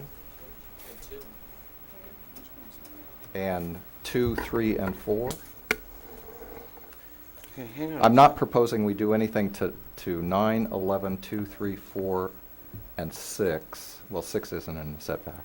But I continue to have, I have a problem with a 2-story building that's as close as 43 is to the property line. It's a side yard issue. They've addressed the spa, so that's out of the way. So you're saying that you do, as far as this 2-story buildings in the setback, we're talking about 9, which is a 2-story Well, building. I've tried to address all the 2-story buildings. Is 11 a 2-story building? Yes, it is. Yes, yes it is, okay. But it's not it's internal to the property, and if you look, I'm not concerned about I don't have a problem with those internal to the buildings. property, nor 9, because it's adjacent to their own parcels. Yeah, I don't have a 2, problem with 3, those and remaining. 4 are effectively rebuilding something that in place, same location. Obviously, they're new, but they're the same location. So the only one that's left as a setback issue is 43. And I'm kind of on the fence on 43. I think this is one of those cases where you'd have to say that the existing setback is not adequate. Whether it has to be a 1-story building or it can be a 2-story building, I think we need to leave to the applicant. We can simply say, this is too close to the property line where it is now. At least that would be my approach to it. And I don't want to dictate what that setback should be. I feel more strongly about that boundary. Yeah, I can support Jack's view on that. I kind of agree with that, although I do want to make sure that building 40, 41, and 43, that there is enough room, and I think I brought this up at the last hearing, so you guys are probably prepared for this, that I feel those are too close to the property line because they do not allow for landscaping. You have no landscaping on your existing landscape plan, and I think that I had suggested at the last hearing that I thought those buildings needed to move slightly or somewhat into the property so that that could be heavily landscaped as a protection for the church and the neighborhood. There was also a statement, that, and I just want to just cover this because it's something I didn't get out earlier, is that Commissioner Burrows asked one of the team, and the team responded that there were no windows that were facing into the church, and that is not accurate per these drawings. For these drawings, there are windows that face and look down from that 2-story building into the church property. So I just want to make sure that Commissioner Burrows is clear that we do not yet have a set of drawings where there are no windows looking into the, and that may change because if we push this out of the setback, your concern, Commissioner Burrows, may not be a concern anymore, but I just want to point that out. I agree with everything you say, especially if there are windows here. We need to manage that in some way, and more landscaping would be very good there. Our landscaping would be very good. Well, somebody want to suggest an alternative condition related to 40, 41, and 43? 40, 41, and 43. Well, what is it?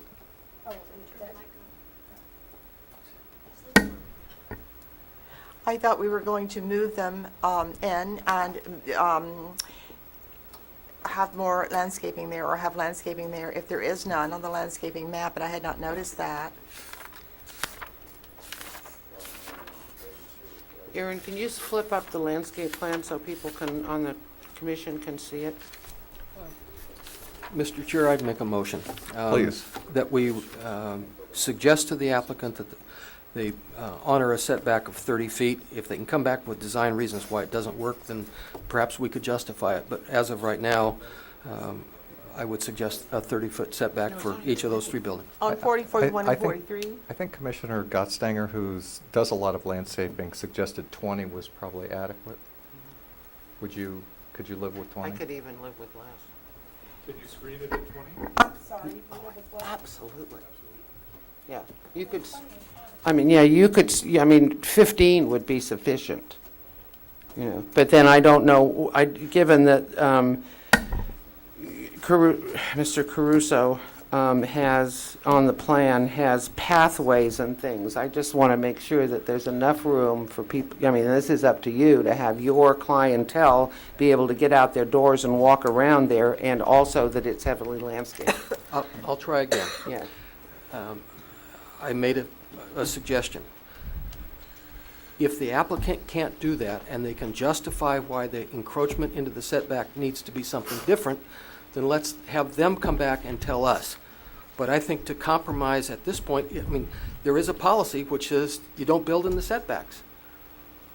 And I think we're already making a compromise, whether it's 20 feet or 30 feet. Okay, fine. But let's let the applicant do the work and come back with a justification on why it has to be at 20 feet instead of 30 feet or whatever. Agreed.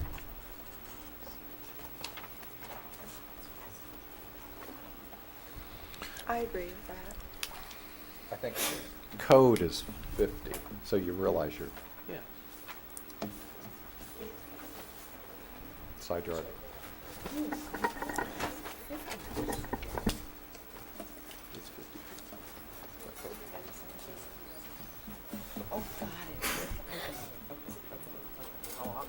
No. I think you're better off to let us do what we're going to do, and then we'll let you, if you Only if I really. could just give some direction, because I would hate wasting anybody's time. And You're not, it's not a waste of our time. I think you're better off to We've gotta do let this us, anyway. we have to do this. Okay, I could. And then you can say whatever you want to say. Okay, all right. What else do we So- have? Did we settle on a number? I suggested 30. Claire? What was the next? He's suggesting 30. You'd suggested 20 or less. Yeah, 20. I accept 20. 20.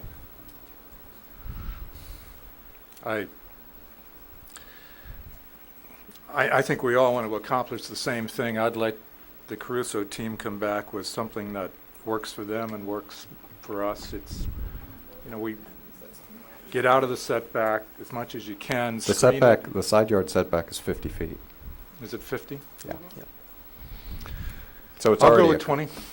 20. That's,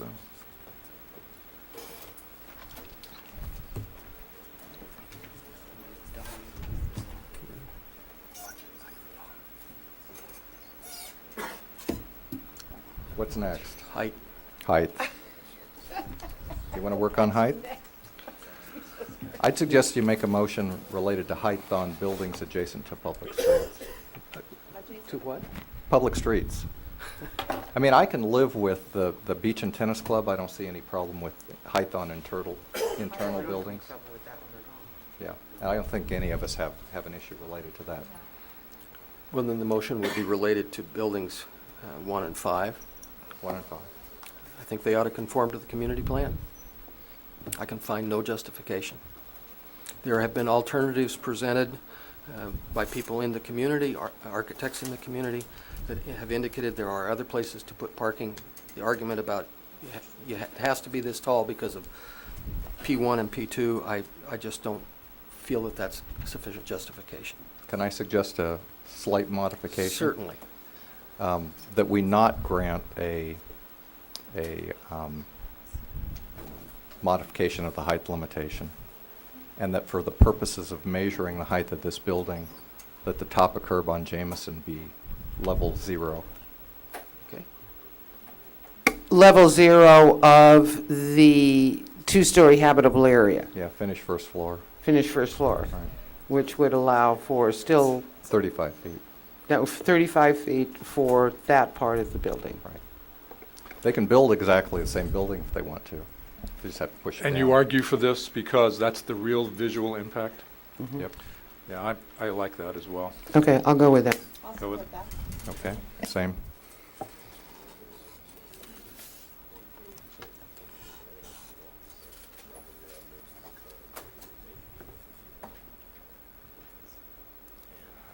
What do I want?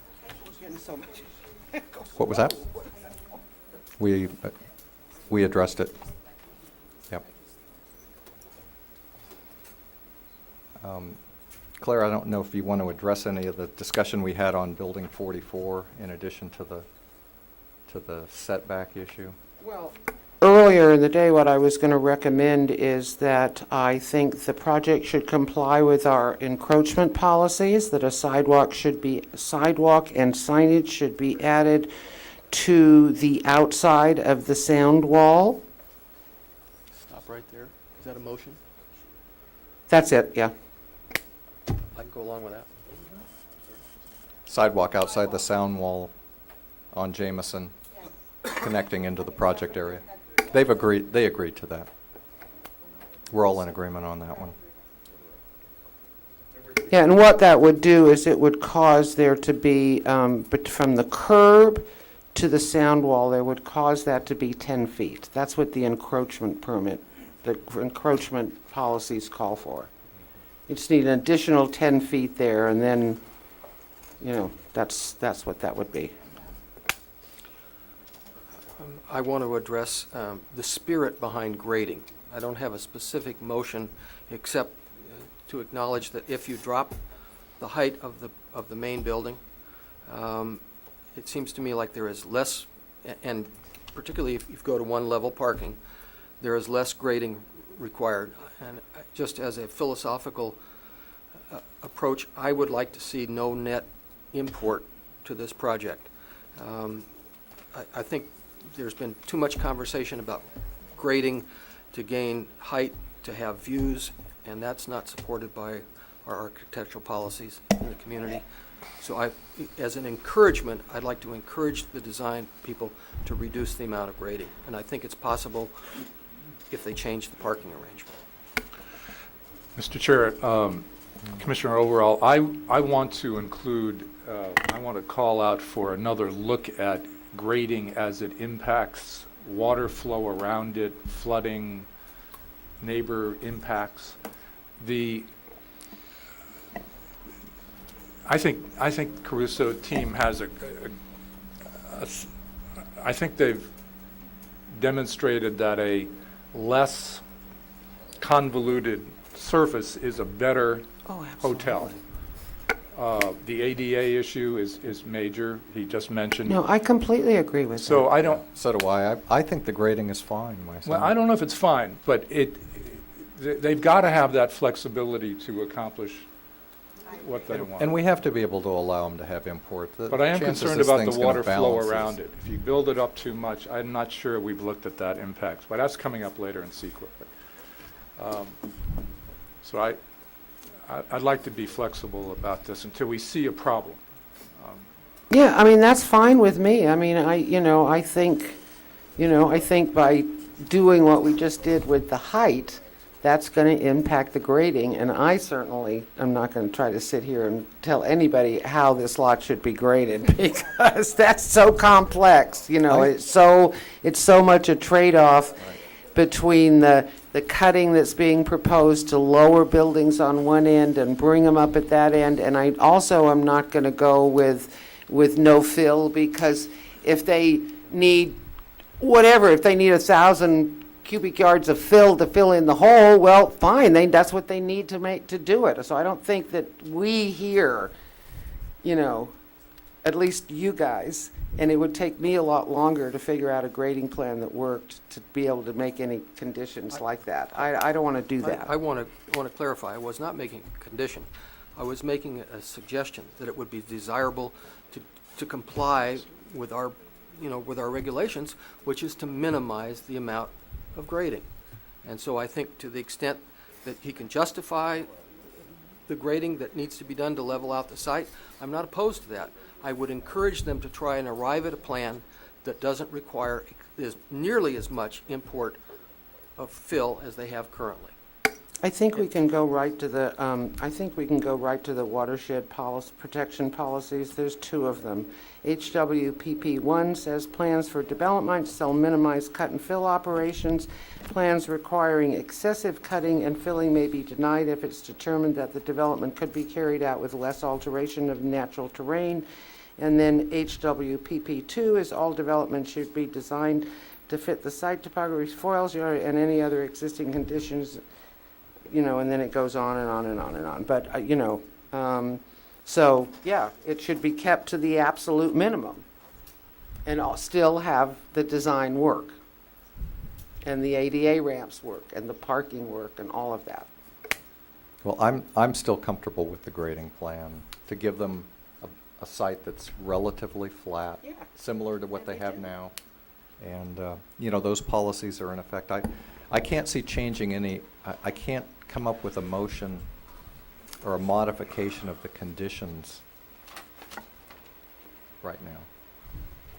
Well, I think you have, Chairman Barrett, by saying that the first floor of But that's an impact rather than a, the building, Yeah, but that's that's- good, that's gonna impact the grading, no If- matter what. What are if- you gonna do? Leave the grading where it is and have the building buried? I mean, that's gonna impact the grading. but I'm having trouble constructing them. Obviously, none of us want excess grading, but Yeah, I don't know what I would tell staff to write related to grading. I thought we were trying to give guidance to the Oh, guidance. Oh, okay. yeah, I don't think we're If we're- writing if we're only conditions giving yet. I guidance. hope we're not. Well, I think we're pretty close to suggesting what we want the conditions to look like. Well, but then they're gonna have to go figure out how to. That's it. Let's do Um, Tennis court lights, anyone? I think the applicant agreed to turn them off at 9. You got to leave your microphone I on. think the applicant agreed to turn the lights off at 9 o'clock, and that's fine for me. One hour less. I'm not sure whose lights are shining and whose windows, but We had 2 letters that the lights would shine in their windows. Mr. Delarmy for one. Mr. Phillips, you have to remember that we've got, I think it's approximately 11 feet of fill down so that the tennis courts are actually going to sit up above those residents that are on the other side of Oak Creek. So I think the letters came from those residents who foresee the tennis court sitting up here and the light shining down into their rooms. That's what their letters said, anyway. Right. I wouldn't want it next to my house. No, I wouldn't want it next to mine either. Is that a motion? No lights. I agree. After 9 o'clock? Yes. No, I was saying no lights. No lights. No lights at all? We don't grant it to other people. Are you saying no lights at all? see, it's not lights And the- only, it's noise too. Yeah. Yeah, it's- In I the wouldn't want it winter, next to my house. that would mean there would be no use of the tennis court after maybe 5 o'clock. And? 9 o'clock is fine for me. Okay. To- Phillips? 9 or none? I don't know. I say no. No. No. No. No. No.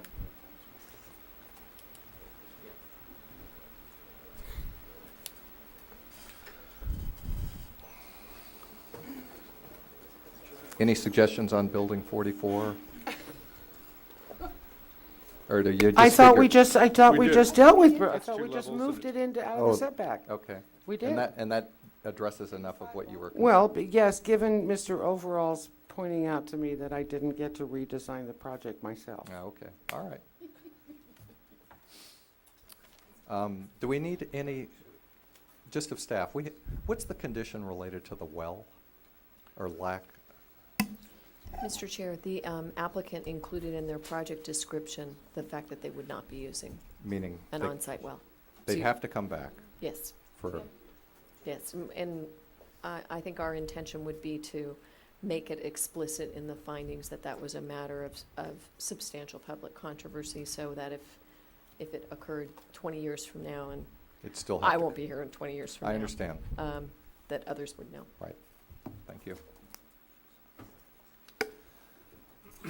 Oh, you've got, I've only got one left. I've got well, I've got a couple that are related to water and drainage, okay?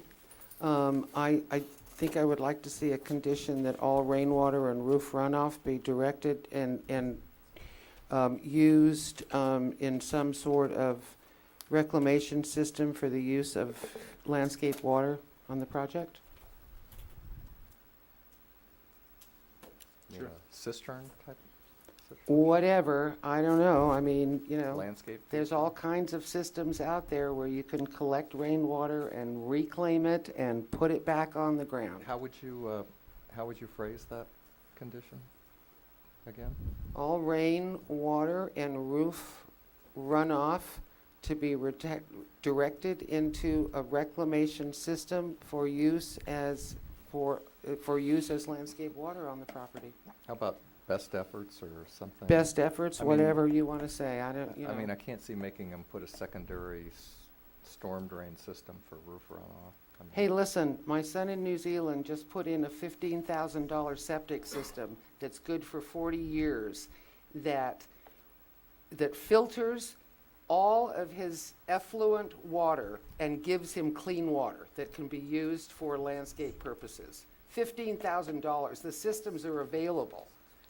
So, I mean, give me a break here. I'm not even asking for all the funky water to go into a system. I'm just asking for some system to be put on site that will use the rain and roof runoff water, rather than putting it into our storm drains or into the ocean, which was the issue that the sanitation district had, and we have throughout Montecito. That's where that came from.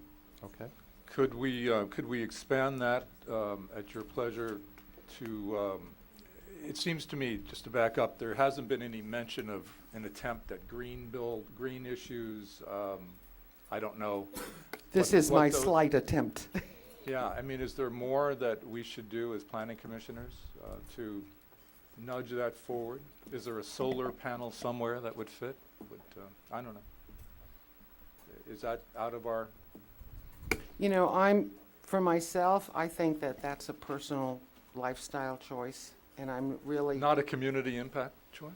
No, because we have no community impact shown for the lack of electricity. No ordinance either. No ordinance or anything like that. The reason I went here was because we did have issues with The well. not enough water, possibly, And the well going away. with the well going away. We had issues from from the Healy Ocean having clean water, and we had issues with overloading the sewage system with possible rainwater runoff. So this was just my way of trying to do a little bit environmental stuff around that. Could they come back with a feasibility or issue and see? Okay. At this point, I think all of it's kind of up for grabs. I Sure. mean, I don't know that we're It's not a directive. going to be able to reach a point where this is all going to be able to put in conditions tonight that make sense to anybody and can be voted on. So I don't know what anybody else thinks, but So I think that you'd like to see some language. I'd like to see some language that causes them to use some reclaimed water. Okay, good. I think I can live with that.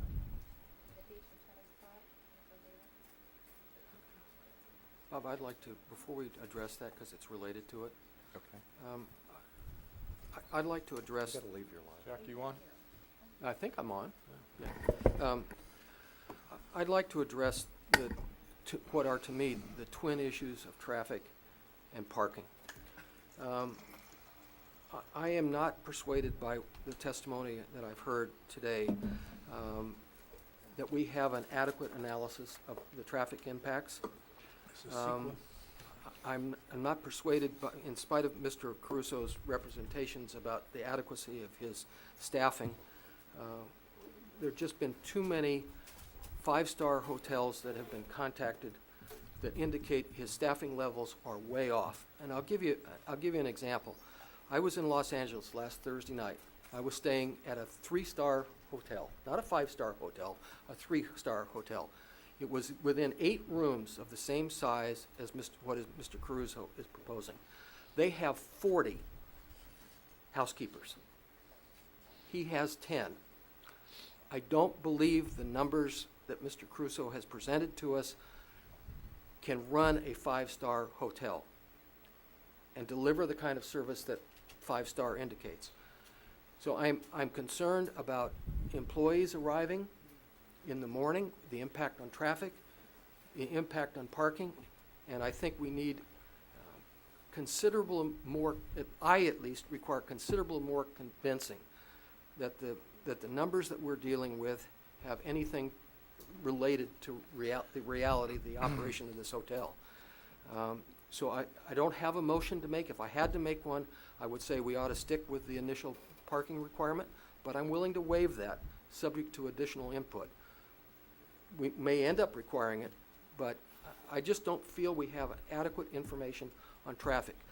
We have it limited to only one intersection, and I don't want to go off on my soapbox too long, but if you have 300 people leaving an event on a Sunday afternoon or wherever, the first time somebody heads south to Los Angeles, a family of four, and they get slaughtered on that southbound on-ramp, you can bet that every valet parker that they have on the property is going to say, don't go south. Go over to Eucalyptus, go to North Jameson, go back down to Hot Springs, or go south to Sheffield. And we have no data, no study has been done on the potential impact on any of the other intersections in all of Montecito, and they're all in trouble. We have traffic problems. So I guess what I would say is I want to hold off on parking, and I want to hold off on anything related to traffic until we get considerably more information. I agree, Mr. Chair. If you'll entertain a motion regarding the CEQA document, maybe that's time to do it, or do you want to wait till you're done? Well, I was hoping we could get through all the land Fine, use we can do issues that later. first. But I think Jack's point comes up in that area more than condition. Okay. I do have a couple not traffic, I won't argue the traffic issue with you, but I have concerns about parking. And in particular, I have concerns about valet parking. That too. And I think the way, I've been thinking about this a lot, how could we address the valet parking issue? Because that's the one I think is really going to hammer that neighborhood from people like me not using it and parking in front of their houses. So I thought maybe what we could consider doing is beefing up the language in condition 55, which is the one that lets us look at the traffic again. And I can't remember the exact language. I think we look at it a year after operation commences. And so two issues. One is I think we should stage the increase in the beach and tennis club membership till after that review is over. So they'd get the 150 as per the existing plan, and 140, and the additional would be subject to the other review. But I'd also like to beef up our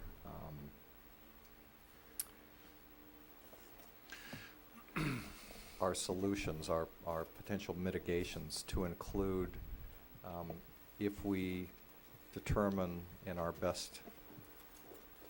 if our best determination is that the operation of the hotel is causing undue impact on the neighborhood, that we have the ability to require the conversion of the tennis courts to a surface parking lot.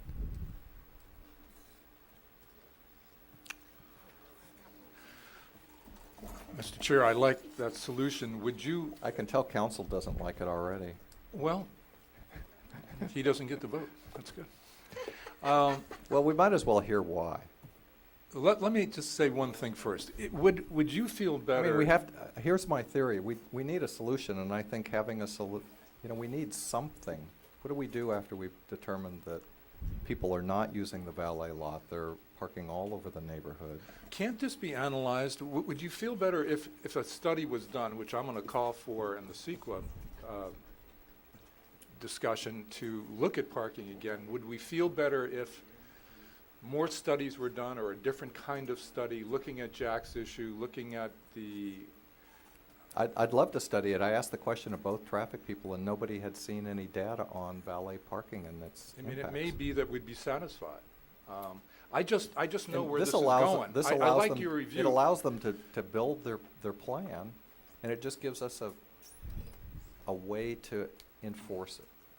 Yeah, I know what's going to happen, and I don't want the community to suffer. So I like that idea, and that we have parking there. I mean, We maybe can't this- ask them to do underground later. No, we can't. So I'm just looking, hey, here's something you don't have to have. Right. Still get all your revenue. All not right. gonna lose. Will it be Of course, I big guess enough the beach to- and tennis club wouldn't be very happy. It's not much of a tennis club anymore. No, it kind of hurt.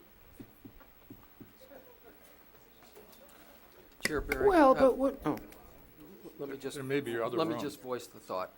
I asked the question this morning related to what happens if, somewhere down the road, the valet parking doesn't work for the entire property. It was I don't remember the exact statistics, although I wrote, it was a dramatic drop in the capacity of the parking structure. And I don't think we can overlook that. I mean, if they don't build it, it'll never be available. And if a year from now or 2 years from now, they find the valet parking is too burdensome, and I mean, that parking's going to evaporate. As part of the study, I would like to see what the capacity of the parking structure is if you don't do tandem parking. Yeah. Because I think otherwise we're going into this blind. Now, they may be fine, but we don't know that.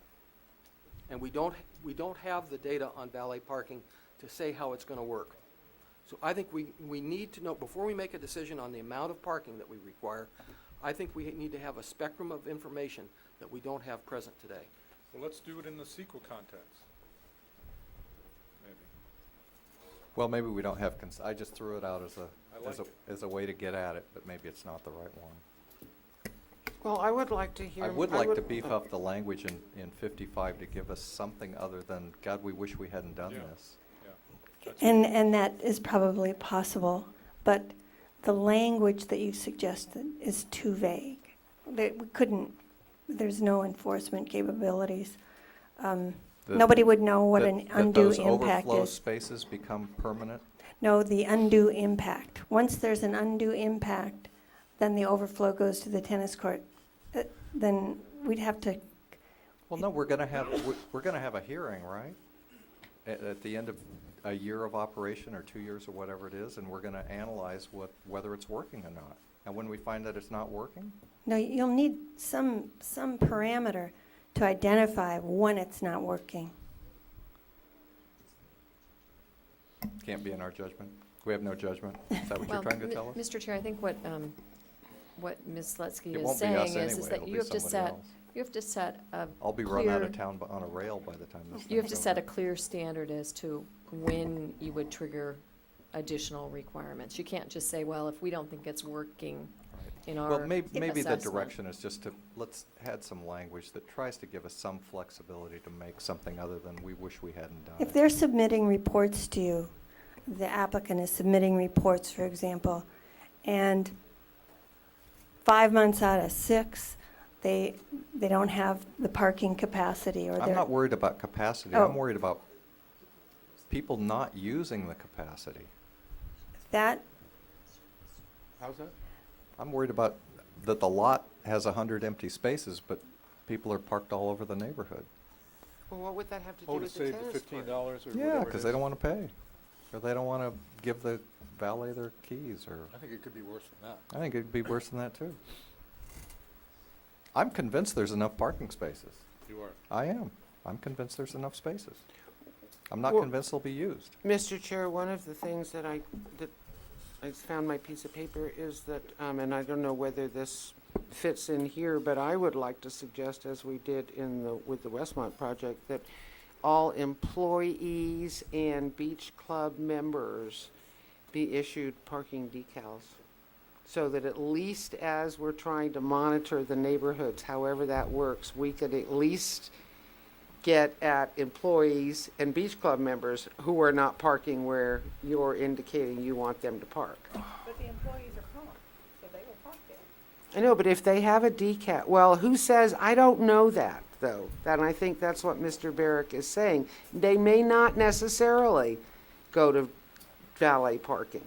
You know, I mean, if you're late for work and there's an empty space on South Jamison, you're gonna just pop in there and run to the front desk, rather than going to the valet, having the, I mean, like, I can see that happening, I can see any number of beach and tennis club people wanting to come down for the day and just use the spa because that's available to them, and parking as close as they can to the spa, and then leaving and taking one or two of those parking spaces.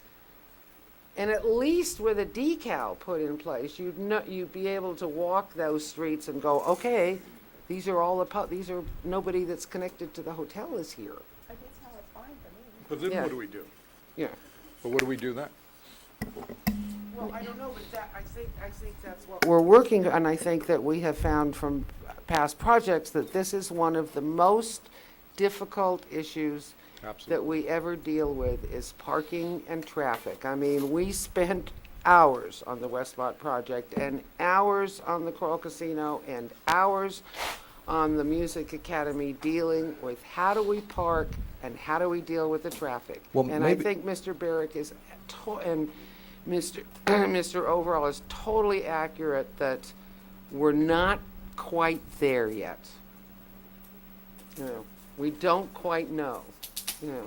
And so we're looking for conditions, and I would suggest that given we're obviously are not going to do anything with this project tonight, that maybe it's something that staff could go back to work on. They have come up with various scenarios for various projects for dealing with these kind of issues. I am not a traffic expert. I'm not a parking expert. I just, you know, I go south when it comes to this. So I think that's staff, that's the kind of information and the kind of conditions that staff is more than capable of writing. Well, maybe we just suggest that we need additional enforcement language within condition 55 and leave it at that for now.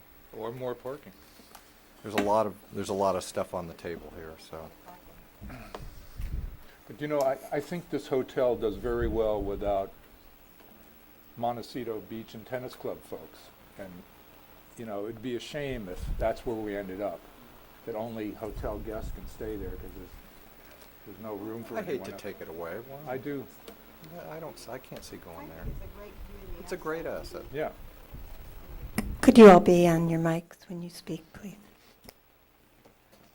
I think the beach and tennis club people are, and I think providing the ability of the beach and tennis club to the community is a really great asset for the community.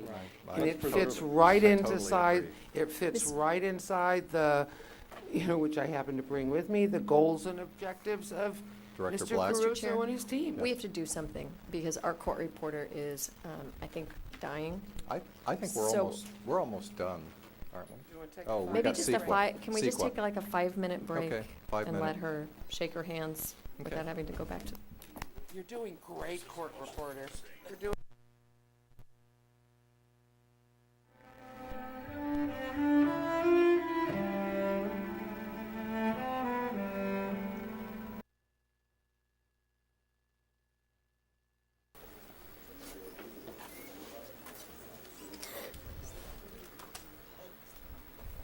Yeah, no, I will.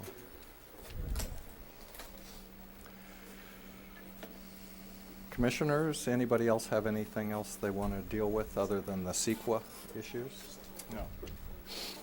Who wants to take a shot at that one? I'll try. Counsel, this is going to be inartful.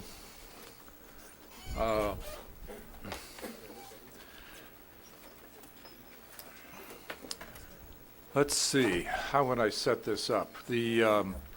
I move that that because of a change of circumstance in the water supply issue and I believe traffic, given the years out of the formal traffic study, that we ask for additional studies to amend the mitigated negative declaration, that we ask for additional traffic and water studies for the project. That's more inartful than I thought it was going to be. You want to do this? I'm getting tired. No. Parking? So it's a form of a motion to, it's not amend necessarily. What are we calling it? Calling for additional studies? Chairman Barry and Commissioner Phillips, you wouldn't be amending the Wouldn't- mitigated negative declaration, which is back in 2000 and is 8 years In behind place. us. So the question would be, what form, if you were looking for an additional environmental document, are you looking for a supplemental EIR on one or more topics? So the motion is to call for a supplemental EIR on water supply. Let me correct myself on traffic. subsequent, not supplemental, subsequent EIR on one or more topics, excuse me. Okay, so I'm moving for, I'm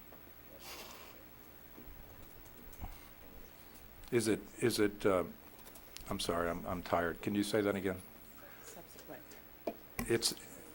It's studies supporting the subsequent EIR? I think all you'd be saying is that you've found, based on substantial evidence, that the current environmental document is not adequate as to the topics of X and Y, and you would direct further environmental review in the form of a subsequent environmental impact report on those topics.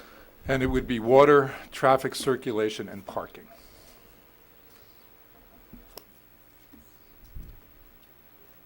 Okay, that's the motion. And I'll just, although you didn't ask the question, I'll just mention that upon, if you're finding that the environmental document is not adequate in its present form, that does,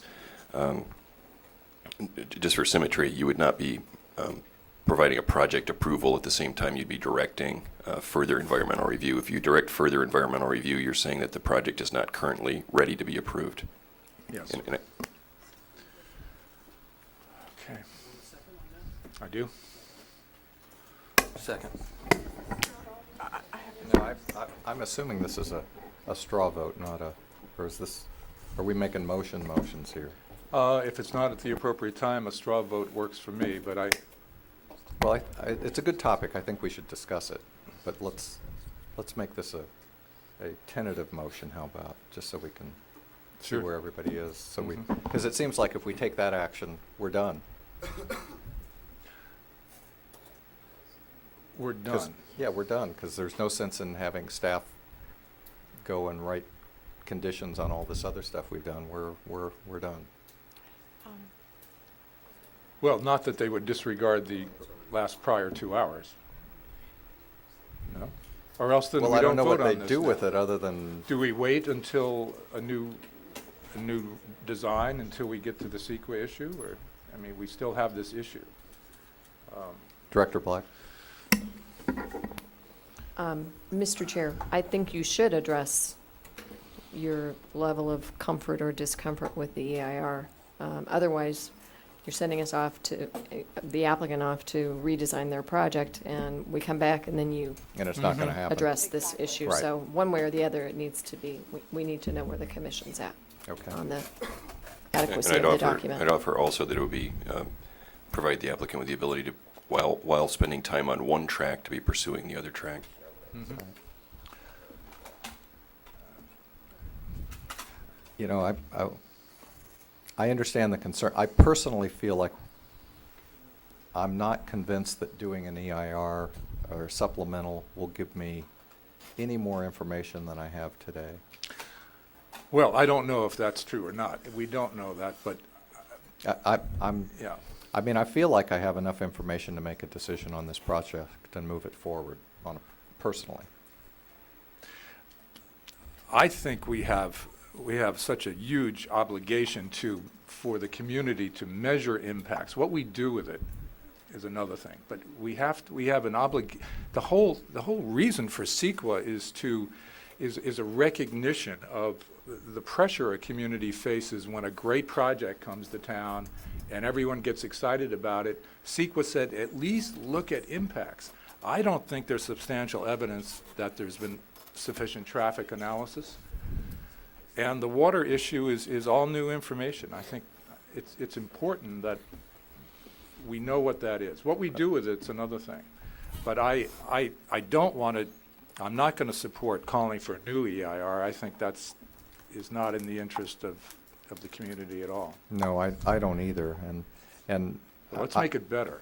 I feel You know, although I'm uncomfortable with how the process has come together related to traffic, given that we probably have 5 different traffic studies, reports all bundled together. But, I mean, I personally think there's enough information to make the determination on my side. I am concerned about the water situation just because the district said one thing and took it back and then said it again, and that is concerning. I'd like to see that Caltrans really isn't You going wonder to if they do might anything. not change their mind again next week, but, Yeah, you it's know, they've been here interesting. twice. Yeah. Mr. Chair, I'd like to ask a question of staff and make a suggestion. Is there something that we can ask you to do, instruct you to do, short of a subsequent EIR on 2 targeted issues? And if so, what would that be? Good question. Chairman Berrig, Commissioner Overall, you could indicate that you don't consider the current addendum to be sufficient and ask that that be reinforced in certain areas. I would offer that there's no litigation benefit to the county of that particular approach, as opposed to going down the route of a subsequent EIR. With a subsequent EIR, you will get litigation benefit from that, although it will come with extra time. And I think that, again, we're in the area where some precision with what you conclude is going to be very important. If you conclude that there is new information of substantial importance as to water, for example, and then direct that be addressed in an addendum, that's a combination that doesn't work. If you consider that there's new information of substantial importance, then you are signaling that should be a subsequent EIR. Can my motion be amended to just call for reinforcement, was that the word, of the present document? Is that the word? Commissioner you used? Phillips, yes, you could indicate that the current document is not adequate, and you could actually split, if you consider, for example, water or some particular topic to be new information of substantial importance, and direct a subsequent EIR onto that, and direct reinforcement of the addendum as to some other topics. You do have that combination option. So reinforcement sounds like we don't need the notice, we don't need the formality of the SEIR, and I think we'd all like to go there. We just want to see impact. And again, I would counsel that as to new information of substantial importance, that's still new information of substantial importance that's linked to an increased significant environmental effect or impacts mitigations in a certain way. So we can talk you through that, though.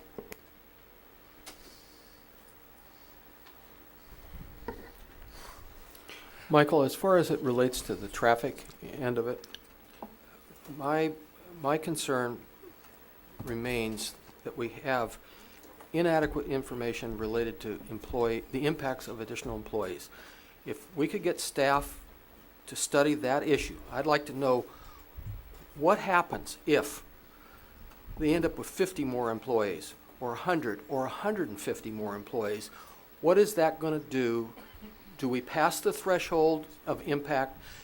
If we do, then what are the mitigation possibilities that arise? It's unfair to ask Caruso and Associates to go down this road here.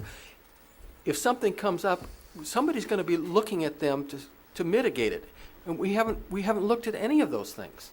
I mean, I understand your passion, but I'm going to argue the other way pretty strongly, which is we have had county's traffic people and the applicant's traffic people both stand here and go, you got a project right down the street that's exactly what you're describing, and it's got 75 less spaces and nobody's. That's parking, Bob. I'm talking about traffic. It's kind of one and the same. We're not going to finish this today. What could it possibly hurt to have them come back with an analysis? Maybe it's absolutely going to confirm what you say. May I suggest that we would ask staff to bring us any information that you might have in regard to parking and traffic. I'm not willing to consider a subsequent EIR on those issues. I think I have so much information. On the water issue, can you, as our council, give us any guidance on whether or not you think Ordinance 89 and how that would impact this project, if that is enough new information that it would be a substantial change environmentally? Can you advise us on that? Chairman Barry, Commissioner Burrows, yes. I believe that if you found that Ordinance 89, the combination of Ordinance 89 and the correspondence you'd received from the Montecito Water District, if you found that to be both or either substantial changes in the circumstances or new information of substantial importance, such that you would require a subsequent EIR as to water supply, that would be a very defensible position for the county. And on a comparative basis would be far more defensible than determining that it was not something that would require a subsequent EIR. Then I will support a subsequent EIR on the issue of water, but not on the other two issues. Can we do anything less burdensome and get to the same place? Yes. Can we measure impact without the formality of the SEIR? Commissioner Phillips, the answer is yes. If you conclude that you are not adequately served as a decision maker by the current addendum as to water and wanted to have that portion reinforced, you could do that. But my opinion is that, as I've just described to Commissioner Burrows, the Ordinance 89 and the series of letters from the Montecito Water District, you would be in a much better litigation posture by having completed a subsequent EIR than by not completing a subsequent EIR as to water. Well, And again, please, the timeline on just a subsequent EIR for water. I know you gave us that, and I'm sorry I've lost that. Did you estimate 9 months? Mr. Chair and Commissioner Burrows, I estimated 9 months for, I think, something more than that, but this shouldn't be too long. it would probably be less than 9 months, but it would probably be at least 6, 7. You know, it really depends on the level of public comment that we would receive. That's going to be the big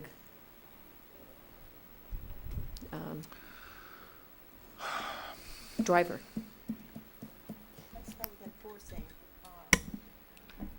Well, you know, we have a motion. You've made a motion. I'll call it a motion, sort of a straw vote. I'm going to vote no. Would Mr. Phillips please repeat, let's repeat where we're going here, because I was kind of listening traffic, then I was listening water, then traffic, so. My motion called for a subsequent EIR as to water and traffic.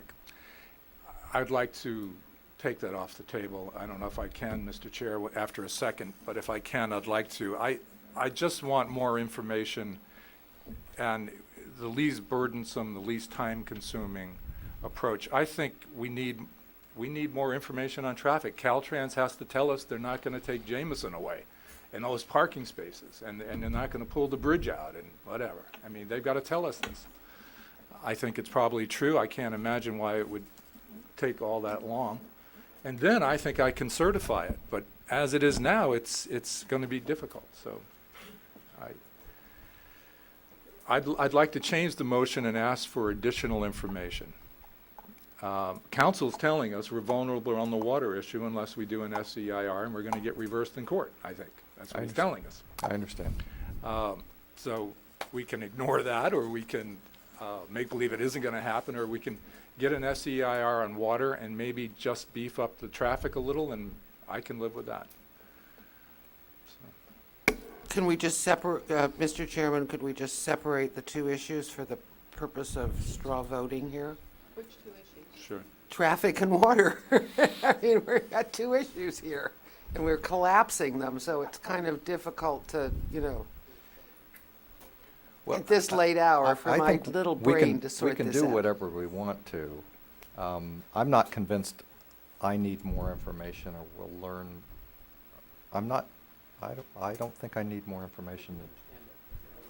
Exactly, so that's why I'm saying you. So all I'm doing is asking you if we Whatever could you have the wish. discussions separate. I mean, Sure. the original Please- discussion was please do. collapsing the two together. You know, it's now inside of further discussion, I can see that we actually might be able to separate it, which might actually separate my opinion. I'm not quite sure, but I'd rather think of one thing at a time at this, at 8:30 at night or whatever time Please it is. proceed. Michael, you want to restate what you proposed?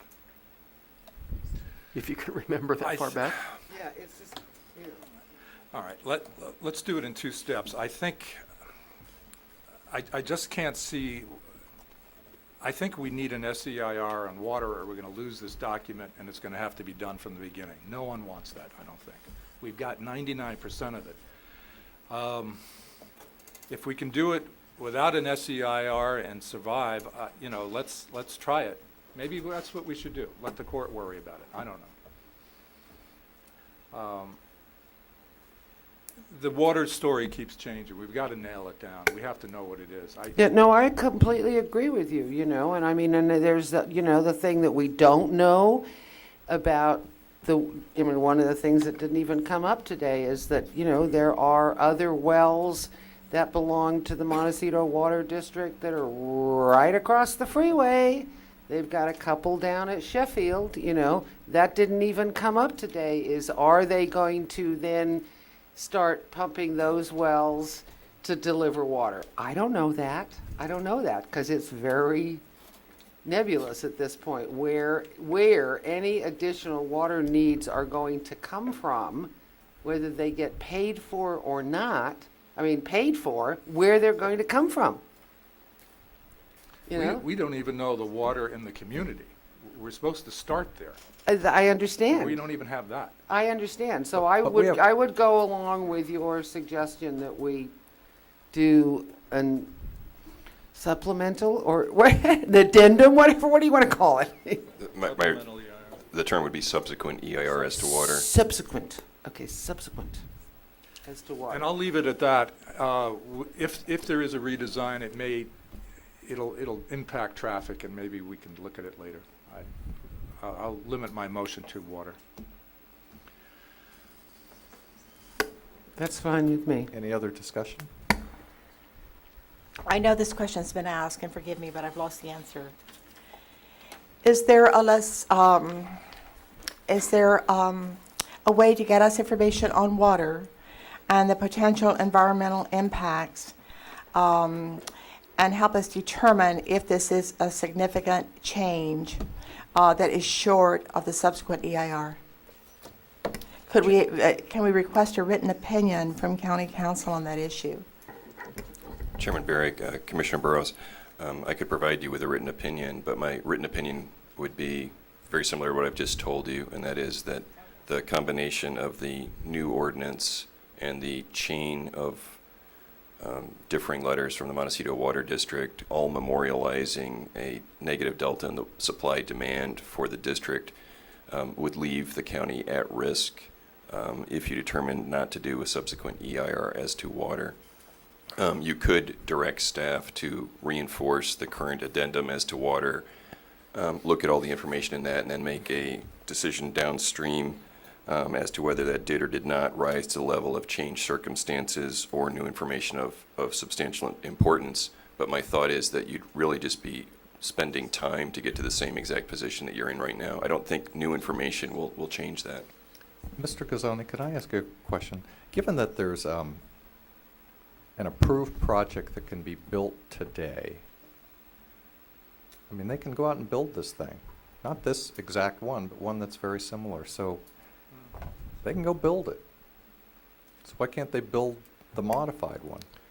Chairman Barrick and Commissioners, I mean, one's not subject to litigation. Why is the other? The short answer is that they could build the approved Schrager plan without discretionary action by the county. Therefore, there's no trigger for CEQA on that. You have a completed 2000 CEQA document, which is time barred for litigation, and that's why there's no litigation risk.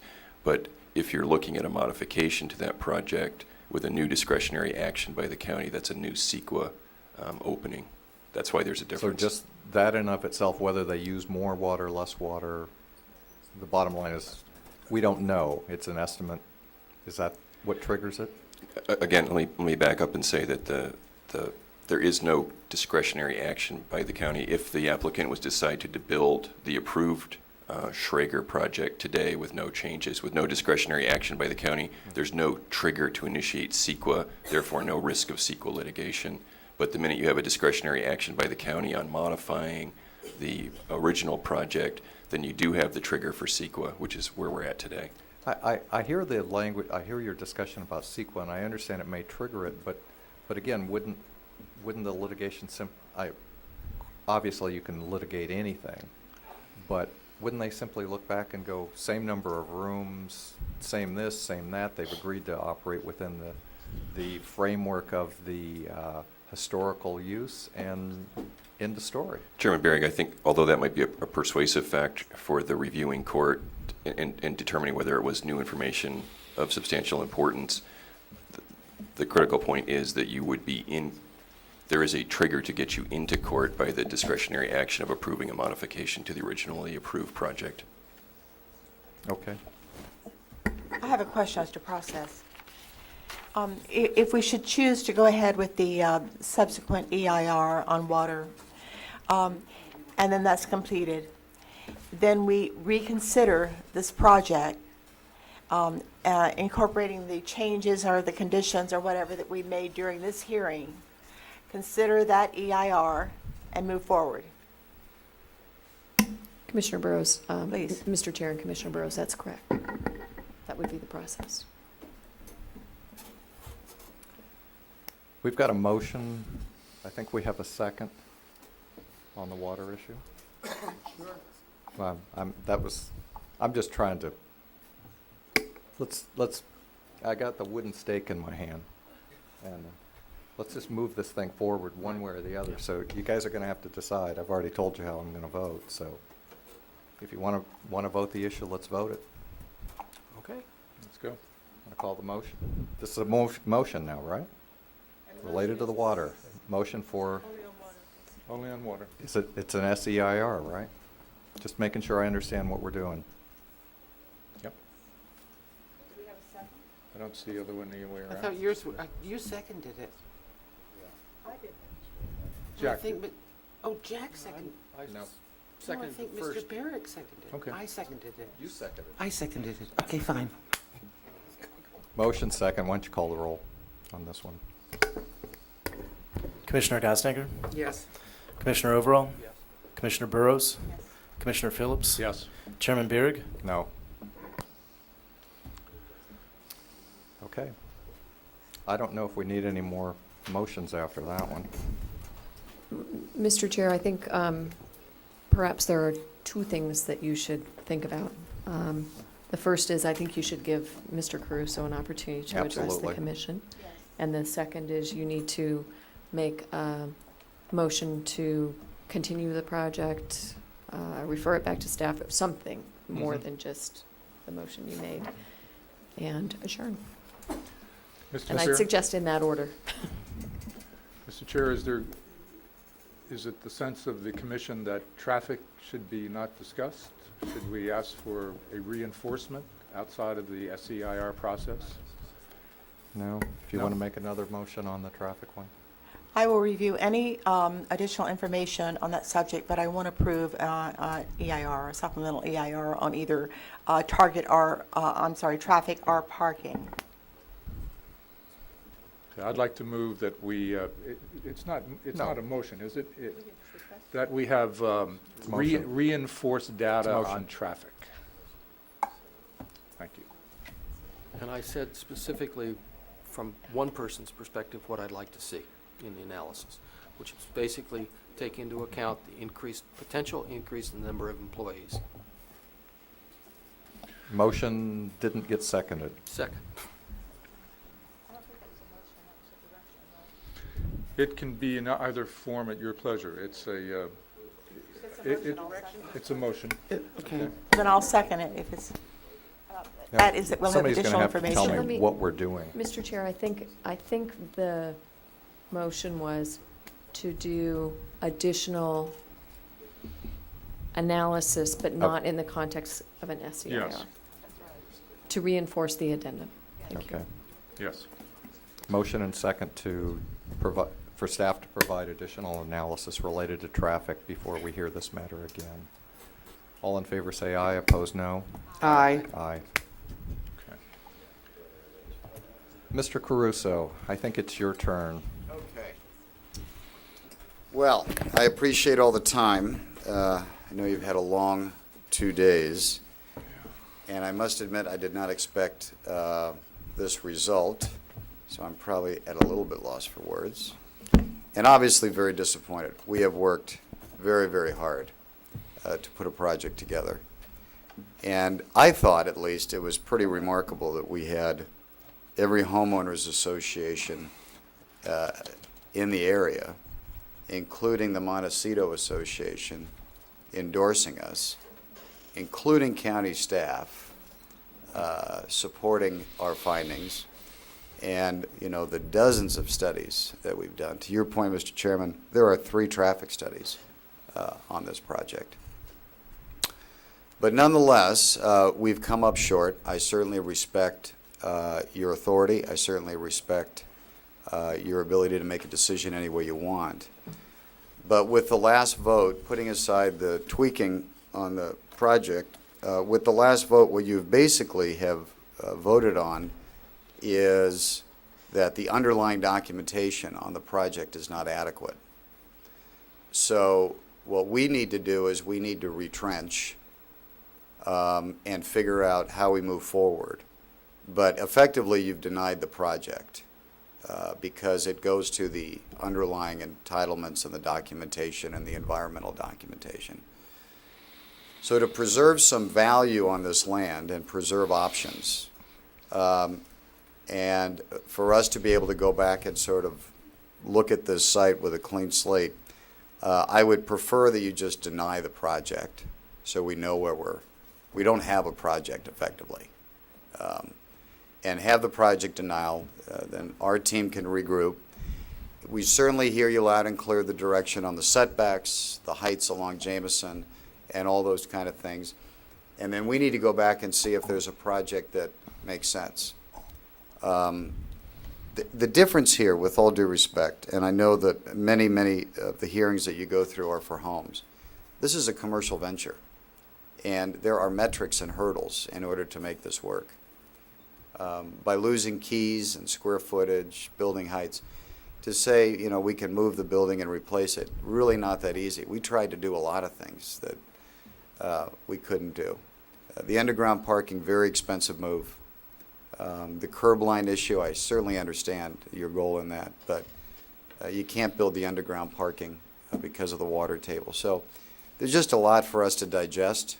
And again, I'd rather get the denial and, you know, frankly, include in our discussions, you know, whether we, and this is not a threat by any stretch of the imagination, but it's an option, sell to somebody else who maybe has a better vision for this property than we do. And a project disapproval will frankly give us that option because it's not sort of marred in, this is some ongoing project that's sitting in limbo and we can clean the slate. So after tens of millions of dollars, that would be my request at this point, because we've redesigned the project twice now, and it costs a few million to do that. And we may opt to do that. I love the neighborhood. I love the project. I was certainly enamored with the idea of building a resort here. But if it's not in the cards, it's not in the cards. So that would be my request, and I seriously would appreciate if you would do that so we can move on with our lives. Thank you, Mr. Caruso. I want to make a few comments if I can. I feel badly for your position here tonight. I think you've been poorly served by some of the bodies you've been dealing with, who I do not think have acted in the best interest of the Montecito community. And I think subsequently that ended up in them not dealing in your best interest because it got to this body and you found a conclusion that they could accept things that we simply will not accept. And I think it's unfortunate that you were led down that path. I've been where you are, and it's not a pleasant thing to do. Um, And it's just too bad we're where we are. And I'm not going to name names, but you have really been led down the path. I don't think there's anybody up here that doesn't think you would do a first-class job. But our mission is not to let you do your first-class job. It's to let you do a job that fits into our community. And the project as designed did not do that and does not do that. And I understand you want a denial, but that would be, in my opinion, inappropriate. Why is that? Because the reason I can't support a motion for denial is because I want to make sure that anybody else that looks at this, namely the Board of Supervisors, understood exactly what it is we would approve. So if you want to wait until we'll make a motion, and we can approve a project with the kind of mitigations and changes that we discussed here earlier today.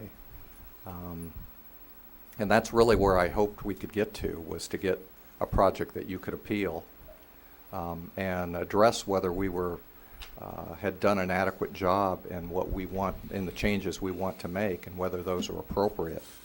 But blanket denial, no, Well, can't do that, because Mr. Chair, I'm not just- going to blanket. Yeah. I can't see us blanket denying this project. It's a good project. Well, And with some modifications, it could be done well. But, Mr. Chair, And maybe you can convince the other members of the commission here that But I can't build the project that was discussed. That's the problem, a 30-foot setback. I can't tell you what you can build and not build. I Well, can just no, tell you but I can, I can with all just tell due you what we respect. can approve. Yeah, no, I understand. That's why I'm asking for the disapproval, because I don't want to lead anybody down the wrong path. To say that the property line along All Saints, we should be 30 feet away from, and if we can't come back with a justification, I'm in the same cycle that I never get out of. And I can't be 30 feet away from it. 15, we already offered, a couple of weeks ago.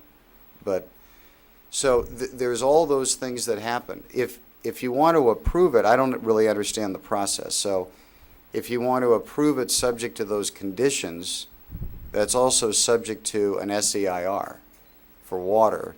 Water Department, my opinion's been very clear. They said they're going to serve us. We're an existing use. We're an existing client. I could start using 42 acre-feet out there tomorrow. We could start opening up the faucets, and the water district would have to supply us.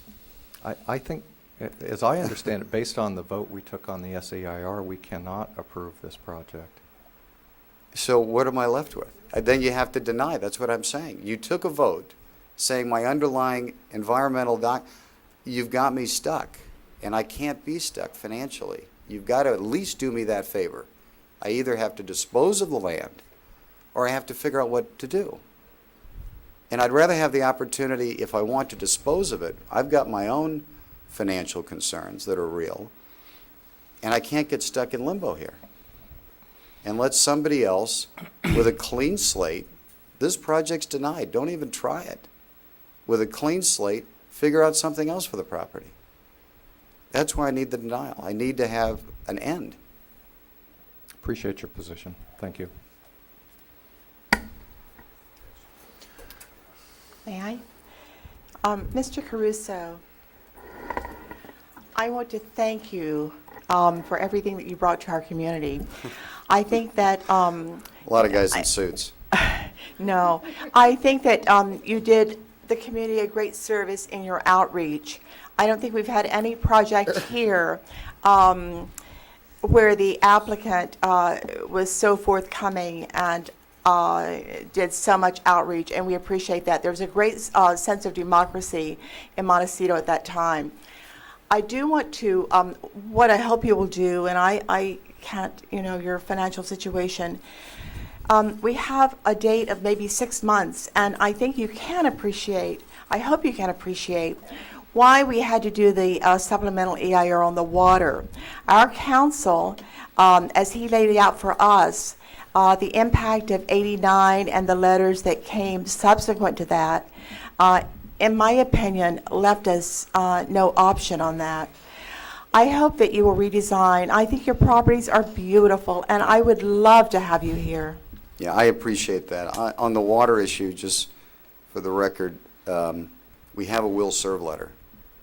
And we have the Montecito Water District confirmed the validity of the will serve letter. That is a legal binding contract. There is not a water issue. General manager of Montecito Water District stood up here again today and said, we have the water to serve.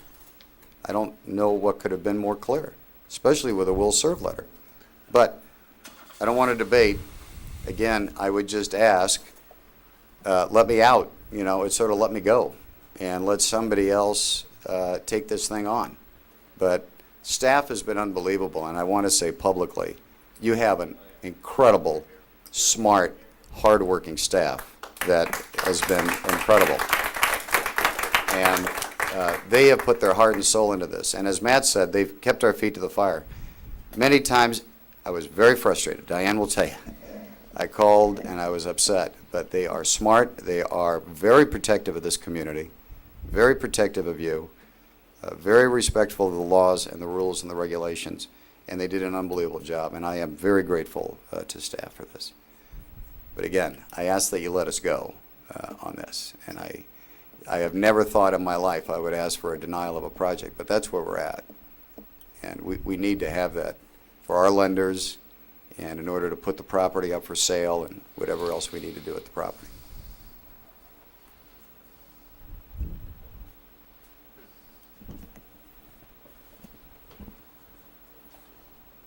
Could we please have advice from staff on Mr. Caruso's request and our options? Mr. Chair and Commissioner Burrows, you always have three choices, or maybe even some iterations on three choices. But you can always approve, deny, or continue a project. And you can approve with conditions, you can deny with direction, you can continue with direction. But, you know, you basically have those three options. Is there support on the commission to continue this, incorporating the conditions which we discussed today until the subsequent EIR is completed?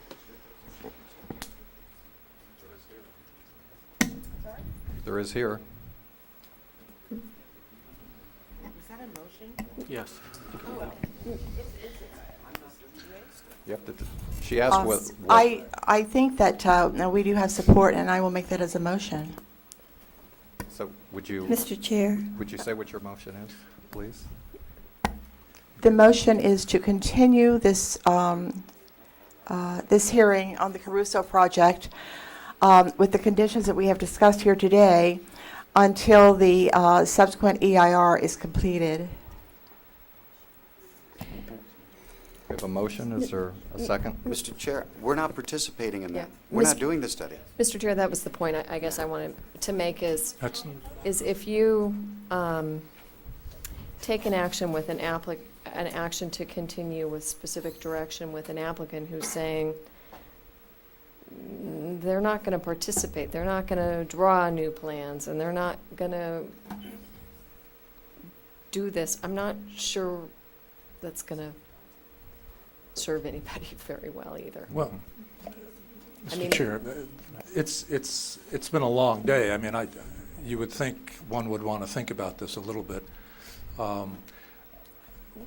I think we survived. I think we saved a train wreck on the EIR, and I think we have a project we're about to approve. I think we furthered it. If you know, I'll entertain a motion to undo that motion on the water issue if it's the sense here that we're not going to end up losing it all in a court challenge. I mean, what good does that do the community or the applicant? And I will, as I think I made the second of that motion, I will accept that if we can undo a motion. No, come on, guys. But that doesn't help. It's because we're not going to be able to certify it if we don't have the Commissioners, documents. I'd offer that upon a vote finding that the document was not adequate, that you have crossed the Rubicon in terms of litigation. I would say so. I'd say we're done. But I'd also suggest that we continue the matter. We can always deny it at our next regular meeting, but I'm not going to deny it from my No, let's perspective. continue not it, to. and the applicant has options, and let's let them sleep on it. So, Mr. Chair, we need to continue this to a specific date. Yeah. And I don't know. I'm not here August 20. I was actually going to suggest we cancel August 20th. Yeah, I think that's a good idea. Separately, so. There's only one item on that, right? Am I accurate? You're correct, although we probably really shouldn't have this discussion right now. I will Yeah. separately Right. let you know. But if you want to just let a little bit of time Yeah. pass and come back, then we probably ought to set a date that's not too far into the future. And Yeah. if the commission would entertain it, we could have another special hearing rather than wait until September, Sure. which I think might be a bit more respectful of I do too. all And involved. I think we had looked at the potential, looking at calendars before, was it the 28th approximately? The next week in August?